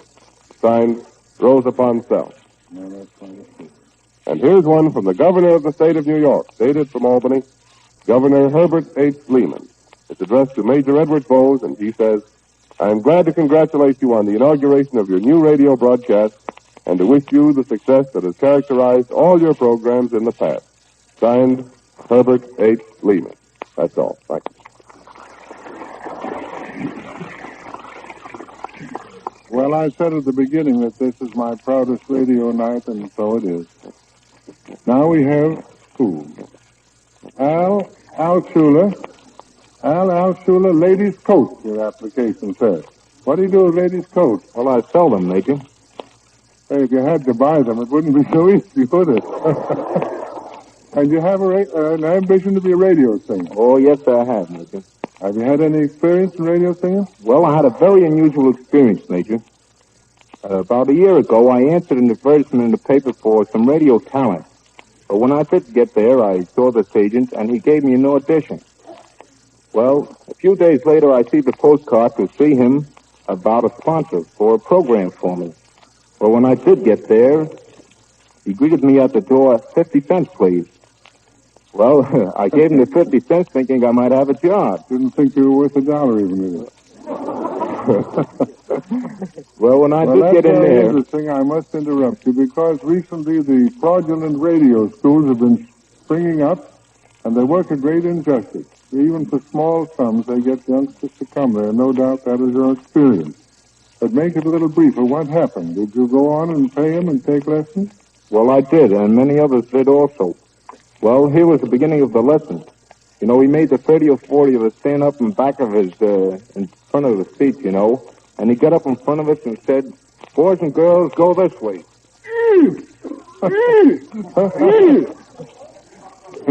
You know, I could have him arrested for giving an impersonation of me. Well, go ahead. What is the second lesson, if any? Well, I'll tell you, Major, he says, no matter where you go, I don't care if it's in a subway, in an elevator, or outside, anywhere you are, don't be ashamed of the folks. Just go, ew! Well, maybe I shouldn't call that school abroad. Maybe that's the standard. I'm not so sure. But anyway, I'm glad it came up because perhaps the people listening will beware of these fraudulent schools. They really do a great deal of damage. Now, in the meantime, after all those lessons, what do you want to sing? Well, Major, I'd like to sing My Mother's Eyes. Georgie Gentle's song, huh? That's right, Major. I think I can sing it just as well as he can. Well, you won't get as much... Well, the one thing I'll promise you, you won't get as much money for singing this either. All right, come on, My Mother's Eyes. On bright and guiding light that taught me wrong from right, I found in my mother's eyes. Those baby tales she told that Prodigal paved with gold, I found in my mother's eyes. Just like a wandering sparrow, one lonely soul, I'd walk the straight and narrow to reach my goal. God's gift sent from above, oh, unreal, unselfish love, I found in my mother's eyes.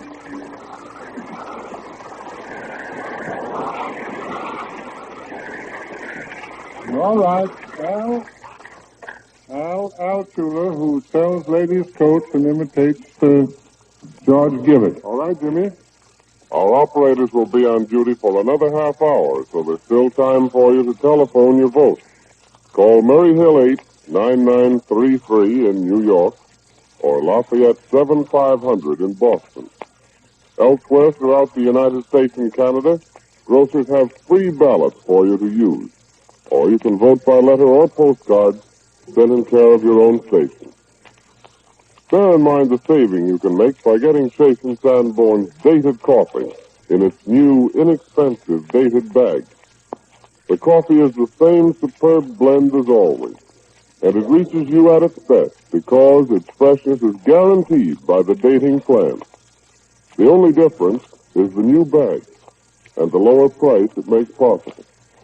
We save money by using a bag instead of an expensive can, and we pass the saving on to you. Try this rich, full-flavored coffee. Buy a bag of Chase & Sanborn's dated coffee tomorrow.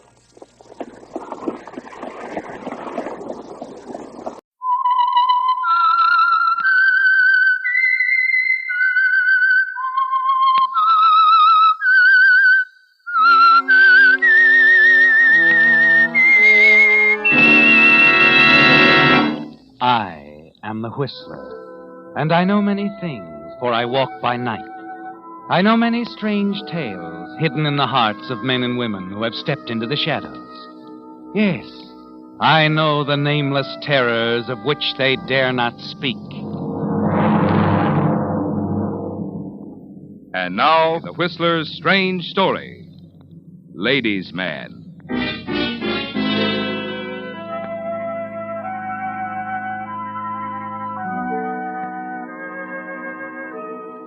The mountain lodge is almost obscured by the fury of the snowstorm, and the car heading toward the lodge up the narrow, winding lane finds the going precarious. But now, with one last lurching crunch, the driver brings the car to a stop in front of the steps leading to the lodge. Two men alight, brace themselves against the wind and snow, and hurry up to the door. One man, the doctor, carries a small black bag.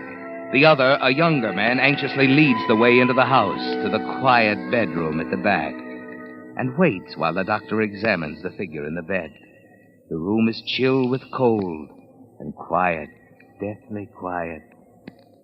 After a time, the doctor looks up at the younger man.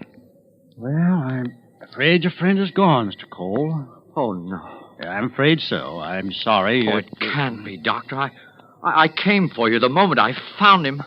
Oh, if only There now, Mr. Cole. You mustn't blame yourself. Oh, I know, but Your friend must have been very ill for some time before you got here. You say you came as soon as you could. You could do no more than that. Well, I might have come up here yesterday. I thought about it, but the storm, I thought it'd clear up.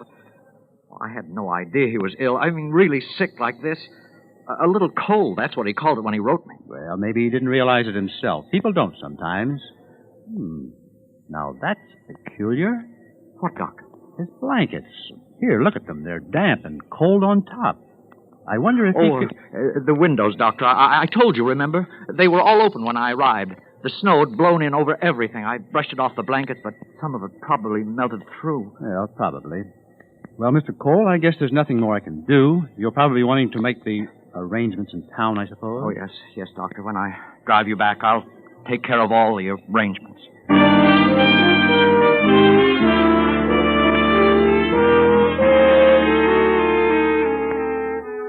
You're good at making arrangements, aren't you, lad?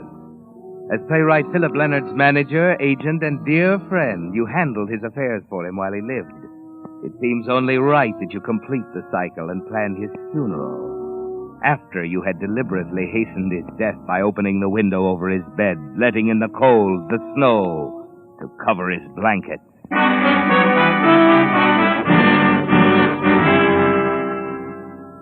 Now the funeral service is over, you join the mourners who have come to pay their last respects.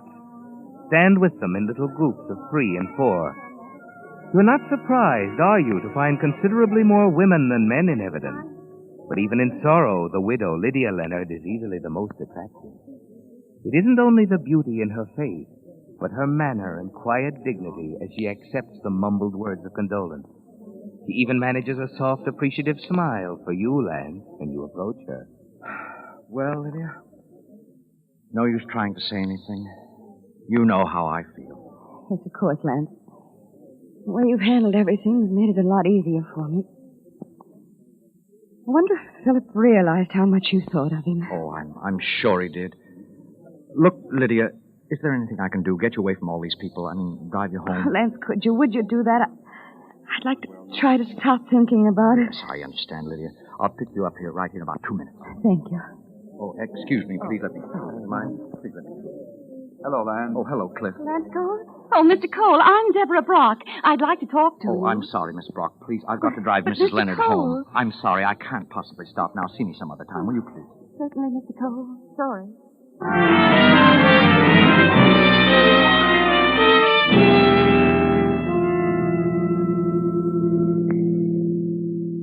You were very thoughtful to do this, Lance. Sorry to have kept you waiting so long, Lydia. It was all right. I can't say I enjoyed it, but I should certainly be used to playing a part. It wasn't just another stage role for me, Lance. I did love Philip once. I loved him very much. He loved you, Lydia. I'm sure of it. Are you? Are you really, Lance? You knew him better than anyone. The real Philip, I mean. The ladies' man. Ladies' man. Yes, I guess he did have that reputation. You hadn't seen him for months, had you? No, we both knew it was over. Just hadn't gotten around to the divorce. Lydia, are you still in love with him?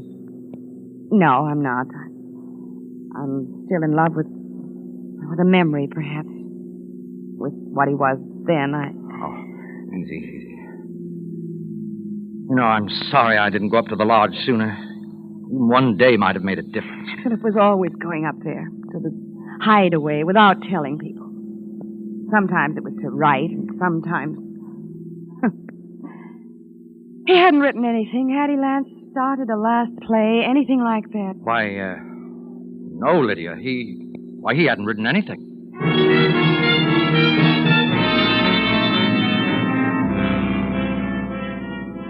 That's what you want them all to think, isn't it, Lance? That Philip Leonard died without writing another play. Your eyes move toward the glove compartment in the car, only a few inches away from Lydia. You're thinking about the manuscript that's locked in there, aren't you? The only draft of Philip's last work.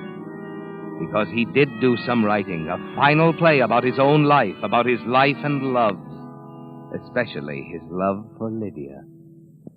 Even when you reach Lydia's apartment, your mind is still on Philip's play. Lance. Oh. You're not listening to me. You haven't heard a word I said. Sorry, I was thinking about something. It's an idea I've had since Philip. Oh? It's about a play, Lydia. A play Philip often spoke of doing, but he never got around to it. You mean the play about his life? Yes, he often spoke to me about it. You know, I used to be a writer, Lydia. I was just wondering, well, perhaps I could write it. Oh, Lance, how wonderful. Of course you could. You knew Philip as well as you know yourself. You knew both of us, all of us, even all the others in his life. It could be an exciting play, Lance. You really think I could do it? I'm sure you could. I'd help. I'd love to. And Philip's producer would have some ideas. Oh, Lance, you simply must. Oh, well, if I could just make it come off.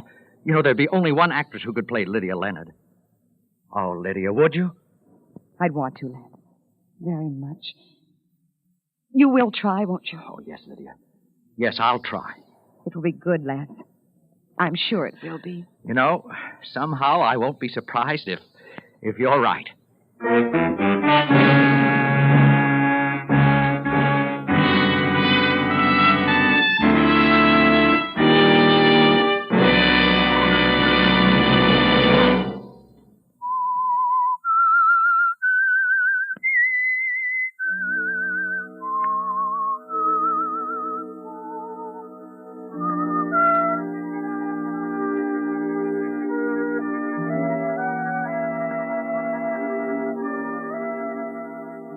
It's exciting, isn't it, Lance, the way everything worked out? From the time you found Philip Leonard alone in his cabin hideaway, dying, did nothing to help him, actually hastened his death. You wanted him out of the way, didn't you? Because of the play he'd written and because of Lydia, the way you felt about her. Now, with Philip's last manuscript in your hands, you've been actually urged by his widow into doing exactly what you'd planned to do, and the greatest opportunity of your life. It's perfect, isn't it, Lance? Perfect. And in the next few days, you remain away from your office, locked in your apartment, seemingly hard at work on the new play based on the life and loves of Philip Leonard. Hello? Your office, Mr. Cole. Oh. There's been some more calls and messages. Oh, all right, Winnie. Mr. Chris Davis called. He said that Lydia Leonard has been in touch with him about the play idea. Oh, that's good. He'll see you whenever you're ready to show him something. Well, you can call him back right away. Tell him I'll be in tomorrow at 10. And you can say that I have a draft of the opening scene already. Yes, sir. Oh, and that young lady, Deborah Brock, was in again. Deborah Brock. She's an actress, Mr. Cole. She said she tried to talk to you at the funeral. Oh, I remember now, yes. They'd talk any place to get a part. Well, tell her I'm not taking on any new clients now. I'm much too busy. Yes. And you can hold everything else until tomorrow, Winnie. I'll come to the office after I see Cliff Davis. Very good, sir.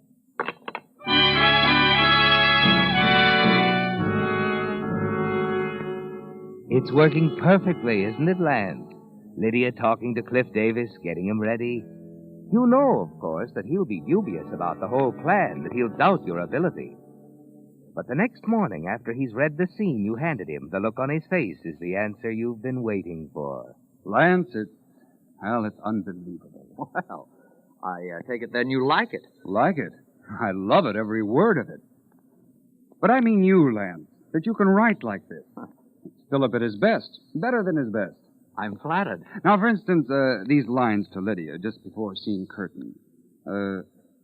The plant grows and the flower blooms, radiant in glory, but never so radiant to me in love with you.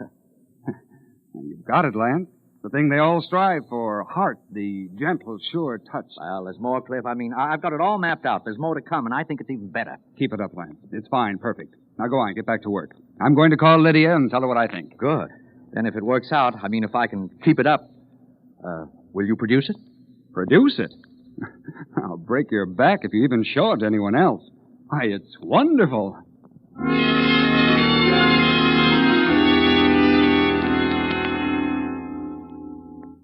Wonderful is the word, isn't it, Lance? You feel like a man lost in the clouds as you drive across town from Cliff's office to your own. His praise still alive in your mind as you hurry in to be greeted by your secretary. And someone else. Mr. Cole, this young lady... Oh, I'm sorry, Winnie. I can't talk to anyone today. I'm an actress, Mr. Cole. And you An see, actress? Oh, not that. No, that's, Mr. Cole. This isn't Deborah Brock. This is McCrae. Anita McCrae. Oh? However, Miss Brock did call again several times. Well, She's look, so insistent. Winnie, when she calls again, just tell Miss Brock I have nothing to do with casting. Tell her I said to see Cliff Davis. Oh. Now, Miss McCrae, I'm terribly busy, and if you don't mind... And the plant grows, and the flower blooms. What? Radiant in glory. But never so radiant to me. What, but never so radiant to me in love with you. What? Shall we talk, Mr. Cole?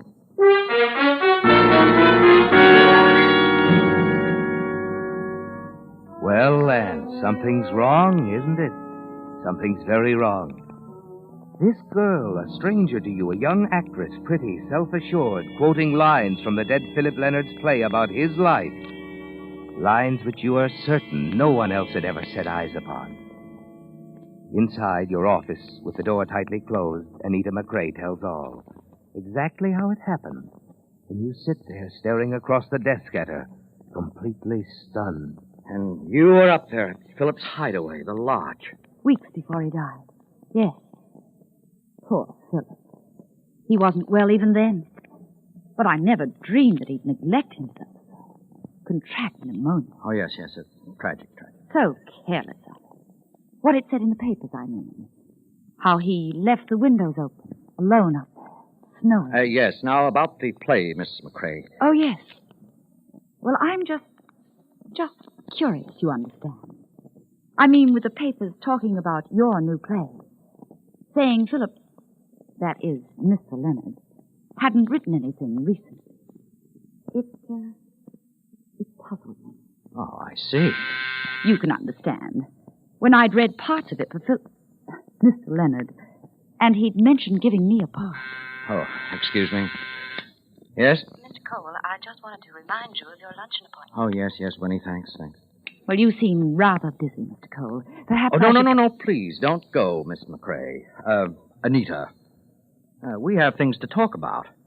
Oh? Oh, yes. I believe you deserve an explanation.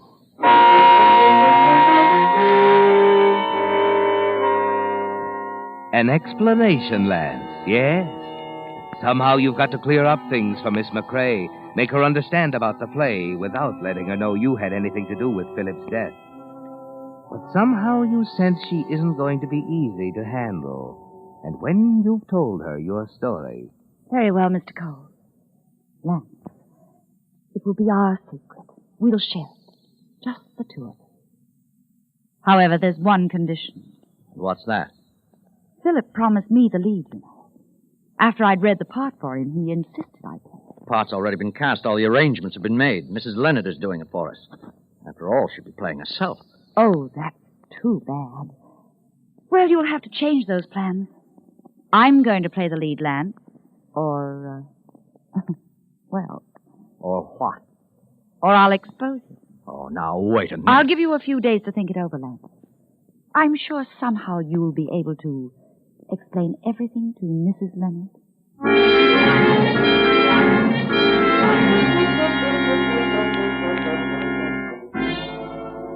Well, Lance, just when things were going smoothly, Anita McCrae threatens to ruin everything for you. There is a way out, but you dread the thought of asking Lydia to step out of the play. However, you finally decide to drop around to her apartment. Quickly, you tell her what's on your mind. You're joking, Lance. No, I'm not, Lydia. Now, don't you see? No, I don't see. Why, it's ridiculous, utterly ridiculous. Why should I give up the part? Why? It'd be the smartest thing you've ever done, Lydia. Now, believe me, I've thought it over very carefully. You must be out of your mind. I won't do it. I just couldn't give up the lead. I couldn't. I owe it to Philip. Lydia... I'm sorry, Lance. I made up my mind. Of course, it's your play. You can do as you wish. Yes, that's right. It is my play, Lydia. However, let me warn you, Lance. If I don't have the lead, you won't have a play. I'll stop it. I can, you know. After all, I'm Philip's widow.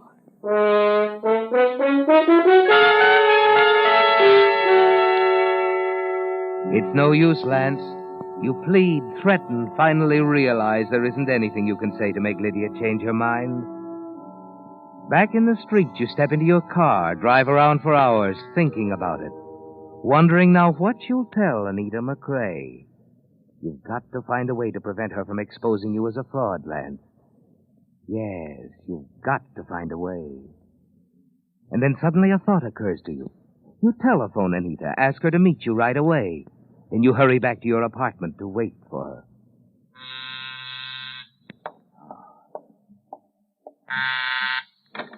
Well, come in, Anita. Come in. Hello, Lance. Sit down. Thank you. Well, you've reached a decision, Lance? Yes. How did dear Lydia take it? Oh, not too well. Once she's made up her mind, she can be quite difficult. Oh, I can be difficult, too. I'm rather stubborn. She won't give up the part. That is too bad. What about me, Lance? You'll be taken care of, Anita. After all, the play's bound to be a hit. It'll make a lot of money. A lot of money. You intend to pay me off, is that it? Well, you have a nice income on a royalty basis. Oh, how nice. And, in the meantime, what happens to my career? Is that so important? Very important.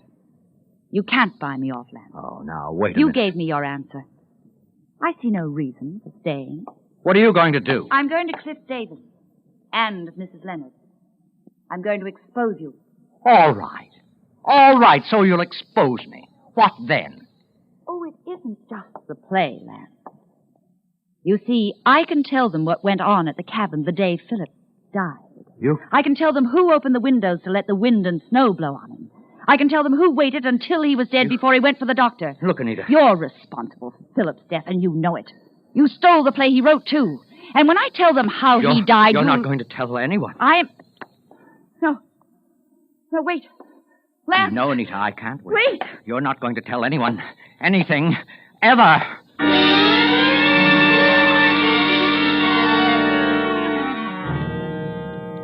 A sudden decision, wasn't it, Lance?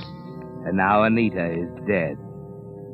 As you stand there, staring down at the still body at your feet, as the terror of the moment leaves you, you tell yourself there was no other way. You had to kill Anita to prevent her from involving you in the death of Philip Leonard.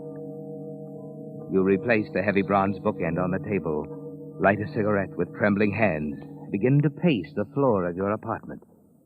You've got to think now. Find a way to dispose of the body. And you've got to be very careful. There can't be any slip-up, Lance. Finally, you know exactly what you're going to do. The service elevator. Yes, you'll wait till it's dark, then take the body down to the basement garage when it will be deserted. Then you'll drive out of town, bury Anita's body somewhere in the hills. And she'll never be heard of again. Oh.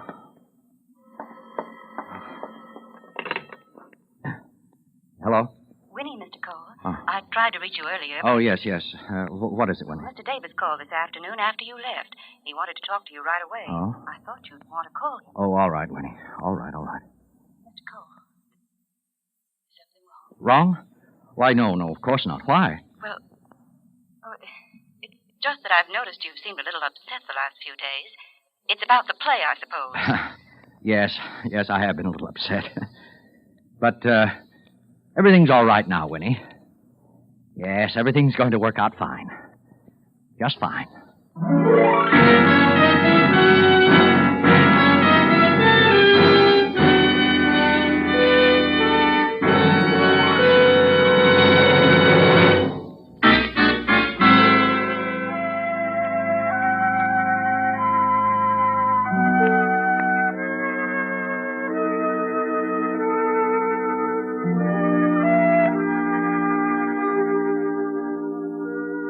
Yes, Lance, you're confident now that everything is going to work out perfectly.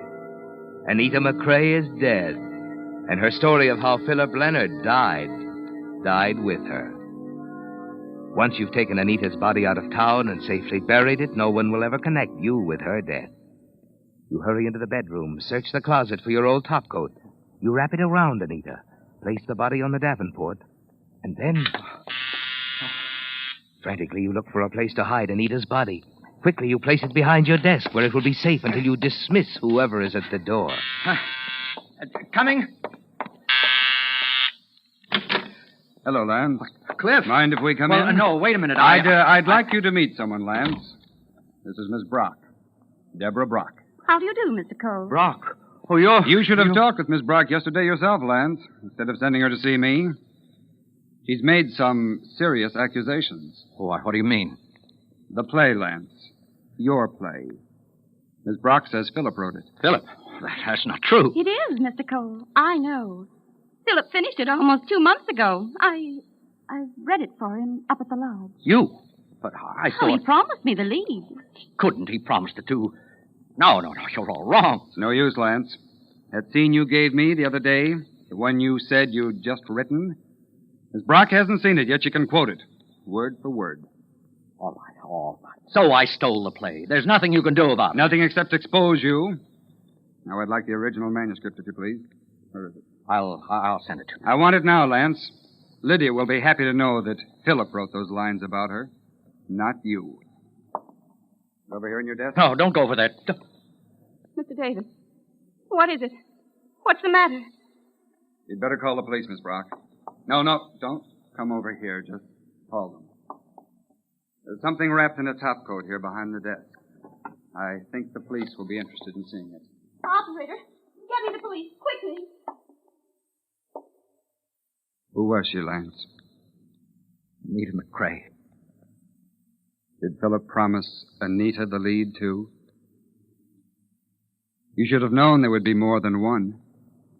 Philip was always a ladies' man.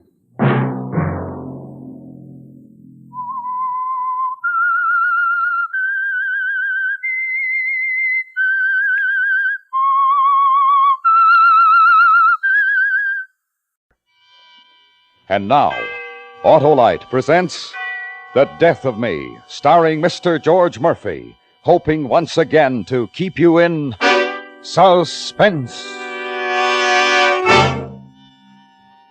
I should have told Sal when it began. Even after we were married, all I'd said about what happened to me in the war was that I'd been wounded. I guess I put it that way because, well, maybe I was ashamed. Battle fatigue, the docs called it. Like a nervous breakdown. At the bottom of it was fear. I'd learned that, but not ordinary fear. It was like some powerful, misty thing. Well, they called it imaginary fear. That's why I wanted the job away from everything. Fresh air, exercise. I had to get a grip on it before it got worse. The place was upstate, way back upstate, and it took most of the day to drive there. But even then, when I could still realize what was happening to me, I just couldn't tell Sal. Why, Harry? I still don't get it. Why'd you have to quit your job? I bet you really got fired. No, I'm not fired, Sal. Like I told you, it's a leave of absence. It's crazy. Going off to this jerkwater town in the hills to work in a two-bit lumber camp. Was dull enough right where we were. Well, it won't be for long, honey. I know it. Just long enough for me to... The change will be good for both of us. We must have passed the place or you made a wrong turn or something. The map says only one road. Can't be much farther. What's the name of this dump, anyway? McCabe. Bixby and Louse is the name of the outfit. I bet they don't even wear shoes this far back in the hills. Hillbillies. There it is. Up ahead, see? Yeah, I'm thrilled.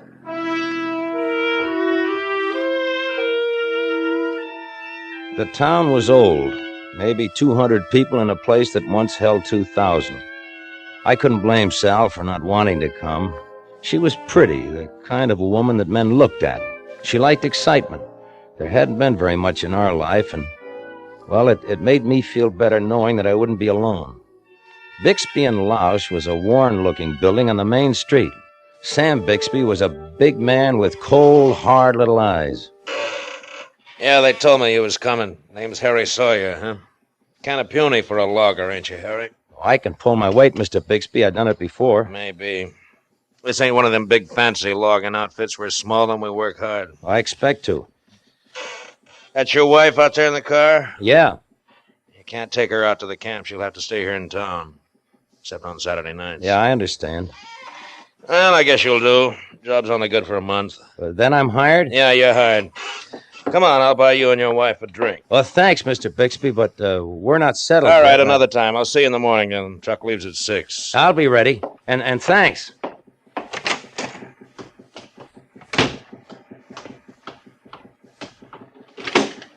Well? I'm hired. It's out of town. You'll have to stay here. For how long? Oh, a month. A month in this dump? Well, that's really something to look forward to.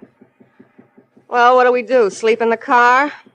I'm hungry. Well, there's a sign down the street. Rooms.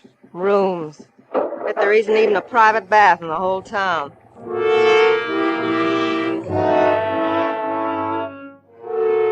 It wasn't too bad. At least the room was clean. Sal took a long time getting her hair just so and the lipstick just right like she always did before we went to eat. The guy downstairs said the best place was Myra's, a bar up the street. Everybody ate there. More coffee? No, just a check. No check. Anything else? What do you mean, no check? It's been paid. Even the tip. Well, give it back, sweetheart. I don't go for stuff like don't that. be silly, Harry. If someone wants to pay the check, let him. Doesn't mean anything. Sure, mister. You don't mean anything, and it was a good tip. Who is this he, miss? That's him coming this way. Big Sam Bixby. Well, I hope you folks don't mind me butting in. This your wife? Well, it ain't often we have a looker like you in McCabe, ma'am. Thanks for the dinner, Mr. Bixby. We appreciate it. Don't mention it. I'll see you in the morning, sir. Yeah. Thanks. Good night.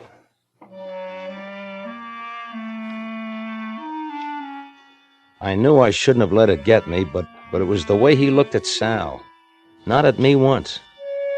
It was ridiculous to think anything. He was just being friendly. But even back in the room, it still bothered me. The way he looked at Sal. What's the matter with you, Harry? You look funny. Huh? Oh, nothing. Nothing. Everything's fine. You ready to go to sleep? As soon as I finish my hair. So that, Bixby's the boss, huh? Yeah. A nice guy. Don't you like him? I don't know yet. Harry, do you think my hair looks better up or down? Oh, you look good with it either way. I just wondered. Okay, you can turn off the light. Sal, everything's going to be all right, isn't it? I mean, the town. Sure. I guess it won't be so bad. I love you, Sal. You know that, don't you? Let's get some sleep. You got to get up early.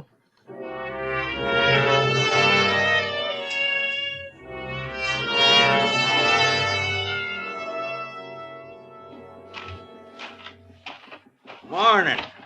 You Sawyer? Yes. McCaw's my name. Ludy McCaw. Hello.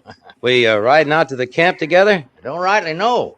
Myra wants to see you. Myra? Myra Lausch. The other half of Bixby and Lausch. Was there something wrong? Don't rightly know. In the office there. She'll tell you. Miss Lausch? Shut the door. You wanted to see me? That's right. I wanted to see you. You're fired, Sawyer. Fired? Why? You're fired. That's all there is to it. Now get out. Get clear out of town. But I thought Mr. Bixby I don't care what Mr. Bixby said. You get out of McCabe before you... What in the name's going on in here? Myra, honey, I swear I can hear you clear to Coltville. Well, I don't like it, that's all, Sam. You're hiring every Tom, Dick, and Harry that comes down the pike. I just don't like it. Honey, you may be a partner in this company, but I run it. I hired Sawyer. When the time comes, I'll say when he goes. Well, all right. But there's going to be trouble, Sam. You know it. I know it. There's going to be trouble. Get in the truck, Sawyer. We're wasting time.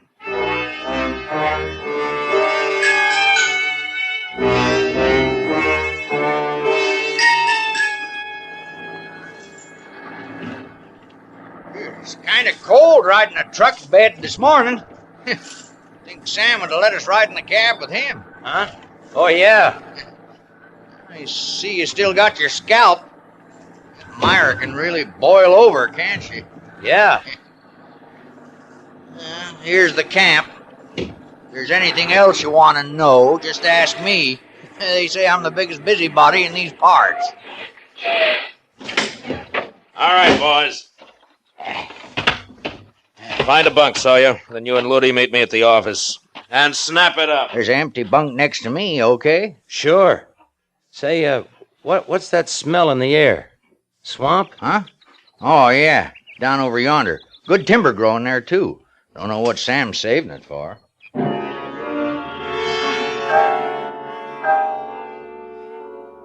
I was worried at first I might be put off somewhere alone. But Sam teamed me up with Ludi. After that, there wasn't time to think about anything but work. It was just what I needed, and Ludi made good company. That night it was a dreamless sleep, the first I'd had. By the third day, I was used to everything, except that heavy, decay-filled smell of swamp. Then on the fourth day...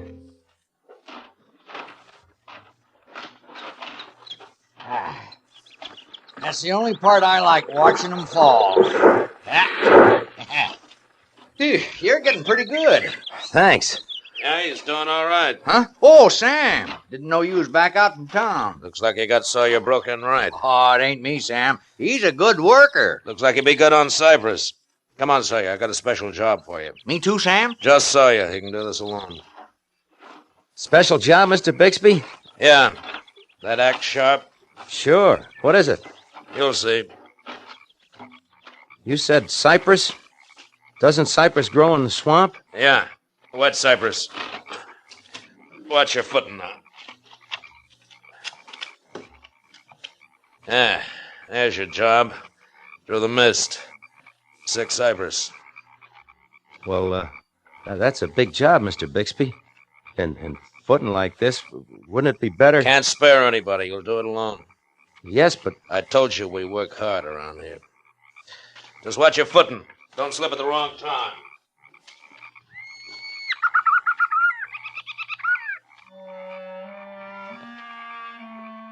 I was alone. Maybe another day, working with someone. And being there alone wouldn't have seemed so... What could I say? That it was a sickness, this thing, this fear? That I didn't want to be alone? Not yet, because I was sick? Would he have understood? Would Sal, would anyone have understood what it was like? It was all around me, this thing in the mist. I had to fight it. I couldn't let it win. I had to fight it for Sal. That's why I'd come here. To work. Work for Sal. Work for Sal. Hey! Huh? Oh, Ludi.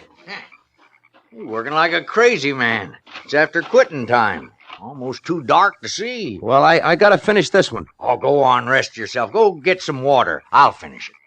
I guess I could use a drink.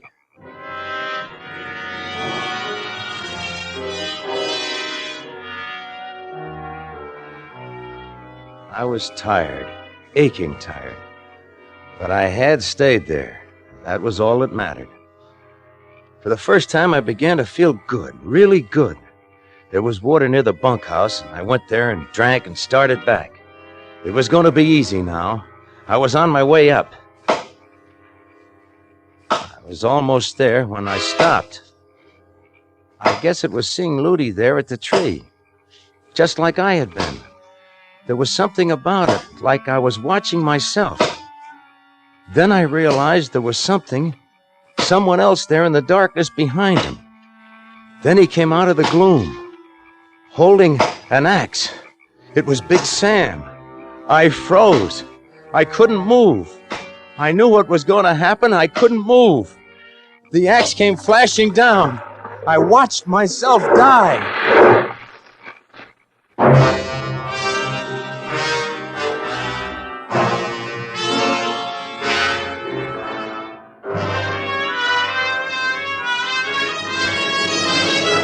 Autolite is bringing you Mr. George Murphy in The Death of Me, tonight's production in radio's outstanding theater of thrills, Suspense.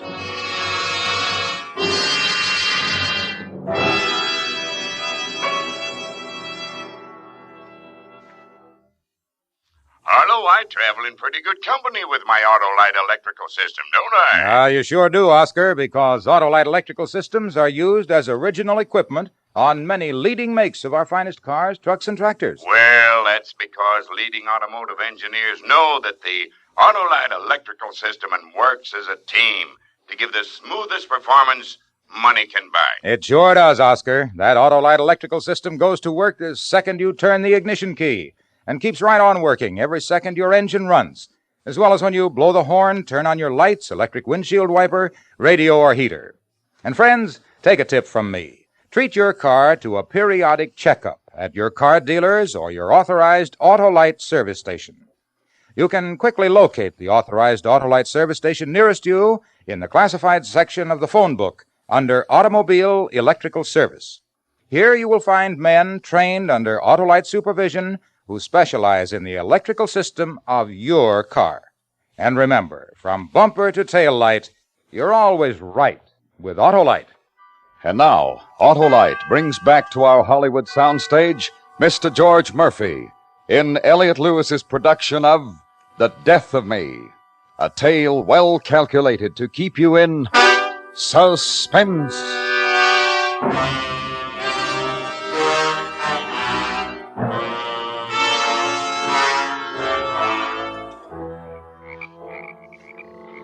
It looked like an accident. Ludy's body lay face down in the slime under the fallen tree. But I couldn't get it out of my mind. The feeling that I should have been lying there, with Sam and the sheriff looking down at me. Just don't look right, Sam. Just don't look right. The tree fell on him, Floyd, ain't it plain? That wound in the back of the head, how'd that happen? That heavy branch right there must have done it. Maybe. I couldn't see any footprints, if there was any in this swamp. You think somebody done it on purpose? That's just plain stupid, Floyd. Who'd want to kill Ludy? I don't know, but it just don't seem likely he'd be dumb enough to stand there and let a tree fall on him. Well, maybe he slipped. Maybe, but we gotta have an inquest.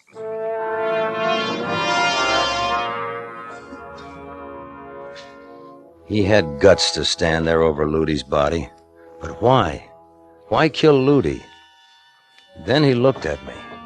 Just a glance, but I saw it. As if he knew I had seen him kill.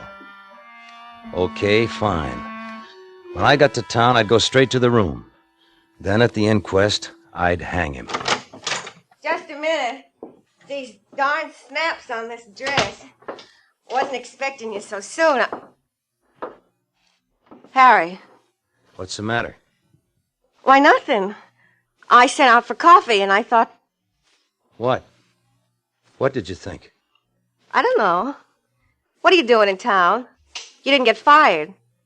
I'm here for the inquest. Inquest? Oh, so that's what all the buzzing's about. I thought it was some kind of accident. It wasn't an accident. It was murder. I saw it, Sal. I saw Sam Bixby kill a man. You saw Sam Bixby killed... Oh, it looks like an accident. It looks real good like an accident. But it isn't. Why, that's awful. Is it, Sal? Of course it is. What's got into you anyway? Well, for a minute I thought that... It's just that I saw it happen and I don't know. You're just upset, that's all. Now, what about that inquest? They said at the bar as soon as the coroner gets here. Are you gonna go? Yeah, I guess we better.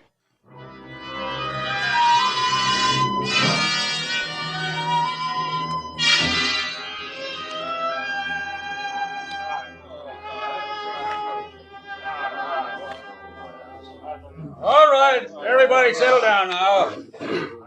Myra, could you kindly close the bar till we're through? Back off, boys, that's all. All right. This here's Mr. John Cahill, the county coroner. He's gonna run this thing. Cut that now. This is serious. Sawyer, I told the other boys not to waste any time up there. I ain't had a chance to talk with you. You were supposed to be working that Cypress alone. Yes. Just tell them where you was at the time. We'll talk about that later. All right. I think there's a couple of seats down front. Well, this is fine right here.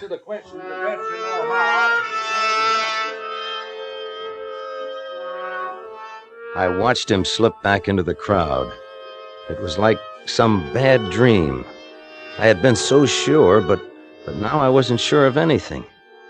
Maybe I hadn't seen it at all. But I had. Ludy was dead. I had to tell. Sawyer? Harry Sawyer. Harry, that's you. You'll do the right thing? Yes, Al. I'll do the right thing. Name?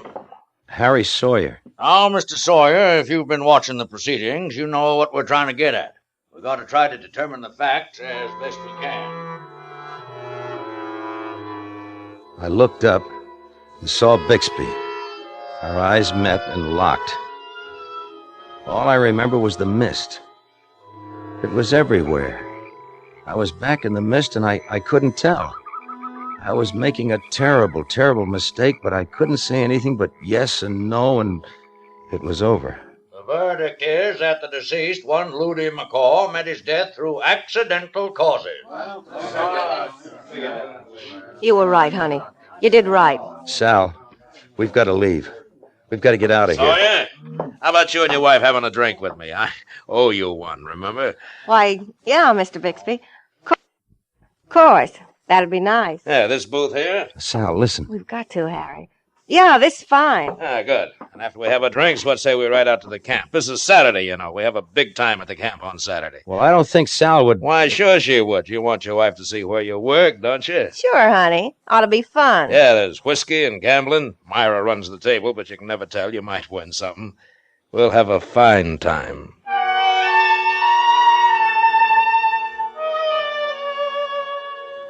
He knew I had seen him kill, and he was cold as ice. Sal didn't realize, she didn't understand that I'd made a terrible, terrible mistake. We couldn't go back there. It was just what he wanted.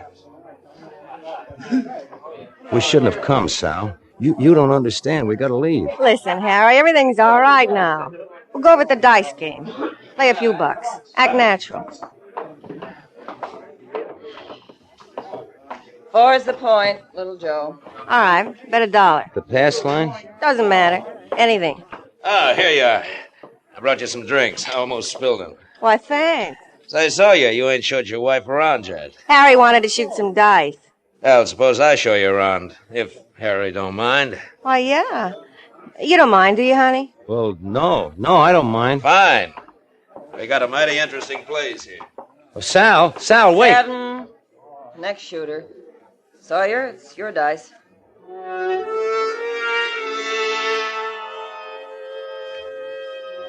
I wanted to run after Sal, run away from everything, but I had to act natural. Natural.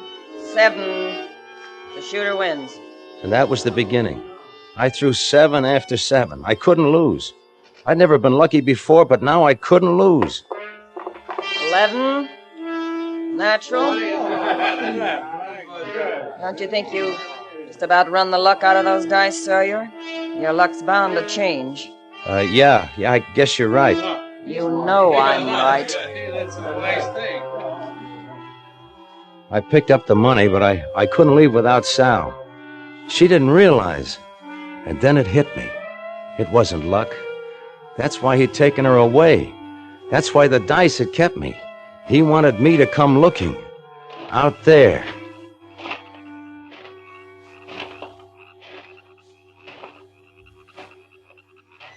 Why'd we come here, Sam? It's filthy. I want to talk. There's nothing more to talk about. How did you get so mixed up? It was dark. I thought it was him. But I didn't tell you to kill anybody. It was your idea. You're in this too. Don't be crazy. All I said was if something just happened to Harry, naturally I'd have to stay longer. You can't leave me. It's all over, Sam. He's not saying anything and we're leaving. Get it through your head. Wait. There's someone. It's me, Sal. It's only me. I'm here. Isn't that what you wanted? What? What are you gonna do? No. You ain't gonna do nothing. I'm gonna kill him. Tell him. You're drunk, Sam. You don't know what you're doing. Sam! Stop it, Sam! Let go of him. I'll shoot. Myra? Listen to me, Sam. It's not worth it. She isn't worth it. You're awful nosy, Myra. Too nosy. Now, I want that gun. You stay there, Sam. Don't make me shoot. You wouldn't shoot. We're partners. You wouldn't shoot me.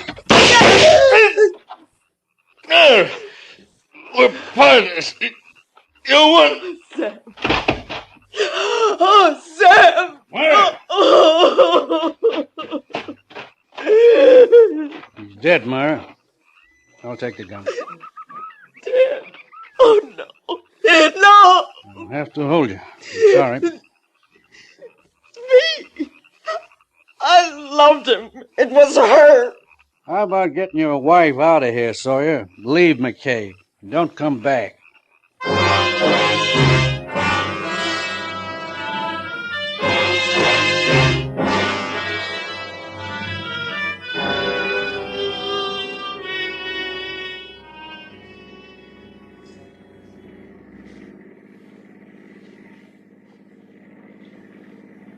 Harry? Harry, don't just sit there. Say something. I know what you're thinking, but you're wrong. Harry. Keep away, Sal. What's the matter? You afraid of me? No. No, I'm all over being afraid. I was just setting Bixby up, that's all. We could have made him pay a fortune to keep it quiet. Don't you see, I was only doing it for you. What are we stopping for? This is where you get out. Get out. You gonna leave me here? What'll I do? There's nothing. Where'll I go? The roads are many, the world is wide. Get out. Harry, you can't leave me here. I'm your wife. Take me with you. You've got to. It's a matter of self-preservation, honey. Sooner or later, you'd be the death of me. Harry, don't leave me. Harry, wait!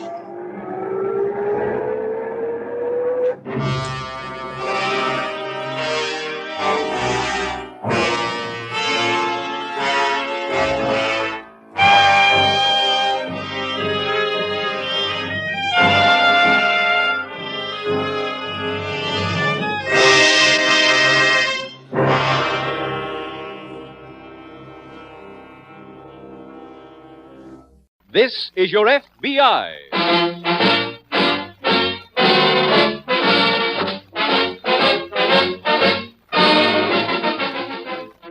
This is your FBI, the official broadcast from the files of the Federal Bureau of Investigation. Presented transcribed as a public service by the Equitable Life Assurance Society of the United States and the Equitable Society's representative in your community.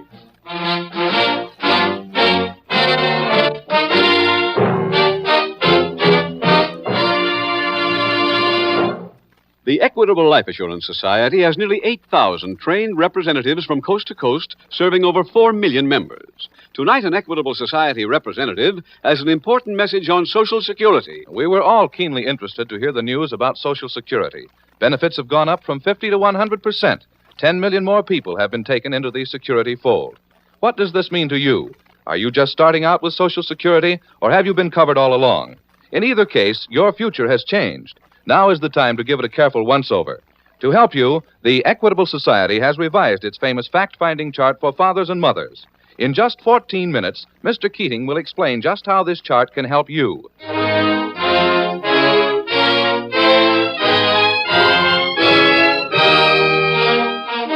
Tonight, FBI file number 293. Its subject, homicide. Its title, The Prodigal Hoodlum.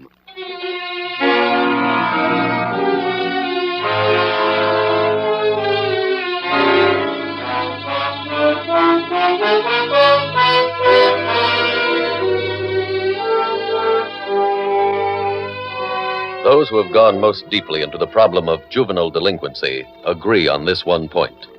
Among youthful lawbreakers, there is no common denominator. Some are bright boys, some are dullards.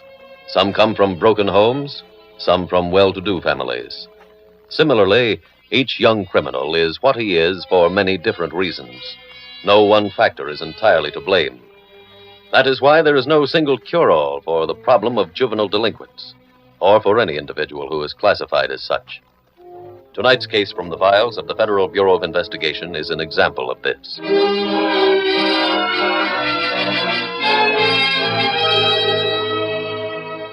Our file opens in the hospital ward of a prison located beside a river which runs through a large Midwestern city. FBI Special Agent Taylor enters this ward and walks to the bedside of a patient.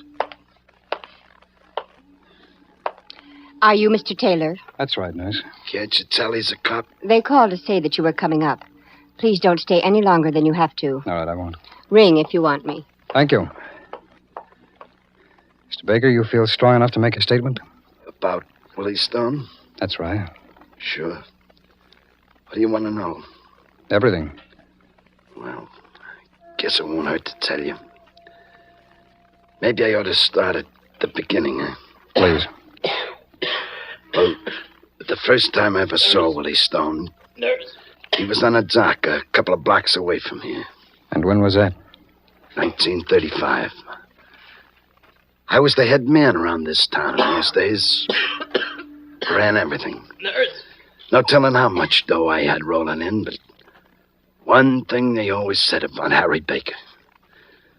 I never forgot where I come from. I always used to visit the old neighborhood.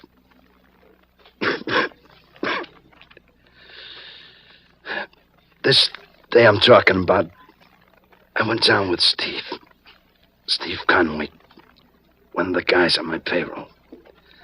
We'd been to the candy store and the pool room and the other joints I used to hang out. Finally, we got to the dock our gang used for swimming when we was kids. There was kids there that day, too. Hey, Harry, get a load of them kids.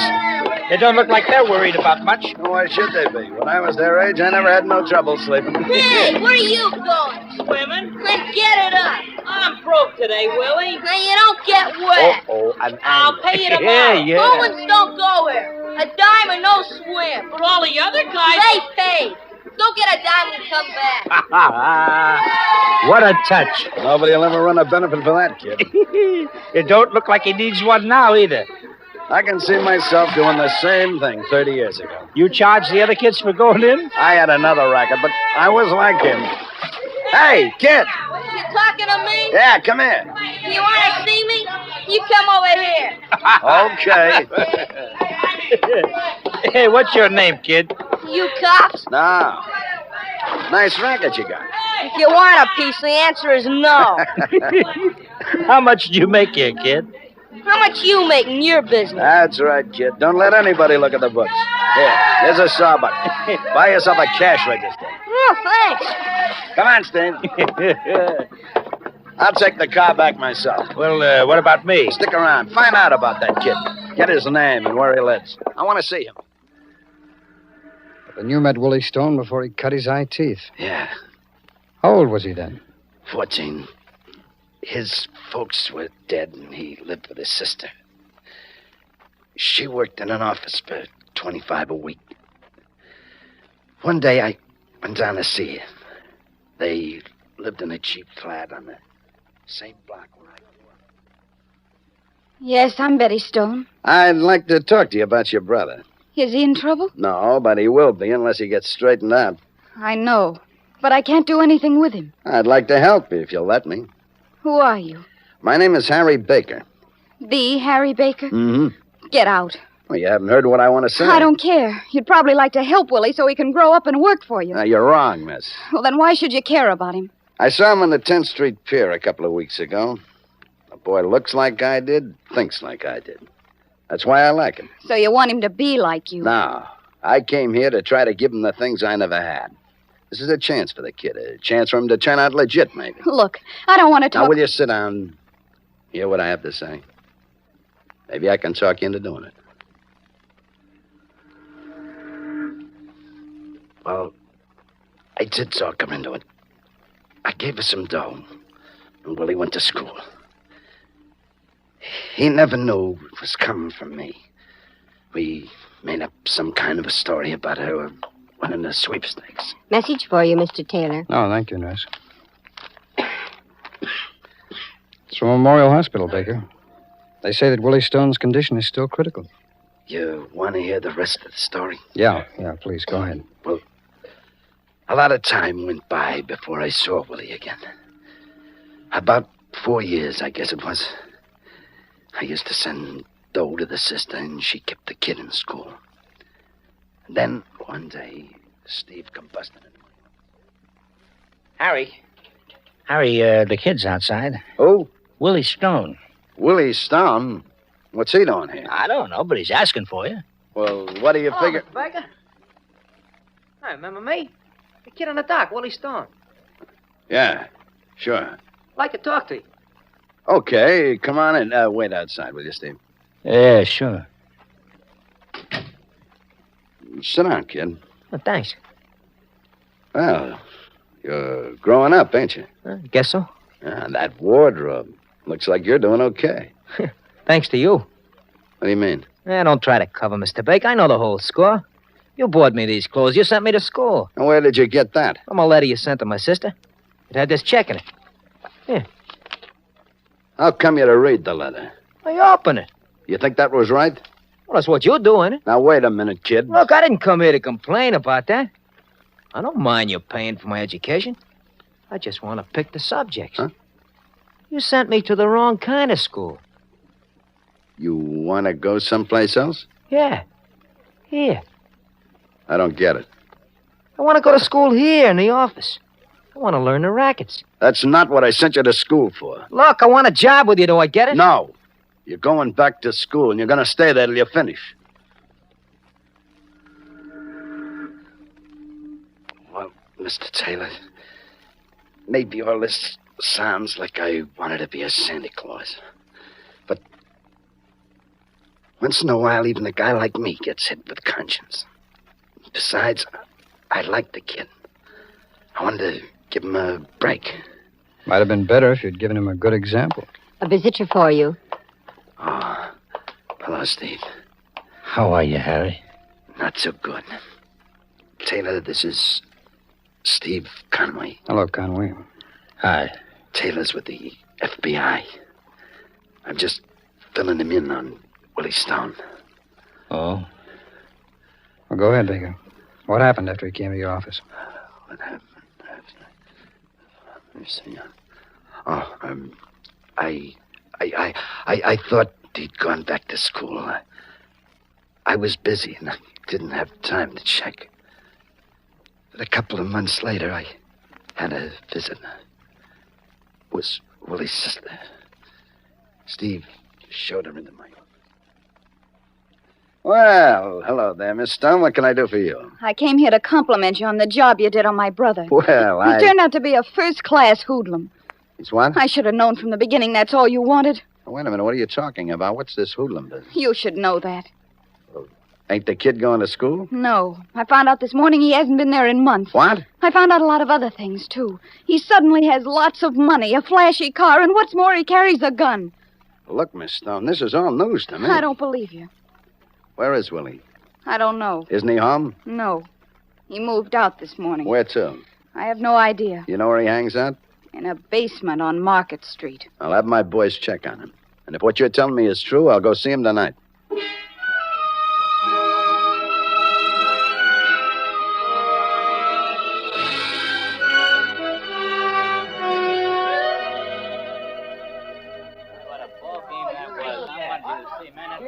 All right, you guys. Meeting's call order.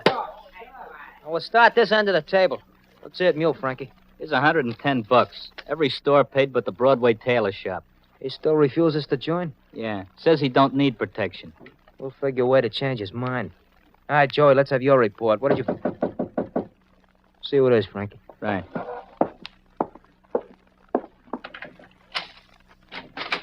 Yeah? I'm looking for Willie Stone. We're holding a meeting. Out of the way. Hey, what's that?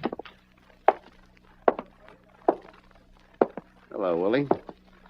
Well, the great Mr. Baker. What are you doing here? I came to see you. What for? I wanted to talk to you. We're having a meeting right now. I can wait. What's with him? Ah, looks like you got yourself a little organization here, Willie. That's right. Seems real familiar. You know, I got my start in a cellar just like this. It was only 3 blocks from here. This gonna be the story of your life? No, it's openers for a little advice. When I started in one of these cellars, there was nobody around to help me. Nobody around to give me a break like I want to give you. Now, look, Let Baker... me talk. I want you to go home, kid. Back to your sister. And I want you to go back to school. Not a chance. Look, you got to finish what you started. I'm starting here. No, you're not. Let's see you stop me. Come on, show me how you do it. Got it, kid. How do you like this, boys? He don't want no action. Maybe this'll change his mind. I'm sorry you did that, Willie. Get out of here. All right, kid. I'll go.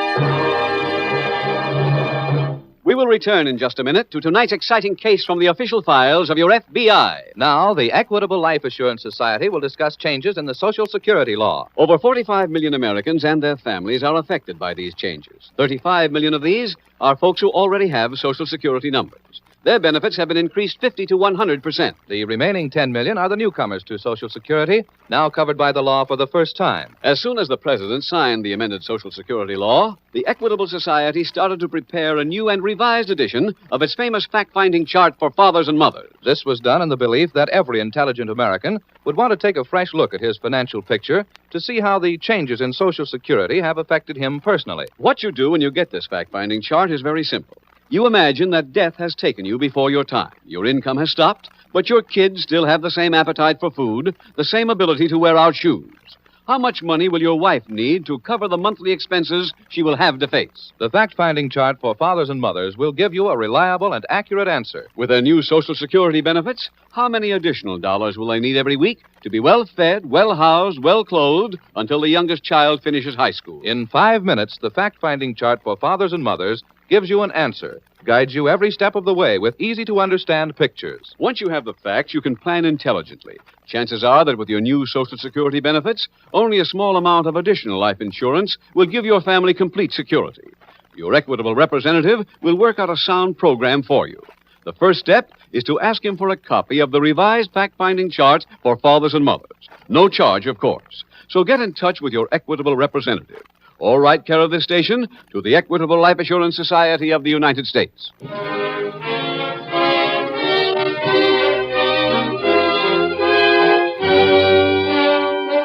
And now back to the FBI file, The Prodigal Hoodlum.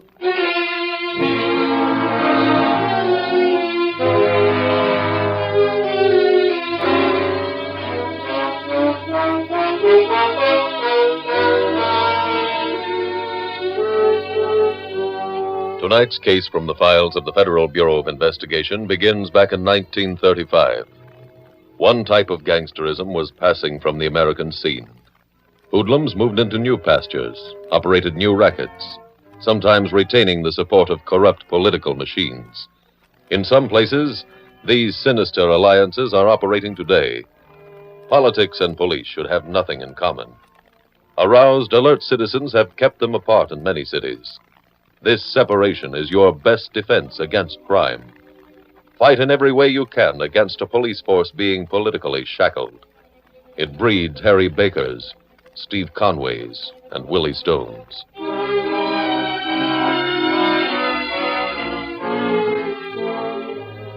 Tonight's file continues in the prison hospital ward room. Mr. Taylor, I think you'd better let him rest. All right, nurse.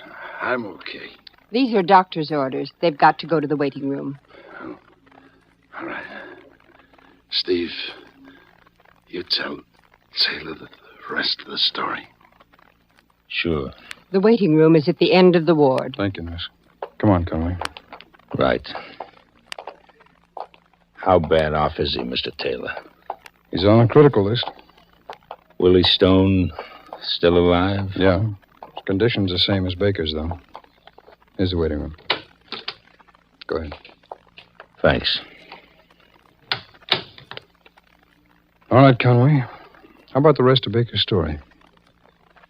Well, the night the kid slapped Harry's face, it was like closing a book. Harry never saw him again. Didn't even talk about him. But he couldn't forget Willie, because as time went on, he stepped up into the big leagues. Mm-hmm. He stole accounts from us. If he ran low on whiskey to sell, he hijacked our trucks. Oh, he was in our hair real good. Then one day I went to see Harry. I had to talk to him.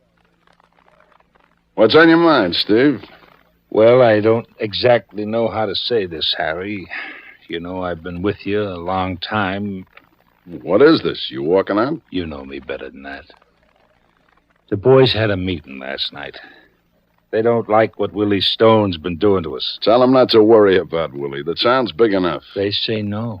Then they better have another meeting. Harry, they've already made up their minds.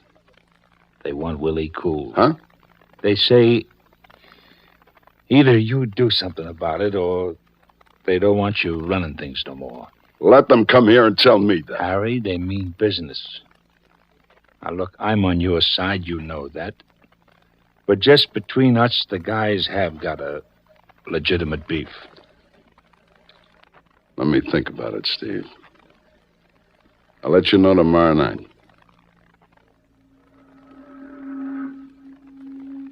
Well, the day after that, Harry went to all his safe deposit boxes, collected his dough, and blew. Where did he go? Europe. He went there meaning to stay. Then the war busted out. The Germans grabbed him and threw him into one of them prison camps. After the war ended, he got sprung, hung around Europe till his dough ran out. Then, just about a month ago, he came back. I live in a rooming house on the west side. Some way, Harry dug up my address. Steve Conway? That's right. Hello, Steve. Huh? Harry Baker. Harry Baker? Harry? Hi, Steve. Hey, come on in, come on in. Thanks. I didn't know you at first. Gee, you've changed. Yeah, I know. I guess maybe I have too, huh? Well, sit down, Harry, sit down. Let me dig you out a drink. No, I don't want any. Well, when'd you get back? About a week ago. You were sure there a long time? Too long, Steve. Well, it sure is good to see you, Harry. What about Willie Stone, Steve? What do you mean? Is he here in town? Yeah, he should be. What's he doing? Oh, he's got some kind of a lottery touch. Where's his office? I don't know. He keeps moving.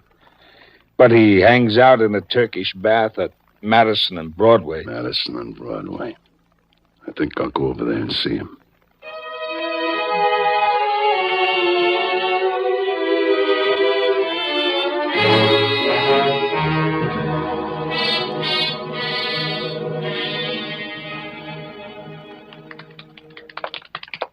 Hey, Doc. Me? Yeah. I'm looking for Willie Stone. Where is he? On the massage table. Where? In that room. Thanks. Well, it's about time you get... What do you want? Hello, Willie. Who are you? Let's see if you remember. Look, Mac, I'm I don't Harry want to... Baker. Well, didn't know you. You put on a little mileage. Plenty of mileage. Been a long time. Yeah, let's see. Last time I saw you was right when I quit school. I know. I heard you blew the country. Went to Europe, didn't you? Yeah. When you get back? Last week. What brought you here? I want to talk to you. That's kind of a old habit of yours, huh? Look, catch me some other time, will you? I'm waiting for a massage.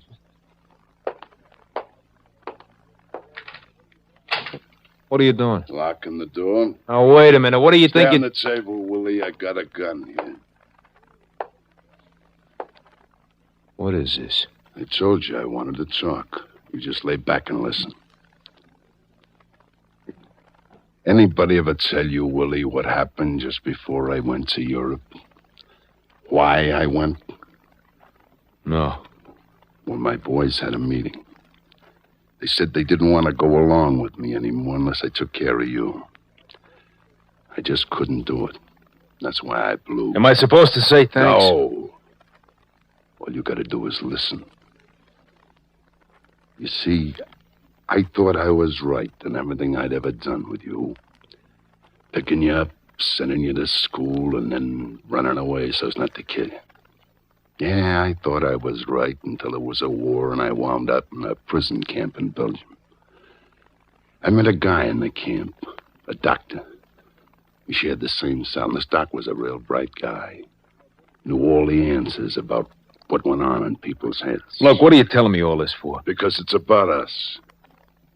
One day I told him about you and me, the whole works. From that day on the docks till the time you slapped me in that cellar. I also told him about running away because I couldn't kill you. You know something, Willie? He come up with an answer. An answer to the whole thing. He said the reason I couldn't kill you was because you were me. What? This was something I'd built up in my own mind, like an image, he called it.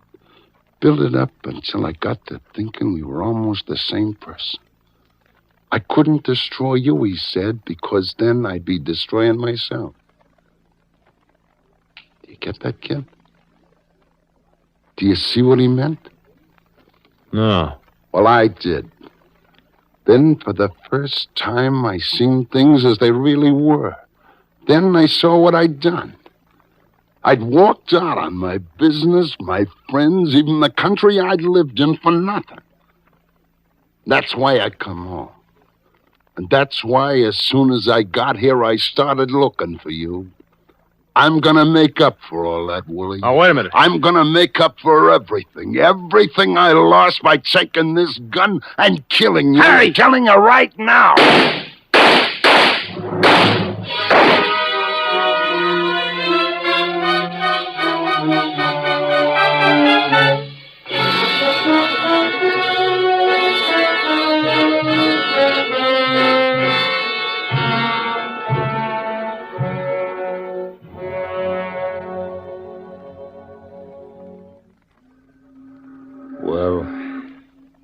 rest of the story you know. Harry Baker pumped 5 bullets into Willie and used the last one on himself. Yeah, I know. Mr. Taylor. Yes, miss? I have some bad news. Harry Baker is dead. Huh? Well, it happened very quickly. That's too bad. Oh, and I Poor have a guy. message for you, Mr. Taylor. Oh, thank you. Poor Harry. Nurse, did you record the time that Baker died? Yes. Let's see. It was 8:13. This message is from Memorial Hospital. Willie Stone died, too, at exactly 8:13.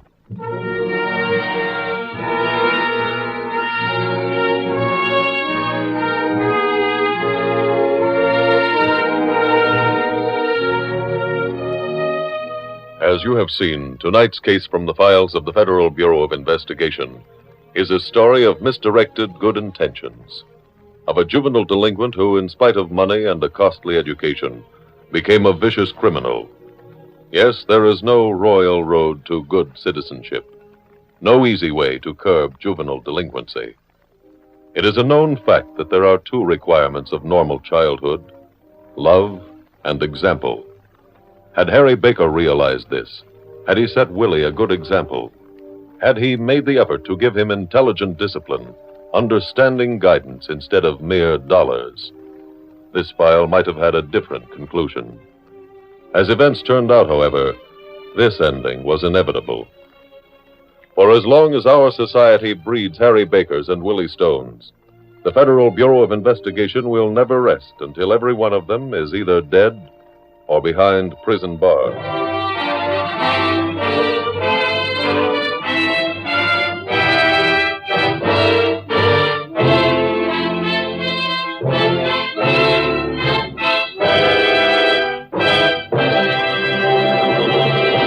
In just a moment, you will hear about next week's exciting case from the files of your FBI. But first, another message from our Equitable Society representative on the fact-finding chart for fathers and mothers. Equitable men have been mighty pleased with the way folks have been helped by these charts, and they've been going fast. But if you haven't got yours yet, don't worry. If you act quickly, you can still get one without obligation. Just ask your Equitable representative for the fact-finding chart for fathers and mothers revised to fit the new Social Security law. Or send a postcard care of this radio station to the Equitable Life Assurance Society of the United States.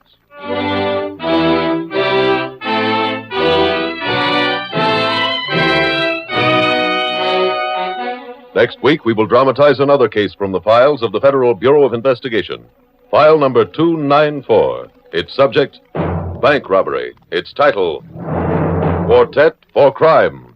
The incidents used in tonight's Equitable Life Assurance Society's broadcast are adapted from the files of the Federal Bureau of Investigation. However, all names used are fictitious, and any similarity thereof to the names of places or persons, living or dead, is accidental. Tonight, the music was composed and conducted by Frederick Steiner. The author was Jerry D. Lewis. Your narrator was William Woodson, and Special Agent Taylor was played by Stacey Harris. Others in the cast were Anthony Barrett, Ted DeCorsia, Barbara Fuller, Isabel Jewell, Wally Mayer, Jeffrey Silver, and Gil Stratton, Jr. This Is Your FBI is a Jerry Devine production.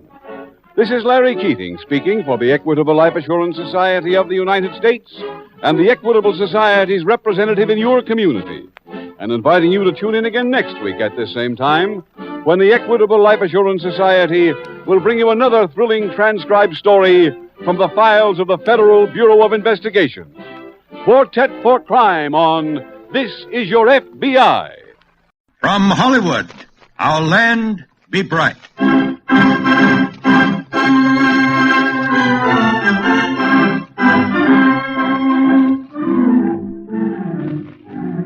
Long may our land be bright, with freedom's holy light. Protect us by thy might, great God, our King.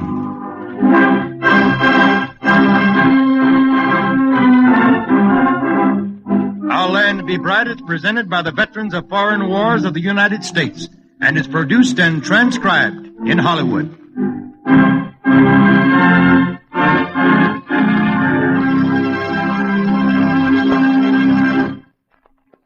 This is the voice of the Veterans of Foreign Wars, speaking from Washington. Today, there is one great threat to our American way of life and to world peace. You know that threat is communism. Communism stands for... Communism stands for the destruction of our American form of government. It stands for the destruction of American democracy. It stands for the destruction of free enterprise. And it stands for the creation of a Soviet of the United States and ultimate world revolution. Those are the words of J. Edgar Hoover, Director of the Federal Bureau of Investigation. These facts about communism condemn it before the bar of public opinion. It just won't work for free men. But sometimes free men become confused and are tricked into believing communism is better than democracy. Now, that's what almost happened to young Sullivan, a veteran of World War II. He was walking through a public park one day during the noon hour.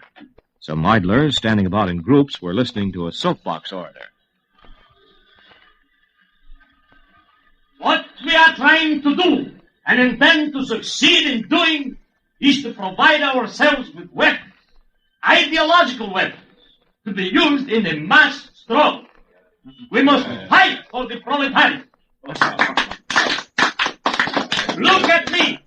Do I look like I could lead you astray? That's nonsense. You are men, you can think for yourselves. And so I say to you. Who are you? Who am I? Is that what you said? Yeah. Who are you? Whom do you represent? The man over there asks, who do I represent? Why, I represent the people. What people? The veterans of the People's Democratic Anti-Fascist Movement. Sounds like a lot of moxie. I don't get it. No, and some of the rest of us don't get it either. Yeah. Let's go get a cup of coffee. Okay. To be used in a mass struggle. My name's Barton. Mine's Sullivan. I'm glad to know you. Were you in the service? Yeah. The other side? No, Pacific. Flamethrower. Oh, one of them fellows who cooked them, huh? Yeah, you might call it that, only it wasn't funny. Seeing them fry. I could never get used to it. Too soft, I guess. Perhaps not. Just normal American, I'd say. But you wouldn't stay normal very long unless some fellows like that soapbox orator we just left. Why not? Because he's a flamethrower, too. Yeah, maybe so. Maybe so. I don't... Meanwhile, young Sullivan's father, who was desk sergeant at the police station of the 4th Precinct, has been having a busy day. A drunk has just been arrested, and 2 young sailors, looking rather sheepish, stand beside the offender while Sergeant Sullivan says, What's the charge, Officer Thomas? Causing a disturbance on a streetcar? I didn't do nothing. These gobs here... Hey, you want another smack in the nose? Quiet! Nobody's smacking anybody around here. Not yet. What did you say again? I can't hear very well. I said I didn't do nothing. Mm-hmm. That's what I thought you said. Well, now, that's an offense right there. Your grammar's awful. You mean to imply that an officer belonging to our precinct isn't telling the truth? Well, now, that's very disturbing to us. So if you didn't create a disturbance on the streetcar, you've done so now. Lock him up, Thomas. Who's charging me? There is no charge. It's free. Furthermore, you'll receive a reward. You can have your day in court. It's one of our little guarantees. Thanks, Sergeant. I'll feel better in the morning. I hope so. Officer, see that he has a nice, comfortable bed. Come along. And now, you boys. Yes, sir. What do you mean by starting a fracas on a streetcar? Don't you know a public conveyance isn't the aft deck of a cruiser? You're on your way into the brig. I suppose you know that, both of you. Well, speak up. Sir, I guess we just couldn't help it. That fella called our ship a floating jail. Yeah, he was insulting passengers. Yeah, I made fun of an old lady. Do my ears deceive me, or are you trying to accuse a man who isn't present to defend himself? What's that you say about an old lady? Yeah, he said an old lady ought to stay off streetcars. Yeah, and he started to run down the country, too. So we let him have it. So, the fellow we just locked up for the night, you say, was impolite to a lady and disloyal to America. Yes. Well, the first accusation should keep him in for life, and the second should hang him. It's good I'm not the judge whom he'd be standing before in the morning. I didn't write the laws, but I've got only my duty to think of. Well, that's enough to release you both. Leave your names with the clerk and be in the court as witnesses tomorrow morning at 10 o'clock. Hey, thanks, Sergeant. You're all right. Yes, right guy. A right guy. Okay. Did you hear what they said, Riley? I heard, but I'm not for expressing my own opinion. If those young spalpeens only knew me back in them days when I was their age. I mind the time, Riley, when we first came to America from the grain land across the sea. It wasn't easy finding work, and there were voices. Everywhere I went, voices, trying to lead a young man astray. You got no money? See, I know where there's a store and a cash box we could clean up. You're getting a dirty deal. Denounce the country. Help to overthrow the government. Yeah, that's it. We're having a meeting tonight. Learn about the party line. The party line? Well, I went to that meeting.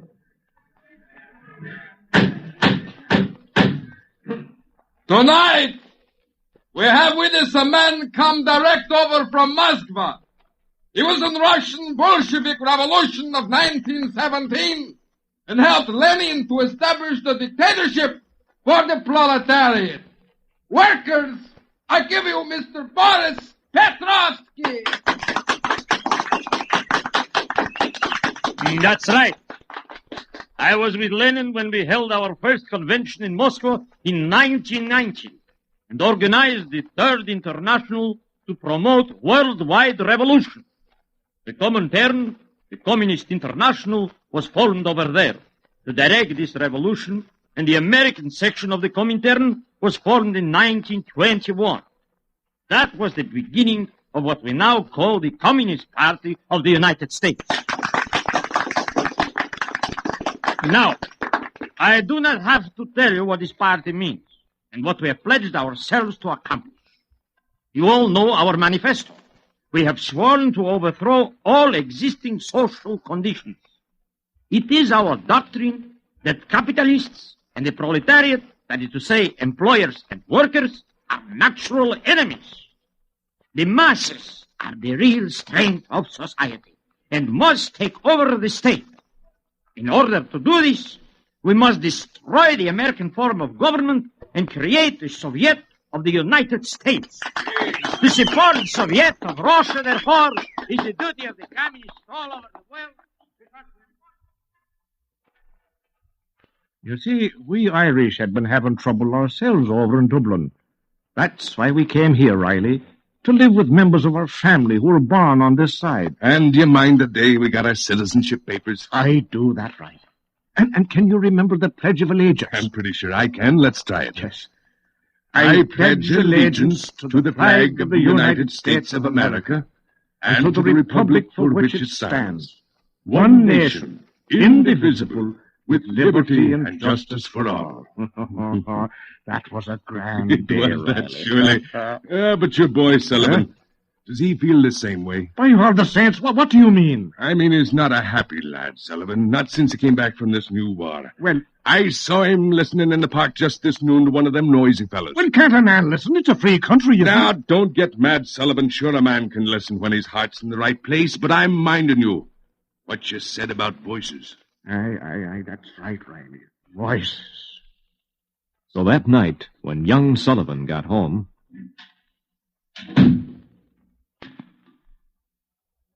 What's the matter, lad? Plenty. Life's not easy, Dad, as it used to be. There's something wrong with the people. I don't get it. I'm getting kicked around, and I don't like it, Dad. Have you tried the VFW? You mean the Veterans of Foreign Wars? Well, that's it exactly. No, what could they do for a guy like me? Well, you're a veteran, aren't you? Yeah, sure. And you're a good American citizen, aren't you? I'm trying to be. Very well, then. Your old man knows what he's talking about. You've got veteran preferences and re-employment rights. Well, that's more than I had when I was in the World War I. Oh, the country's not going to let you down, son. Father, I Dad, I don't know what to do. Yeah, no. I don't know what to do. Listen, son, I know you're tired. The whole world's tired. You better go to your room and get some sleep. We'll talk things over in the morning, huh? All right, Dad. I'll go.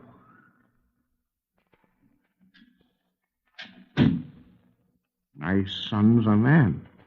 A real man. There's a lot of fight in him. But he's got to be able to see what he's fighting. That's it. He's got to see. He's got to see. The next morning, Desk Sergeant Sullivan didn't report for duty. Instead, he went to the office of the Veterans of Foreign Wars. Are you Commander Mulligan? I am. What can the VFW do for you? Well, you've got a good Irish name, Commander Mulligan. My name is Sullivan, Dan Sullivan. I'm desk sergeant at the police station of the 4th Precinct. Oh, that's interesting, Sergeant. Won't you sit down? Thank you kindly. Commander, I've got a boy who was in this last war. Mm-hmm. He's a good lad, but he's confused. Since he got out of service, he hasn't had much luck, so he's been listening to some of them voices. Voices? Yes, voices.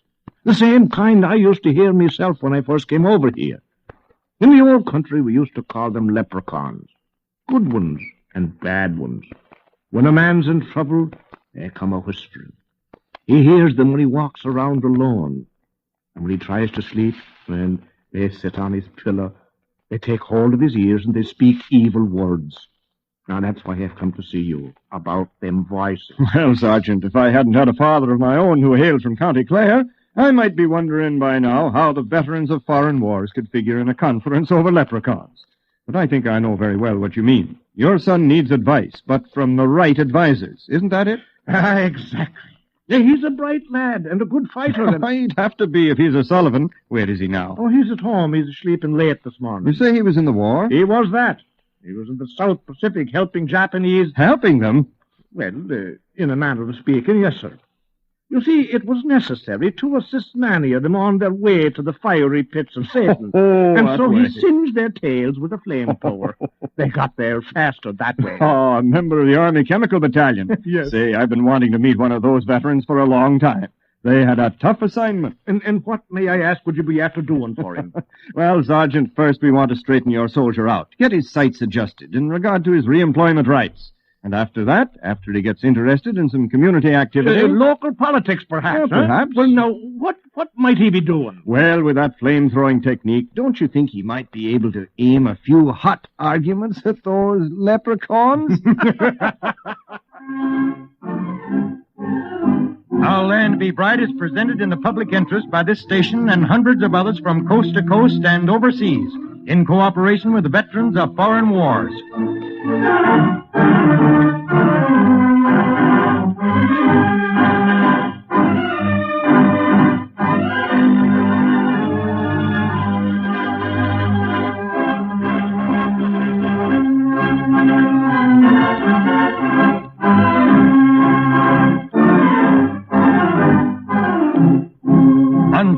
next week and always. Long may our land be bright, with freedom's holy light. Protect us by thy might, great God, our King.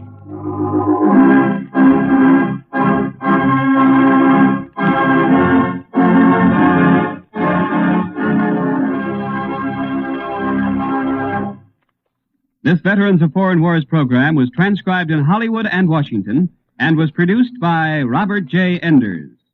What kind of federal housing program do we want? Or do we want any? Should Congress adopt an effective housing program? That is the question.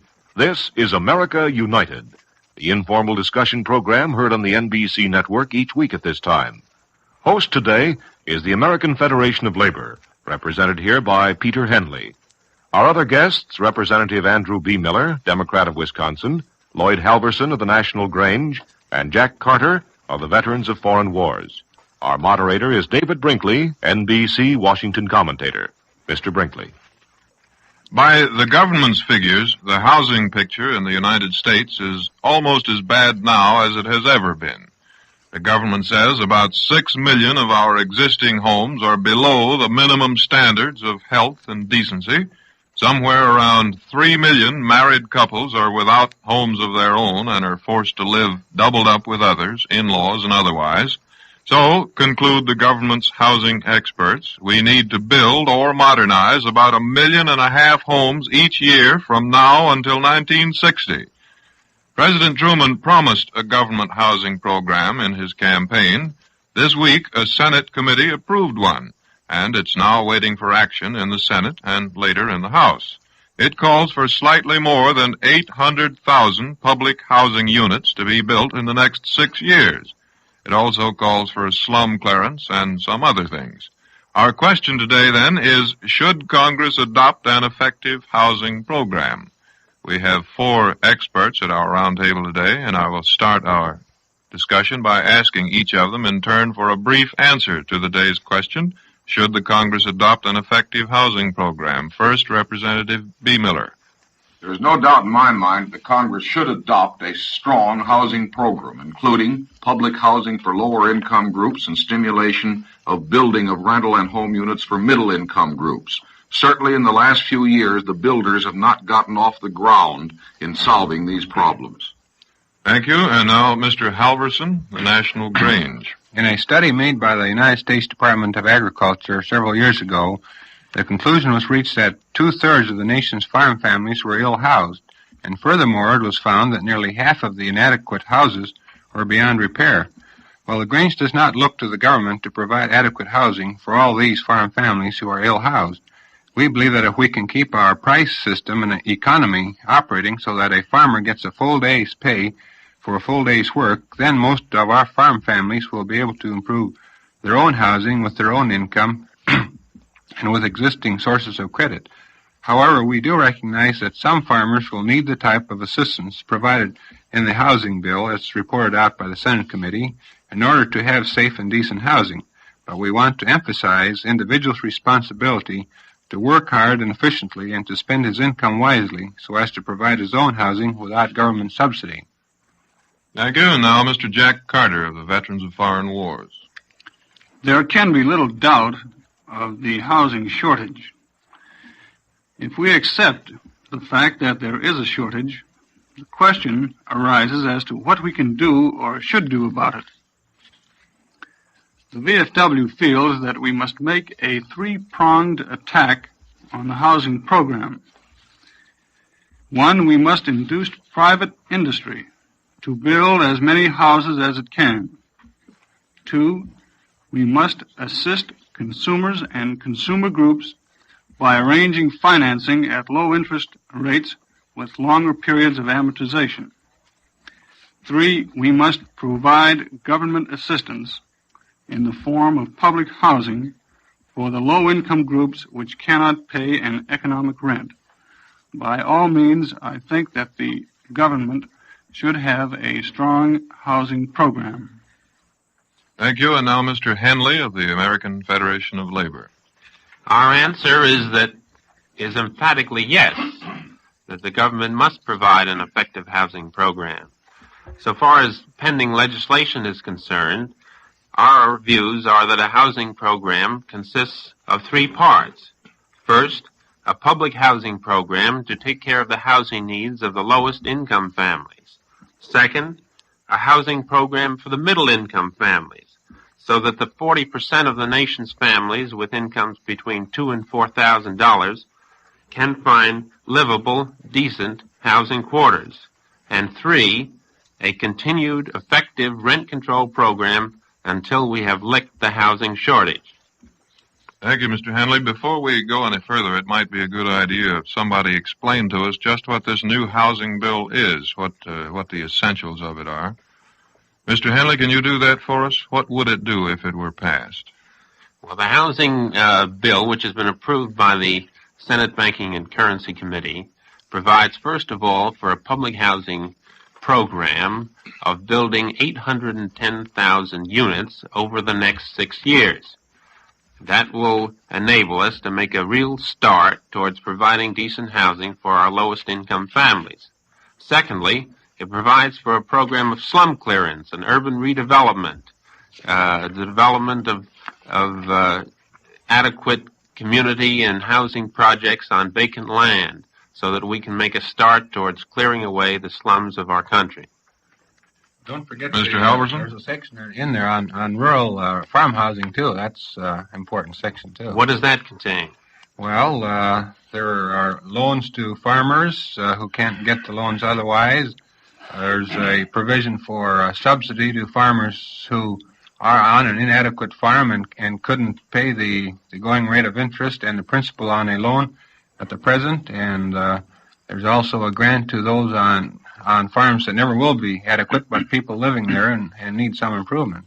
Mr. Halverson, I'd like to ask you, is there any provision for the farm workers in the bill? The AFFL is very much interested in what's going to happen to housing for the people who work on the farms, but who do not own their own farms. Well, I think that is covered in the bill. A farm owner can get a loan to improve the quarters for his hired worker, or if he has a sharecropper, to improve that type of that house, and same way for a tenant.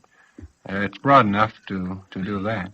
I'd like to raise another question. When we talk about an effective housing program, it seems to me the most effective type of housing program we could have would be to reduce the cost of houses. I'm wondering as to whether or not all this public housing will just boom the cost more, and first thing everybody will be caught with a millstone of debt around his neck. Who has an opinion about that? Will it cause an upward trend in housing prices? Well, at the present time, the superinflation that has been the post-war period has brought in housing prices has started to sag a bit. I don't see any reason why the housing program is going to increase those costs. As a matter of fact, it seems to me it will point out to the builders of the country that they cannot expect to build $10,000 homes for $20,000 and sell them. Mr. Carter? You might also add, Pete, that there is a cost limitation written into the bill. I believe it's something like $1,750 per room. And on top of that, I think you've got to consider that if the government is building private houses, the government is building houses for the public to be subsidized and so on, then the government cannot afford by any means to build a cheap house. It's got to build something that will stand for 50 or 60 years. Otherwise, it may just as well forget about public housing. If it builds a cheap, temporary public housing project, it's going to lose money. I didn't make my question clear. What I have in mind is the fact that if the government goes in the market and competes for cast iron soil pipe and lumber and brick and cinder block and labor and all those things, it'll probably increase the cost on them even further. Why not, this is a question I would like to raise, when there's a big demand for all this housing material, why should the government come in there and bid for more of it? There's a certain amount that's produced, the government comes in there and bids for more and more, the price goes up, but will there be any more houses? If we're building houses on on full scale. Why not let it just go on? Why not wait for the public housing until there's a depression? Or I mean, before we get into depression, when things start to slacken off, that's the time to come in with a project like this. It seems to me that the answer to your question is stated in your last remarks. We do not have a sufficient building program at the present time for houses, and there is no housing being built for the lower income groups. These so-called economy houses that the builders talk about these days, incidentally, I might add, they talk more than they build them, but the few that they do build are such rat trap affairs that no self-respecting person would want to live in them after some 5 or 6 years of occupancy. Well, I'd like to raise I'm not taking this position, but I'd like to raise this question. When a builder builds a new house, a $20,000 house, that person who moves into that house is most likely moving out of some other living quarter. And isn't that the way we ought to have it? The person who can pay for a house get the new house, and the person who can't move into the used houses? Isn't that the proper way? Mr. I'm just raising that question. I'd like to go back to your original statement about the fact that the government going into the housing business will jack up prices. Now, it seems to me that your theory is all wrong on that. Take, for example, during the war, when we had a shortage of guns and tanks and ships and so on, the government had to actually go into the tank building business. It subsidized a lot of industries in order to get them going. It still subsidizes the airplane industry. Now, if we're going to sit back and say we have a problem, and to admit we have a problem, and then we refuse to get the government into the picture simply because it will bid up prices, I think we're aiming at the wrong target. We've got to there's the question. We've got to produce more raw materials. If we're short of raw materials, let's produce raw materials. Yes, but everybody is employed. Where are you going to get the extra people from? We're using all the copper and all the steel we can possibly produce, and those can't be increased overnight. And during the war, we had allocations and we had price control. Now the situation is different. Well, aren't you forgetting that unemployment has started to rise, and we've started to develop very serious cases of unemployment, particularly in such industries as textiles and railroads. The Building Trades Department of the American Federation of Labor has recently made a rather complete check of its locals and departments throughout the country, and we feel from our point of view that there definitely is enough manpower available to build 1.5 million dwelling units for America during the next 10 years. It seems to me that cost ought to come down. Somebody has said, and I don't know whether I agree with it fully, but that if we would, instead of trying to build up to our absolute capacity and keep on booming prices up, it'd be better to probably let the cost come down a little bit before we go ahead with these type of programs. The bricklayers, I believe, are getting $3 an hour. That sounds pretty high. No wonder people are paying $20,000 for a house that before the war cost probably only $8,000. Well, the bricklayer's rate may sound high to you, but let's not forget that although the hourly rate may sound high, the actual employment in terms of days and weeks of the year that bricklayer puts in are relatively few. Don't forget that he's kept by shortage of by weather conditions and other shortages, lack of proper materials at the right time to work. That because of those reasons, he works only about 35 or 40 weeks in the year. His average income is no greater than the average factory worker. And I might add, in connection, while we're talking about wages and prices, that while the cost of living has gone up about 75% since before the war, the wages, union scales in the building industry have gone up only about 50 or 60%, while the prices of building materials, lumber particularly, have skyrocketed. Lumber is over 3 times as high as it was before the war. Well, we don't have any spokesman for the building or the real estate industries here today, so I'll ask a couple of questions they probably would ask if they were here.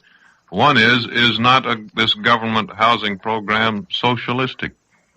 Well, Mr. B. Miller? Seems to me that's an old chestnut that's been thrown around so long that by now the American people pay very little attention to it anymore.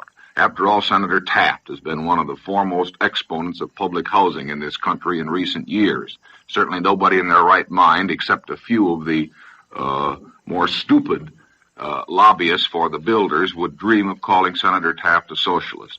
Secondly, there's an angle on that I did want to bring out. I think some people have a mistaken concept that the federal government will build and manage all of these housing units, the 810,000 or whatever number is finally agreed upon.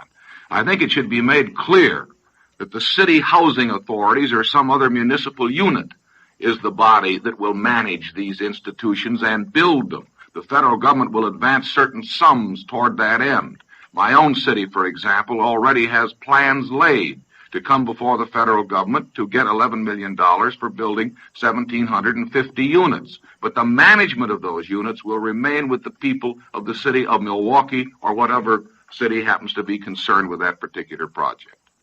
Will the federal government take a financial loss on this?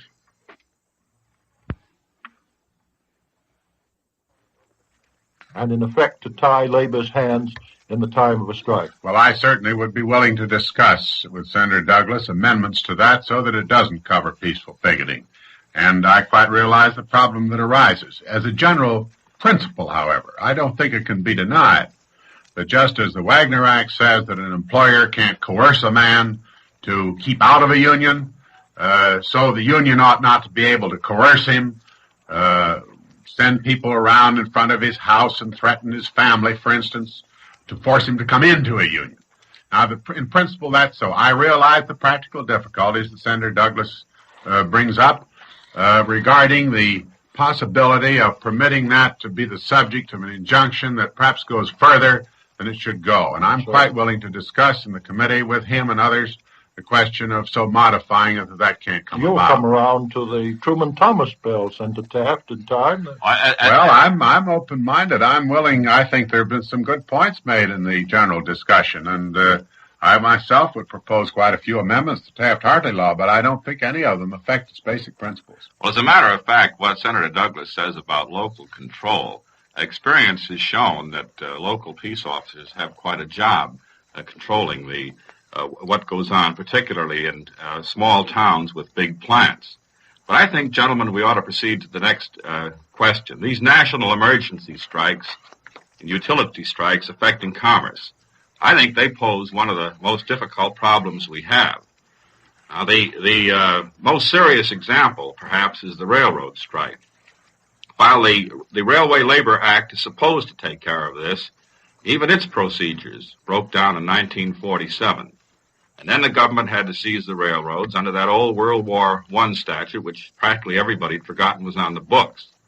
And Lewis and his coal miners can cause a similar crisis. The Taft-Hartley Act provides an 80-day injunction, but many experts believe that this just puts off the evil day, after which, of course, the unions may strike anyway.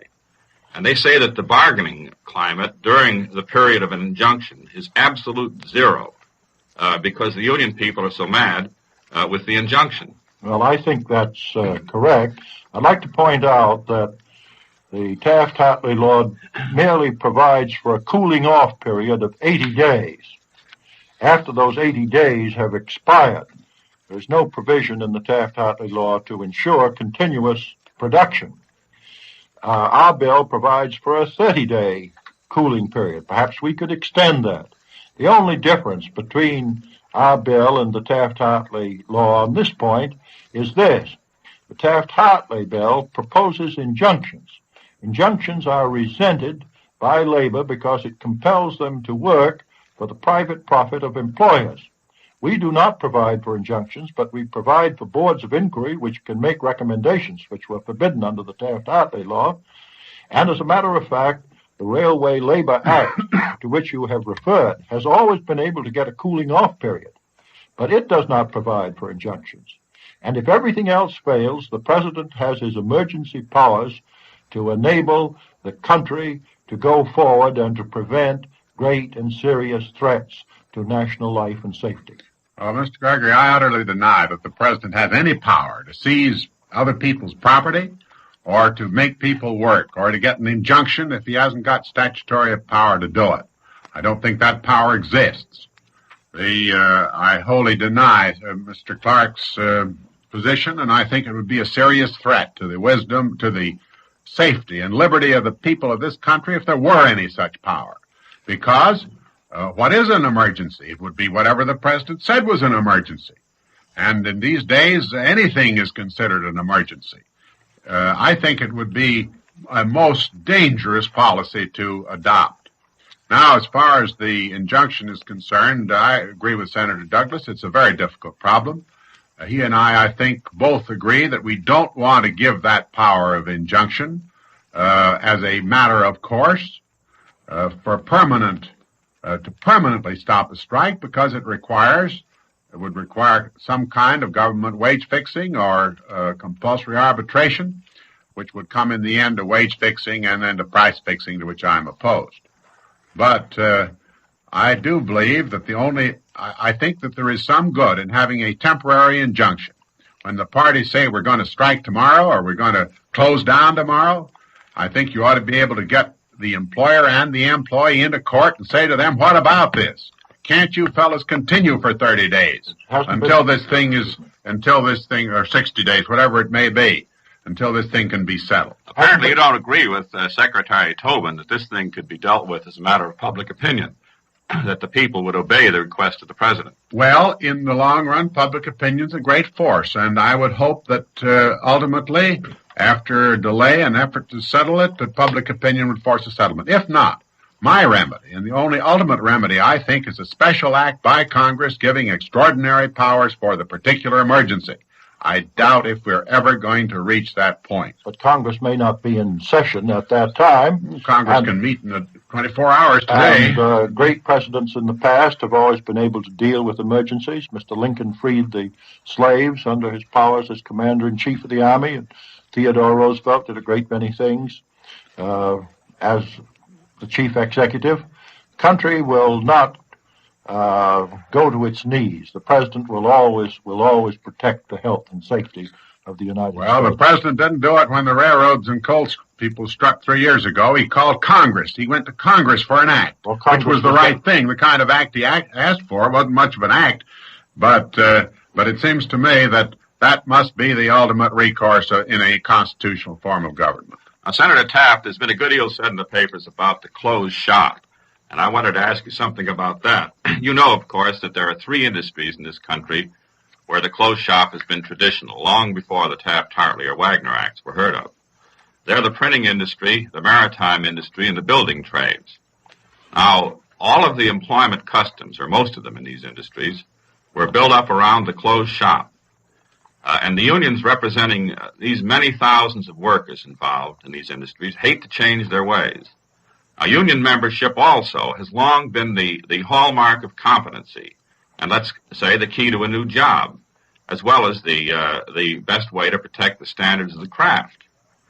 Mr. Gregory, if you had the closed shop in 1 or 2 industries, it probably wouldn't have a general effect, but if we gradually extend this closed shop as it will be extended, if we authorize and permit it, we'll come to a point where a man can't get a job in this country just on his competence. He's got to please some labor union leader. I think the closed shop is un-American. I agree that the difficulty of changing these habits is great, and I certainly am willing to consider any proposals by which it can be worked out. I think, though, that what we've done, permitting a union shop, but permitting a man to work as long as he's willing to join the union, is a proper solution. In the case of these particular industries, there might be some special provision by which perhaps we would prohibit the closed shop, but we would in some way permit a regulated form of hiring hall. But I'd like to point out that the closed shop is forbidden under the Taft-Hartley law, even though the workers want it and the employers are willing to accord it. And this has led to strikes in the Chicago printing trades.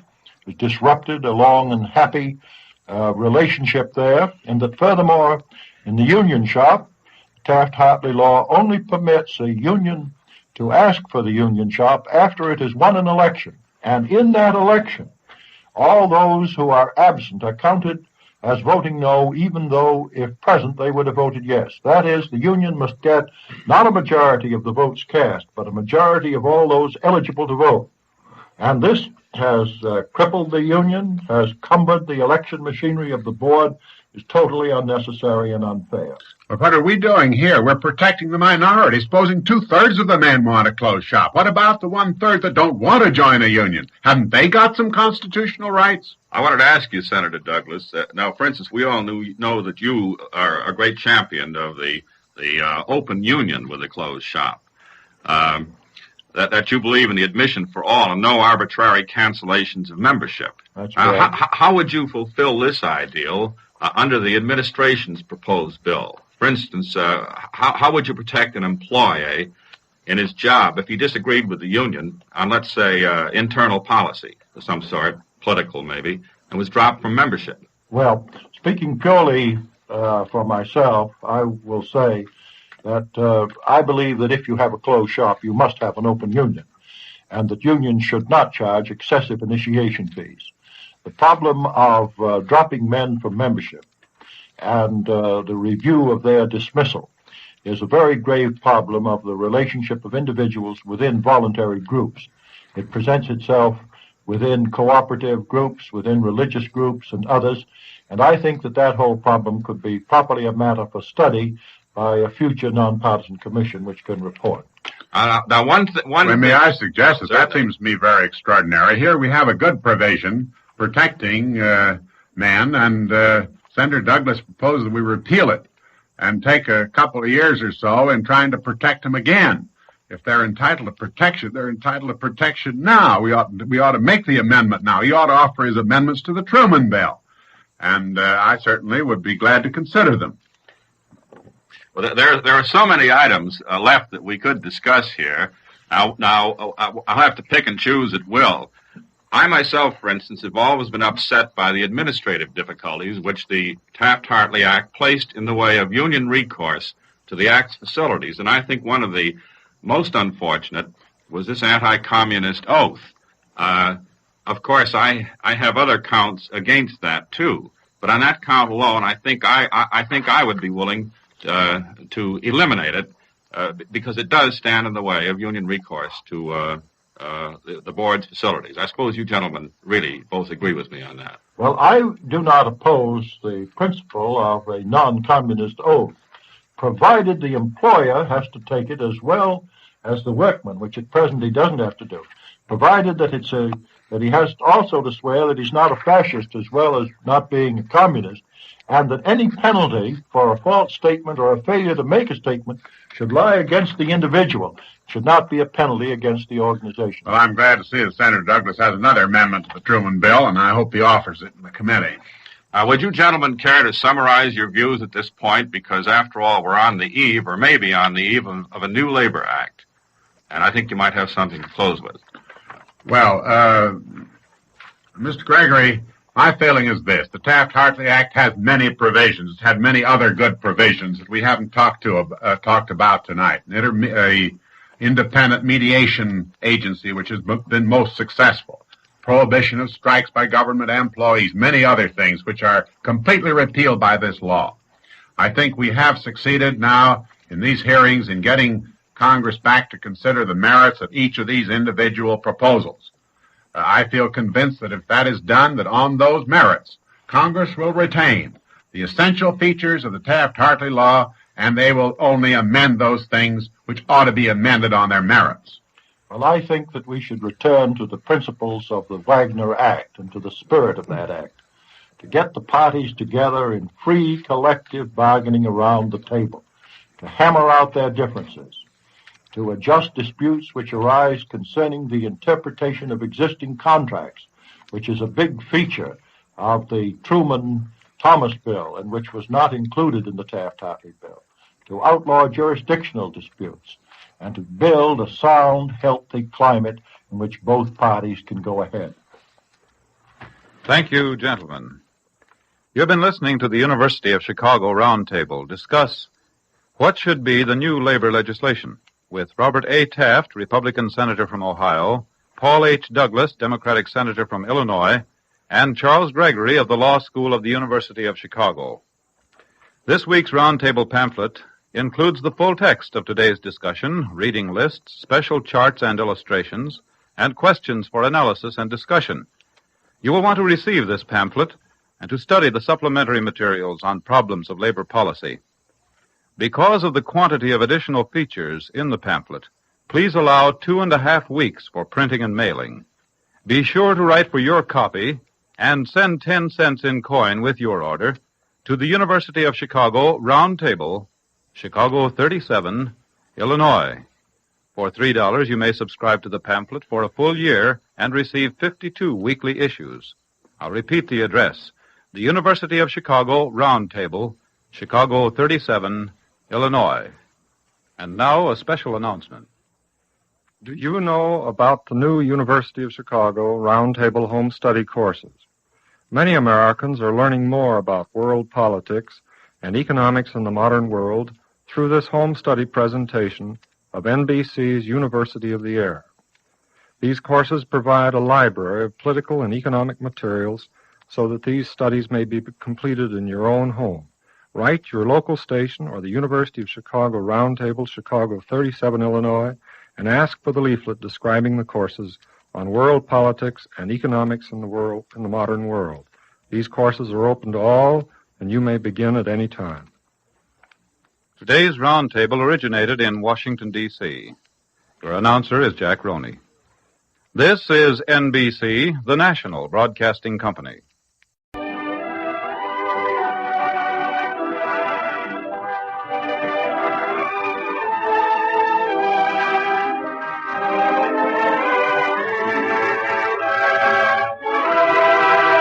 Palmolive Beauty Box Theater, starring lovely Jessica Dragonette with Thomas L. Thomas, young Metropolitan Opera baritone, the Beauty Box Orchestra, directed by Al Goodman, and the Palmolive Chorus, presented every Wednesday night by the makers of Palmolive, the beauty soap made with olive oil. Tonight, the musical love story of a girl whose beauty captured the heart of an enemy officer, The Lady in Ermine, starring Jessica Dragonette. When hearts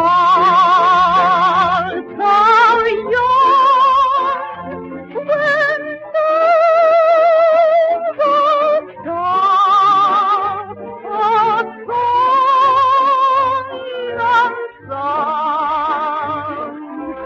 Good evening, my friends, and welcome to the Palmolive Beauty Box Theater. Oh, I'm glad you've chosen for tonight that musical romance of love and war, The Lady in Ermine. And we're especially proud to present this delightful music because our own Al Goodman is one of the composers. And now, dear friends, I'm sorry to have to tell you that Charles Kuhlman will be unable to sing tonight because of illness. We wish him speedy recovery and hope he'll be back with us again next week. Tonight, Thomas L. Thomas will sing with me, and Jean Paul King will tell the story of The Lady in Ermine.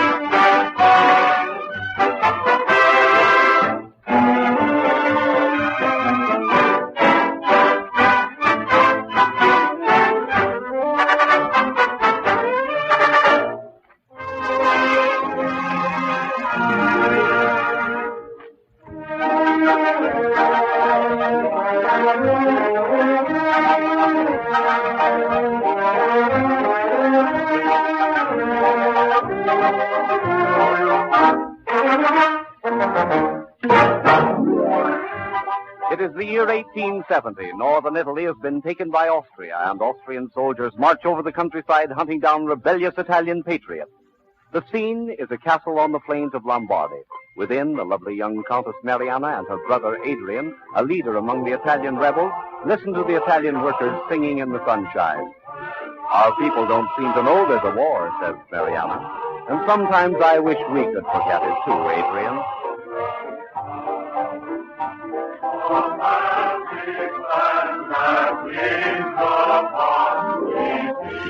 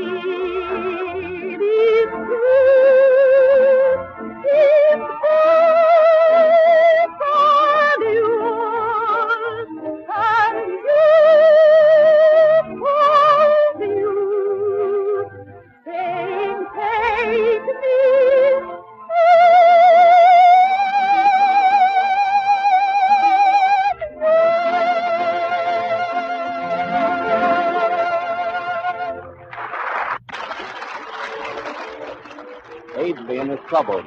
He's been summoned by the rebel leaders to Milan, and Mariana insists he go at once. There's danger near, says Mariana. I know it. Remember the old legend of the lady in ermine whose portrait hangs there on the wall? How her spirit walks in times of danger? Oh, that old wives' tale, scoffs Adrian. She walked last night, says Mariana. I was standing there beneath her portrait when she stepped down out of the picture. Shivering with fright, I saw her walk last night, as she has done for many a year. In ermine so white at dead of the night, warning us that danger's near. Beautiful her face, remarkable her grace, as through the house she silently goes. Clasped in her hand a red, red rose, deepest concern her man is shown. If such foolish thoughts prevail in many foolish old wives' tales, I believe it, yes, so I do, and the name they call her by two. The lady in ermine, the lady in ermine, beautiful shadow and tragedy. She comforts our anxious heart, and we should determine her counsel is right. We should hearken in the dead of night. The lady in ermine has one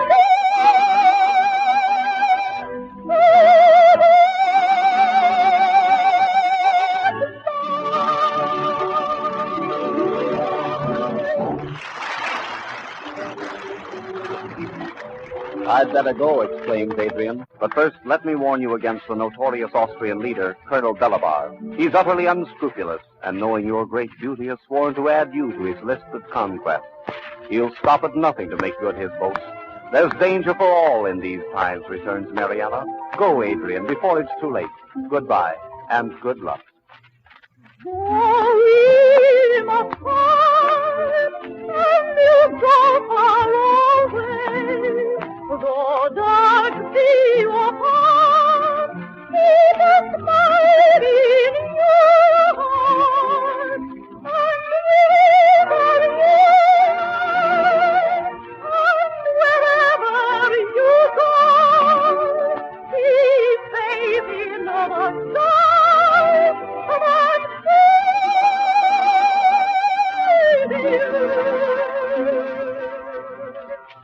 hey, beautiful, honest voices you call, kiss me goodbye, you answer I know. Oh, my dear brother, God be with you and bring you back home safe again. Heaven guard you from harm.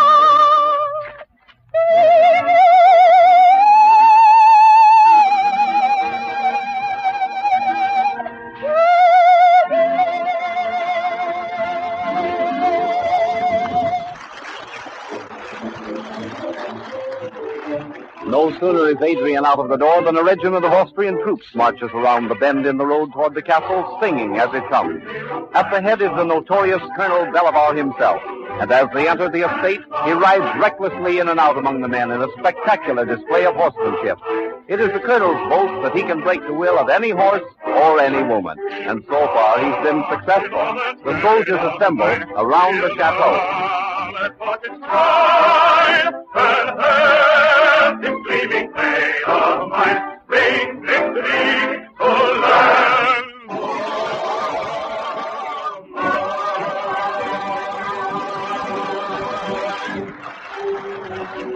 Colonel Belivar leaps from his horse and strides into the castle in search of the rebel Count Adrian Beltrame.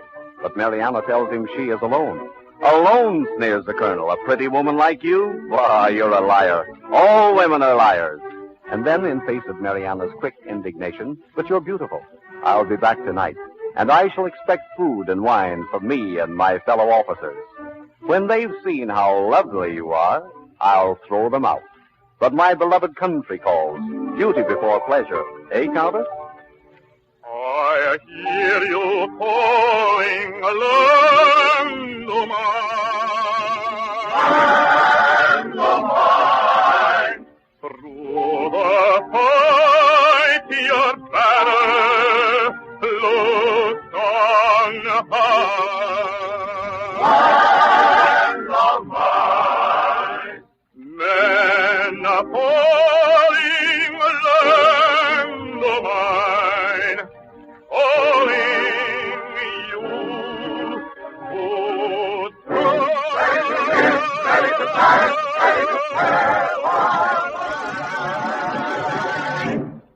I love you, dear old land of mine. I proved it by the hand of mine. To you I give this youth of mine, this heart and soul and truth of mine.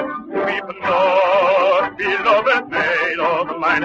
Kneel down at what is mine, and have this gleaming blade of mine bring victory to land of mine. I love you, dear old land of mine. I prove it by the hand of mine. To you I give this youth of mine, this heart and soul and truth of mine. Weep not, beloved maid of mine. Kneel down at fortune's prime, and have this gleaming blade of mine bring victory to land.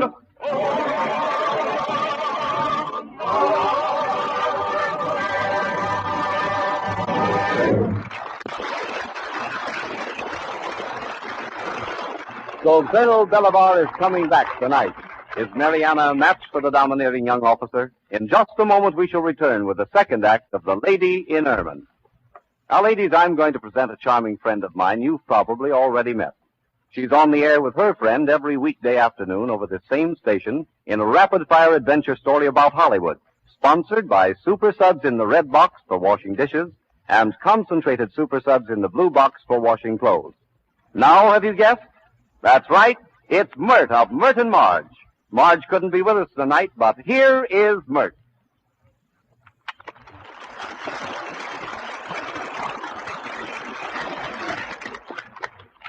Thank you, Jean. You know, ladies, I've heard Jean Paul King talking to you about Palmolive. You know, the soap made with olive oil. Telling you what marvelous things Palmolive will do for your complexion. But we haven't said a darn word about what Palmolive has already done for my skin. Take a good look at it now. So I decided to come out and speak for myself. And you're very, very welcome, Myrt. So Palmolive's your friend, too? You bet. I swear by Palmolive for my skin, and Margie says Palmolive's her choice, too. I know because only the other day she said, Myrtle, have you noticed how dry my skin is becoming? I said, well, so what, Margie? She says, well, I think I'll start using Palmolive soap to help soften it and keep it smooth. Thanks a lot, Myrt. And will you thank Marge for us, too? And now, ladies, are you using Palmolive soap? You see, Palmolive is a true beauty soap made with that finest of all beauty ingredients, olive oil. That's why Palmolive's rich, creamy lather is different from that of any other soap. That's why Palmolive's lather cleanses your skin so gently and so thoroughly. Helps to make your complexion softer, more youthful, more alluring. So won't you try Palmolive? At the end of this program, I'll tell you about a wonderful new free gift for you and the children.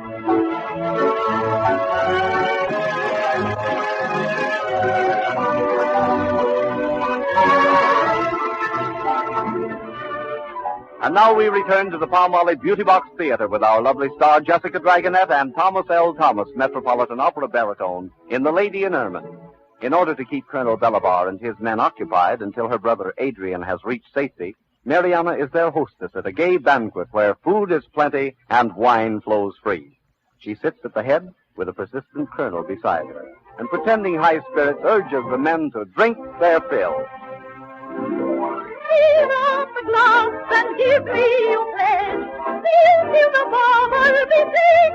Yes, you come to youth in spirit.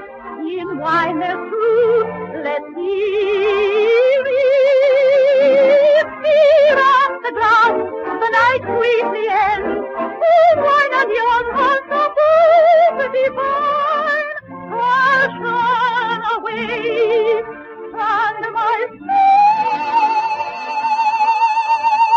tranquil with wine.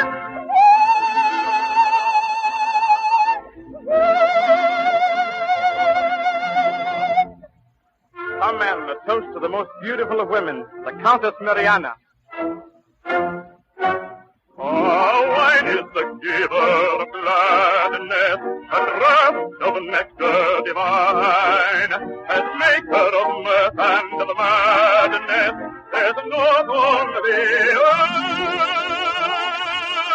like wine. Wine is the giver of gladness, a long draught of nectar divine, as maker of mirth and of madness, there's naught on the earth like wine. I love you, dear land of mine. I've moved it by the hand of mine to you. I give this youth of mine, this heart and soul and truth of mine. We've not, beloved maid of mine, we'll down and what is right, and have this gleaming blade of mine, being fitly to land of. Fill up the glass, for night quickly ends. Old wine and young hearts are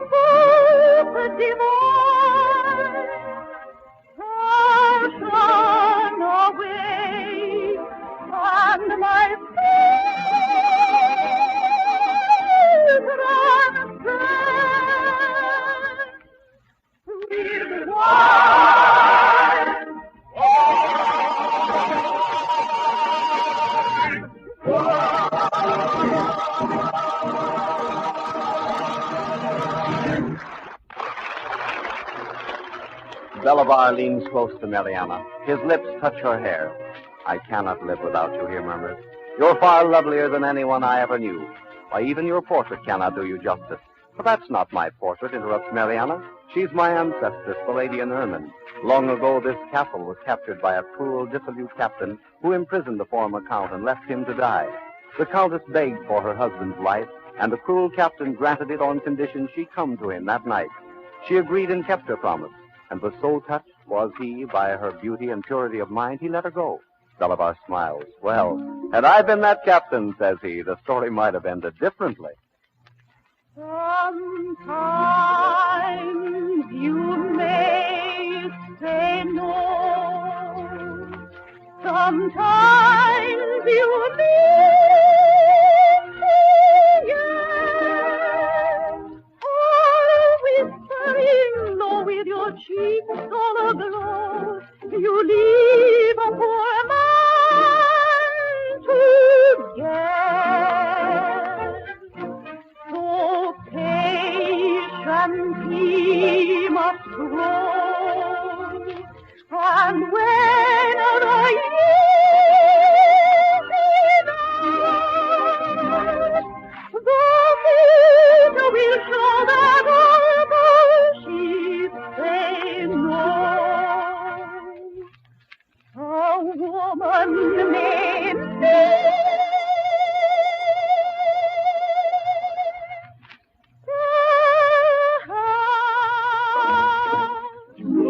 Mariana, Mariana, I'm yearning and burning to make you my own.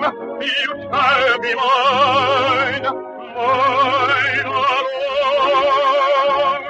So closely I'll hold you, my arms shall hold you. You'll find that will never be so.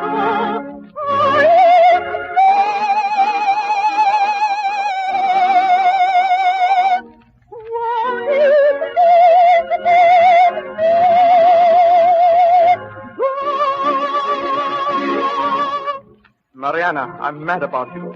And you love me. I can see it in your eyes. Please let go of me. You're not fooling me. No more than you did about your brother. My brother?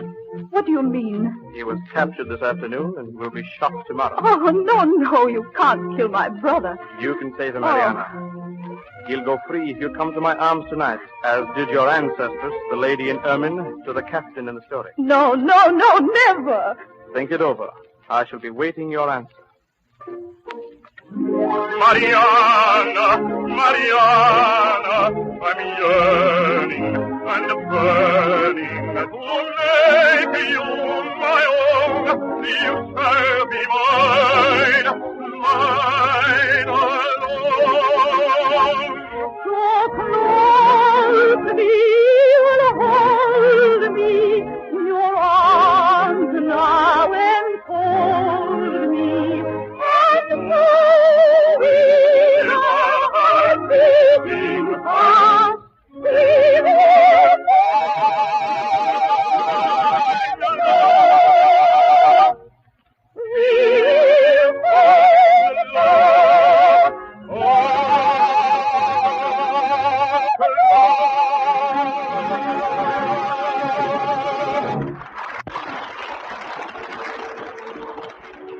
After the banquet, Bolivar sits alone before the fireplace, waiting for Mariana. Filling his glass, he raises it to the portrait of the lady in ermine and drinks the toast. Then his head nods and he falls asleep by the fire.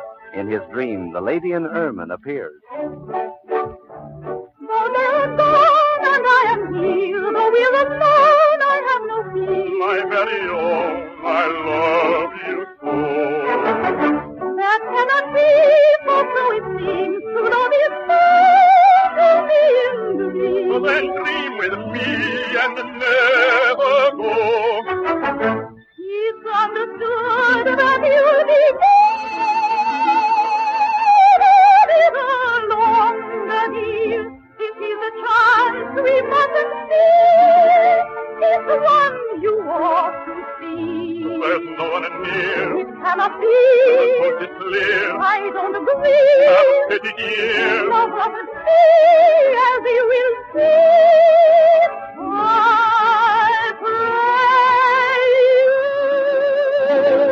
Why, dear, let us melt the slip, why, dear, though you beg me to fly, dear, I'll not go.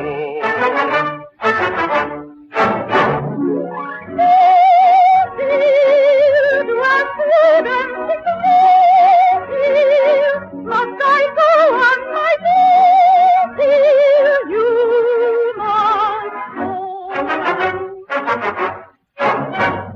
Now, dear, you are cruel, I vow. Dear, what I crave you'll allow, dear. But suppose I say no, Oh, dear, you're full as the snow, dear. All my beings of you, oh, you know I love you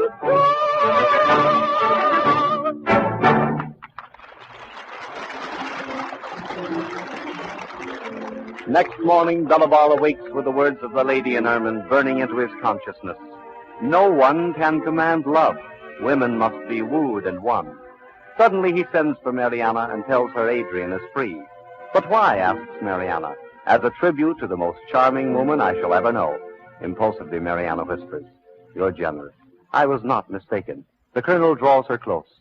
Mariana, am I still your enemy? Mariana's lovely eyes look into his. No more. Nations may go to war, but what difference can that make to you and me? When hearts are young, when minds are strong,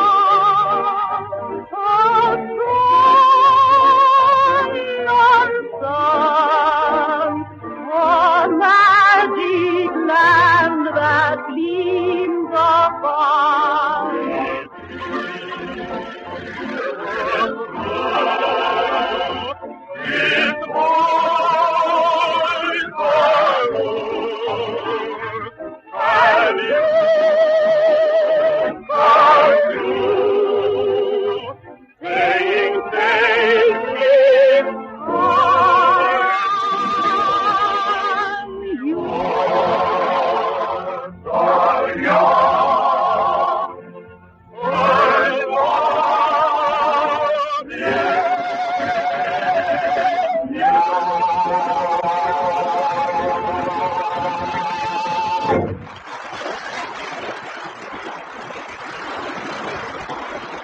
And so, with the help of the legendary lady in ermine, Colonel Belival won his Mariana. In just a moment, our lovely star, Jessica Dragonette, will tell you about next week's musical love story. But here's that wonderful new free gift to thrill the children. It's a grand new cutout book called A Day with the Quins. It shows those 5 adorable Dion Quins in natural color pictures, all ready to cut out and dress. And you know what fun the youngsters will have with these 4 full pages of cutout costumes, 63 in all, with their dresses, coats, toys, and bonnets. And the cover is a reproduction of a beautiful oil painting in full color of the Dion Quins all ready for bed and saying goodnight to Dr. Defoe. This cover was painted by the famous artist Andrew Loomis, and it's so lovely you'll want to frame it. And that's your gift. Dr. Defoe, you remember, chose Palmolive soap exclusively to bathe and help guard the tender skin of these precious little girls. And that, of course, is one of the many reasons why Palmolive soap should be your choice, too, both for your children and to guard the loveliness of your own complexion. And now, how to get this wonderful Dion cutout book, A Day with the Quins. Here's all you need do.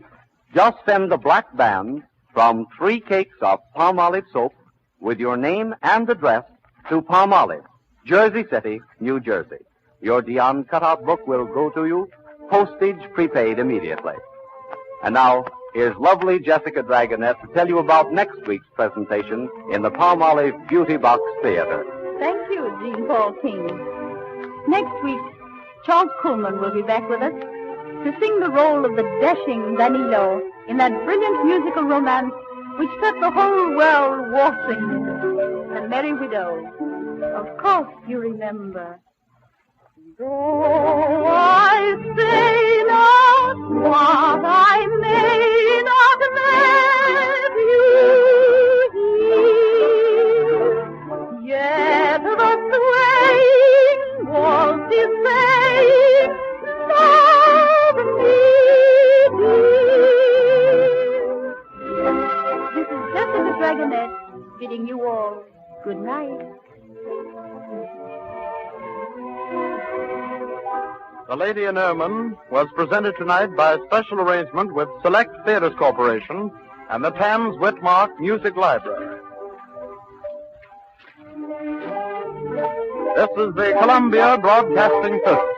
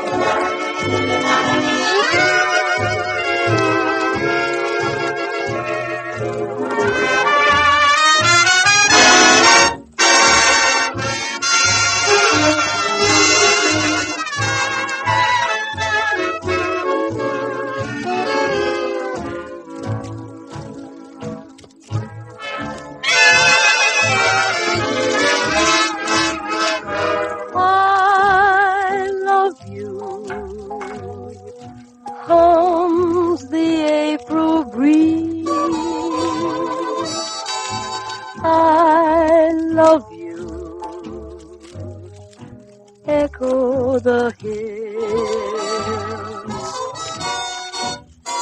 I love you.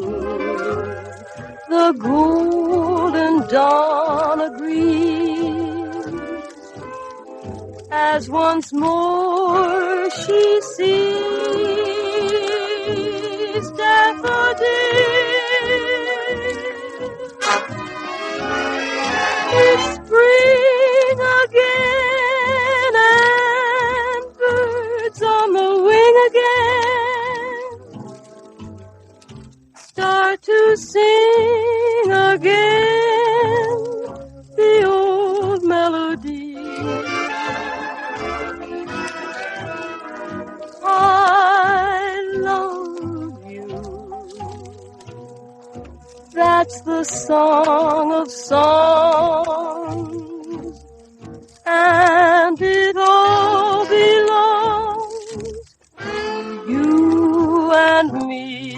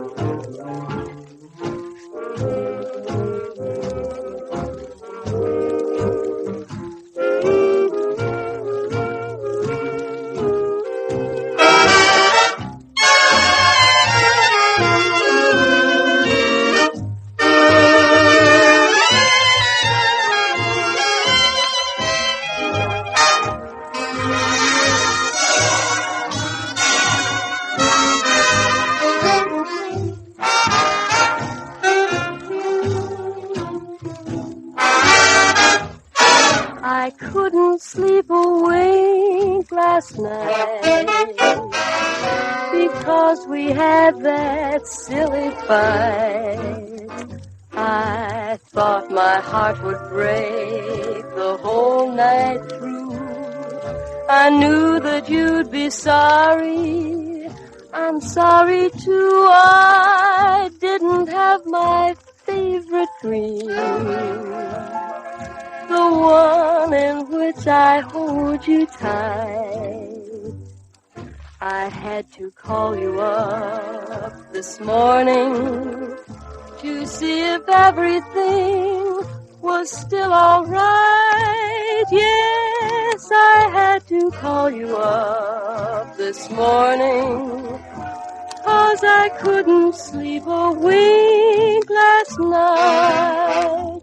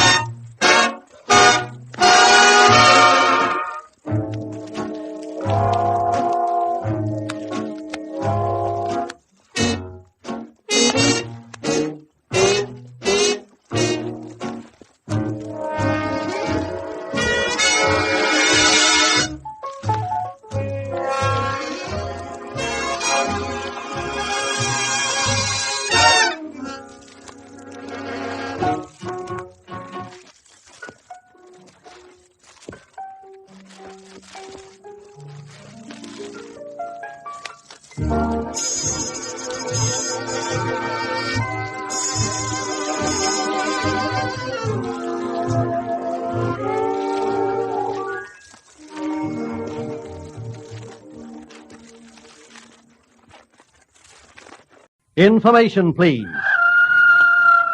Wake up, America. Time to stump the experts. This is the program in which, you remember, the dust bites the Indian. Send us questions with the right answers. 4 experts guarantee to answer them correctly or pay you $5 for every question that stumps them. Each question accepted wins you $2. Our master of ceremonies is Clifton Fadiman, literary critic of the New Yorker magazine. Mr. Fadiman. Thank you, Mr. Croft. Good evening, everybody. We have a very neat assortment of experts this evening. John Curran, sports columnist of the New York Times, has recovered from his recent bird calling, although the birds haven't, and is with us again, together with his sidekick, Franklin P. Adams, humorist of the New York Post. Known to radio audiences from coast to coast is the famous and genial tune detective and musical expert, Sigmund Speight, author of The Common Sense of Music and Read 'em and Weep.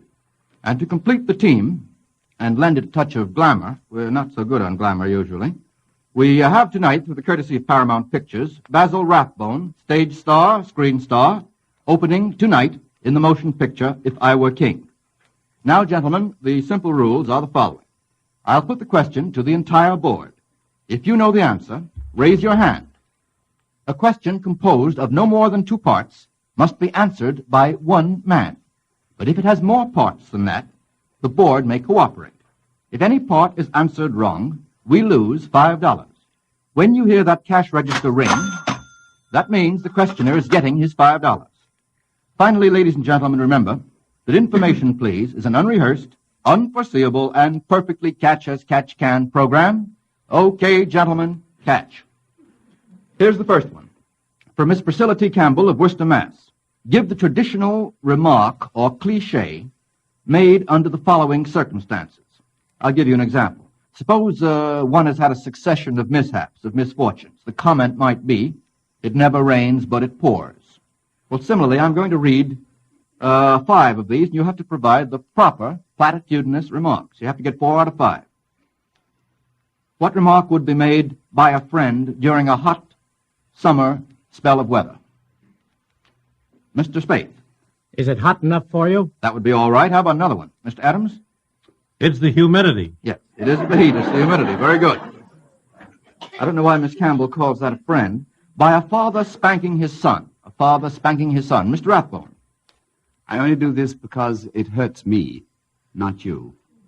Yes, that is approximately the classic form of that lovely phrase. This hurts me more than it hurts you, I think is what the father usually says. Don't you remember that? 3. A skeptical girl's response to a flatterer. A skeptical girl's response to a flatterer. Mr. Curran. Oh, you tell that to all the boys. Well, not the boys. Well, the girls. Yeah, As the case may be. It's common error. By a man warned against drinking too much. A man warned against drinking too much. Mr. Speight. I can take it or leave it alone. That's absolutely correct. Although I think this hurts me more than it hurts you might do for that one, too, as a matter of fact. I wouldn't admit that. You're in a stubborn mood this evening, Mr. Speight. By a girl rejecting a suitor. By a girl rejecting a suitor. Mr. Adams. I will be a sister to you. Very good.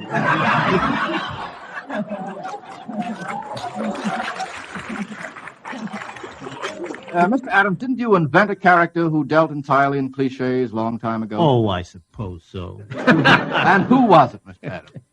Dulcinea. Dulce, or Dulce as we got to call it. I called her that for short. See, it didn't take very long to get that information out of Mr. Adams. Second question, from Edith Brillich of Sunnyside, Long Island. What classical compositions are suggested by the following popular songs? There are 4 of them, and we have to get 3 out of 4, and they're going to be played by the pianist after I name the titles. 1. Is that clear? What popular compositions are suggested by the following popular songs? What classical compositions? I beg your pardon. 1. My Baby's Arms.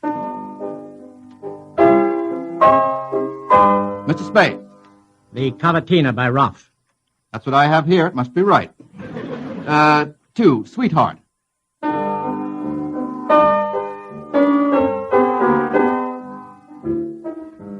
Mr. Speight again. Song to the Evening Star from Tannhäuser. Gosh, that's pretty good. All right. That's correct. The Rose of No Man's Land. Mr. Speight again. The Minuet of Beethoven in G. That's correct again. This is getting monotonous. The Masquerade. All right, Mr. Spade. Cesar Franck Symphony. In D minor. Very good. It's the only one he wrote.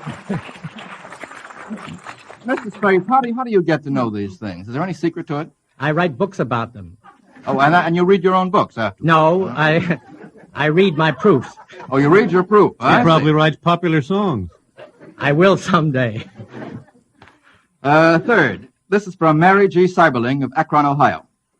Oh, this is about Mr. Adams' favorite author, who's back again on information, please. This is from Shakespeare.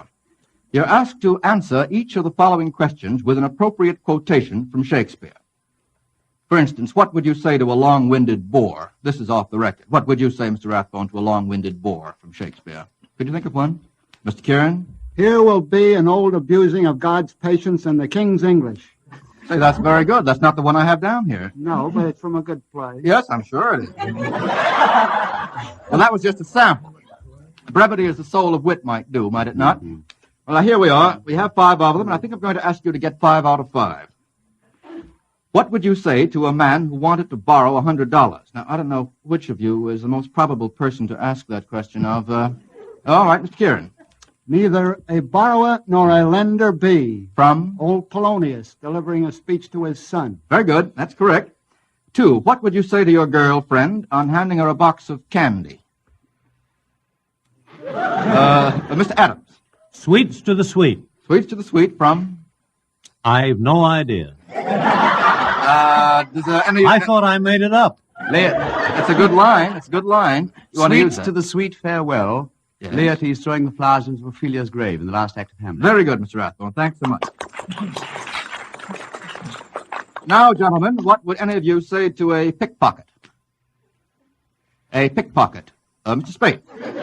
Who steals my purse steals trash. Yes, from?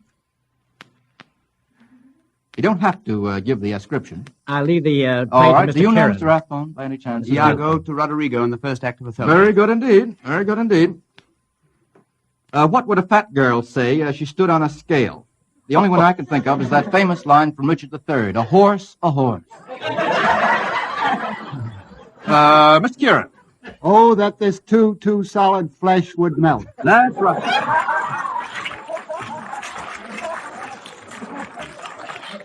Oh, there's another line I just remembered from Julius Caesar. Did you think of one, Mr. Spade? I thought of one non-Shakespearean about folding their tents like the Arabs and silently steal away. Oh, no. I wish you hadn't remembered that. I remember a line. Isn't there a line, Mr. Rathbone, from Julius Caesar called, "Let me have men about me that are fat"? Wouldn't that do? Yes, that would be very good, too. 5, what would you say if you spilled some gravy on your vest? Mr. Kieran. Out damn spot. That's right. 5 out of 5. Pretty good on that. The next one from Miss Rose Bigman of New York City. Bigman of New York City. You're asked to name 4 racehorses whose turf winnings have been over $300,000. That's $300,000 apiece, I suppose. That's $1,200,000. Mr. Rathbone, where have you been? Mr. Seabiscuit? I beg pardon? Seabiscuit. Quite correct. That's 1. I thought you were an actor, Mr. Rathbone. Mr. Kieran? Sunbow. That's 2. Farlap. I've got that one. Well, you missed it. Looks like it. That's 3. Mr. Adams, did you have one? Man of War. No, that's wrong. It's the only horse I ever heard of. I know, but it didn't make that much money. That's 3. I've got to save that $5, otherwise that's going to Miss Rose Bigman, who has almost got it, Mr. Spade. Equipoise. Equipoise would be quite correct. Of course, you gentlemen can't name the exact sums of money that each of these horses won. Well, that Farlap that you didn't have on your list, I think, won $330,000. At 18 cents. Yes, that's right. I remember the 18 cents part of it myself. That's 4 out of 4. Sunbow won $380-something thousand. $376,744. I just made it up. The next question. I've got to get these gentlemen down this evening. Next one from Mrs. C. Rollins Zane of Dover, Delaware. In what famous piece of music are we reminded of blacksmiths? In what famous piece of music? There are going to be 5 of these blacksmith questions. In what famous piece of music are we reminded of blacksmiths, Mr. Adams? Troubadour. Yes, and what's the name of the... The Anvil Chorus. Yes, the Anvil Chorus. 2, who was the person in the recent news who was a former blacksmith? Oh, they're thinking on this one. You have to get them all, gentlemen. You have to get them all, otherwise Mrs. Zane gets $5. Mr. Adams. Neville Chamberlain. Well, I'm glad he didn't hear that. Well, somebody like that was. No. It would be Jimmy Hines. Jimmy Hines was a former blacksmith. Somebody ought to write his autobiography and call it Fame and Fortune. Oh, well, you can let that one go. I don't care. That's one wrong. We'll hold that cash register for a moment. In mythology, who were the blacksmiths of the gods? Mr. Kieran. Well, Vulcan was one. Yes, in what mythology? Well, that's in Greek. Oh, no, it's in Roman. Vulcan in Roman mythology. And who in Greek mythology? Well, it's the same god under a different name. Yes, the same fellow, doubling in brass. What's his name? Any of you remember the name? Rather odd name. Hephaestus, wasn't that it? Hephaestus, yes, that's right. Same chap. Very good. 4, in what painting? Oh, this is hard. In what painting do blacksmiths appear? In what painting do blacksmiths appear? I hope you give me the one I have down here because I don't know any other. Don't know that. The answer is Goya's The Forge. Goya's The Forge. Any of you gentlemen know that? They all seem to know it now. A look of intelligence has crept across their faces. Flashed across Mr. Adams's face. 5, name a play or a picture featuring a female blacksmith. I suppose she'd be called a blacksmistress. Play or picture featuring a female blacksmith. Don't whisper, Mr. Spate. You are not allowed to cooperate. Mr. Spate. Is it permitted to describe the play? I can't give the title, but I remember the play. I'll give you 10 minutes. Go ahead. 10 minutes? The play was about a woman who was a blacksmith, a very strong woman, and she also figured as a wrestler. Yes, but that's I can't correct. give you the title of the play. It was also made into a movie. Swing Your Lady. Swing Your Lady. Featuring Louise right. Fazenda. Well, we only got 3 out of 5 on that. It's going to cost us $5 going to Mrs. Zane. Tripped them up in the blacksmiths at last. All right, the next one from Hilda Green of Boston, Massachusetts. I'm going to read 2 lines of 3 famous Shakespearean soliloquies. And you'll have to give at least 2 of the lines that follow each. You see, there are going to be 3 couplets, and you have to follow each one up.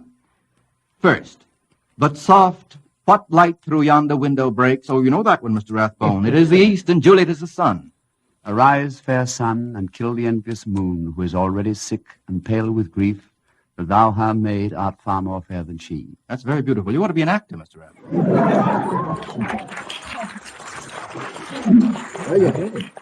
Let's take the second one. To be or not to be, that is the question, whether it is nobler in the mind to suffer. Would you like to do that? Slings and arrows of outrageous fortune, or to take arms against a sea of troubles and by opposing end them. Seriously, it's very, very pleasant to hear Shakespeare read well, Mr. Rathbone. We're very glad to have you here this evening. 3, tomorrow and tomorrow and tomorrow creeps in its petty pace from day to day. All right, Mr. Year Rathbone. to year, and all our yesterdays have lighted fools the road to dusty death. Out, brief candle. Very good. 3 out of 3. Thank you very much. The next one from Jessica Samuels of New York City. Name the opera that each of the following arias are identified with. There are going to be 5 of them, and you have to name 5 out of 5. And this is the big surprise this evening. Mr. Milton Cross, our announcer, is making his debut this evening as an opera singer. All right, Mr. Cross, will you give us the aria Largo al Factotum? La la la la la la la la la la la. Mr. Spade. From The Barber of Seville. Yes, by whom is that? The Barber of Seville by Rossini. Very good indeed. Il Balin. La la la la la la la. La la la la la la la la la. Got a very appreciative audience, Mr. Cross, but they don't know the answer. How about that, Mr. Spade? If nobody else wants to try it, I would say from Il Trovatore. Yes, that's quite correct. By Verdi. You're in fine voice, Mr. Cross, so right ahead. The next one, Lohengrin's Narrative. Well, see, that sort of gives it away, doesn't it? You better put another one. Tell you what, I'll answer that one myself. Would you like to sing it anyway, No, Mr. make him Cross? sing it.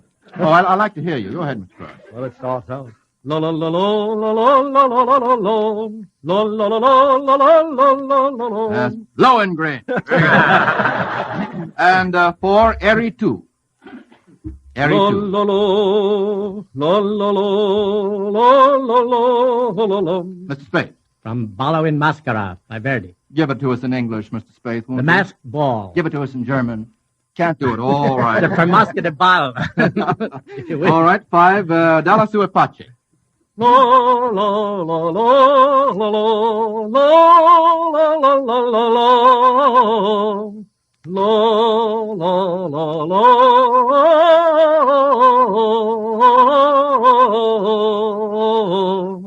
May I have that title again, Mr. Well, now, my Italian may not be as good as I yours. didn't hear Dalla you say sua it. pace, would that be right? Dalla sua pace? Yeah, I think so. Approximately.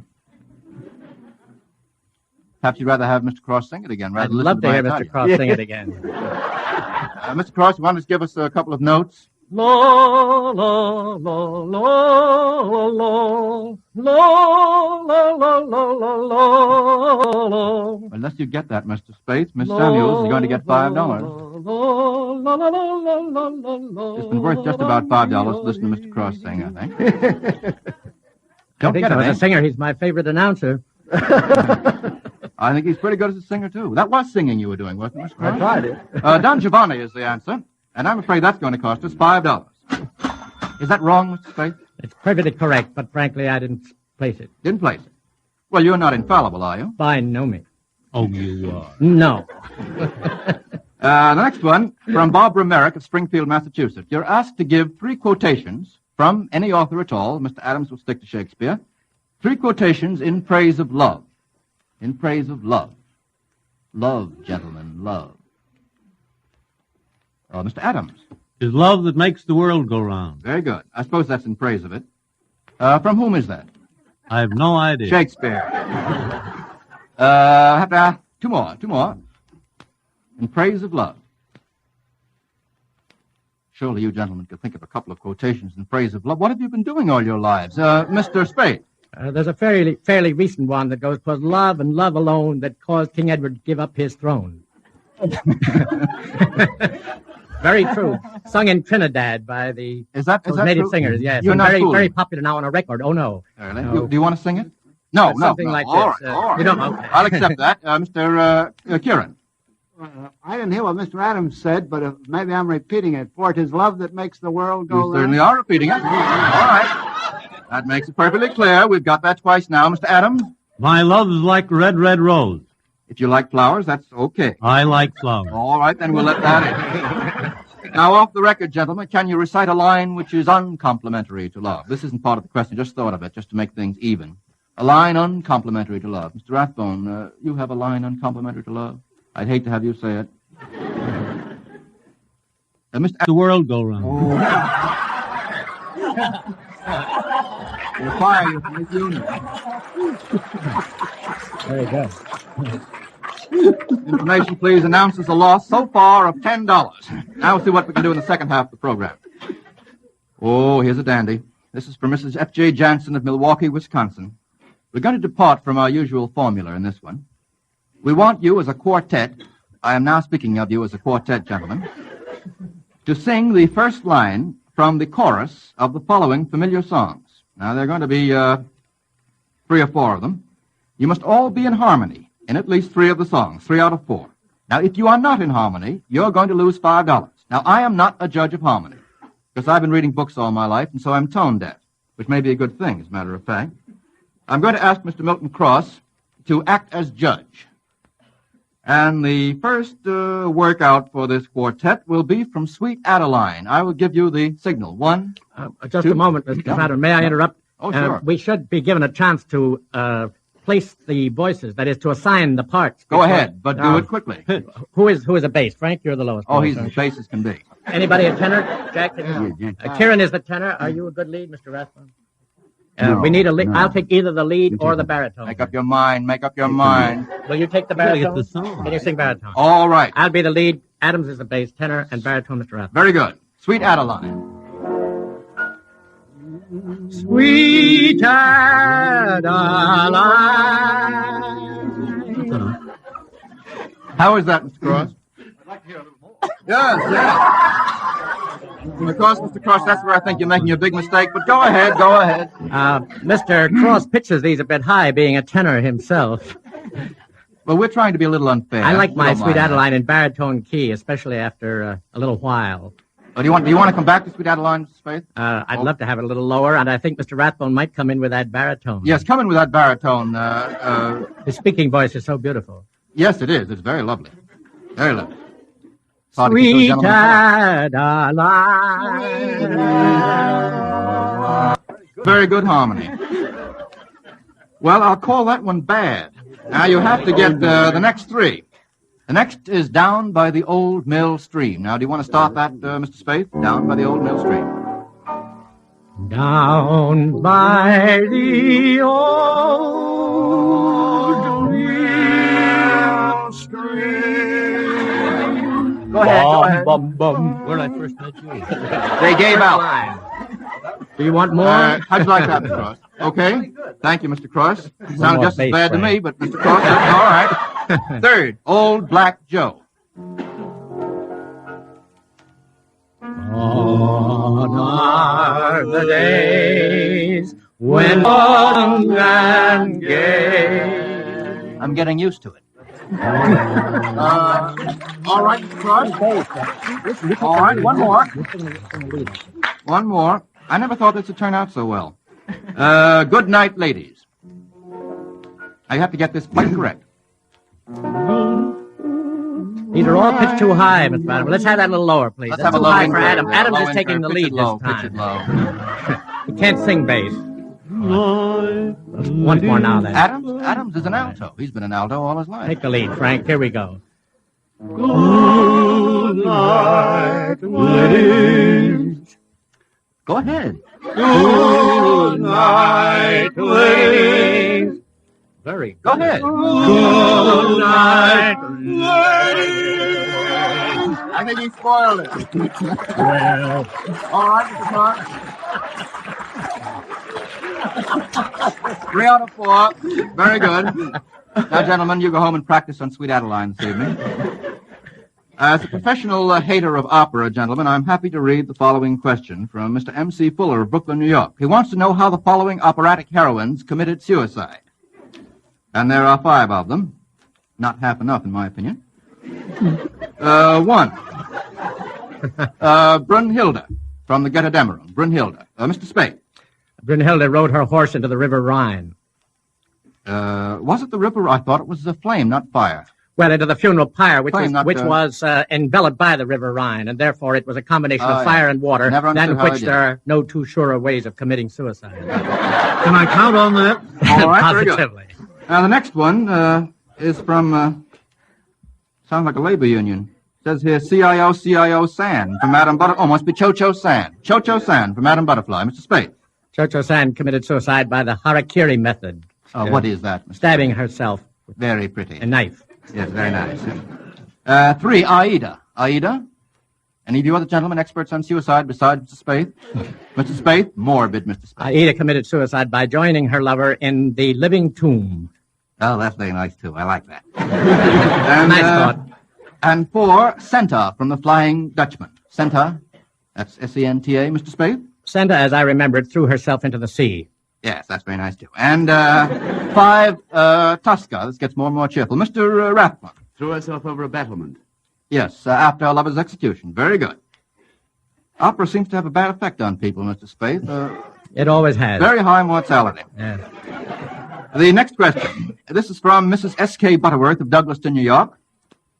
Give 5 musical terms which can also be applied to baseball. 5 musical terms which can also be applied to baseball. Now, that ought to get everybody in. 5 of them. Mr. Spade was the first one with his hand up. The first would be bass. Yes, the first would be bass. I suppose that's very good. Next, have another. Mr. Kieran. Second would be pitch. Pitch is okay. Let's have another. Mr. Spade. The third would be run. A run? Yes, a run. Very good. That's 3. I think I'm going to ask you to give us 7. Can you think of another? Mr. Spade? The word plate is used with pianos. That I don't know. What is it in a piano? The plate is the metal piece. The bottom, there's a metal plate. Very good. You play piano yourself? It is also, the word plate is also used of phonograph records. Yes, that's plate right. Or platter. Yes, very good. Yeah, platter would be a baseball And the term, home too. plate is also known as the platter. Yes, I play a very nice game of baseball. On the piano. On the piano. That's 4. Let's have a couple more. I can think of a musical, I think there's a pianist who is also in baseball. Spalding would be one. Isn't there a pianist named Spalding? No, violinist. Oh, violinist, yes. And he sells baseball. Mr. Spade. You could use the word stick. The stick of a conductor or of a drummer. Yes, or baton, like a high baton average. High baton average? Enough of this badinage. Yes, Mr. Adams. A catch. A catch? Is that a musical term? Yes, sir. All right. Can I think of any others? Pretty good. Mr. Rathbone, did you have one? I was asking what catch was in baseball? The song. Oh, in the song. Well, they seem to know. It's an old English type of song. Oh, that's right. Is it like a round? Like a round Like or a a round. glee. It's of that type. It's mentioned in Shakespeare. Twelfth Night. What line? Yes. It was only the 11th, Jack. Well, I can't think of any other. Oh, a battery might be one, might it not? A battery Very true, in yes. an orchestra. Well, we've got 7 out of 5. That's pretty good. From Carl K. Bumberger, I don't know whether we'll have time to do this. Let's see if we can complete the following limerick. There was a young lady named Maud who was a contemptible fraud. She never was able to eat at the table. But out in the pantry, oh Lord. Very good. Well, I'm afraid that's all we have time for tonight. Information, please, seems to have lost only $10. They did very well. Next week, we'll have Mr. Adams back with us, and together with Mr. John Kieran. And our guests of honor will be 2 in number, William Bonell, motion picture editor of the World Telegram, and that distinguished publicist, journalist, and radio commentator, whose opinions are eagerly noted by millions of Americans, Miss Dorothy Thompson. And now, Mr. Cross, will you take the mic and remind our audience of the rules once more? Information, please, thanks you, ladies and gentlemen, and asks you to come again.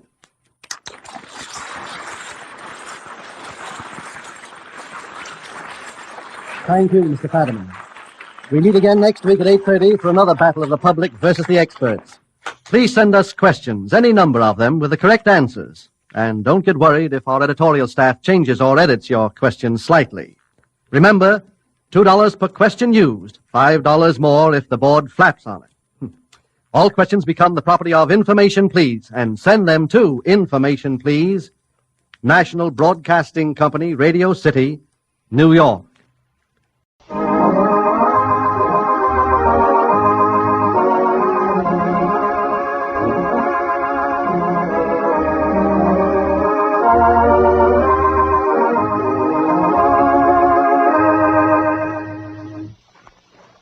Once again, we present Our Gal Sunday, the story of an orphan girl named Sunday from the little mining town of Silver Creek, Colorado, who in young womanhood married England's richest, most handsome lord, Lord Henry Brentford.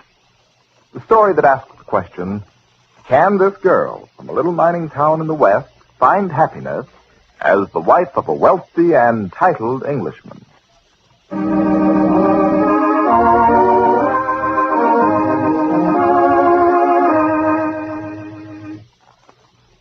If you suffer from the pains of a headache, neuritis, or neuralgia, try Anacin. You'll be amazed at what it does. Many people who have taken it will tell you, I'm quite sure, that its effectiveness and incredibly fast action are simply astounding. Anacin is like a doctor's prescription. That is, it contains not just one, but a combination of medically proven active ingredients. Many people listening to me now have at some time or other had an envelope containing Anacin tablets given them either by their dentist or physician. These people know it gives incredibly fast relief. So if you want really fast relief from headache, neuritis, or neuralgia pain, try Anacin. For most effective relief, use only as directed. It's spelled Anacin, and you can get it at any drug counter.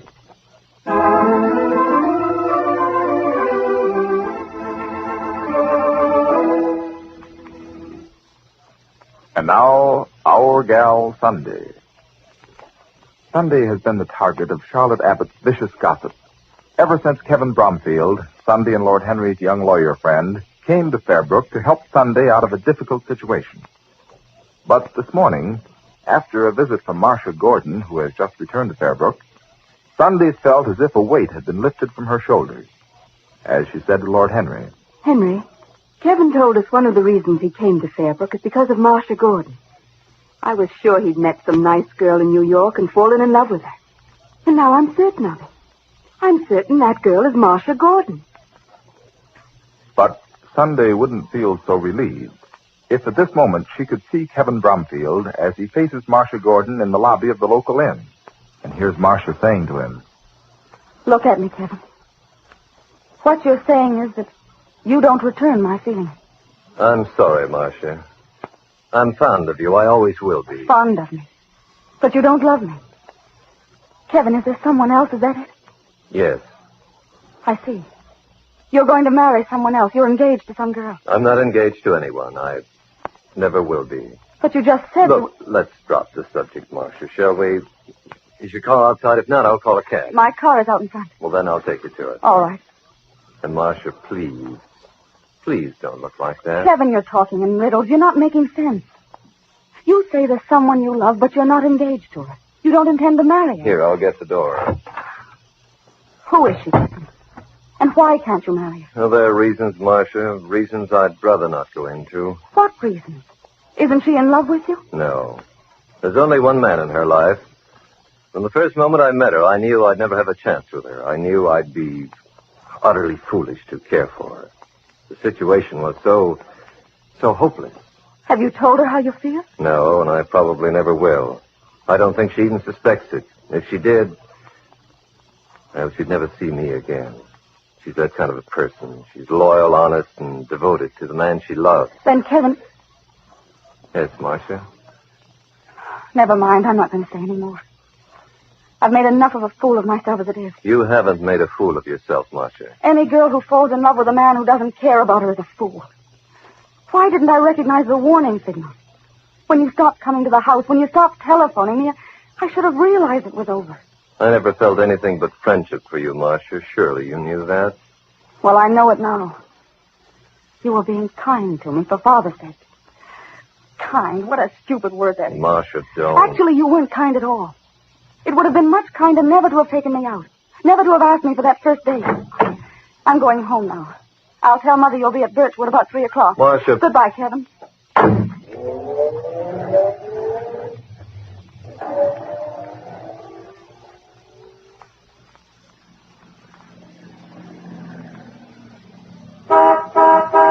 Kevin. Kevin Bromfield. Huh? Over here, Kevin. Oh, why, Sunday, Lord Henry, I didn't see your car pull up. We saw you talking to Marcia Gordon and didn't want to interrupt. How are you? Oh, right now, I feel rather ashamed of myself. Why, Kevin, what do you mean? Sunday, it isn't something I care to talk about. Well, what you need is to get away from the inn for a while. Sunday and I are driving over to my airport project. How about joining us? Why, I haven't had a chance to show you the new airport. Be ready for use in a few days. I'd like to come on a tour of inspection. Do come with us, Kevin. We'd love to have you. Well, I'd like to, but the fact is I have to be over to, I have to be at Birchwood at 3 o'clock. Oh, well, Birchwood is only a mile from the airport. After you've seen it, Sunday can drive you over there. You wouldn't mind, would you, Donnie? Oh, I'd be glad to, Kevin. Well, why not? All right, I'll accept your invitation. Now, about an hour later, having seen the airport, Sunday is driving Kevin towards Birchwood, Marcia Gordon's home. And Kevin is saying, That's quite an airport Lord Henry's built, Sunday. He's to be congratulated. Isn't it wonderful, Kevin? Fairbrook has needed a private airport for years, ever since it's become such a popular resort. You must be very proud of Lord Henry. I've always been proud of him. He's never had to work. And yet, in spite of his money, he's never been content to sit back and do nothing. Henry isn't happy unless he's really accomplishing something. Well, that's hardly a rare quality, Sunday. Don't all of us want a feeling of accomplishment? Yes, of course, that's true. And you've certainly done a lot in your field. Kevin, is anything wrong? Wrong? What makes you ask? Ever since Henry and I picked you up at the inn, you've seemed preoccupied. I've had a problem on my mind. Are you worried about your visit to Birchwood? Well, it's not going to be pleasant. I've never found Marcia's mother an easy person to get along with. The sooner I get this matter settled, the better. I guess I should have cleared it up the first day I was in town, but I kept putting it off. From what you said last night, Kevin, I gather this has something to do with Marcia Gordon. It has everything to do with her. Sunday, how well do you know Marcia? Why, she and her parents spent every summer in Fairbrook, as far back as I can remember. Marcia used to drop in quite often at Black Swan Hall. Well, she had a pretty bad shock when her mother married again so soon after her father's death. Sunday, I owe a lot to Marcia's father, Wilfred Gordon, and because of that, I feel a certain responsibility to Marcia. A certain responsibility? And she's a strange girl, much too intense. Sunday, I've been thinking you might be able to help her. Help her? In what way, Kevin? By introducing her to a few young people here in town. Marcia doesn't make friends easily, and she needs friends desperately, now of all time. Why, Kevin, I'll be glad to do that. But I took it for granted that you'd be here in town. Well, I'll be busy with the Kenyon case. I won't be seeing Marcia Gordon. Sunday, I'd appreciate it if you'd kind of take her under your wing for a while. I'd consider it a personal favor. Sunday looks at Kevin in surprise. This is hardly the reaction she expected. He has not mentioned his love for Marcia or any plans for their future together. Meanwhile, Elaine Crail is in her room at Birchwood when the door is flung open by her daughter.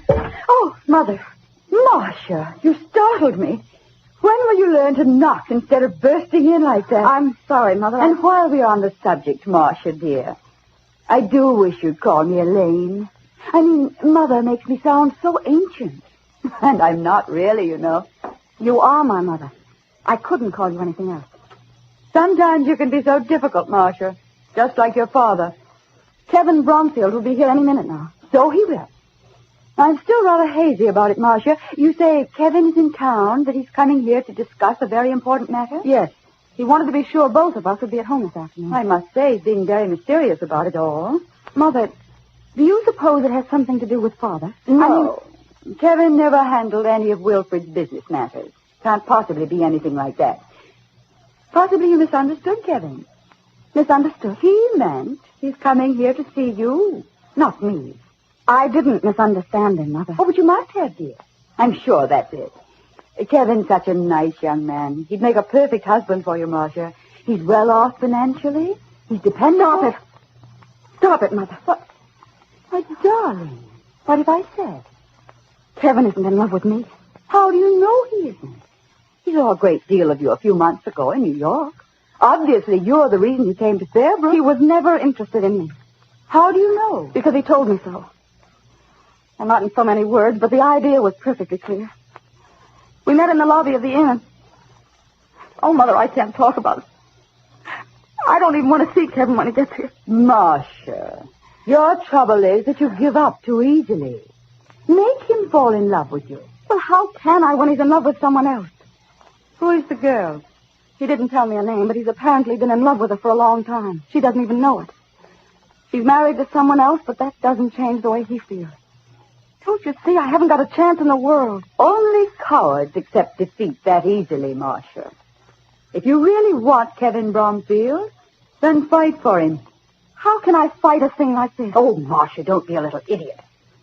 Now, suppose we think this out. You've one good thing on your side, Kevin's indebtedness to your father.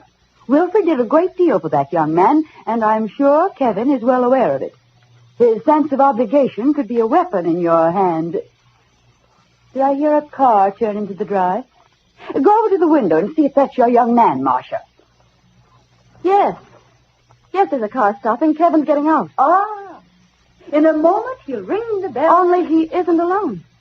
There's someone with him. Someone with him? Yes, Mother. It's Lady Brinton. Why has Kevin brought Sunday with him? Why is she here? Marcia's voice has a sudden edge to it. Has Kevin made a serious mistake in being driven to Birchwood by our gal Sunday?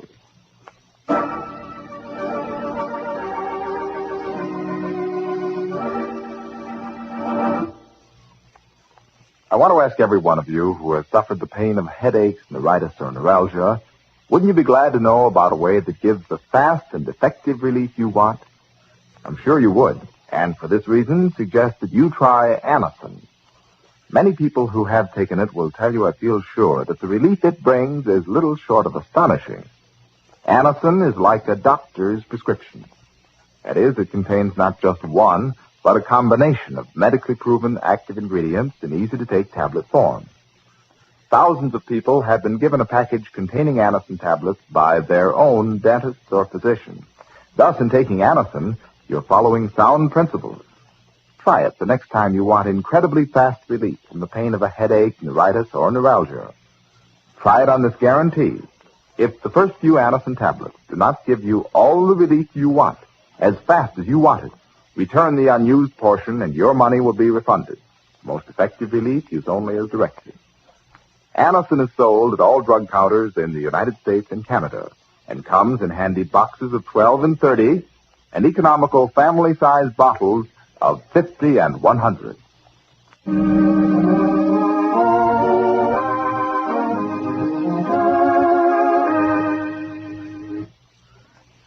This is Ed Fleming saying goodbye until Monday at this same time for Our Gal Sunday and the Whitehall Pharmaceutical Company, makers of Anacin and many other dependable, high-quality drug products.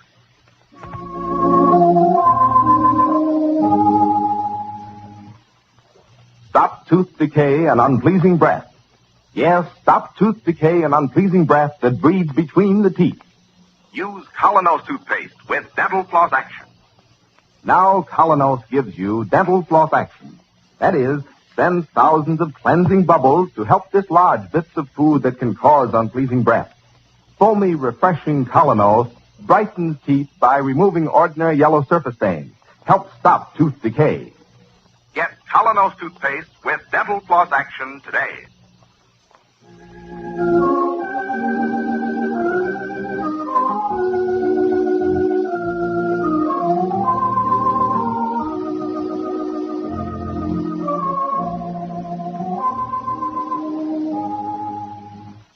And now, the Goldbergs, radio's most lovable family, brought to you by the makers of Oxidol. But first, are you disappointed in your washing machine? You find it's not getting your clothes as really clean and white as you thought it would? Many women have this experience and usually blame the machine without reason. For remember this, even the best of machines can only agitate the clothes. Proper removal of dirt, washing out, depends largely on the soap you use. If your soap doesn't give thick, rich suds, then take all the dirt out and hold it out in the water until the washing's rinsed, the clothes come out dingy and gray. That's why women everywhere say the soap to use in washing machines is Oxidol, because it gives more and longer-lasting suds than ordinary soap. Tests show that 1 cupful of Oxidol makes as much rich, lively suds as 3 cupfuls of other soaps tested, well-known granulated soaps included. In other words, you use just 1/3 as much soap to get the same amount of suds.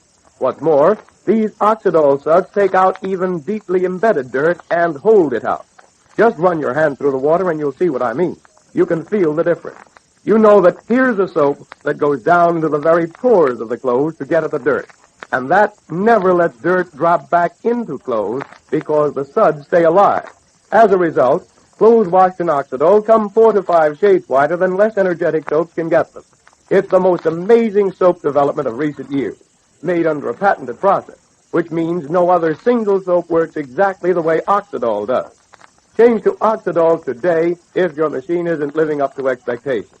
You'll notice how much whiter your clothes come first time you use it. Don't fail to get a box the next time you go to the store. You'll always be glad you did. And now, the Goldbergs. The townspeople of Lastonbury face a crisis today.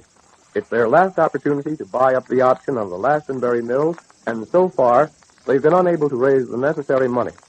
The fund collected by the women by selling flower seeds would be enough, but the women refuse to give it up. Meanwhile, at the Goldberg home, the crisis in little Rosalie's illness has arrived. Molly and Uncle David are waiting outside. Stop, Porter. Stop. Lay down, Porter. Lay down. Fine Passover, huh, dear? Molly, please. Where's Jake? Where's Jake? Sorry, waiting for the doctor to come out of Rosalie's room. David, she's sick. Sicker than I know you. I'm afraid, David. Molly, please. Please. David, Emily, the doctor said... The doctor said. There's got to, Molly. He's got something to say, too. Ma, please. Why, what is the doctor doing in there so long? What? Don't go in, Molly, please. Oh, again the phone. You sit there, Ma. I'll take it. Oh. Hello? Yes? Yes, Miss Wilberforce? Oh, it's me. I can't, Family darling. I can't speak on the phone. Yes? Yes, well, the doctor's here now, Miss Wilberforce. No, my mother can't come over. Well, we don't know yet. No. That's all right. Uh-huh. Yes, all right. Where you going, Molly? I want to see what Jake is doing. What takes so long? Yes. What takes so long? All right. Yeah. Goodbye. What is it, Sammy? Huh? Oh, they're having a meal. All the women are over at Martha Wilberforce's house. So what are they going to do? Give the money from the ladies' fund to the mill? Well, that's what they're having a meeting about now.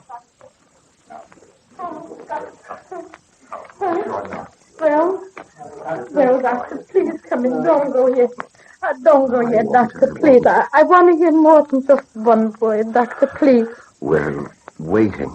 Waiting for what, Doctor? Can't you do anything, Doctor? Maybe we should We're not waiting with our hands folded.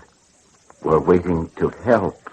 Waiting to help? Yes, Mrs. Goldberg. It's the crisis. Oh. People, and that means doctors too, can only go so far. And that's as far as we did go. What do you mean, Doctor? Doctor? Oh, please. We've done everything we could do for Rosie. And now we have to wait. It's up to her. Up to her? You mean there's nothing you can do to help her? Not over this part. She's got to help herself. She's got to be strong with the desire to get better. Oh. In every man's body, there are two forces, and they're both very powerful. One of them wants to make you give in, let go, drift down and away. It's called catabolism. It's the running down of energy, the breaking up of cells in the blood and in the body. When everything moves that way. What, Doctor? But there's another force, too. It's called...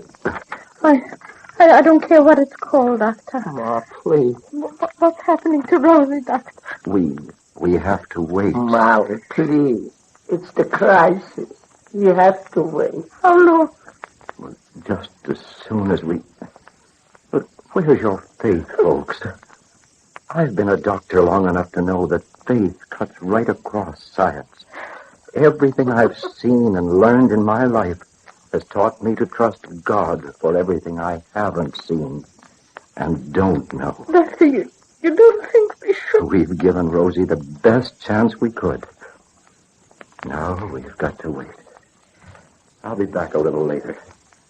You have a very competent nurse, and she has her instructions. Goodbye. Bye. I'll take it to the door. Goodbye, Doctor. Goodbye. Bye.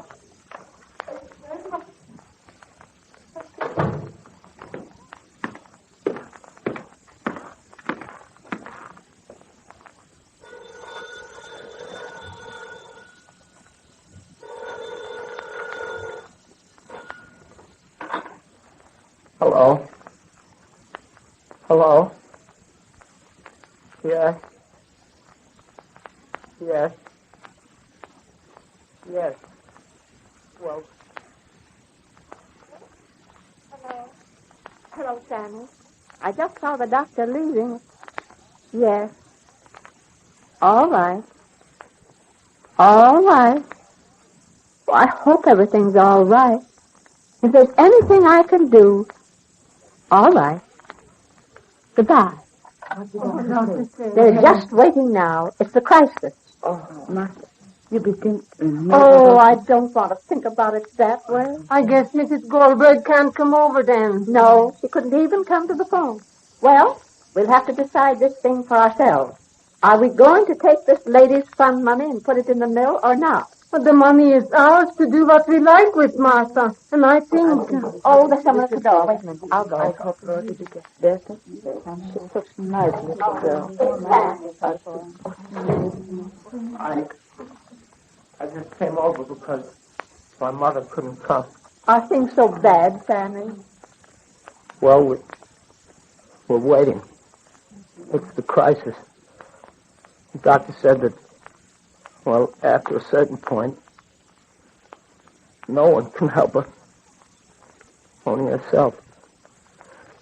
And we're waiting to see if she will. Oh, she will. She will. She's got to. Oh, yes. And you have to, too. You ladies, you think you're not part of this town. You think the town's one thing and you and your families are something else. Maybe I'm not the one to be saying these things, but somebody has to. You've got your little fun, and you're holding on to it as if it would be any help if everything went smash. Well, a town's not just a lot of different people with different interests. It's one thing. That mill doesn't open, town will go smash. So will you right along with it. It's a crisis now. And if every part of the body doesn't fight and help, then the town's going to die. Each day, it's going to get shabbier and older and more broken down. One by one, you'll have to go away, separate, go off, defeated, finished. But don't you see, if the mill opens up, then we'll have a chance. We'll be able to go on. You ladies have got to take that money you have and put it into the mill. Give it a chance to fight on. Give the town a chance. The best chance. The way Rosie got the best chance. But suppose the mill fails? Can't you see? Today is the day. If you don't give the money, then the mill's failed even before it's been opened, because it never will open. And that means the same thing as if it opened and then failed. What you're saying to yourself is, let the town die. Maybe we can save a little bit for ourselves. But you're fooling yourselves. You leave the best part of your lives here if that mill doesn't open. But where's our security? For ourselves and our children. Security? Security for what? There'll be nothing to look forward to. That's when people die in a crisis. When there's no future. And they don't want one. Why don't you give yourselves a chance to have a future? Or you'll have nothing. Nothing left but a past. And so, while Sammy continues his fight to convince the women of Glastonbury that unless they give up their security fund temporarily, there can be no security, the family await the outcome of Rosalie's illness. They've done everything possible to save her. Her life now depends on the will of God. We leave the Goldbergs until Monday, the same time. You know, many women thought they were using the best washing machine soap, then tried Oxidol, and now use nothing else. They find it's quieter washing, faster washing, and costs less to use than their old favorite soap. As measured scientifically by the tintometer, Oxidol gets clothes 4 to 5 shades whiter than ordinary soap. It cuts washing time 25 to 40%, whether the machine is old or new, and saves money every time you use it. Tests show that 1 cupful of Oxidol makes as much rich, lively suds as 3 cupfuls of less energetic soap, which means, in other words, it goes farther, lasts longer, does more work cup for cup. So even if you're convinced you're using the best washing machine soap now, why not try Oxidol? You'll know then why thousands of women change to it every day. Be sure to have a box on hand Monday. It's the new, improved soap for your machine. And don't fail to hear the Goldbergs Monday. Will the mill open? And will Rosalie Winter fight against death? Until Monday the same time, this is Ray Saunders saying goodbye for the makers of Oxidol.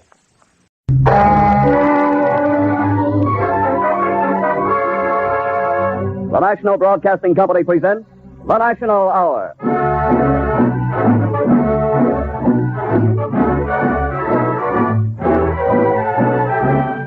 This is the mirror of public opinion, reflecting what America and the world are thinking, planning, doing.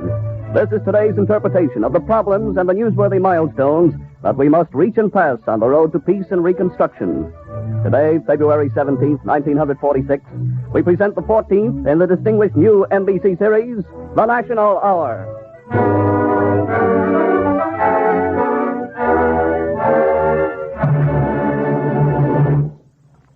Our subject for today, the proud history, the fighting tradition of the United States Marine Corps. And the question, what now for the Marines?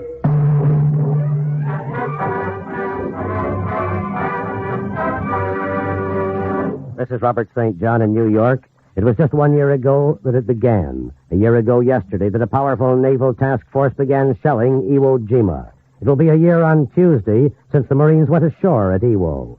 Historians may claim that true perspective is impossible after only a year. Well, maybe that's so. But Iwo was not an event in itself. It was a bloody, brave, terrifying, inspiring climax of 165 years of service. It was a fulfillment of Marine Corps destiny. This is Robert McCormick in Washington, and here in our nation's capital, the epic of courage and devotion that was the Battle of Iwo is still being recalled. And right now, many of the country's lawmakers are wondering what place in the post-war world should be held by the service that pried open the gates to Japan. And here with me today to tell the National Hour about the Marine Corps, its magnificent past and its future, is Secretary of the Navy, James Forrestal. And we will also call in the Corps Commandant, General Alexander A. Vandegrift. We are standing by.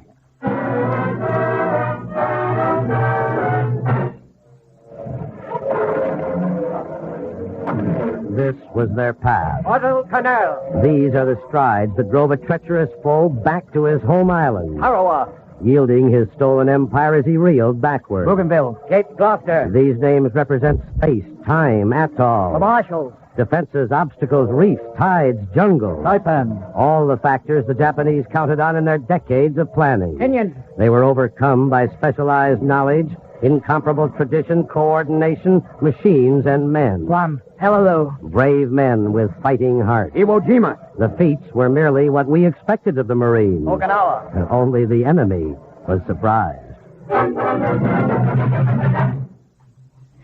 The speed with which you trained powerful amphibious forces was a complete surprise to us. This is Captain T. Omae, Imperial Japanese Navy, speaking after the final defeat of Japan. Captain Omae should not have been surprised. This Marine force that swarmed ashore on Japan's heavily fortified islands had cumulative training of over a century and a half. Now let's take a long look back to see where the advance on Tokyo really began, to see the men and the deeds that made the advance possible.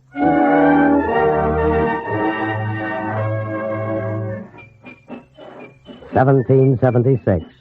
The forces of colonial freedom, poorly supplied, wretchedly armed. The commander-in-chief of the Continental Fleet was Commodore Essex Hopkins. Secret information brought to him by Continental Intelligence stirred his imagination as he paced the deck of his flagship.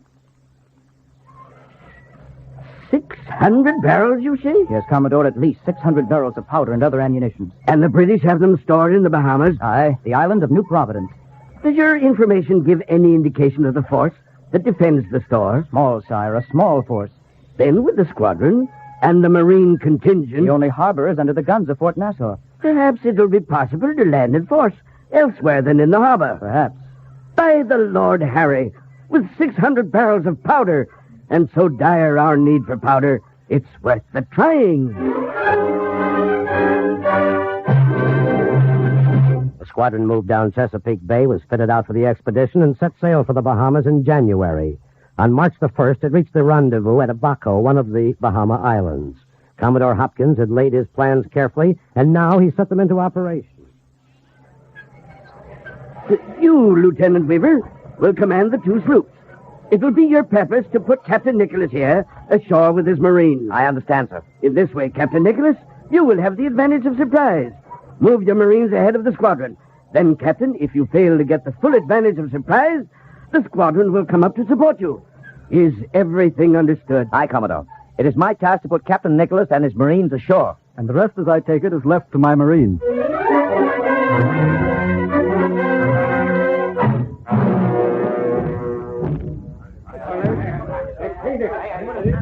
That is the cannon of the fort, Captain. Our movement has been detected, Lieutenant. The squadron followed too closely. I can't put my men ashore here. We'll move to the eastern end of the island. The advantage of surprise has been lost. But if you'll engage the shore forces with the cannon, we'll fight our way ashore. Aye, aye, sir.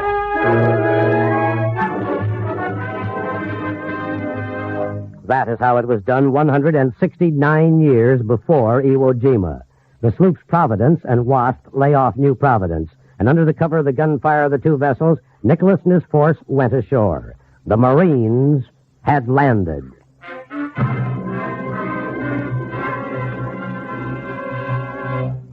Here in Washington, old yellowed file papers in museum cases tell of the innumerable occasions on which the Marines have landed. And through this record, there is a step-by-step series of discoveries, developments, refinements of method that increase the striking power of this military arm of the United States Navy. And we call to your attention this man. Washington files indicate that he may have been the first casualty in the war with Japan. What he is writing will give you the idea of how early he began the battle. Advanced Base Operations in Micronesia by Major Earl H. Ellis, United States Marine Corps, 1921. It is my opinion that the Japanese... Major Earl H. Ellis, after making a brilliant record for himself in World War I, was not convinced that the world had seen its last war. Earl Ellis knew the Japanese. He'd been in Guam and the Orient even before the First World War. He'd seen omens and portents in the behavior of the Japanese. The first that Ellis's superior knew of this uneasiness was when a manuscript was placed on the desk of the Marine Commandant, then Major General John A. Lejeune. Advanced Base Operations in Micronesia. What's this, Major? I'd like you to look it over, General. But, operations in Micronesia? What sort of a problem is this? It's not a theoretical problem, sir. I firmly believe that we'll have to fight a war someday out there in the Pacific. Great Scott. Against whom? Japan, sir. Are you serious about... Yes, I can see you are. That's just an outline you have there, sir. But if you'd approve, I'd like to expand it. I'm sure they're preparing these Pacific islands at bases and are fortifying them, sir. Well, that would be important intelligence, if true, Ellis. Something is going on in those islands. I've heard from men at Guam that it's now almost impossible for an outsider to visit on any of the islands the Japanese took over from Germany. But are you certain they want to fortify positions so far from their mainland? Well, the marshals are at least 3,000 miles from Japan. Why do you think they'd go to the trouble of defending a few relatively unimportant islands that far from their shores? I don't believe they have defense in mind, sir. You mean you think they would attack us? I do, sir. Ellis, I'm not sure I agree with you entirely as to the possibility of this thing, but if you feel strongly about it... I do, sir. Well, what do you recommend, Major?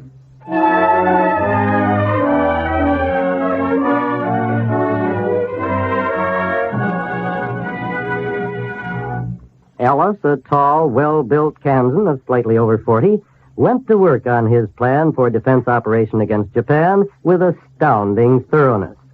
And here are some of the things he wrote in his report of 1921. In order to impose our will upon Japan, it will be necessary for us to project our fleet and land forces across the Pacific and wage war in Japanese waters. During the first phase of the operations, the enemy will endeavor to reduce our fleet superiority to a limit where he believes he can safely risk a main fleet action.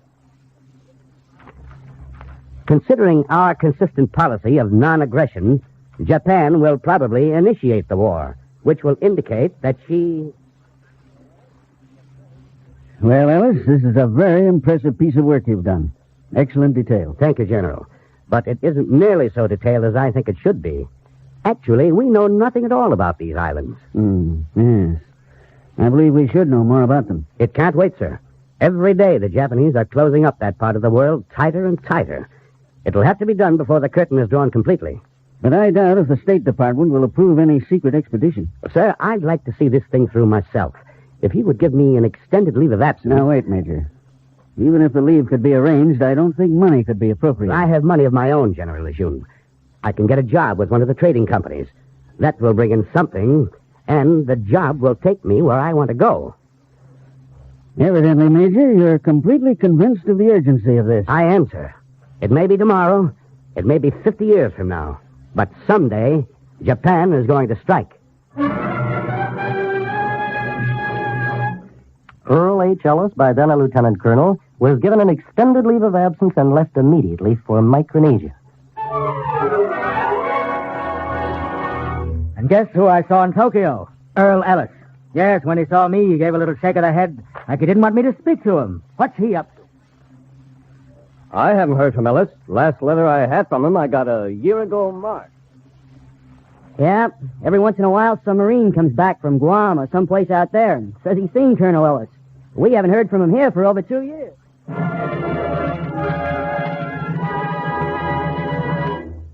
A report came in late spring of 1923. Not from Ellis, but rather about Ellis. Mr. R.H. Ellis, believed employee of a foreign trading company, accidentally killed, Palau Islands, May 12th. Inquiries by the State Department addressed to the Japanese government brought a different story. Deeply regret to report Mr. E.H.S. died of natural causes. His body has been cremated. Deeply regret. And shortly after this report was received, the cruiser Milwaukee on its shakedown cruise stopped at Palau to investigate Earl Ellis's death. The Japanese officials said he had died of excessive drink. Now, that's all that was said officially, but there was talk in Palau of poison.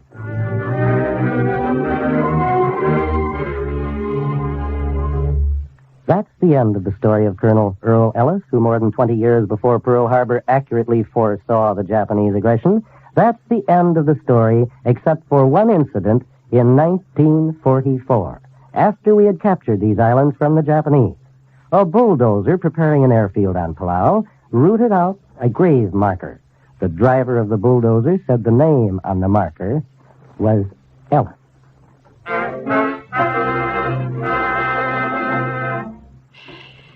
Deeply regret to report Mr. E.H. Ellis died of natural causes.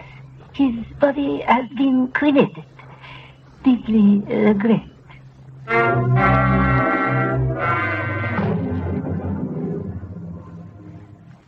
Perhaps, then, Ellis was the first Marine casualty in our war against Japan. But he is not the only man who had a part in preparing the Leathernecks for that very specialized job of landing from the sea on a defended shore, nor was the path to general acceptance of amphibious warfare a cheap one. The first obstacle was the path, for other men had tried these tactics and had failed. I tell you, it's impossible. Gallipoli has demonstrated that a large-scale landing on a defended shore has been made very nearly impossible by the invention of automatic weapons, such as the machine gun. Yes, the British disaster at Gallipoli made some military men think that such landing operations were impossible. The U.S. Marine Corps did not accept that as a verity, for it would have marked the end of the Marines. There were solutions to the problem, and with experimentation, the Marines found them. Hey, that's too easy. Take that abstract down the beach away. Try to climb out with a shingle. It's really steep. Don't worry. This baby can climb out of anything. Over anything, onto anything. The amphibian tractor landing vehicle tank, the LVT, was one of the answers to workable amphibious tactics. The LVT could be armored to protect personnel against small arms fire. It could be maneuvered in the water and on the beach. Then came the development of the LCVP, the LCI, the LCM, all contradictions to the belief that amphibious operations had no place in modern warfare.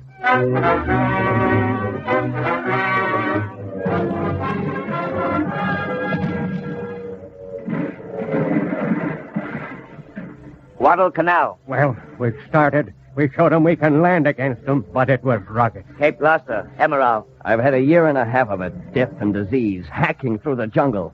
But we're getting there. We're nearer Japan. Roy, Namur, and the Waitok. We smacked them back from there. The Marianas, Saipan, Tinian, Guam. The B-29s to go after Tokyo when we got through, but the soil on those islands was a lot redder afterwards than it was before. Iwo Jima.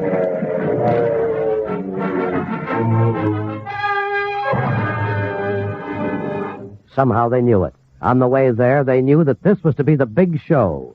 The Leathernecks knew it, in fact, as soon as they were on the transports. We're going to be on a ship for a month of Sundays. Yeah? How do you know? We need a way to keep us busy. That's to keep us from going stale. Oh. Now, if we just sat around here. Uh-oh. That clinches it. Huh? What clinches it? Yeah. See what's coming over in the wash line with the destroyer? Yeah, but what is it? The sealed office. The officers get briefed, and then it comes to us. The good news. Then the future unfolded, as much as the future can unfold while it's still the present. Every detail is covered in the officer's briefing. Well, this is it, gentlemen. Iwo. It's a volcanic wart, and we've never come up against anything quite like it. We know the enemy's defense will unravel if they lose Iwo, and the enemy knows that, too. So we're not expecting a picnic. Now, here's the beach we're going to hit, the East Beach. It's about 3,000 yards from here to here. Now, we're on this south sector, north of Mount Suribachi here. This is the green beach. This is the red. The 28th Regiment will hit the green. The 27th will hit the red. H hour, -2, the LCIs, the LSTs, the LSN. Now, look, guys, look. Get this right if you want the long end of the odds. What'd I tell you now? Who's on our right? 2nd Platoon, Charlie Company on our right. Yeah, you got that straight. Who comes in the next wave after we do? Battery Dog behind it. Who's on our left? Who's on first? What's on first? Who's on third? Okay. So you're Abbott and Costello. I just hope you remember the funny jokes when you're in a crossfire and you don't know who's where. Yeah, that's right. Come on, guys. This is something we can't miss.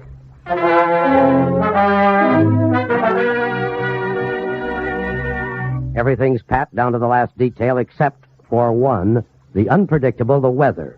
Midnight of February 18th. 9 hours till H hour, and the Pacific was rough. 6 hours later, the seas were calm. And then came the dawn. Dawn, and the Marines got their first look at Iwo. The New York, the Arkansas, the Texas, the Idaho, the Nevada, the Tennessee were pounding the shores. 0730. Here we go, chum. Over the side. Eddie, who's on our right? I forgot. Take it easy. First platoon. Oh, yeah. 0756. Flagship. Let's have it. Very light swells. Light surf. Excellent visibility. 0811. Lift the fire when first wave landing craft is 500 yards offshore. The SPDs will go in low to bomb and strafe beach installations.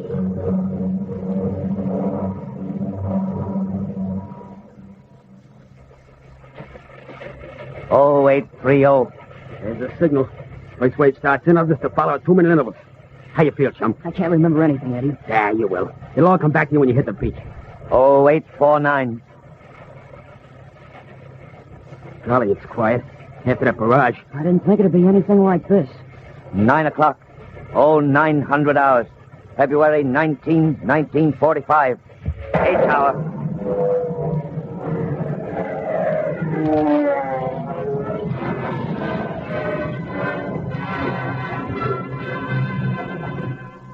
History takes over from this point to tell the terrible, glorious story.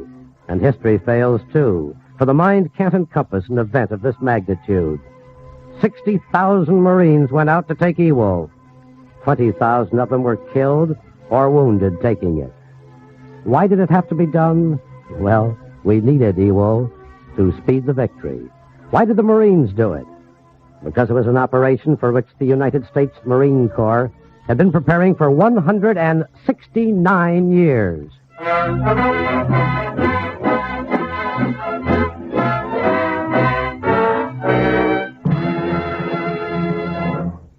At our National Hour microphone, to honor the men of his command who gave their lives at Iwo, is the Commandant of the United States Marine Corps, General Alexander A. Vandegrift. Today, from NBC's affiliated station, WTMA in Charleston, South Carolina, General Vandegrift. I am honored to participate on this occasion of the anniversary of Iwo Jima in a tribute to the men whose gallantry is symbolized by the now familiar picture of that heroic group raising the stars and stripes over the rocket summit of Mount Suribachi. But I should like also to pay tribute to other men like Colonel Ellis, who were present only in spirit at the assault on Iwo, but whose contribution to victory was as vital as that of the men whose valor and skill took that impregnable island. They are the Marines who preceded the generations which stormed Iwo. They are the men who landed with Major Nicholas at New Providence in 1776, or raised the American flag at Derna in North Africa in 1805. They are the Marines who, following First World War, applied themselves anew to the study of that most difficult of all military operations, a landing from the sea. These Marines, both officers and men, worked doggedly, quietly, and alone in the practical and theoretical development of the art of amphibious warfare. They evolved over the years an extensive and authoritative written doctrine, and when it finally became clear that amphibious action was to be the key to World War II, their doctrine and equipment were shared with our Army and with our allies.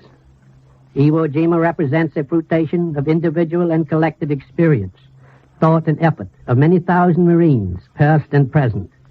They are the soldiers of the sea in whom reposes the tradition of amphibious operations, laid to rest the view which prevailed in military circles prior to the war, that operations involving landing on a defended beach became impracticable with the advent of automatic weapons.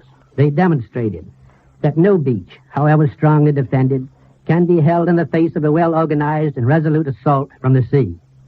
This is a fact of vital significance to any nation whose security depends upon the maintenance of supremacy on, over, and under the seas which lie between it and any possible aggressor. The ability to conduct successful and amphibious operations is a necessary and inevitable adjunct of sea power. Marines of the future, like those of the past, who pioneered amphibious warfare, and those of the present, who brought it to its highest peak at Iwo Jima, will continue to contribute to control of the seas as maintained by the United States Navy in the interests of our national security. Thank you, General Vandegrift.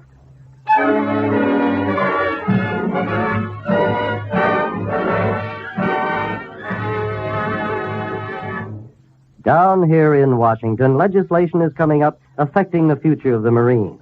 Recently, Senator Brian McMahon of Connecticut introduced a bill proposing that because of the Corps' great versatility and because by tacit international understanding the use of Marines does not constitute an act of war, the bill proposes that the Congress place the United States Marines in the hands of the international police. So Congress may give this job to the Marines, but regardless of this proposal, the Navy Department has definite plans for the Marine Corps in its post-war program, and to tell you how he feels about these plans, the National Hour brings you now the Secretary of the Navy, James V. Forrestal. Iwo Jima has become one of the great place names in the glorious history of the United States Marine Corps. Admiral Turner called it the most heavily fortified and capably defended enemy island in the world. Its defenders were destroyed by the Marines, supported by ships and planes and men of the United States fleet. A trifibious task performed by a trifibious task force. It was my privilege to be at Iwo on D-Day, -1. I clearly recall the impression of that dark and brooding island. And as clearly as if it were yesterday, I see the stars and stripes 3 days later going to the top of the flagpole on Mount Suribachi. That island was only 8 square miles in area, but it was a vital point on our road to Tokyo. Uncommon valor was a common virtue of the 3rd, 4th, and 5th Marine Divisions on Iwo. Their record of dauntless courage should never be forgotten. It was not only uncommon valor that won the Battle of Iwo, or any of the other battles that were fought on these coral and volcanic islands. Those victories had their roots in far-sighted planning and training typical of the Marines. The smooth teamwork of modern amphibious assault was being developed in the Caribbean area 20 years before most Americans ever knew that there was an island called Iwo Jima in the western reaches of the Pacific. And by the time the Fleet Marine Force went ashore at Iwo, Its technique was so organized that even the loose black sand on those beaches and the skillfully concealed Japanese pillboxes beyond the slope could not repulse the attack. Each landing in the Pacific contributed to the success of the next operation. The United States Marines are specialists, and they are also all-around fighting men. They know how to spearhead attack. They have plenty of experience in the protection of American lives abroad in peacetime. The familiar phrase, "call out the Marines," is no idle invocation, and its force and meaning must not be lost. Speaking as an individual citizen, I must confess that this possibility worries me. Some of the current proposals for changes in the character of our armed forces seem to me to risk the submergence of the role of the Marine Corps and lessening that morale which has given this Corps its extraordinary fighting proficiency. I cannot help thinking what a loss our country would suffer if the particular and singular identity of the Marines ever disappears. Whatever the future composition of our armed forces may be, the fighting efficiency and the high spiritual quality of the Marines must not be impaired. National security is paramount, and the United States Marine Corps is a proven guarantor of that security. Thank you, Mr. Forrestal.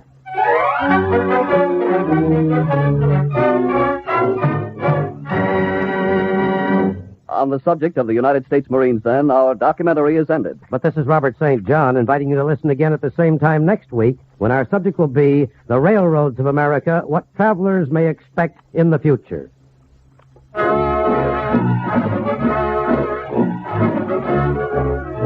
This has been the National Hour. From our studios in New York and Washington and from station WTMA in Charleston, South Carolina, the National Broadcasting Company has presented the 14th in a distinguished news series on national problems and current affairs.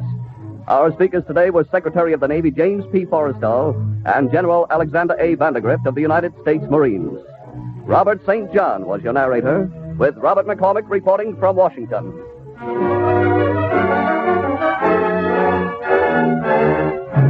This is NBC, the National Broadcasting Company. Everybody loves the cheery whistle of a Bob White.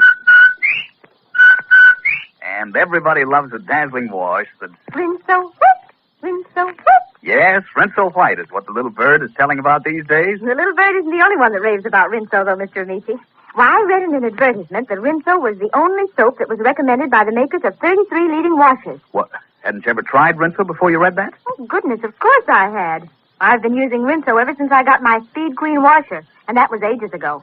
I knew the Speed Queen people recommended Rinso, but I didn't know about the rest. I see. Well, you'll be particularly interested in knowing that the Speed Queen manufacturers are just as anxious as ever for you to take that advice.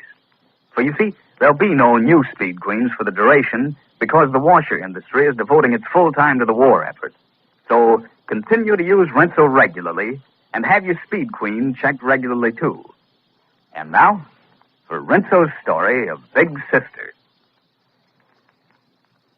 Did Drew Mason die of a heart attack, or was he murdered by Frank Wayne? Dr. Carville, who had distrusted Frank Wayne from the first day he came to Glen Falls, is convinced that Mason was murdered.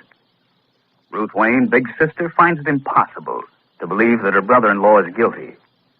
As our last chapter ended, Ruth, Frank, Diane, and Dr. Carville were in Dr. Carville's office waiting for the medical examiner's report on the cause of Mason's death, and we heard... It's going to be a bit embarrassing for you, isn't it, Dr. Carville, when the medical examiner calls and announces that Mason died of heart disease? Embarrassing? Not at all. It's going to be a relief, because I'm quite certain when the report comes through, they're going to hold you for murder. Well, Dr. Carville, what are you waiting for? That's probably the medical examiner now. All right, pick up the phone. We'll find out whether I'm a murderer or you're a meddling old fool. Frank, don't. Hello? Yes, this is Dr. Carville. Yes, I'll hold on. Well, what does he say, Doctor? He's not on the phone yet. Don't look worried, Ruth. Everything's going to be all right. Hello? Oh, yes. Yes, Doctor. Yes? I see. Uh-huh. Yes, I'm listening. Yes, I understand. No, thanks.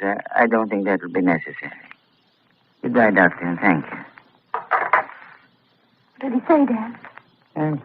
I don't understand it. Dr. Carville. What? Oh, I'm sorry. What did you say? What was the report on Mr. Mason's death? The medical examiner says death was caused by heart disease. Well, it took you a long time to give us a simple message like that.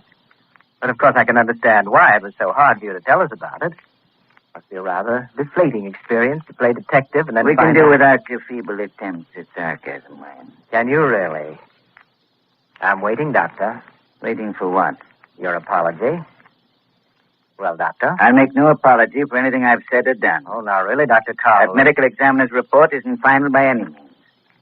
His report will read heart disease, and I can't dispute that. But I'm still convinced that you had something to do with Mason's death. And what's more, I'm going to prove it. Well, that's about the last straw. I've taken a great deal from you, Doctor, because you're a friend of Ruth's and also because you're an older man. I've tried to overlook it. Frank. But there is a limit.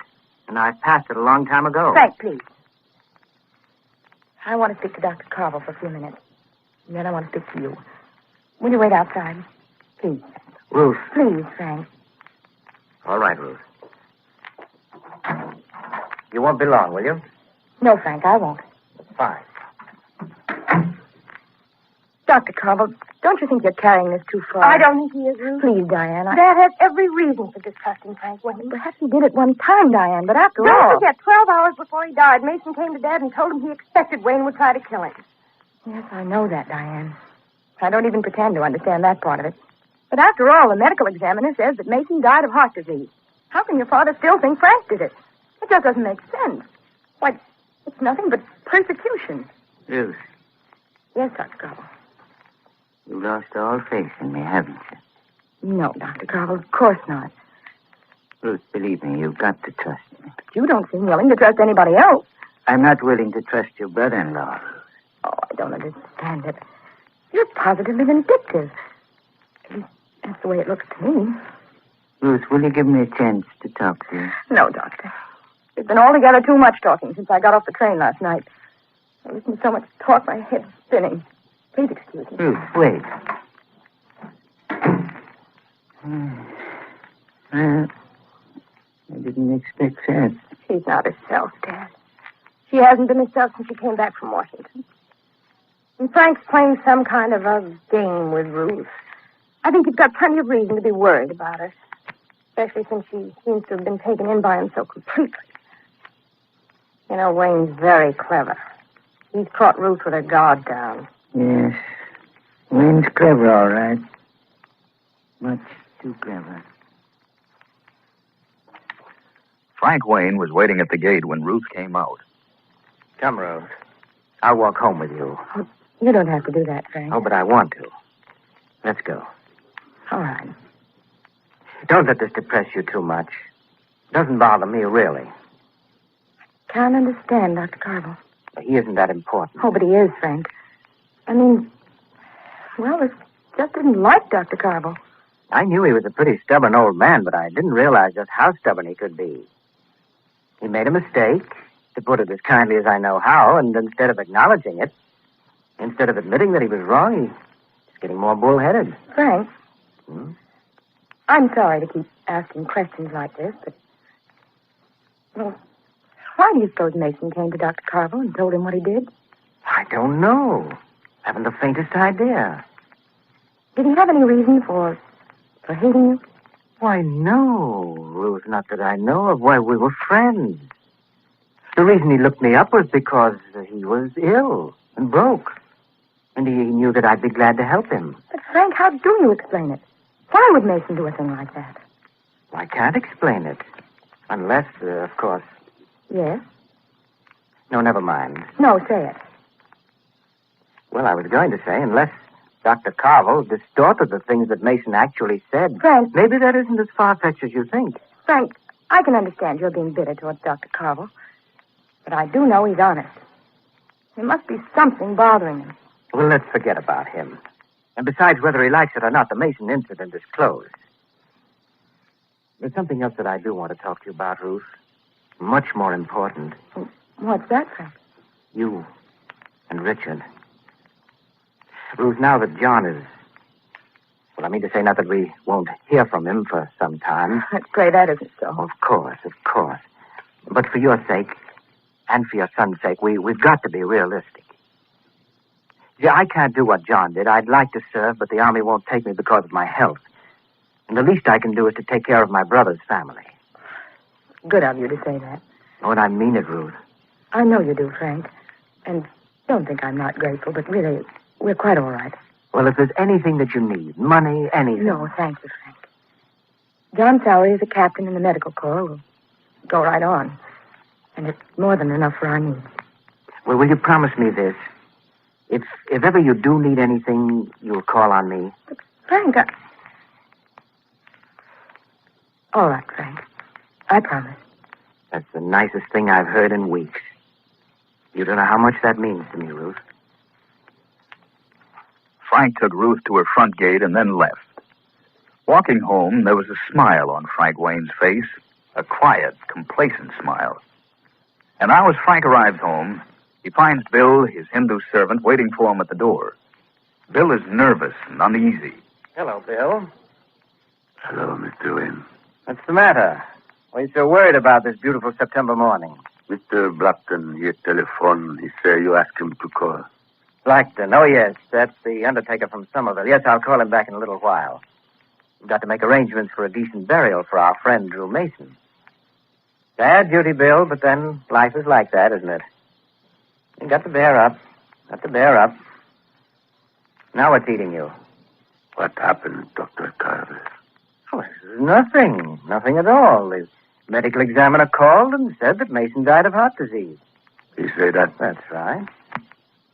Mr. Wynn, I worried. What are you worried about? Mason is dead. Your worry should be over. But what if they find out how he died? They did find out. He died of heart disease. I just finished telling you that. Matter? You skeptical, too? You take gun from your desk. You go upstairs to Mr. Mason's room. I hear him scream. That's right. You did, but you didn't hear the gun go off. This big storm, this thunder. I not hear anything. You didn't hear anything because the gun didn't go off. Before I could do anything, he very conveniently died of a heart attack, which I think was very decent of him, don't you? Stop staring at me that way.